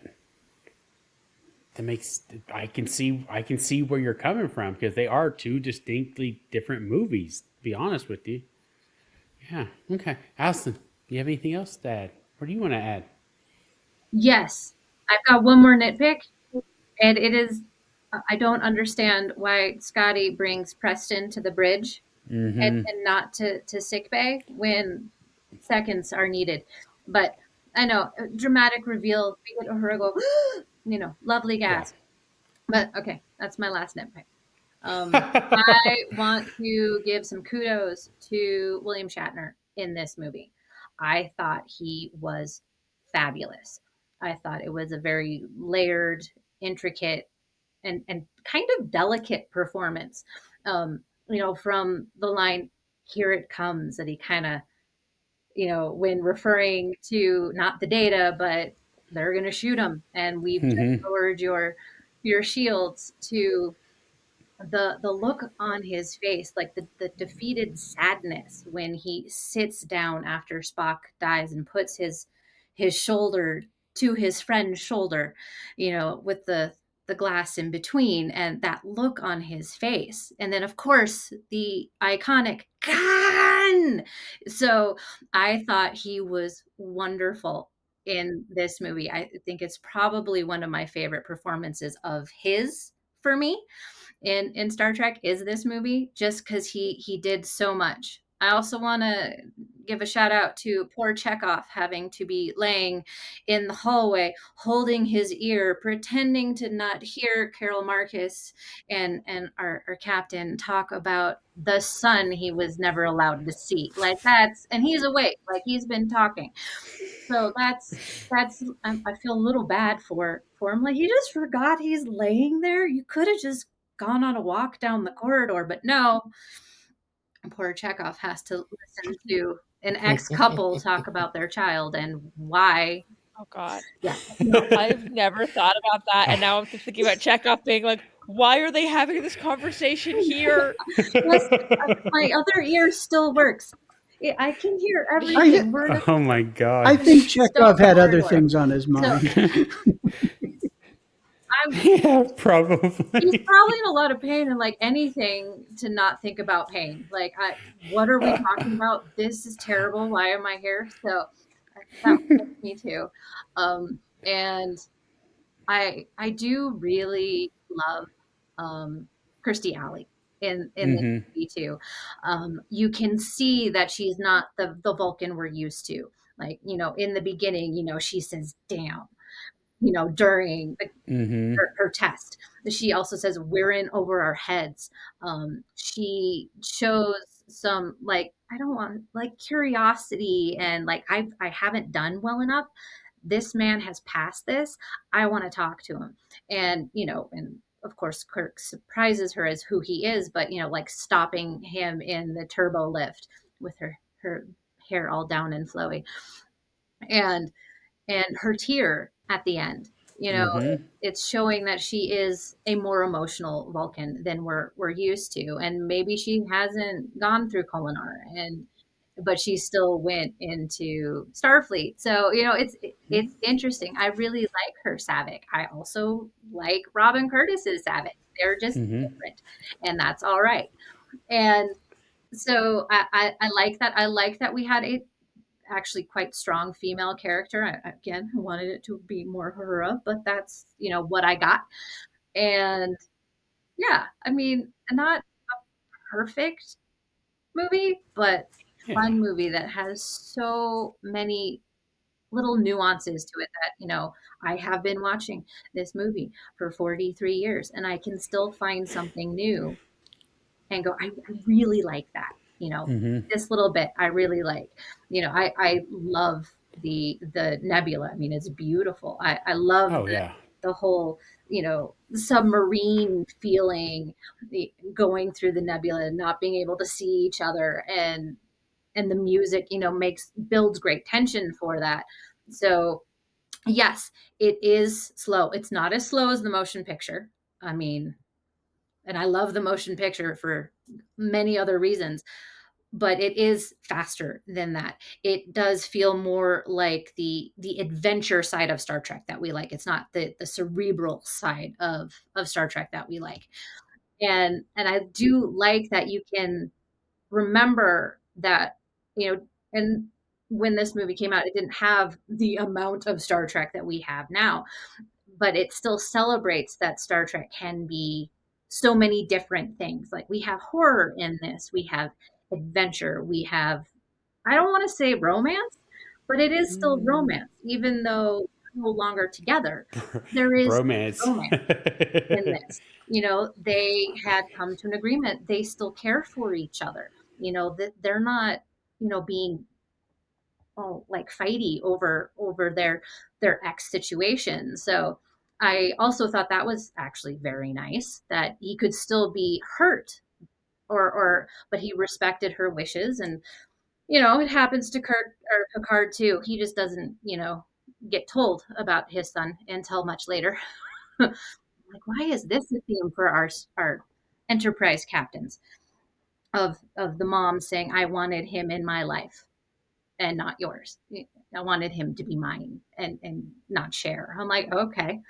I mean, a little kudos to Beverly. She's also trying to save his life. So, okay. A little bit of a spoiler for season 3 of Picard. But I thought that's interesting that they picked that up. But I do, I don't watch cable anymore, but whenever I did, if this movie was on, I would stop and watch it. I wouldn't go find something else. Yes. It's fun, and it is very well acted. And so. Well, I have a question for a couple of questions for the entire group, because there are things that have kind of bothered me as well.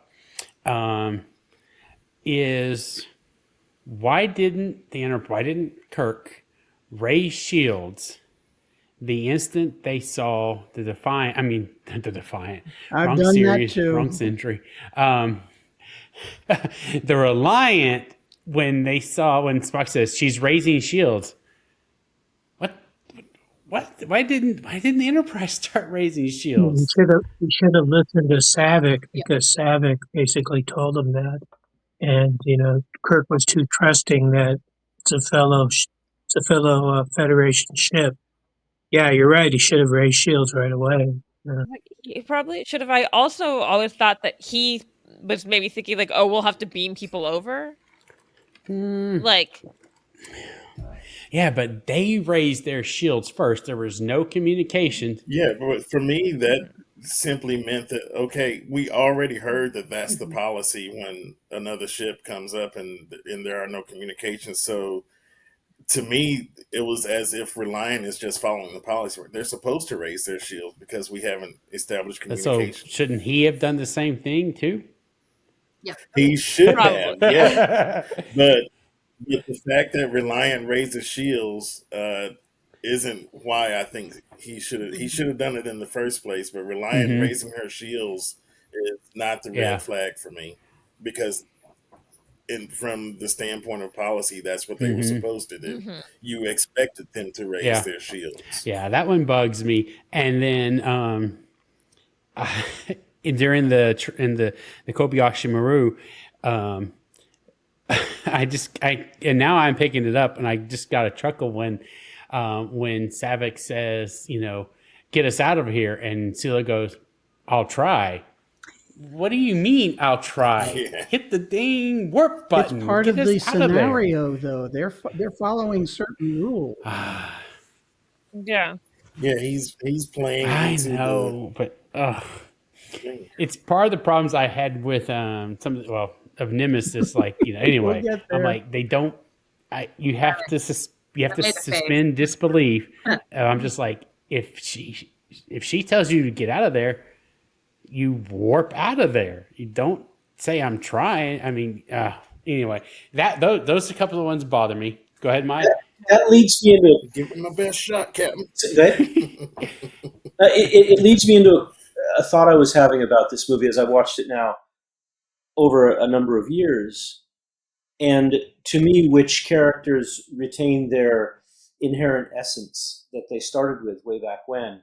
And I find that Spock is probably the best example, right from his initial iteration right through to when he stopped being part of this.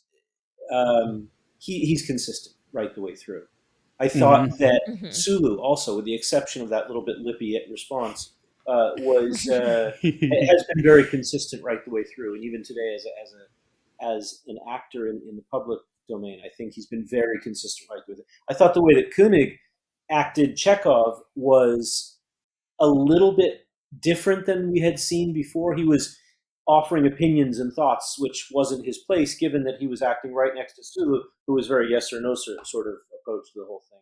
So I wasn't sure about that. Kirk, I thought, Allison said that kudos to Kirk. Absolutely. He acts this very well before he gets too big for himself later in the other films. Though, I don't know. That was a little bit weird for me. Wasn't real happy with that. Yeah. But I wonder is that because it's T.J. Hooker? Is that why he still had it? Yeah.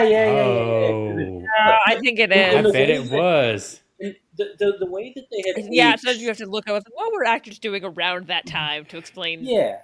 But the way they'd aged so dramatically. About their appearances. You look at Bones. He looks like he came out of a museum to act this.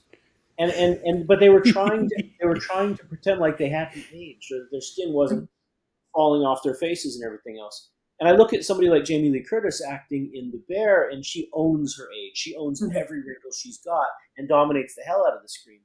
I wanted to throw it at you guys. What do you think about the characters and how they stayed consistent from where they came before this movie through this movie and beyond? Were there any impressions in that regard by any of you guys? I thought your point about Chekhov was interesting, but Chekhov made the most sense to me that he would change because he's so young in the original series that I'm like, yeah, he was basically a kid, and now maybe this is how Chekhov actually is as like more of an adult. Whereas everyone else was like more cemented in who they were as a person. He's also a commander at this point. He has the rank of commander, where in the original series he was an ensign. Yeah. Yeah. I mean, and I agree, Bones stayed true to form. I mean, he did not even flinch when he was trying to tell Jim, Kirk, well, God damn it, Jim, what are we doing? Is this a funeral? I mean, that's what I have always loved about the McCoy character, is that he has always expressed his opinion to Jim Kirk, period. Even in TOS, and Kirk is actually, most of the time he realizes what Bones is saying is correct, but yeah, I think he stayed true to form.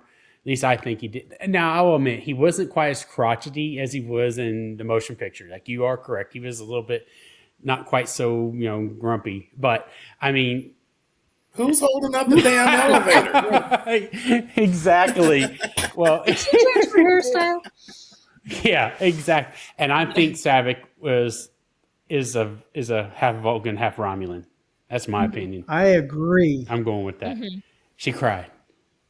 Yeah. Yeah. Well, because if you really watch her throughout this movie, she shows a lot of her facial expressions at times when, I'm going back now. I'm going 100 years back, but like to Paul before she had, her, diseases and stuff from the Trellium, like straight face, no emotions. But Saavik, she showed it on her face when she would get annoyed, and you could see it.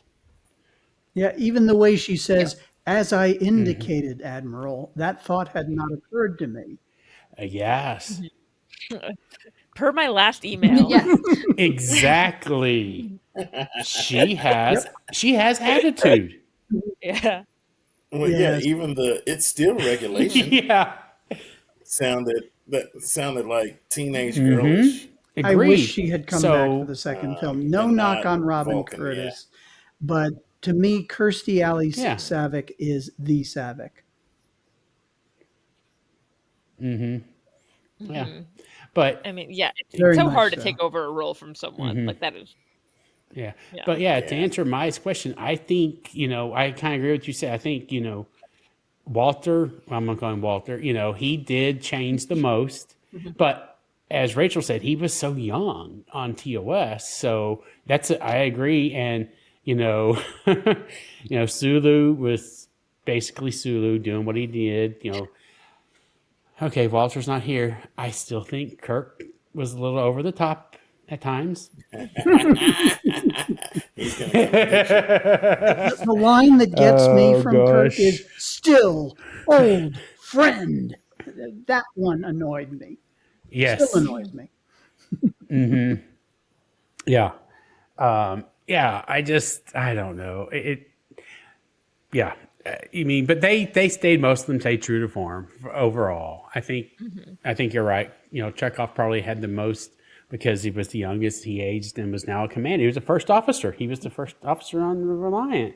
So that's his job, is to to advise the captain. Now, another nitpick. I just remembered it because we were talking about advising the captain. It's God. This is why I wish I had never watched the movie. But anyway, why didn't they just beam them off the dang SETI Alpha 6?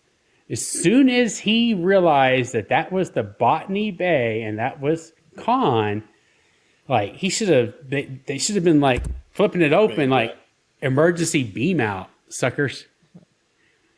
I mean, I suspect there was an element there where the line I mentioned about the dino scanner, clearly there's something on that planet that was obstructing the normal escape mechanisms. So they probably had to be in the open in order to get out. They couldn't beam out from the cargo bay, which is where they were. Well, they walked outside and the cargo ran right container just a into little Khan bit. and his bunch. Because I think they were prepared to run right There's out a little and leap away. space between them. No, they got caught with their communicators down. Yeah.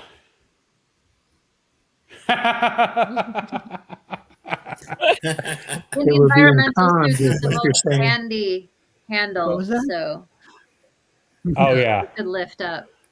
Yeah. Captain. And Chuck said they were being conned. Love Yes, it. they were being conned. But yeah, I don't know. That's those again. I still like the movie. It's still one of my favorites of all of them so far. I mean, I don't know. Yeah, you kind of have to look through all the nitpicks and just enjoy it. Oh, It does, absolutely. it does bug you as you're seeing things, and you just have to. Well, they did what they could do with that movie, and they had to do some liberties, and they, maybe it needed another rewrite, which it didn't get. Well, I mean, they grabbed ideas from like 5 different That's correct. scripts. Yeah. Like that's how many times they rewrote it and changed it. And they started like it's a quilt. They took pieces and put it all together, and it is. Yeah, Nicholas Meyer wrote the but- screenplay based on several other screenplays, did not take credit for it because it's credited to Harv Bennett and Jack B. Sowards. And other people such as Sam Peoples, who had written the second pilot for TOS, was involved in a screenplay for that thing. So there were a lot of hands involved in the process. And as was said earlier, And Meyer he only was have not like that familiar with Trek, which was both a strength and a weakness at the Mm-hmm. same time. Well, and didn't he only have like 10 days to write the script or something like that? Yeah, it was. He had a really short window. Yeah, he had a real short window he to do it saved the on. franchise, really. It's- Yeah. Yeah. It is. Like that would be. I was like, it would be hard for me to write anything in like a week, let alone like here's a movie script. Also, like this entire franchise is riding on this. Good luck. Yeah, good luck. And you could have half the budget the last movie got. Yeah. Well, okay, so I'm gonna say let's we'll get everybody's final thoughts. So we'll start with you. Final thoughts on this movie. It ages far better than I do, and I think that it's It's going to continue to be good for people 50 years from now. As a standalone product, I think it's excellent. As a continuation of Star Trek that older people knew, it was a much needed shot in the arm, a much needed fix. And I appreciated it for that when it came out. Anything that Spock's in and makes statements like he does at the end, I'm all for. I thought that maybe we could have woven a couple B, C, and D plots into the movie. There was enough time. And I thought that it was a little bit flat in that regard. But again, they were trying to do something. They did what they had. They did what they could with what they had. And they came out with a product that, as I said, it stands the test of time. So not too much fetching to be done about this one, I'm afraid. Yep. All right. Rachel. Like I said, this is a movie, obviously I came, like, by the time I saw it, I like knew it was considered a classic, and like I understood then, and I still understand it, and it's like one of those where like this is going to continue being a classic. This is going to continue being one of those, like, even not just in Star Trek, but in like sci-fi in general, that yeah, this movie, I was like, it stands the test of time and will continue to do so. And it's like one of those that I can't wait till in the future. I don't have kids yet, but like my nephew, I'm be like, this will be something I can show him one day. Exactly. Mark. I had forgotten one of the lines that I said at the time that I saw the film, and I've used many times since. Spock dies and is reincarnated as narrator. The film is a great watch. It's very theatrical, which is a real surprise considering it was produced by Paramount's television division and had a relatively low budget compared to the motion picture. When I add up in various individual criteria, it has the highest score of any Trek movie, 8.4, which no other Trek film gets a higher than an 8. But it's not my favorite Trek film. In fact, it comes in on my list at number 4. I do give it a personal score of 8 out of 10, an honor that 3 Trek films have in my list. Nice. All right. Chuck. Well, movie ages very well, as you mentioned. The performances, especially of Shatner and Ricardo Montalban, and just about everybody were really, really wonderful performances. You got to have you had Merritt Buttrick and Judson Scott appear together in the Next Generation Symbiosis first season. That's right. So they obviously liked the way they acted in the movie. And then you had Paul Winfield wind up as Dathan and Darmok. So they picked wonderful supporting actors for this movie. It made the movie just such a treat to watch, and watch it over and over and over. And it doesn't wane in its quality. And it was the first movie, which wound up being a trilogy. We got Star Trek 3 and 4 together. So watching the Star Trek to the Wrath of Khan is a nice lead into the next 2 movies.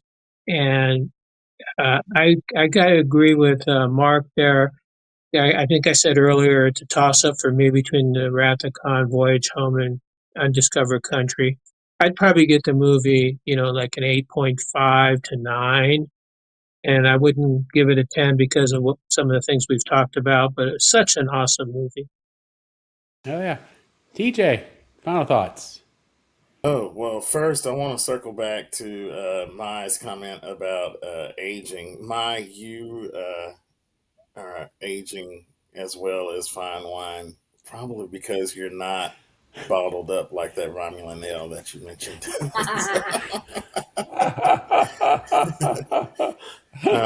And I want to tag on to something that Mark shared a few minutes ago about Kirk and the steel loaf Ren line, because one of the things that I enjoyed watching this is kind of seeing Kirk get into the game and start to string Khan along and try to reel him in, the superior intellect line and all the stuff that he did in the asteroid, I thought set that up really well. And my last nitpick that I forgot to mention was the only ship trope was used in this movie. They just flew out of the headquarters of the entire Galactic Federation, and they're the only ship. In addition to the fact that they knew Reliant was assigned uh, to that project and should have been in the vicinity, why didn't they check that? Where is Reliant? What's going on with them? That should have been the first red flag, and not the shields up. But as final thoughts in the film, um, again, I do think that in the more important respects that it stands the test of time and continues to be entertaining. The music, as someone mentioned, is rousing, um, and it was a wonderful, wonderful revisit. One line to close out that stood out to me is Kirk's kind of reflection or instruction towards Savick when he says, "How we deal with death is at least as important as how we deal with life." And that gives me, as most content in Trek does, a point of reflection and something that I can take back with value into the real world and think on. So I'm grateful for that. All right, Allison. So I was lucky enough to see this movie in theaters 3 years ago for the 40th anniversary. They re-released it in some theaters, and I was here in Santa Fe, so I got to see it on the big screen, which was a completely different experience for me as, a kid who watched it on a little tiny square. That was my first viewing. So getting to be immersed in, that nebula and fly through it was truly beautiful and amazing. I want to see the motion picture on the big screen because I would think flying through V'ger would just be amazing. I've projected it onto my fairly large screen in my backyard, but it's not a movie theater screen. So getting to do that will always like color my love for this movie because I've gotten to be in it, sitting in that theater with it being huge for me as a Star Trek fan, because I didn't get to see any of the other original cruise movies that way because they all came out before I really went to movies, because I don't think I saw The Undiscovered Country in theaters. That was the only one that I might have been old enough to, but I know I saw Generations. So this will always hold a special place in my heart, which, and especially because it's only 2 years ago or 3 years ago that I got to do that. And I felt like a kid getting to see it again, even though I knew everything that was going to happen and go forward in the storyline. But because of getting to see it that way and fairly recently, it was truly wonderful. And there was like nobody else in the theater because, it was what 22, so COVID was still going, so there's like nobody in the theater but like 5 of us. I'm like, it's all for me. So it was wonderful, and that's how I kind of feel about this because there's so many quippy one-liners, which I love. And I think in the end my favorite one-liner comes from Spock when he looks at Savick after saying, sauce for the goose, and then he goes, the odds will be even. And I'm like, yes, puns everywhere. The odds will be even. So that's what I love about this script is there's so many of those just like little touches that, if you're not paying attention, they fly by. And yeah, but the odds will be even. I'm like, thank you. I truly appreciate it. So. Yeah. I also got to see it in like when I did that release, but I think Wrath of Khan, because that is the only non-Kelvin non-Kelvin Star Trek movie I've gone to see in theaters. Oh, wow. Nice. Well, I was stuck overseas for all of the TNG releases. All right. Yeah. Well, for me, as everyone has said, this movie, absolutely will stand the test of time, no matter what.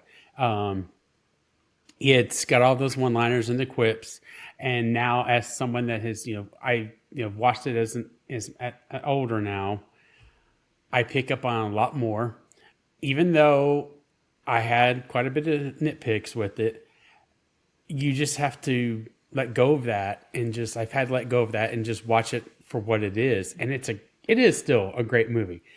And it is hard for me to say, again, I'm the same as Chuck. It's 2, 4, and 6 are mine. The Search for Spock has grown on me over the years. We'll see what we say when number 5 gets here. But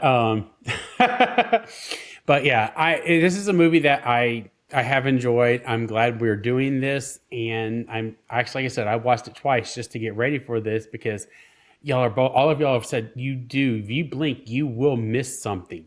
Like even earlier when I said I've never realized that Moby Dick and all those books were on his shelf over there, and I didn't realize how much of a collector of history Kirk was. I didn't know that. And now as I was watching it again, I watched like all the guns and everything, and just all those historical items that he had. Really, it was intriguing to me. I actually like that, because I do like to look at some of the historical stuff like that. So for me, again, it's always going to be a movie that I can watch whenever. If it's on, I'm going to watch it. Even if some of the little plot holes and nitpicks I had, I'll still watch it.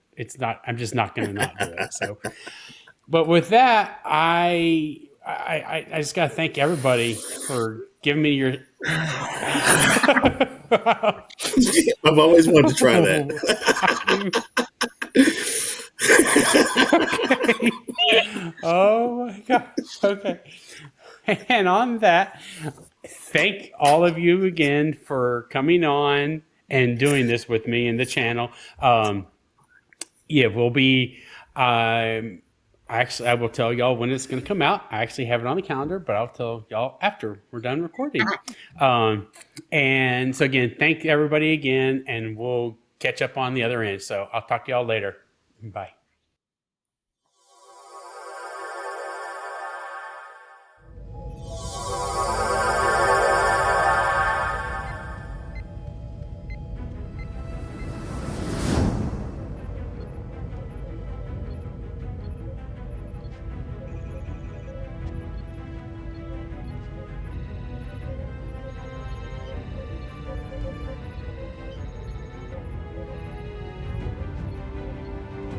Thank you for watching The Transporter Room. For just $5 per month, enjoy ad-free access to this episode and all previous ones, plus exclusive bonus content. Sign up now on Patreon.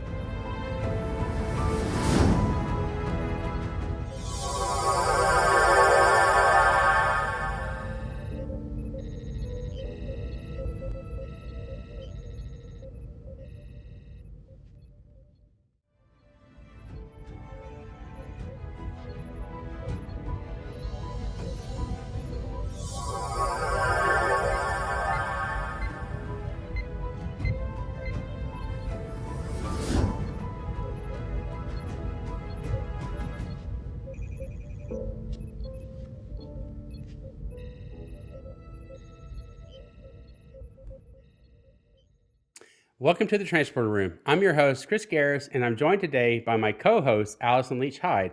We're incredibly excited to introduce the members of Letterdex: Jen Anderson, Evan English, Glenn Hambley, Cricket Yee, John Jurgens, and Duncan K. Frazier.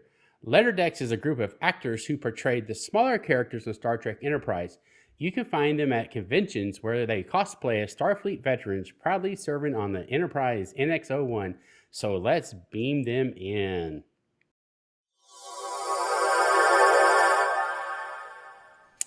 All right, so here we go.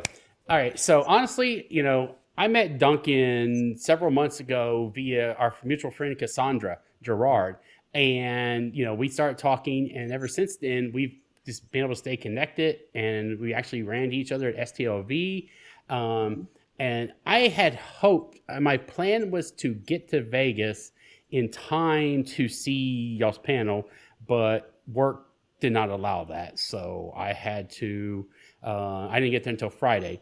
So I missed the dang panel. But again, we started talking about all this and was like, why don't we just try and do it again, but do it ourselves so that for everybody that did not get to go to STLV.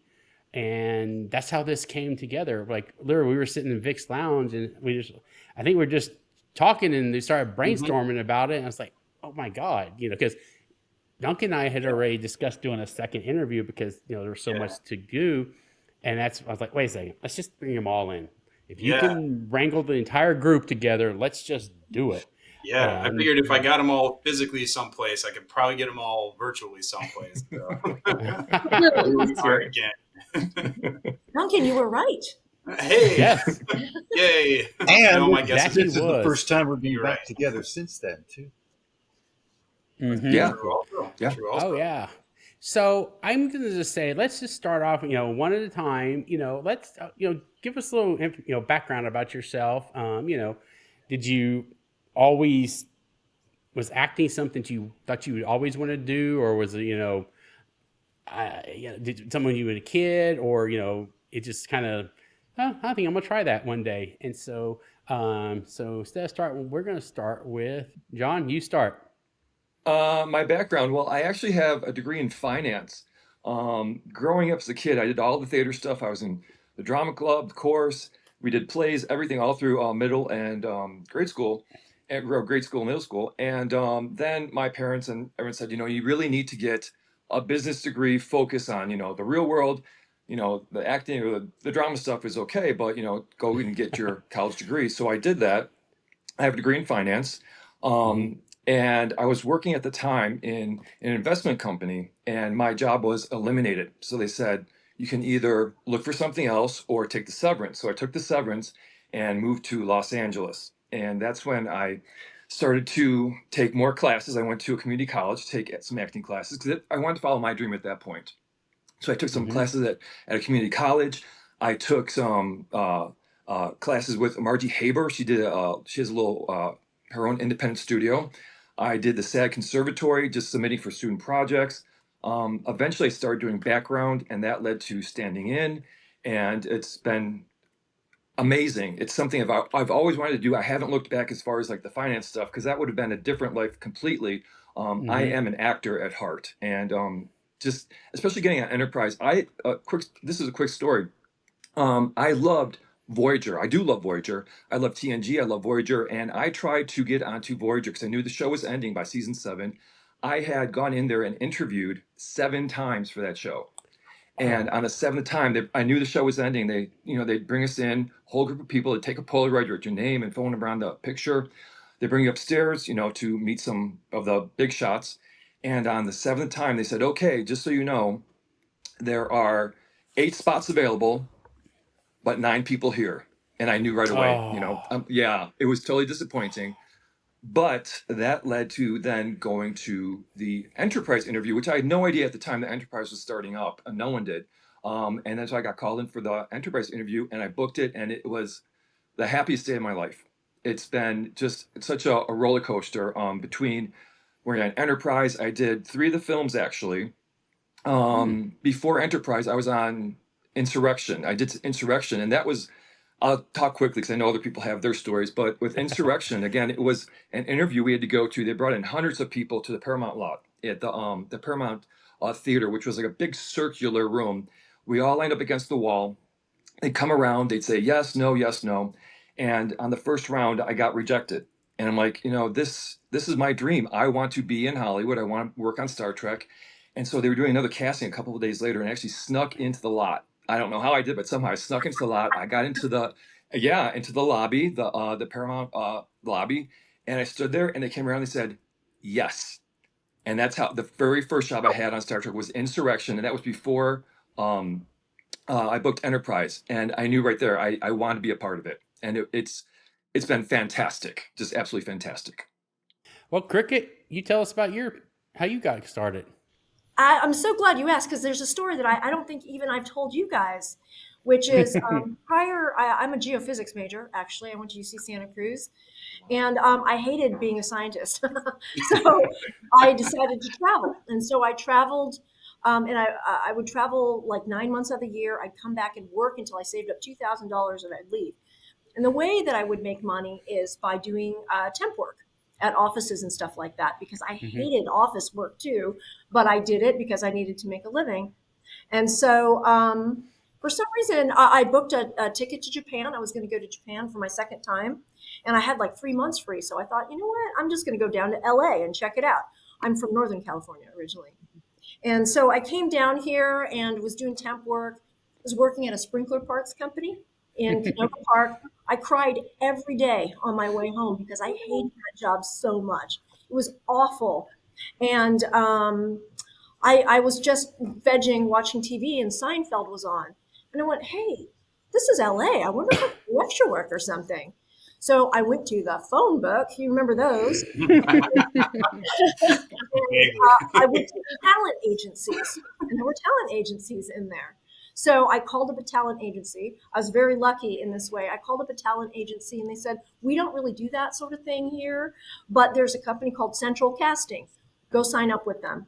And it turns out I was lucky. I didn't get scammed or anything. A lot of people got scammed trying to get into extra work, but I just called straight in and started working. And that's how I got into it. Oh, wow. Good story. The phone book. The phone book, talent agencies. I was so lucky. I'm forever thankful to that woman who told me the truth, which is go sign up at Central Casting. Not to interrupt, but I was one of those fools that got scammed 3 times by going to Venice. I went to Venice Beach when I first came to LA. I went to Venice Beach, and on the light pole they had the little pull tabs of the paper saying, call this, be in a movie, be on TV, earn $800 a day. I was the fool that did that 3 times before I got smart enough to say, you know what, I'm not doing this anymore. Yeah. Oh my God. Yeah. It was a school. It was a hard learning curve for me before I actually found my way to Central Casting. And that changed everything. Yeah. And the way that I ended up on Star Trek was I actually got called into audition. So yeah, it was nice. Wow. And when I got the job, Marvin picked me, all these people came up to me and they said, oh, congratulations, you've got a job for 7 years. And I was like, Whoops. Oops. Whoopsie. So, Evan, what about yourself? Yeah. Well, I live in San Francisco. I run an investing business in real estate. And also starting a very small retail-based venture capital firm with a friend of mine. And that's kind of what I'm doing here. My story on Star Trek was kind of similar to John's in that it was before 9/11, and I actually crashed an audition. A friend of mine called me, said, hey, they are, they're casting for Star Trek, a new Star Trek series. And, you got to get down there because I know you love, sci-fi so much. I was a big sci-fi fan. I still am. And so I got into my crappy little car and I drove down the lot. Again, this is before 9/11, so there were no guards guarding the entrances. And crashed the audition. There was 2,000 guys there, guys and girls, I think. And I got, picked to be on the bridge, which was one of the rarest. There was probably only a couple spots available there. And I got lucky, and they used me as the backup pilot, helmsman for the NX-01 for that ship. So very cool. So I spent a lot of time with Anthony Montgomery, switching in and out of seats. That was kind of what we did a lot. But they had me, like you saw, like the motion capture stuff. They had me do a lot of other stuff as well, a lot of aliens, stuff like that. Yeah. Oh man, that's kind of okay. Well, it just still blows my mind that y'all could crash the studio. I mean, I seriously thought they would have had guards there that would have been like, no, you may not come in. Well, the 90s was a they lot did of eventually. The biggest challenge was that you were supposed to be on a list for the audition. You had to go through a whole series of auditions. You had to first go through, one round, and you had to go in front of the producers. You had to answer a bunch of questions, and you had to do this, do that. And most of the time they were just looking at you and seeing if you were the right whatever. Mm-hmm. And yeah. So it was very. There was a very lot of lucky. hoops. So I You had to wasn't jump on through the a list, lot of right? hoops So just to I get to wasn't that on the point. list. Yeah. I wasn't on the list. So how did I get on the list? So I went up to who's Michael Demerit, who I didn't know, first time I had met him, and he was the second AD on Enterprise, in case fans don't know. But went up to him, basically said, hey, I'm on the list, and he checked. He said, I don't see your name here, but I don't know. Let me call them up. And somehow I got up to see the producers, and I still to this day don't know how that was. If Michael is listening to this, I hope he doesn't remember it. That's funny. Oh gosh. Oh, he did. Give us about. How about you? Way to hustle, Evan. That's awesome that you just, yeah. That is. So I have a crazy karma story that goes actually way back to when I was in my 20s. And so right now, I have my PhD in spiritual practices and a master's in ministry, and I do a lot of trauma and retreat work with people. But I have this kind of like relationship with the universe that's shown up in really unusual ways in my life. And in my 20s, way before I was in LA or wanted anything to do with the film industry whatsoever, I was publishing a magazine, and I had a business partner, and he was the biggest Star Trek fan I had ever met. This guy lived and breathed by Star Trek. And at the same time, so I have this business partner, I'm publishing this magazine. I'm also really naive, growing up in Arizona, moving to New York, and I'm dating this guy who I think they based the character of Tony Soprano off of. He's got this huge home in New Jersey that I can't see because he's still divorcing his wife. And every time we go to an Italian restaurant, we're the only two people eating in it, except for the guys guarding the door. Oh. And I'm pretty naive, right? So anyways, things go really bad with this business partner of this magazine. And he ends up like scamming me out of a ton of money. And so I'm at dinner with, Tony Soprano, and I'm lamenting that this is happening. And so this, we're in this little tiny, darkly lit Italian restaurant, and this guy says to me, babe, what do you want me to do? You want me to toss him somewhere? And I'm like, naive girl from Arizona, and like, I don't want her to fly. I'm like, oh, no. Thank you. That's so sweet of you. Very really. romantic. And then I just pull it out of the blue. I go, this guy's the biggest Star Trek fan in the world, and I believe in karma. I believe karma will hurt him more than you can. So someday, I don't know, I'm going to be on the bridge of the Star Trek Enterprise, and that guy is going to just destroyed by it. And so nobody gets injured, nobody's thrown under a bridge. Life goes on. And like 20 years later, I'm working in the film industry, but mostly in production as a production assistant. And assistant directors would call central casting and say, hey, can we use this Jen Anderson chick as a stand-in? Because they weren't always allowed to have as many production assistants as they needed, but they could hire me as a stand-in to fill in as a production assistant. And then, I could do the PA work for them. So central casting knew who I was, but they didn't really know who I was because they weren't the ones that usually sent me out. But I guess there was some difficulty getting a stand-in to stick for this one character. And I get this call from central casting, and they're like, we don't really know who you are, but these assistant directors keep asking for you. So would you be interested in auditioning for Star Trek? And of course, I'm this huge Star Trek fan also, but and then there was this like weird karmic thing floating in the universe. And so, yeah, I went, and I didn't even have to audition. I just started working actually as a stand-in for Jolene Blaylock. And it worked out. I got along with the director of photography. They said, you've got the job. And then it wasn't until like a couple weeks later where I'm actually dressed in uniform and sitting on the bridge of the Enterprise where I was like, Oh my gosh. 20 years ago, I had the choice between getting some guy seriously injured or telling the universe I could be on Star Trek. And I felt like, oh my gosh, I just got the biggest reward of all time and the best ever karmic payoff. Oh, that's an awesome story. That is Oh, truly amazing. I mean, you basically kept someone from having concrete boots. Yep. Oh, that's too funny. Oh my god. So, Glenn, how'd you get started in all this fun stuff? Hi, Chris. I'm the token Canadian Oh. letter decker.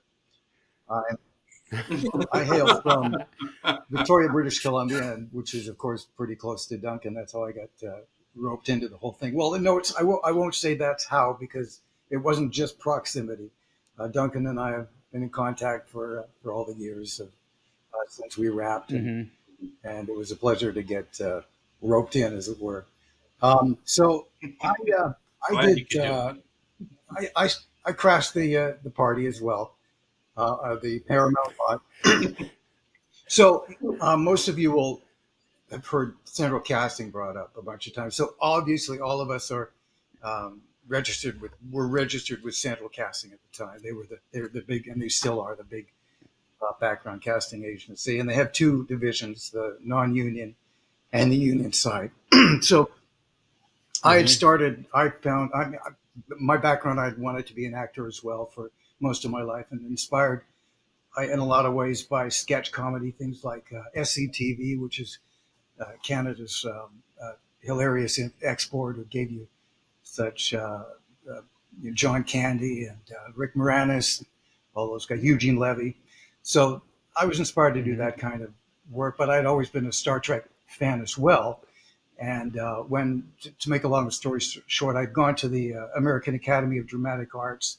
And then after I'd come back from England, where I had tried to sort of break onto the London stage without having any training, just thinking that wanting it was enough to get there. But so I had a different experience in London because I got to work for a theater booking company, and I got to see a lot of shows like Comte and things like Les Miserables when it was still in previews, and Phantom of the Opera, things like that. And I actually got to see Les Mis with Paul McCartney and Gene Hackman. Not with, but they happened to be attending the show at the same time. So that was a real treat for me. Anyway, back to LA. I was married at the time and had 3 young children. And we were living in Nashville, my wife and my family. We decided to just head out to LA and give it one more shot, because I had actually heard that there's the new Star Trek show coming up, and the Voyager was in its winding down. And so we decided in 2000 we made this decision to head out in 2000, and we arrived in 2001, and promptly I found some ads for background work, and I ended up working on Ali as a non-union extra, which was actually really a horrible experience. It was in a cold warehouse. Okay. I remember being wrapped up in 5 or 6 layers after I figured out that I needed to bring all these layers to keep from, and even then I was shivering, but it wasn't a very nice experience. Well, eventually I got to like it, and just being in a Michael Mann film and working with Will Smith, that was, started to take on a pretty exciting luster. So then my strategy from then on was I wanted to get my union card, my Screen Actors Guild, and of course they're merged with with AFTRA now, but at the time it was just the Screen Actors Guild. So I would spec the lines. I would call the union lines and see what was going on, and I ended up getting info on the Planet of the Apes. We're looking for some background with long hair, and so I didn't have long hair at the time. And Jennifer Bender is the casting director for this, and you guys will know she was the casting director for Star Trek as well. So she looked at me and said, "Okay, I think they could probably use you. We'll put a wig on you and be one of the human survivors in Planet of the Apes." So that just was serendipity, because why would they have hired me in the first place if I didn't fit the the bill with the long hair. Anyway, they did. It was an experience, and I got my SAG eligibility, my 3 vouchers on Planet of the Apes.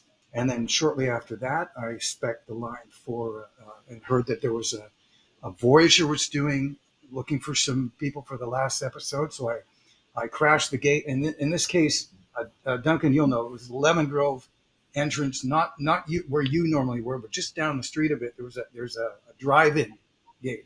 So I walked in through that gate, The Van Ness gate. like I knew what I was doing, and just headed over to where Oh my where gosh. the casting was going on, and there was a bunch of people out there, and there was no list, or if there was, they weren't referring to it. They were just taking people up 5 at a time.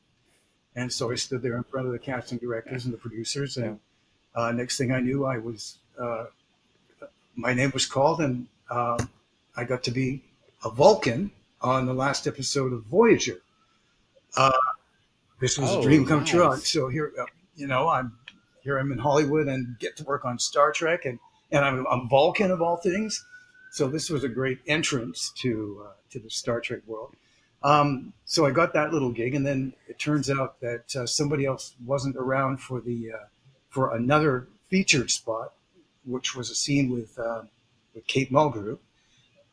And John, you saw me, didn't you? Before, when I first met you, you remember me from that scene, I believe.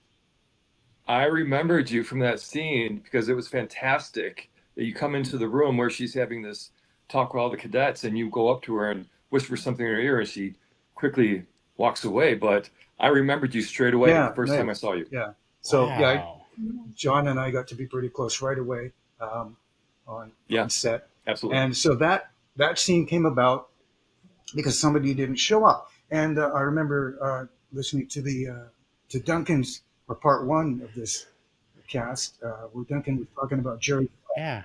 Thanks for listening. Oh, yeah, man. Thanks for listening. Yes, thank you for watching and listening. And Duncan was talking about Jerry Fleck, the beloved first AD. He took a real liking to me, I think, from that scene.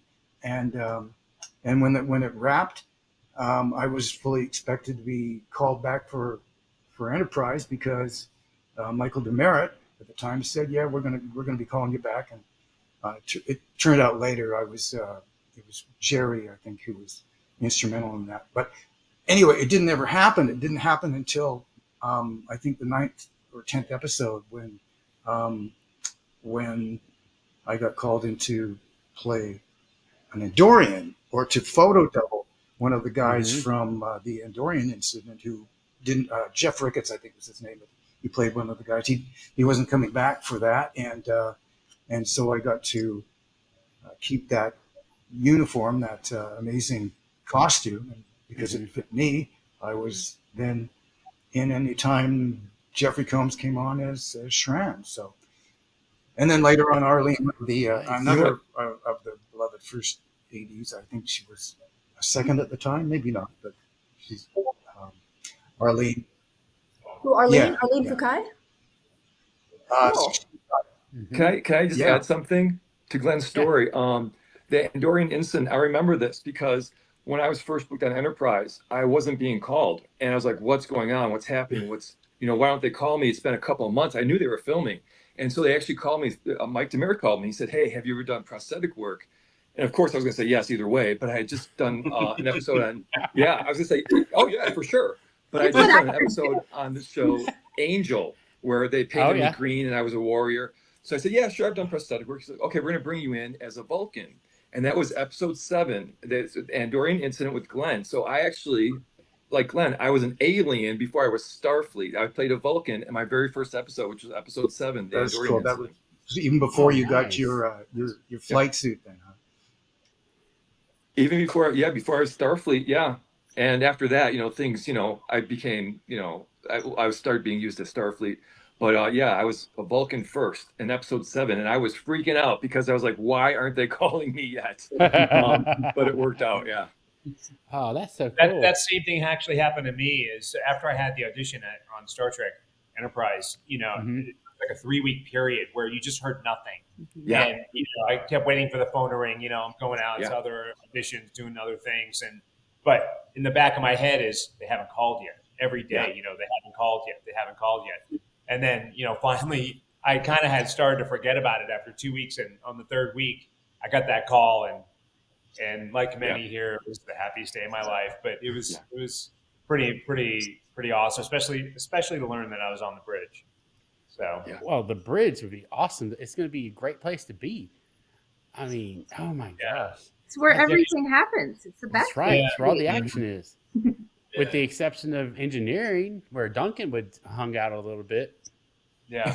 John too. That's right. I mean, I got to hang out with the five principals, almost every time I was there. And, I always got these 2 shots with Jolene or with whoever. And it was a good spot. Yeah. I don't know if they, I don't know if it came up actually, but Evan was the stand-in for Dominic Keating, and Cricket was the stand-in for Linda Park. And Jen, you said who yours was. So yeah, those 3 are like principal stand-ins. They're basically every time the cast. There were separate auditions for those as well. It's another story. Oh, really? Yeah. Okay, we may have to get into that here in a minute. Damn, that's so cool. Duncan, I know we've done it. Just quickly tell us about your background, like the 30-second version. No. Great. 30-second list. So I had the complete opposite experience from all of these intrepid folk that are crashing. Yeah. I was actually sitting here thinking, I'm sorry to interrupt you. I was going to say, I think you're the only one that came in through the front door legitimately. Yeah. And then I guarded it. Me and Jen, we were legit. Okay. No, that didn't crash. That didn't crash. Yeah. Right. After that, nobody crashed. Oh. No, but that's too funny. It was definitely serendipitous, though. I like that word. I think Jen used it, but I went to school at a Christian university called Asbury, and they had a special program where you could go for a month or for a semester and do an internship at an entertainment company. So I did that, and that was actually in the fall of 2001. So while I was in that is when 9/11 happened, and it was like a whole tragedy. I still remember seeing it on TV, of course, but that opened a door because it tightened the security at all the studios because they were all like, targets of high priority for Al-Qaeda, I guess. And it just happened that a person that had graduated from that same 1 semester program as me years before, you're plugged into the alumni now, and he was a security officer at Paramount, and I was looking for a job, and got in touch with him, and he's like, yeah, there's a job, and I have a martial arts background. I also had done a lot of retail sales by then, so I kind of had the people angle and the defend myself angle if that ever happened. So I got that job. So I came in, started in like January of 2002 as a staff security officer at Paramount, and started doing. You could do 2 things at that time. You could be stuck at a gate or on a specific patrol on a specific shift and always get 40 hours a week. Or you could do what they called part-time, which I actually made full-time money at, which just was all the weird stuff. Parties, audience shows, celebrity details, filling in for people on those gates and whatever for vacations. And that allowed me to see the whole studio, get to know all kinds of people. And that kind of matriculated down to I met another guard there whose name is David Hayes. He had a speaking part, like a day player spot on season 1. And I forget what episode, but he was in the armory. I know that. And I think he was operating the rocket, launching controls. He said, hey, I work at this gate full time, and I've met Brandon Braga, who's come through the gate all the time. I know you're trying to get in places. Do you think you might want to be on Star Trek? And I'm like, yeah. I've been like a Star Trek fan since I was 8. So let's do that for sure. And I had already been working with central casting at that point, like, because the spec thing wasn't a thing anymore. You had to be invited and stuff. Like, I had been doing that on the side with the security thing. So anyway, long story short, next time I filled in for a guy at that gate at that shift, I got to meet Brannon, and he agreed to like tell the office to like take a look at me. And but even then, the whole span of time thing, I had to call like for probably 3 weeks to a month. Probably I called like maybe at least once a week, twice a week, something like that. And they finally got me in. Arlene Fukai did my like inspection. You know, I had a loose shirt on. She's like, "All right, stand up and like tuck your shirt down. Like you hiding anything under there? Like she's looking for a belly that's going to stick out from the flight suit." Right? Oh my gosh. I messaged her recently and was like, "Hey, remember this?" And she's like, "Oh, I don't think so." Anyway, so that's how I ended up on the show, and they put me straight on the bridge too, in the back. I didn't get to do any of the cool like front row stations ever, but yeah, I had a good time. There was a lot of places, so that's my story of getting in. I still enjoy. I'm going to say this before we move on, but awesome, great stories of how you got onto the set and on the show. I mean, this is going to be. I think everybody's going to love to hear all this. It's just, oh man, this is so cool. Nothing but perseverance on all of your parts. Like, no, I want Star Trek. I want this particularly, and I'm gonna do this. So that's really cool. I actually had no idea that so many of us crashed and were not like legitimately supposed to be there for the audition. I had no idea. Honestly, I'm honestly shocked to hear that. Yeah. I only crashed Insurrection. Okay. I only crashed Insurrection. I actually got into. Good for us that we had we had the gall to go. Can I just I don't know if it was the first. Sure. Like I did two. It was the Andorian photo double, and there was another one that came after. Was Civilization, where I played an alien called a Valakian. No, an Akali. Or anyways, one of the two, and it's when we're Scott and I should say Archer and Trip go down to the planet disguised Dr. Flux. As I think it's the first time they had to alter themselves to appear like they were pre-war. Civilization. So, I actually got to play a shadow in that episode as well. But the costume they gave me was so interesting as a Star Trek fan because everything is labeled in wardrobe with the previous actor. So there was a recycled piece, and they recycle all the time, wardrobe and things like that from one show to the next. So there was this tunic, a kind of a plaid tartan tunic that had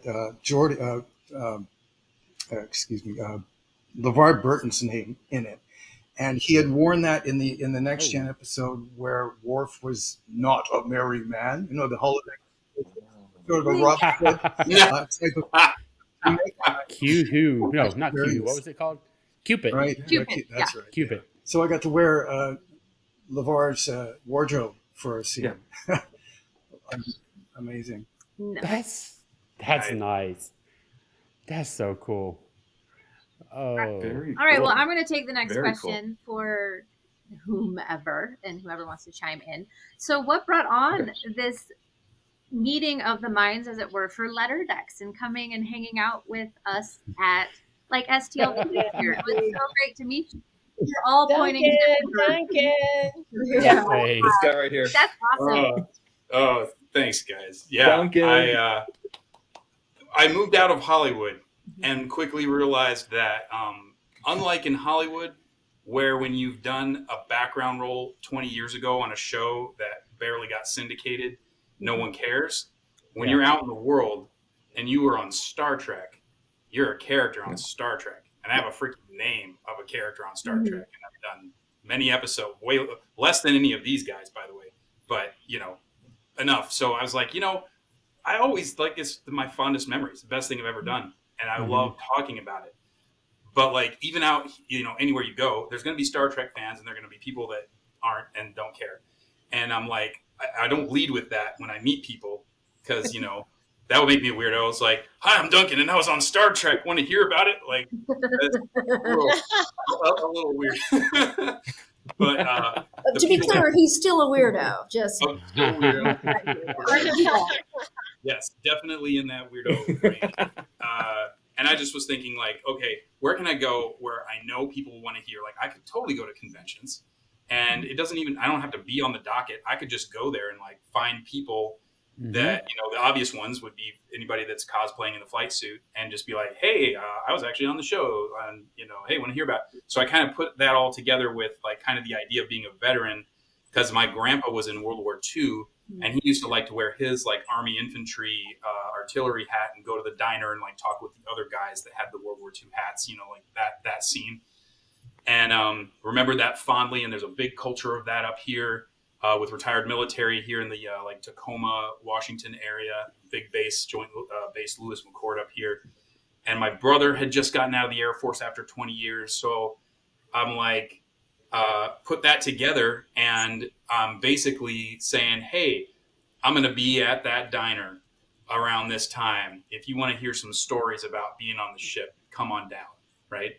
So I pitched it to Glenn, who was like he said, we'd kept up, and he's geographically closest, and was like, oh, there's a convention coming up in Seattle, and he liked the idea. And I'm like, hey, let's do something crazy. Let's go to Seattle and like just dress like veterans and walk around and just like invite people to dinner and tell stories. And he was game, and we did it, and we got a couple people to show up, and we engaged, you know, a bunch of people. And we only went one day, but that's it got started that way. And then I let Larry Nemechek know, and he interviewed me on Portal 47 about it. And then Glenn went to one up in Canada on his own, and then we did another one here in this area. And in the meantime, I got also on this show the first time. And so by then it's just like it picked up speed, and suddenly I'm like, hey, let's get more people and go to Vegas. Like I was recruiting people at the same time, right, in our little messenger group. And we've got 3 others that aren't even here. David Anderson, who stood in for Anthony Montgomery, Henry Farnham, who's another like run around, you know, background person, and flew Columbia. And then JR, Oh, wow. who we known as. Oh, I'm sorry, I didn't hear Henry that. flew Columbia once that got going. He was in a flight. Oh, yeah. really? That's awesome. He's got that's so cool. good stuff too. So then I was like, well, it's going to be hard to get everybody motivated if we're just kind of showing up and just like talking to people. It's kind of a bigger deal than that. So I thought, well, Larry must know who runs the thing. I'll ask him. So I texted him, and he's like, oh yeah, it's Ryan T. Husk, and here's his email, and tell him that I sent you. So I did, and I put that in the subject line. Larry Nemechek sent me, basically, and pitched him letter decks and what we've been doing, and it's like, here's the other 5 people I'm thinking about bringing, and links to their Memory Alpha and IMDb pages. Would this add enough value to your event to be worth throwing us some free passes? I figured, like, even if we have to travel there, if we have free passes and the event sanctions us, like, that's a lot, right? That's pretty cool. And he replied within 3 hours and was like, yeah, you can have some free passes if you earn them by doing the panel. I'm like, oh, twist my arm, why don't you? Yeah. For me. Yeah. So of course, inside I'm like, right? I might have been on the outside world too. You have to ask my wife and kid. But then once that was in play. Completely normal and great for your panel. So don't worry about it. I was in the audience. Yeah. Thank you for coming. You. So that's kind of how we got here, and we'll see what's next. I already emailed Ryan like, hey, how do we plug into the ecosystem of creation entertainment events? And separately, I'm trying to get us on the cruise, so we'll see if that works out. That would be cash money if we did that. You know, that'd be nice. Yeah, we'll have to come up with a variety act though, guys. Okay. Yeah. Dancing maybe, or pie throwing. I don't know. Well, magic. There you go. So you kind of touched on the question I was going to ask you next, but now everybody can actually answer about this. You know, okay, what was it like to actually have the experience of having your own panel at STLV this year for the first time? I'll start with Jen. How did you feel? Like what was going through your mind? So, you know, I've been a lifelong Star Trek fan. I mean, I talked about my business partner being like the ultimate Star Trek fan, but I mean, I grew up with the original series. Like my first role models were the Orion Slave Girls. Not a good role model, but you know, you know, to Deanna Troy, way better role model. But I mean, going back, like, I mean, I grew up with Captain Kirk, and then I've been a Star Trek fan my whole life. I mean, and as just one of the people that, yeah, is literally in the background, you know, I mean, we're in the front, we're on the bridge, trying to blow things up from the engineering station when commanded to do so. And it was so much fun. It was the best time of my life. But never in a million years did I think anybody would ever be like, hey, we care about you guys too. That if you get a chance to actually go to a convention and speak on a panel, I mean, totally astounded, so grateful to Duncan for putting this together, so shocked that it was going to happen, you know, and there's a lot of people in my life, because it's been a while, who are like, I didn't even know you're on Star Trek. And I'm like, yeah, it was kind of a big deal. It was like kind of one of the best times of my life. Like, it was such a special place to be. And I ended up working in the film industry for, I mean, like 3 decades. Never had an experience like I had working on the Star Trek show with those crew members, some of them have been there 20 years, all of, you know, just the whole family and the whole history of it. But so to be honored in that way, to be able to be on a panel at a convention was huge, because I just never thought in a million years. That was like a dream come true. So yeah, thank you, Duncan. My pleasure. Oh yeah, I can only imagine. So it was, you know, so yeah, I just, that would be so much fun to be on there. So John, what did you think? Well, when Duncan first brought up the idea of getting together in Vegas, I was like, yeah, actually, because Star Trek did mean so much to me. You know, I hadn't thought about it in a long time. I actually left the industry about 8 years ago. You know, leaving Hollywood, you know, was kind of a hard thing for me, because that's really the only thing I've really loved doing my entire life. So when he first brought it up, I'm like, yeah, you know what? Actually, I think I would like to go to Vegas and just like interact with people. And at the time when he had mentioned about maybe doing a panel, my first thought was, well, who am I don't have anything interesting to say. I was just there, and it was a big deal to me, but I don't know how other people feel about it. And if they want to hear, you know, things I'd say, I'm like, I think I told Duncan, you know, I don't remember a lot of this stuff. I don't have any stories. And he's like, no, you have stories. Start thinking about experiences that no one else has heard of, that you were there, that you witnessed, that no one else talks about. And so slowly I started saying to myself, I do have some really good stories, and it was an amazing time. And if there's maybe a panel that we can come together on and just tell some stories about how much it meant to us to be on that show. And this is something that no one else knows about, but this happened. I started getting more into it, and I was just so happy to be there. I couldn't believe it was actually happening. It was one of these things where it's almost surreal, where I'm like, I can't believe that we are at a Star Trek convention, STLV. We're going to be part of a panel where people are listening to what we have to say. It was a dream come true. It was a little bit nerve-wracking, I have to say it, because the very first question Duncan throws at me, you know, to answer, and it threw me off a little bit. But you know what? Right after that, it became so comfortable. I just wish we had a little bit more time, or a lot more time, because there are just so many things that we each, you know, would like to talk about and discuss. But being there, being at STLV, being on a panel, I could not have imagined this ever. You know, if you had told me 6 months ago you're going to be you know, STLV on a panel talking about your days on Star Trek, I'd be like, no, you're nuts. You know, I don't know what you're smoking, but it turned out to be fantastic. It could not have gone better. That was one of the most amazing experiences, being on that panel and just being in Vegas with the people I've worked with, you know, on Enterprise. These people, some of them I've not seen in 20 years. And it was like, I remember we had a lunch right before the panel started. And I said, you know what, being together with you guys, it's almost like we just wrapped one season and we're getting ready to start the next season. It felt like no time had gone by. And it was just a very wonderful, emotional experience for me. I loved every minute of it. Oh, that's so awesome.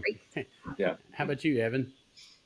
Oh boy. Well, I had done the conventions like in 2016, I think, 2017. and 18 and 19. I think I did the conventions during those years. Someone had given me a call or suggested it and put me in touch with somebody at Creation. And I ended up getting an agent for it, and ended up, I think the first one I did was in another state. I think it was in Boston. And then, it kind of just went from there. And this agent that I had kind of booked me in various conventions around the country. And I think I did one in San. I was living in LA at the time. I did one in San Francisco. I did the one in Seattle. I did the one in Boston again. And just, I think there was another one in North Carolina. So I had just done a few of these, and whenever I would do the one in Las Vegas, I would always be like, oh, wow, wouldn't it be cool to do one of those panels? And they never asked me.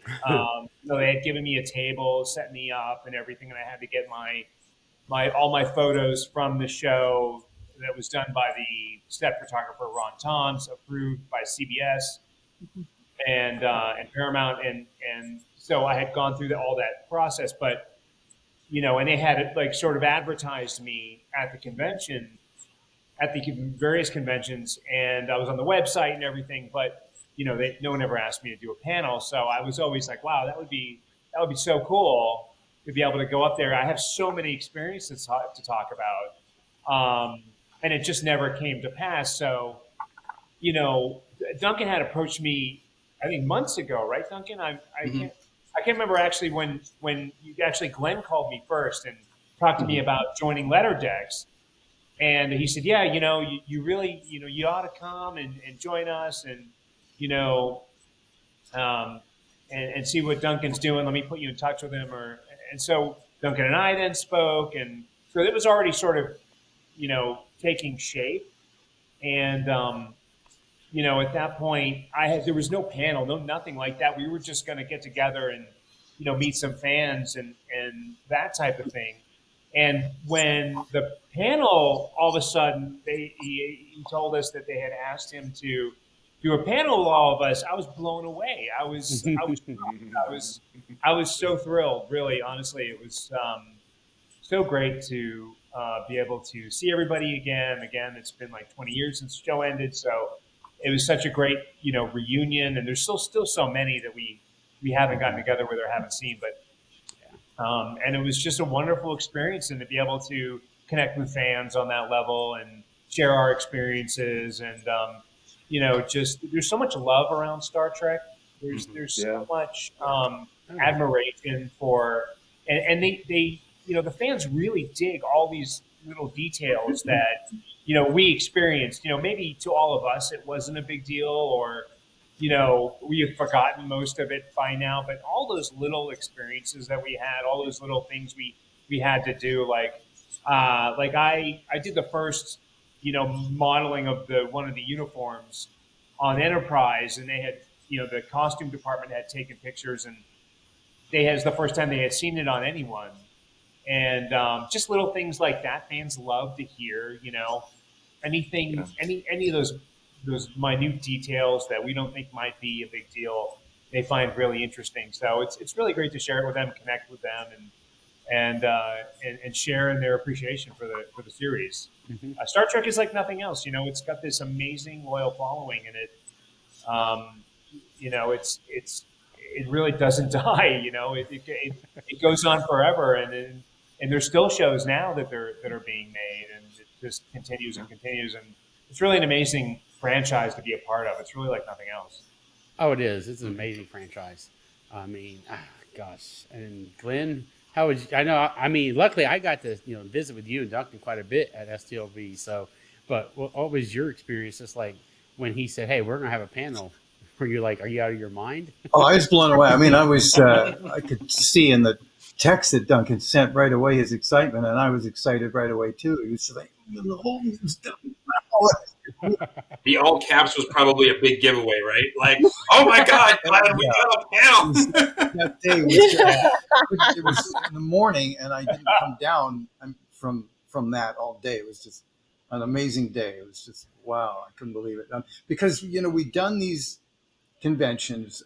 These three. I mean, I'd done the one in Victoria, and they were not dedicated Star Trek conventions, and so doing a dedicated Star Trek was a different story. I mean, it was because obviously they were all interested in just Trek, and people have their favorites, but as you say, Star Trek people are unique and very loving, and they want to know. I was blown away by the interest. It was humbling and gratifying at the same time, just to hear. I mean, so many people say, "Yeah, we want to hear this.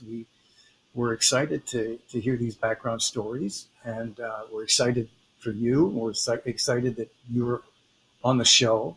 And chatting with some of the cast members too, like Anthony Montgomery was really encouraging about the thing. And he was telling me, this is, you're on your way here, and this is you got to really be you got to appreciate the fans, because they're the ones who put you where you are, their adoration. And but being a fan at the same time, and I think that's what is unique about our group, is that all of us are fans of the show, and get to interact with other fans of the show and tell our stories of what it's like to achieve that once of a lifetime dream of being on a Star Trek show, being involved in the franchise, and becoming a part of the family, because it does feel like family, that's for sure. Yeah. Oh yeah. Don't forget, John Billingsley actually came to the panel, and him and his wife heckled us while we were out there, and it was great because he was giving us a hard time. Fantastic! So much fun to have him there. So John Billingsley for showing up at our panel. Oh, that's so funny. Yeah. So John crashed your panel as well. Yes, he crashes every Enterprise. Did you see him crash? Yes, I did, and I know we did, and that was because he was probably the reason why I didn't get to ask my question. You were up because there was one person in front of me, and then John was on the other side, and he did his thing, and so then they let the gentleman in front of me who wanted to get Scott's wife's autographs. Yes, which he is going to do. Oh, he's going to do. Yeah. And then they're like, that's it. We're done. I was like, are you right there? Oh, my God. Your degrees of separation from Scott Bakula are thinning rapidly. I was about to say, you are correct. They have gotten. Maybe you'll just ask him that sometime. Yeah. Who else of us was there for Scott's panel? For Scott's presentation? Okay, and just Glenn. Okay, how was it? Was it good? Really good. It was good. Was it good? Yes. And this was his first creation in like 2016. Yeah. Okay, I was going to say, I think I only saw him the last time I during that period when I was doing the conventions. Yeah. He was there once. Yeah. And I remember him and say hello, and my shock and amazement, he remembered. Yeah, if I remember correctly, he said 2016 was his last one he'd been at, and so But he did say that they're coming back next year. Oh wow! Good. Great. That's awesome. 25th anniversary. So isn't there also a rumor of him doing a new series? Yes. Mm-hmm. There's definitely been spitballing it from what he said. Yes. So Michael Sussman, that they've been working out storyline and Sussman's who brought it to him, and they've been, like Allison said, they've been just conversing, nothing official. Never know, guys. Hey, we all might be back in business. I've got ideas.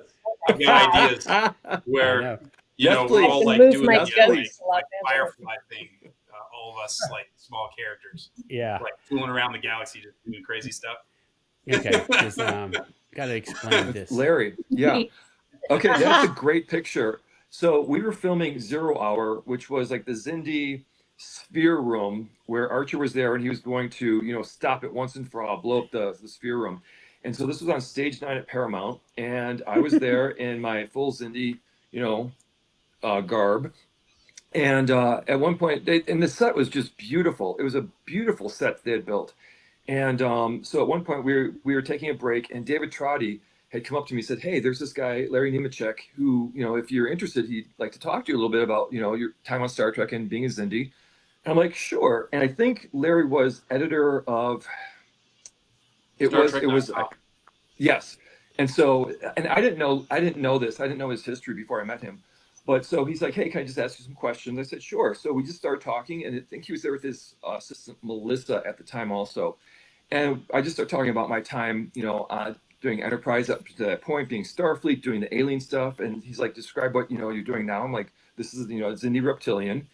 And we just talked for a few minutes. He said, "Hey, can I get a couple pictures?" So this was one of the pictures that we took where, I'm supposed to be attacking him. I didn't know him at the time, so I didn't really go full on throttle with the strangle, but yeah. And if you look closely in this picture, I think I put this on my Instagram, that I'm not wearing the cat eyes. And interesting thing about the cat eye contacts that we had is that we'd be fitted for these contacts. And as we were filming, I think the first time I'd worn them was Rajin, the episode Rajin. And as we were filming, the contacts were supposed to be going straight up and down. It was my right one slowly started tilting.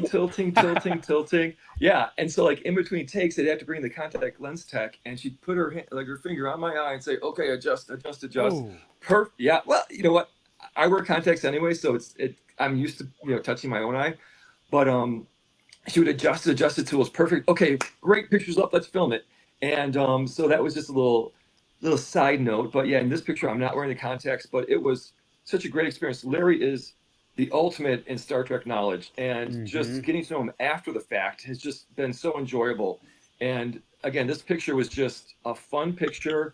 We met for the first time, and it was just overall a great experience.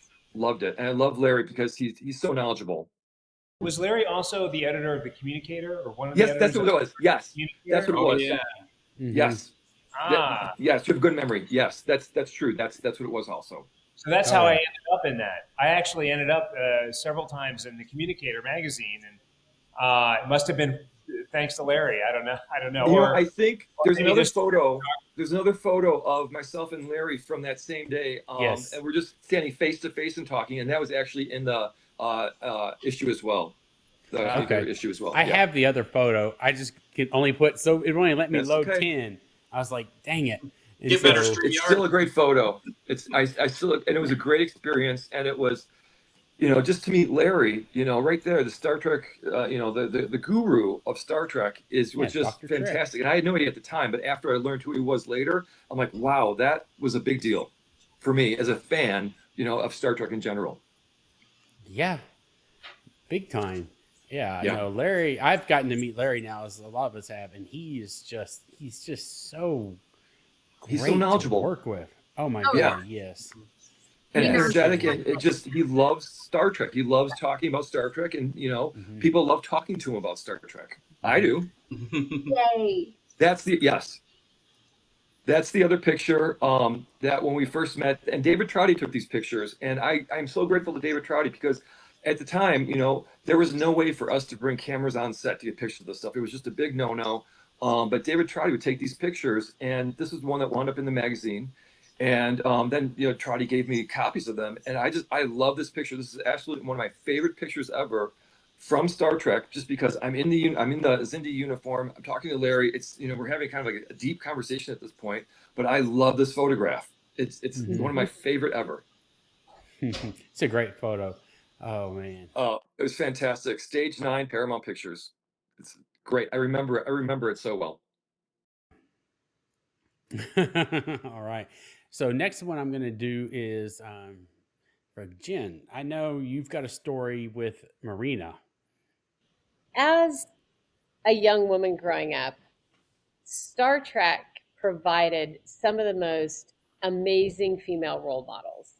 I made the joke about the green girl, the Ryan slave girls, like earlier, but truly, like from the original Star Trek.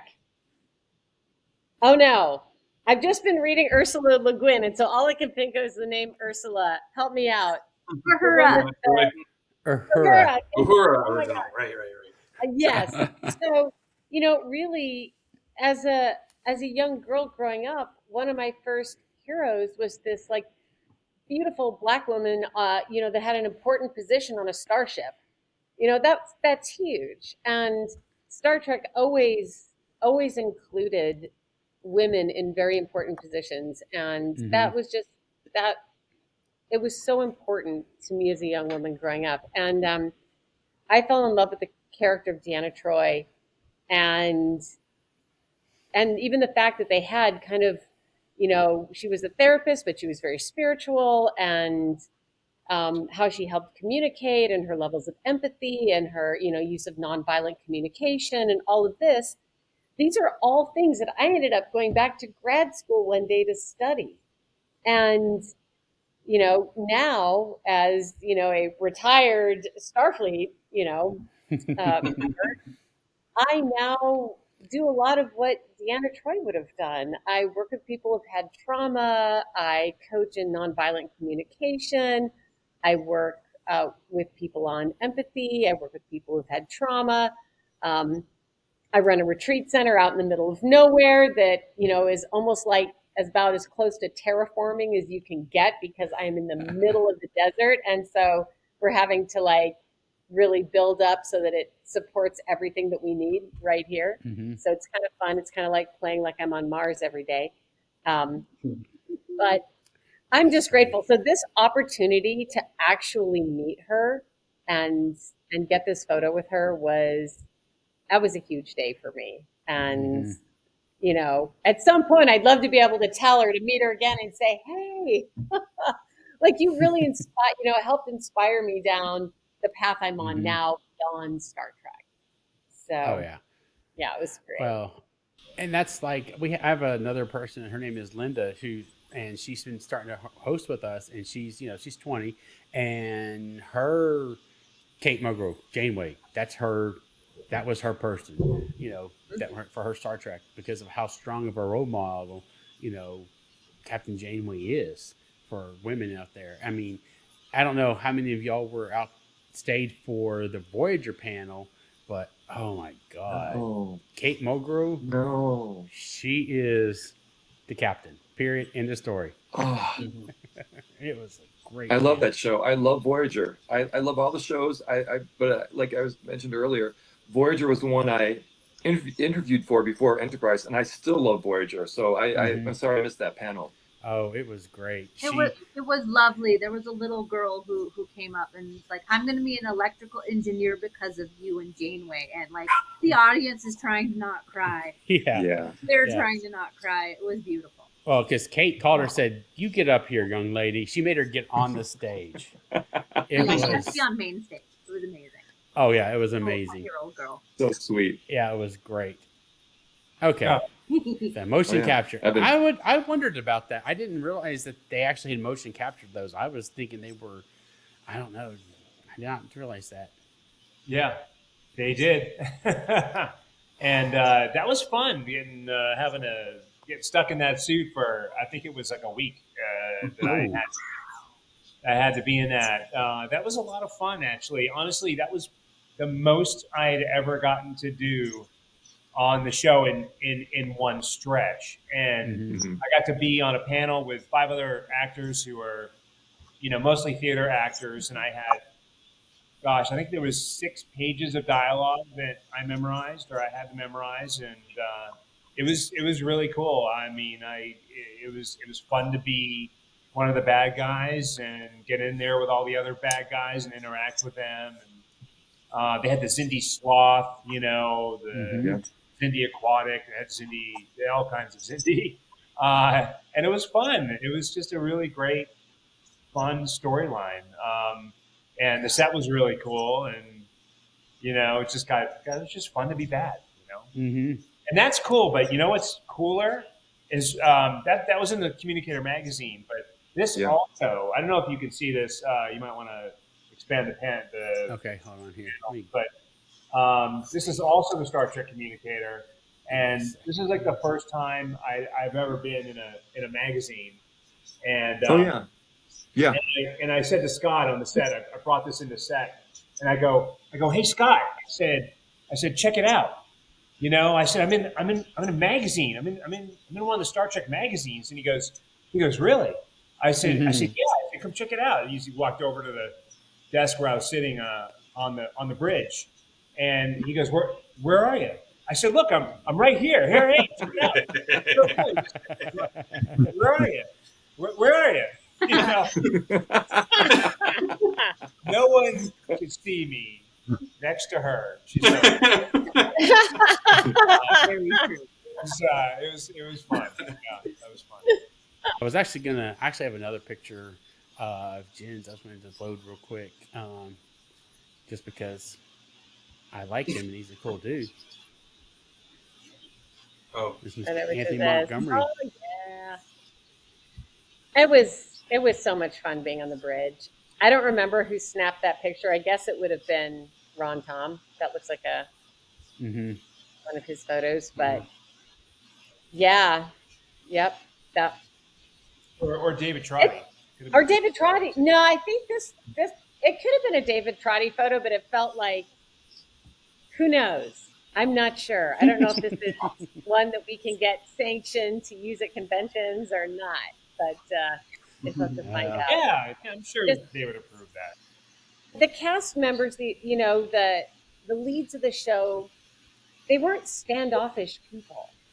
You know, it would be like this, like stuff's going on the set, you're standing and people are moving around. It's like, hey, let's get a photo. And, you know, it's not like he would like brush his hand off me and go, don't touch me next time. You know, some sets are different. And some sets you're on, you don't dare interact with the leads.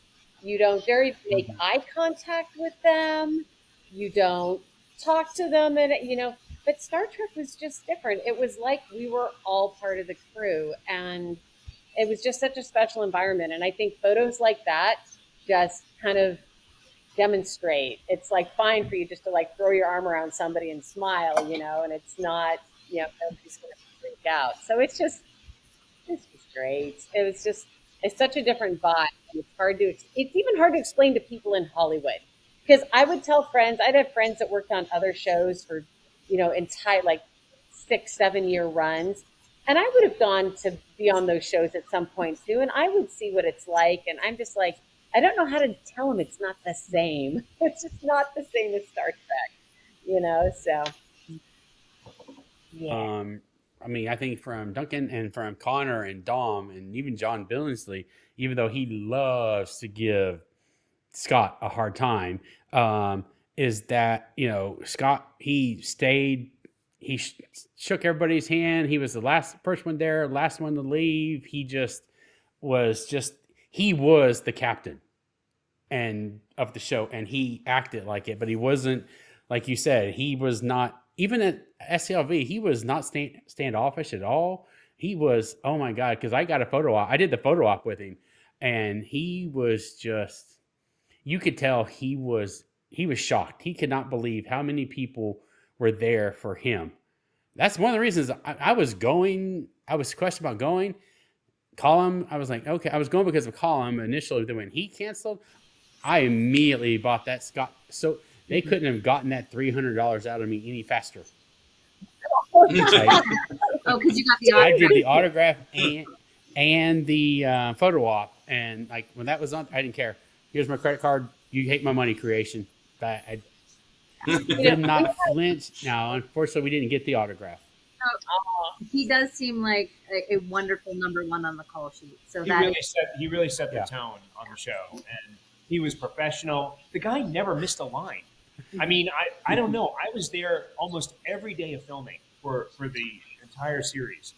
You know, maybe there was like 10 days out of the 4 years when I wasn't there. I never saw him miss a line. Maybe he would say line, you know, like once in a great while, supervisor, but that is amazing to me.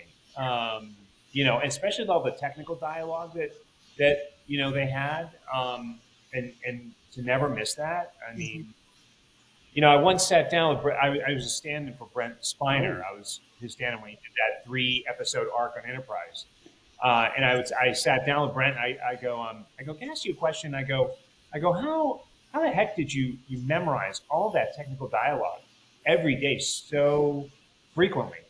And he goes, I knew. He said I could tell you a lot of things, but he said the truth is I knew it was going to make me a wealthy man. And that was a really honest answer, and I really appreciated that. And I'm like, hell yeah! Mhm. I mean, you get a gig like that, you do the work, and you stay up all night. Yeah, and if you can't show up for it, and there were nights. Wow, I can't believe he said that. Yeah. That was great. There were nights. Yeah, he was great. He was so funny. When we were standing around the set one time, and I think I was a few minutes late. It was after lunch. We were coming back to the set to continue to finish the scene. He was playing Dr. Soom in that 3-arc episode. I don't know if you know, like the guy who created Data, the augments and all that. Yeah. Exactly. And I was a few minutes late, and he said, "Oh, Evan was late. Evan's fired." Everybody's fired. So, everyone's showing up back on the set. And, he's and I'm fired up. Oh my god, that's so fun. Mortified. Yeah. Seriously, I was like seriously nervous, but he was a real joke. I can see that. I haven't really gotten to meet him a lot, but I can see that. I mean, he seems like a jokester. He seems I could almost feel like, him and Garrett Wong, because Garrett liked to, he was always the funny one. I mean, he kind of, I think, joked around on the set and Voyager and everything. So, oh my god. So, I didn't work on that show, so I don't know. But yeah, that's cool. And so here's another picture, real quick. I like Andorians, so that's why I chose this one. Mm-hmm. Cool. There's Mr. Glenn. Yeah. Yeah, that was that's where he got his antenna cut off by Archer, but it grew back. Oh yeah, I didn't even catch that until just you said that. The fight scene. So were those antenna, were they loud when they would move them? Yeah. You could. There were 3 of them. So if for those who didn't know,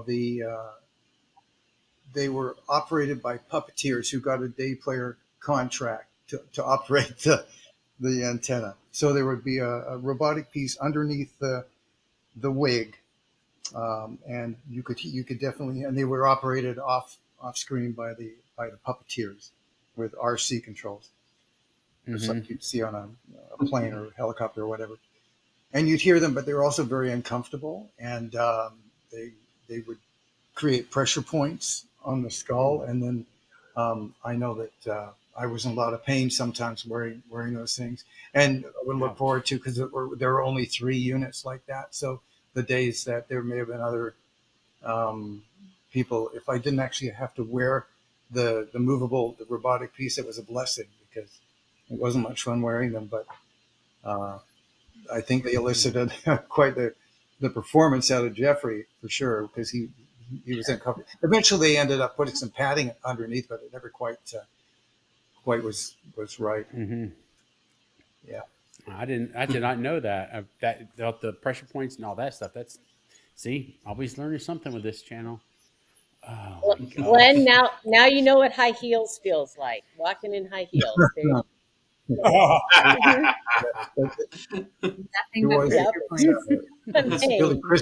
Billy Crystal's character, or the Fernet, what was his name on Saturday Night Live? He would say, "It is better to look good than to feel good." Yeah. It's the result, right? Mm-hmm. And I'm going to do 2 more, but so I'm not sure. This is one he sent me. What was this at? What was this for? Last day of Does filming. anybody remember this picture? Wasn't this the very last day of filming of like the last episode? And this is the main stand-ins. You have the stand-in for Anthony Montgomery, David Anderson. You have Richard Starstead, who stood in for Scott Bakula, Jeff Ayers, who stood in for Connor, myself. You've got JR. And so hopefully we can get some of these other guys on these panels too. They'd be great. Jared Jimenez, there's Cricket, there's we've got Devin. JR and David Wayne.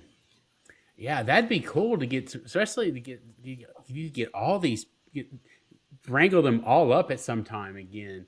Um, Man, and bring them to the convention next year. We could do so many themed Yeah. panels. Like we could have a whole panel that's just stand-ins. We could have a whole panel that is people who did, aliens all the time. We could do one with the stunt people. And then you get into like any of the crew departments. All those would have interesting stories. Like there's just so much untapped stuff, and I know like the on-screen folks get the most attention because you're looking at them, and people you feel a connection with the people that you've gotten to know as characters over time. But I feel like well, at the beginning of our panel, and I wish we had gotten a whole video of it, which we didn't, but Larry was like made a big thing about saying this is a historic event, and it's because apparently there's never been a panel of background actors who have just been at a convention at all, and I hope this starts a trend of that kind of thing. But yeah, man, we could watch Letter Decks bring like 30 people for 6 panels or something next year. I like that idea. Stunt. Yes. I mean, aliens, so many options. And as a fan, I think we all like wanted to be you guys because you were on the ship with them every day. And that's what we wanted to do. I didn't want to, I didn't have to go star in a show. I just wanted to be on the bridge and go see it and walk around and like, the captain something. Like, that's what I wanted to do. Yeah. So you guys got to do that. So a lot of us were like super jealous. Like, that's what I wanted to I do. know. Right. And that's like Letter Decks is unique that way because we're all fans, and it's when we have conversations with other fans, it's like, guys, I got to be on the show. Let me tell you about it. And like being on the set. Sorry, I don't mean to interrupt. I'm sorry. But and like you said, no, go being ahead. on the set. Going back to that for a second, the way that set is designed, so much of it is like you're really on a ship. I mean, the floor is done, the walls are done, the ceiling is done. A lot of Hollywood sets, concrete floor, you see up to the rafters. You've got some nice walls here and there, but it's not a fluid, continuous build. I mean, there were parts of that ship that you just felt like you were on the ship. Like when we're sitting in the mess hall, and they've got the star screen outside, which is like velvet with sparkles on it, right? But we're sitting, but we're all sitting there, we're all eating and whatever's going on. But you actually feel like you're on a starship floating through space because it's fully contained. Or like the crew quarter, like our crew quarters, they actually had those built too. You didn't see them often. They had bunk beds, and if you're really tired during lunch, we'd go sleep in the crew quarters. I mean, it was just Really. being on the ship. I didn't know that. I didn't know that. All the lighting guys and the grips used to take naps at sick bay. Sick bay was on stage 9. Oh, right. Was it stage 9? 8. It was 8. It was the 8, medical, Page the 8. medical beds, right? Yeah. Right, the medical beds, yeah. Everyone I knew, all the guys I knew at lunchtime, like Bobo, you remember Bobo? Oh, yeah. He was taking a nap. The Rock would do that on the promenade too. Like if they were shooting, he's like, "Oh, I could go hang out here and have a moment alone, or take a nap, or whatever." So he would do that on his set. Yeah. Oh, that is too funny. But I like your idea though about what you're saying because, makeup artists, hair, all the basically everybody hair and makeup. They don't really get, and they may not want it, obviously, but still, they don't. I mean, they're the ones that are there before the actors get there to get ready, so that especially when you've got to do like a full prosthetic, like a Zindi or an Andorian. I mean, you're sitting there for how long did it take, Glenn? How long does it take to get into your Andorian when you were doing that, or even Vulcans, to get your makeup done? Andorians was about 4 hours, if I remember. Vulcans was a little less, a couple of hours for that, just the ears, eyebrows. But yeah, it's sitting there a long time, and it helps if you're if you can be the kind of person who can sit still and not be fidgety or not complain about. Oh God, I can't. Yeah, no, I can't imagine. I mean, I've heard other people say they're in the chair for 8 hours, and I've heard Armin talk about, his Ferengi makeup. There'd be days, like they take it off, and it was just full of sweat. Yeah. Oh.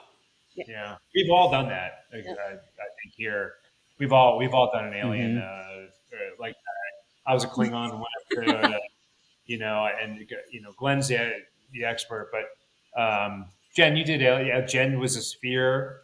Weren't you one of the sphere builders, Jen? And that was like the Yeah. Oh, well, I don't know if the Zindi had the makeup that you couldn't take off. We actually had makeup on our hands you couldn't remove, so you couldn't do anything. Once you were dressed, that was it. You couldn't feed yourself. You couldn't do anything. And the costumes were so tight you couldn't even sit down. They had like leaning boards. But not only did it take about 5 to 6 hours to put on, but because they had to reuse the prosthetic, it took like 3 hours or more to get it off. And we're talking using chemicals, to loosen it from your skin. So, in the famous words of Brent Spiner, this is making me a lot of money because we were on big STAG contracts. But when you got into overtime, and if you're on that set for like 16, 18, 20 hours, if you're in that kind of makeup, boy, that's when you actually, those are some nice little extra paychecks. Yeah. Yeah. Oh my God. I was 21 I hours on an Angel episode in vampire makeup once. That was the biggest check I ever had. Wow. It's big. Yeah. Wow. Did you go and that was quite sleep? The makeup It wasn't very involved, and I got some teeth out of the deal, but oh my but God. that was a long day. And I liked Angel. Talk about golden time. Wow. I can't fathom being in that makeup for that long. And then, holy moly. No, I'm good. Fun little studio fact. Angel's primary location stage was, I think, stage 20, and it was in the same street as 8, 9, and 18 where Star Trek shot. Like you could just walk down this like 50, Stage 75 yards. 5 next door they shot as well, right next door to 8, I think. But yeah. Okay. Oh wow. Yep. And then they were shooting Charmed during Enterprise too, right? That show Charmed. Oh my goodness. So I'm just gonna. I'm not to the last question yet, but I'm going to actually probably change up my last question for a change instead of what I normally do, because I don't know. I just kind of want to for this panel. But before I ask you your question, the last thing is just do you have any of y'all just have any stories or something that you didn't get to share at at STLV that you just like to that you thought about, like, dang, I should have said that, but so now is your time to do that. So if anybody has something, just share away. It's a good suggestion. I honestly, I don't think I got to talk that long. I have a whole bunch of stories I didn't get to share, but it was just an amazing experience working on the show. I mean, and getting to know all the actors and living that life. And when you work on a show like that, you're doing it for 16 hours a day. You can be, and so you don't have time for much else. So Star Trek is really for all of us our whole life, and we were very much like a family. I have a story. Yeah. Sorry, I didn't mean to interrupt, but no, go ahead. Yeah. Well, so I was mostly background, and I got named Ensign Walsh on 2 separate episodes. But in a different episode, I had a speaking part, and my name on that was crewman number 2. That's a Hollywood contract thing. When you're a day player, you don't get like a real name. So funny how that worked. But during that, it was a fight scene in engineering, and it was on Bound, the one with the trio of Orion women who were affecting everyone on the ship. So everyone's like high tension. And, Trip and T'Pol are talking, and then someone tries to touch my tools, and I grab them and I yell at him and I throw them against a wall, and then Trip comes and breaks it up and then sends me away, right? So, like, you don't realize how much goes into shooting such a simple moment. Like, it wasn't even the whole scene that happened in that, because they followed them and tracked around the other side of the engine and everything. But even just that took 2 or 3 hours and like 4 camera angles plus steady cam. And I can't tell you how many times we did the action. We ended up like wearing little pads, stump pads underneath. The guy where I throw him up against there, and I had one, I think, on my chest from where he would grab me here. I had bruises still. But the best thing about that is that day is that the director gave me his copy of the dailies from that episode. And just so happens there is a blooper on there that's pretty funny with Connor. And I'll dig this up at some point. But first, Connor, is notorious for forgetting the technical words, right? I don't think that's a secret. But he had such a hard time. Like, they would have bets on set for how many takes it would require for him to do that. And it wasn't just him. I seem to remember Anthony having a similar problem. So it would go like back and forth, right? But on this particular occasion, it was like third or fourth time in this one camera angle, and it was the intense part where he's like, "Now go help Massaro with the injectors," to me, right? And he couldn't quite get injectors out. Like, "Go help Massaro with the," and he just jokingly just like threw a stage punch and just went boom, and I just kind of went with it and spun around and like fell down. And it was on the daily, so I have that. Nice. It was a fun moment. That's my story. One of them. Jen, did you have anything? I feel really bad. I have a story, but I have to plug in my computer real quick because I wasn't thinking like, Okay. oh, gee, I should have my computer plugged in, and it just said low battery. So somebody else tell a story. I'll be right back. All right, Glenn. Okay, I got a story for you. One day I came in. It was an early call, 6 a.m. You had to be on set, and Dominic was in this scene with an actor by the name of Clancy Brown, who, in my mind, is the most famous for being the baddie on Highlander. Kurgan. And I don't know if any of you guys are a fan of the Highlander series, especially that first movie. For me, was like a huge deal. So there was a scene with Clancy Brown, Dominic, and I think it was Jolene. I'm not sure. Dominic was MIA, nowhere to be found. So the producers came and asked me, "Are you okay running the scene with Clancy?" And I'm like, "I'm there." I was really into it because I'm a huge Clancy Brown fan. So they sort of stuck us in this. I think it was in engineering, or they walked into engineering, and they walked down a hallway, and it was a walk and talk. So I had like literally 10 minutes to try to get down 2 pages of dialogue and just basically memorize it. And by the time we had run it twice, I was off book, meaning I had memorized it. And I got to do this really cool scene with Clancy Brown. And it was this great walk and talk, and it was just kind of like when he was arriving to the ship. And I think we meet him at the airlock, and we walk him, down the hallway and into engineering. We were showing him and he was playing an alien. It's just really cool experience that I remembered, and I basically, ran the entire scene, did the rehearsal, and then set up lighting, and then eventually Dominic did show up and did the scene. But it was a real treat, and it was a lot of fun getting to know him in that way. Very cool. That sounds really cool. I mean, and what would have happened if Dom didn't show up? Would they just let you do it? I don't know. Maybe. Never know. Oh God. I don't think they had the CGI face. Yeah. Stuff back then. No. That. I mean, we all remember Face Off. Oh yeah. Yeah. Oh my God. Glenn, do you got anything? Do you want any story that you didn't share at the panel?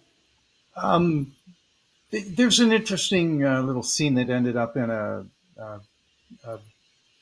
behind the scenes on the DVDs.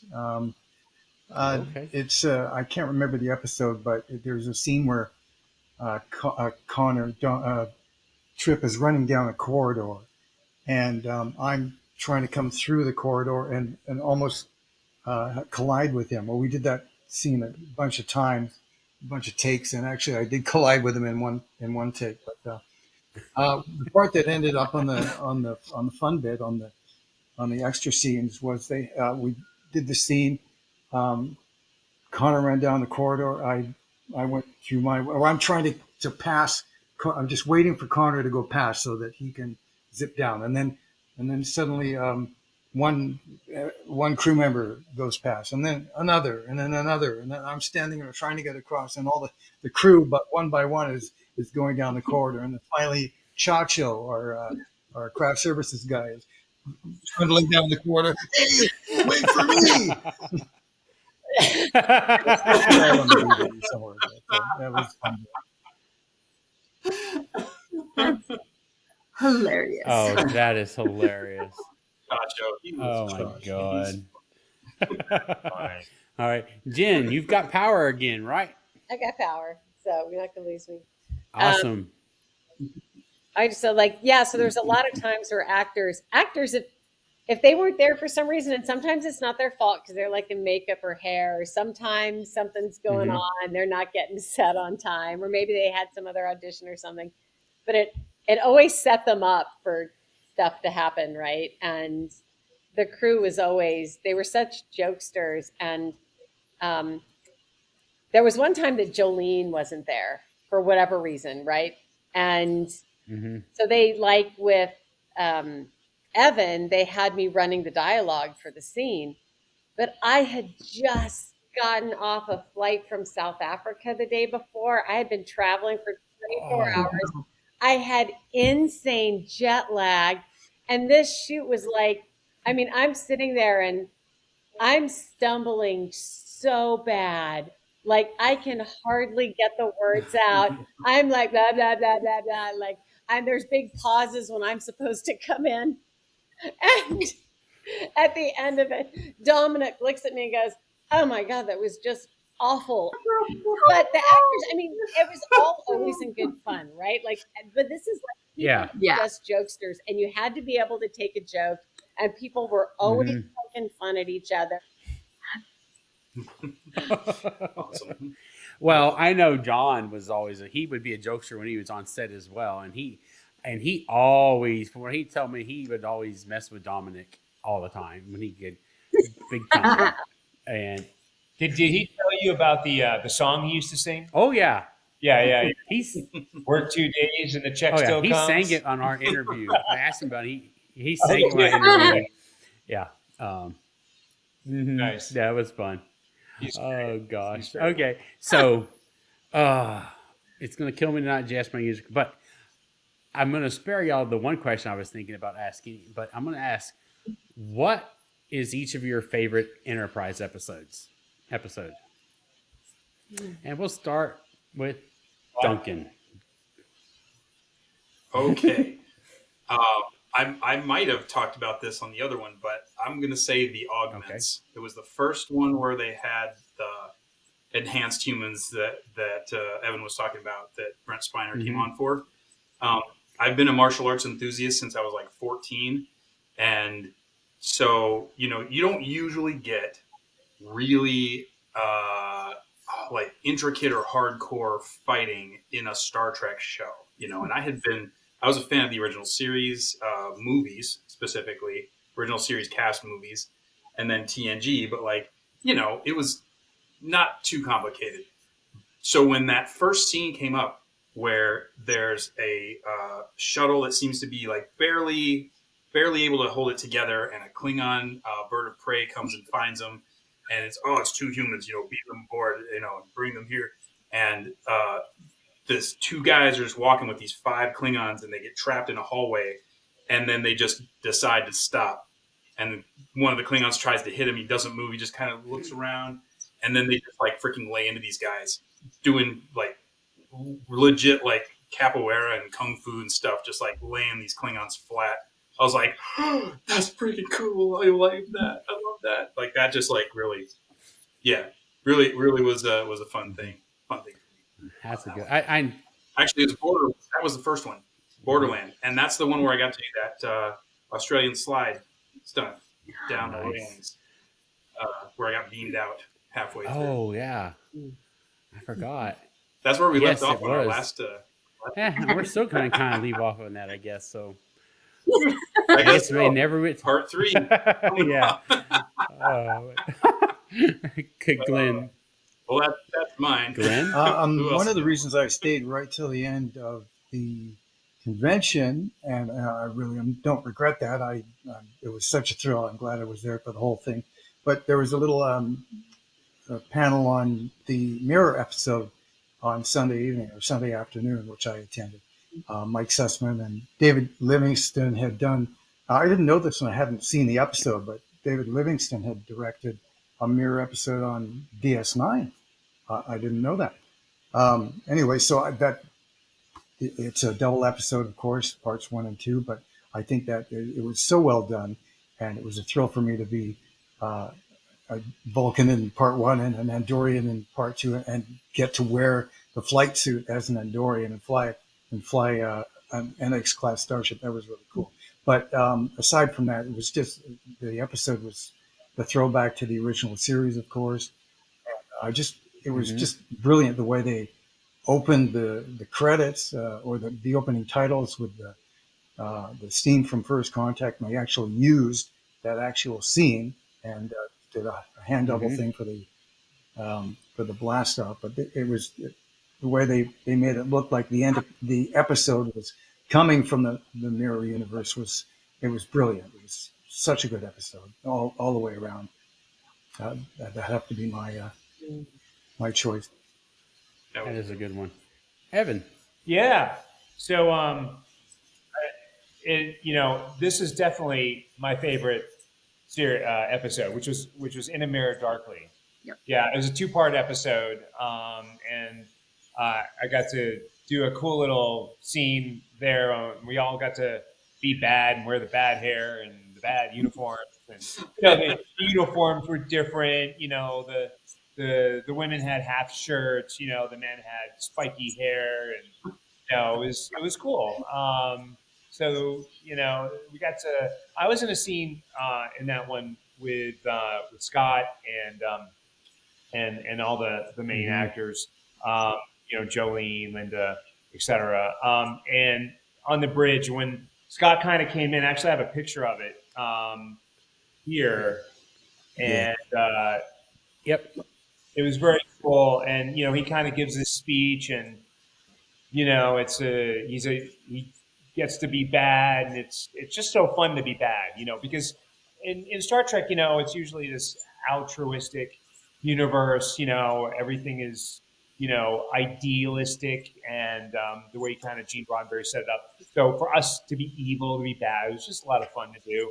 And Scott kind of comes in, gives this speech about how we're gonna kill and destroy and maim, and we all give him this salute at the end of the scene, and yeah, it was just pretty. It was pretty cool. It was just a lot of fun. It was different, and the show itself, the 2 series episodes, both episodes had a very different feel from all the previous episodes that we had done. So just a lot of fun. Let me find that. Yeah, I had that one. I had to go load it up. and okay, Jen. Okay, Do there you was have a favorite episode? I'm trying to remember. So I think it was a 2-parter too. And did this also have to do with the Mirror episode that Evan's talking about? It was called Damages, where they actually the bridge gets blown up. I think the episode was called Damages. I think. I'm trying to. Okay, because that was In a Mirror Darkly and Mirror Darkly. Okay, but there was which of the episodes was the bridge of the Enterprise just blown to pieces? Was it called Damages? Because this never see, and the weird thing is this never happens on Star Trek. The bridge never takes a bad direct hit, right? And so which one? Because I just remember that, yeah, the bridge is on fire. Damage is the one where the Enterprise's warp drive is down, and Captain Archer has. Yeah, is that the one where they? I'm looking for it. I think I know which one you're talking about. I think it's Damage. Yeah. Because I'm yes. Season 3, episode because I 19. remember it's like literally like Archer and I are trying to like carry another crewman off bridge, like people are injured. Like for me, that all of a sudden it got so real, because usually, you know, in Star Trek, you always everybody comes out of it unscathed most of the time, right? And this was one of those episodes where people were like down and injured, and the bridge is on fire, and like all this stuff is happening. And I feel bad now. I have to go back and see exactly which one it was, but I don't know. That just Glenn, is that the one you were injured? Is that the one where Glenn has a big, basically bloody scar on the half? No, I was Connor, but I had a plasma burn on my arm in one episode. Yeah, that was. That's what I'm thinking of. Yeah, the plasma burn on your arm. LeVar What episode directed was it. I that? can't remember the episode exactly. yeah, But but it was like, pardon me. Was Casey Biggs in it?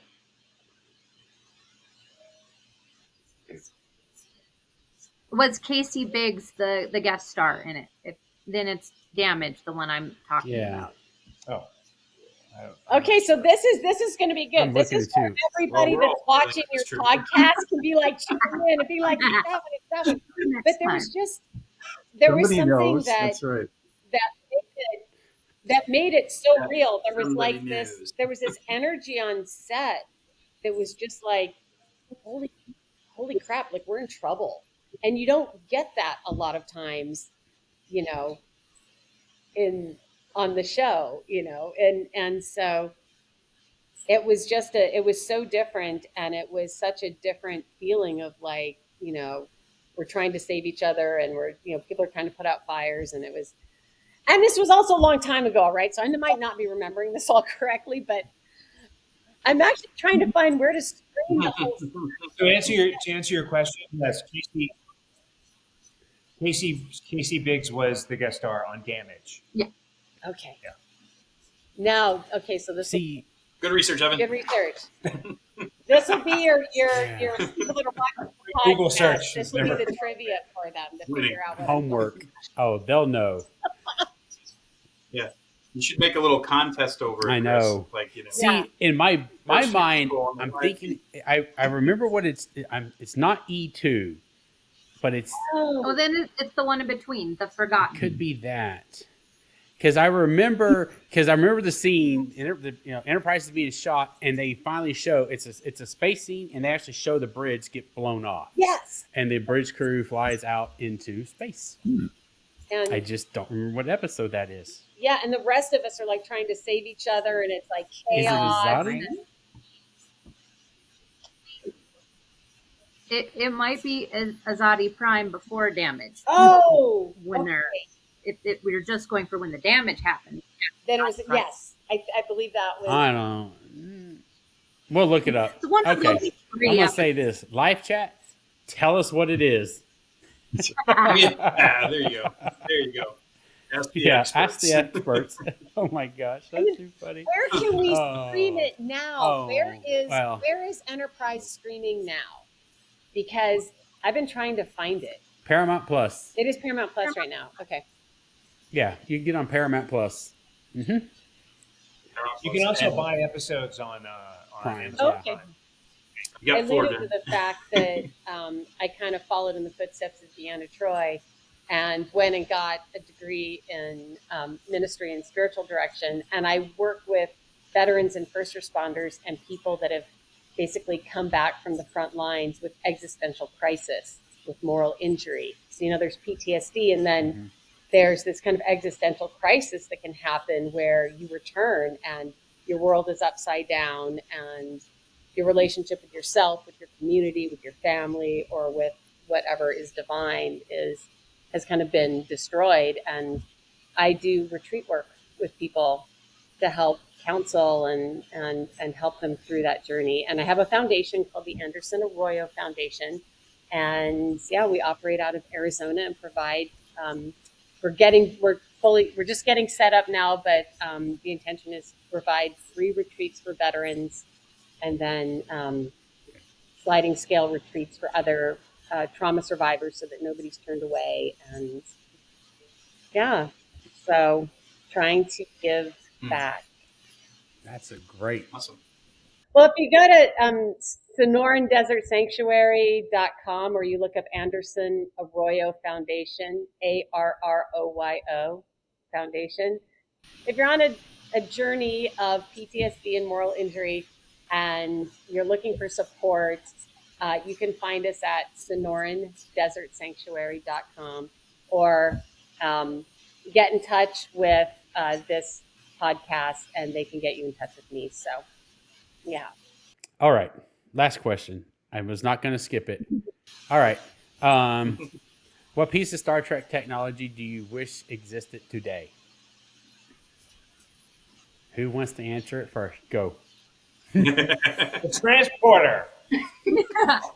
The transporter, man. No. Wouldn't that be cool? Yes. You could just plug in and go anywhere you want. You don't have to get on a plane or, Yes. you know. But you don't spend go 8 hours in the anywhere. car going somewhere, You man. get replaced with your replacement, which gets assembled at the other side after you've been destroyed. So I think McCoy is right on that. In his definition there. Anyway. I know. Okay. Actually, we just did Linda and I just did a video on transporters. Like, you know, is it really you, or is it a duplicate that you've been destroyed and made it a duplicate? So. But that wasn't the way it originally was created, right? I mean, the idea behind the transporter was that you would step Correct. in and it would be you Yes. on the other side. I like that version. Me too. Okay, so everyone's a transporter. I mean, what's everybody else want? I'm so remote. The property I'm on is in the middle of nowhere in Arizona. So yeah, I think we have a storm coming in, so the reception's kind of funky. But yes, a transporter would be really helpful, because it takes me 2.5 to 3 hours to drive one way to the grocery store or to get to town to get supplies. So transporter would be super helpful, or shuttle pod, you know, or but honestly, I know you say one piece of technology, but I really wish humans had the capability to really go into space. And It's coming. that's kind of one of those things. And especially as I'm getting to the age where I'm getting, where, you know, I'm in my 50s and I've set up this wonderful thing here, a part of me is like, wow, yeah, if I ever got the call where they said, well, we need like a chaplain, spiritual director person to like take that one-way journey, I'd have to say yes. You know, I'd have to sign up for that, because, you know, you can't watch Star Trek and love Star Trek and dream about these things being possible and say no. Like, that would be kind of a, you know, a last journey of a lifetime type of thing, would be to sign up for it. And so I just want it all to exist. Dang it. Yeah, me too. Well, ironically, I'm a large and principal investor in a lunar landing company. If you know anything about how space is operating these days, you know NASA is really not the entity that sends ships into space anymore. They subcontract that out to private companies. And one of the companies that does this is called Orbit Beyond, that I'm a major shareholder in.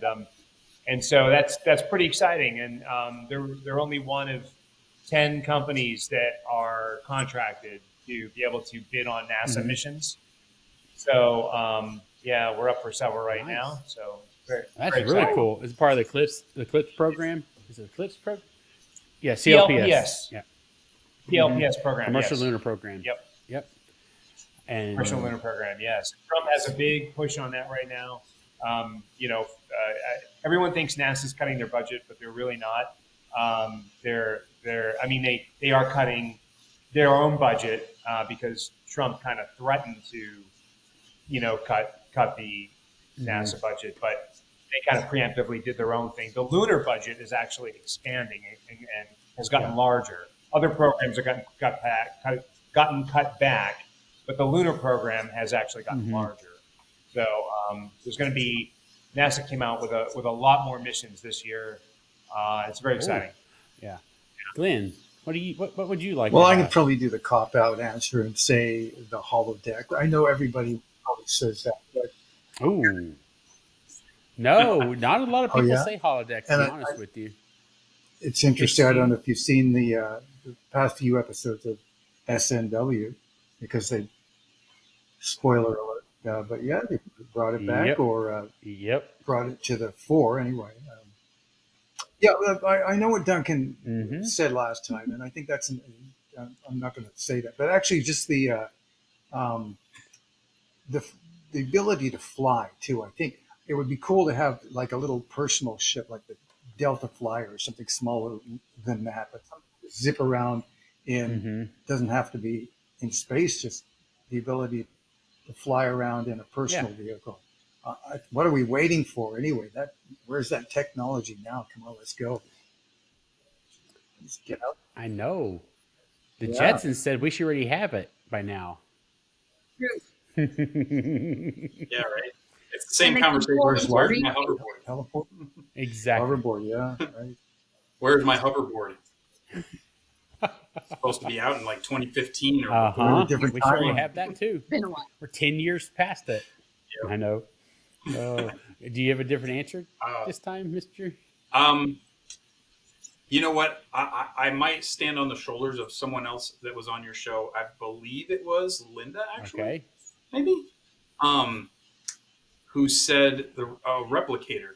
Because if you have a replicator, you can make a medical tricorder, which is what I said before. Like, a sufficiently advanced replicator or food. Yep. Like, we have so many problems, and this is, of course, kind of the heart of Star Trek is human beings finding solutions to our conflicts and our problems that keep us from really becoming the best beings we can achieve and learning the most we can learn and exploring things like food, security, and basic needs like shelter and medical care and all of that.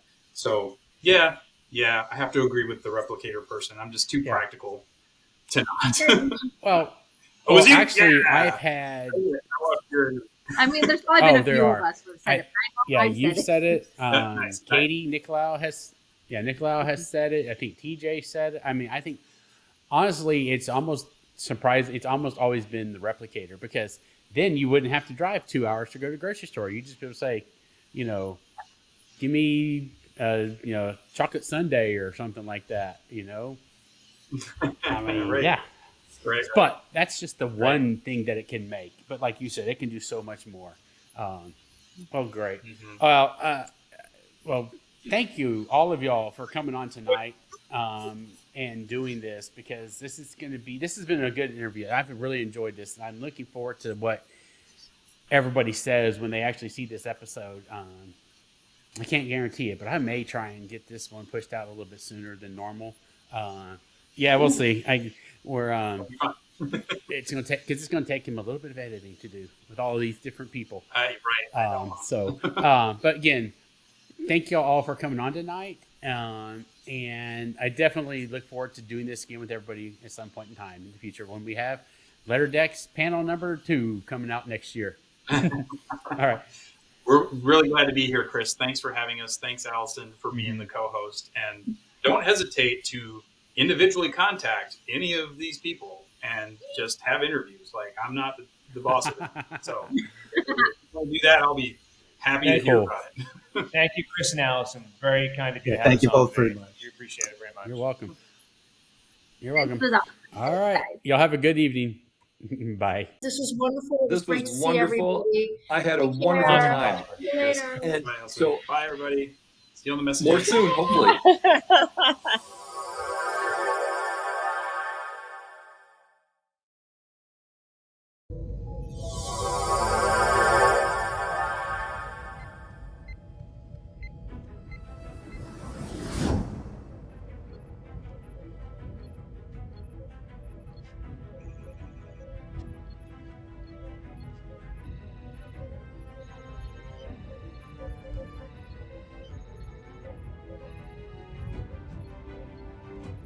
Thank you for watching The Transporter Room. For just $5 per month, enjoy ad-free access to this episode and all previous ones, plus exclusive bonus content. Sign up now on Patreon.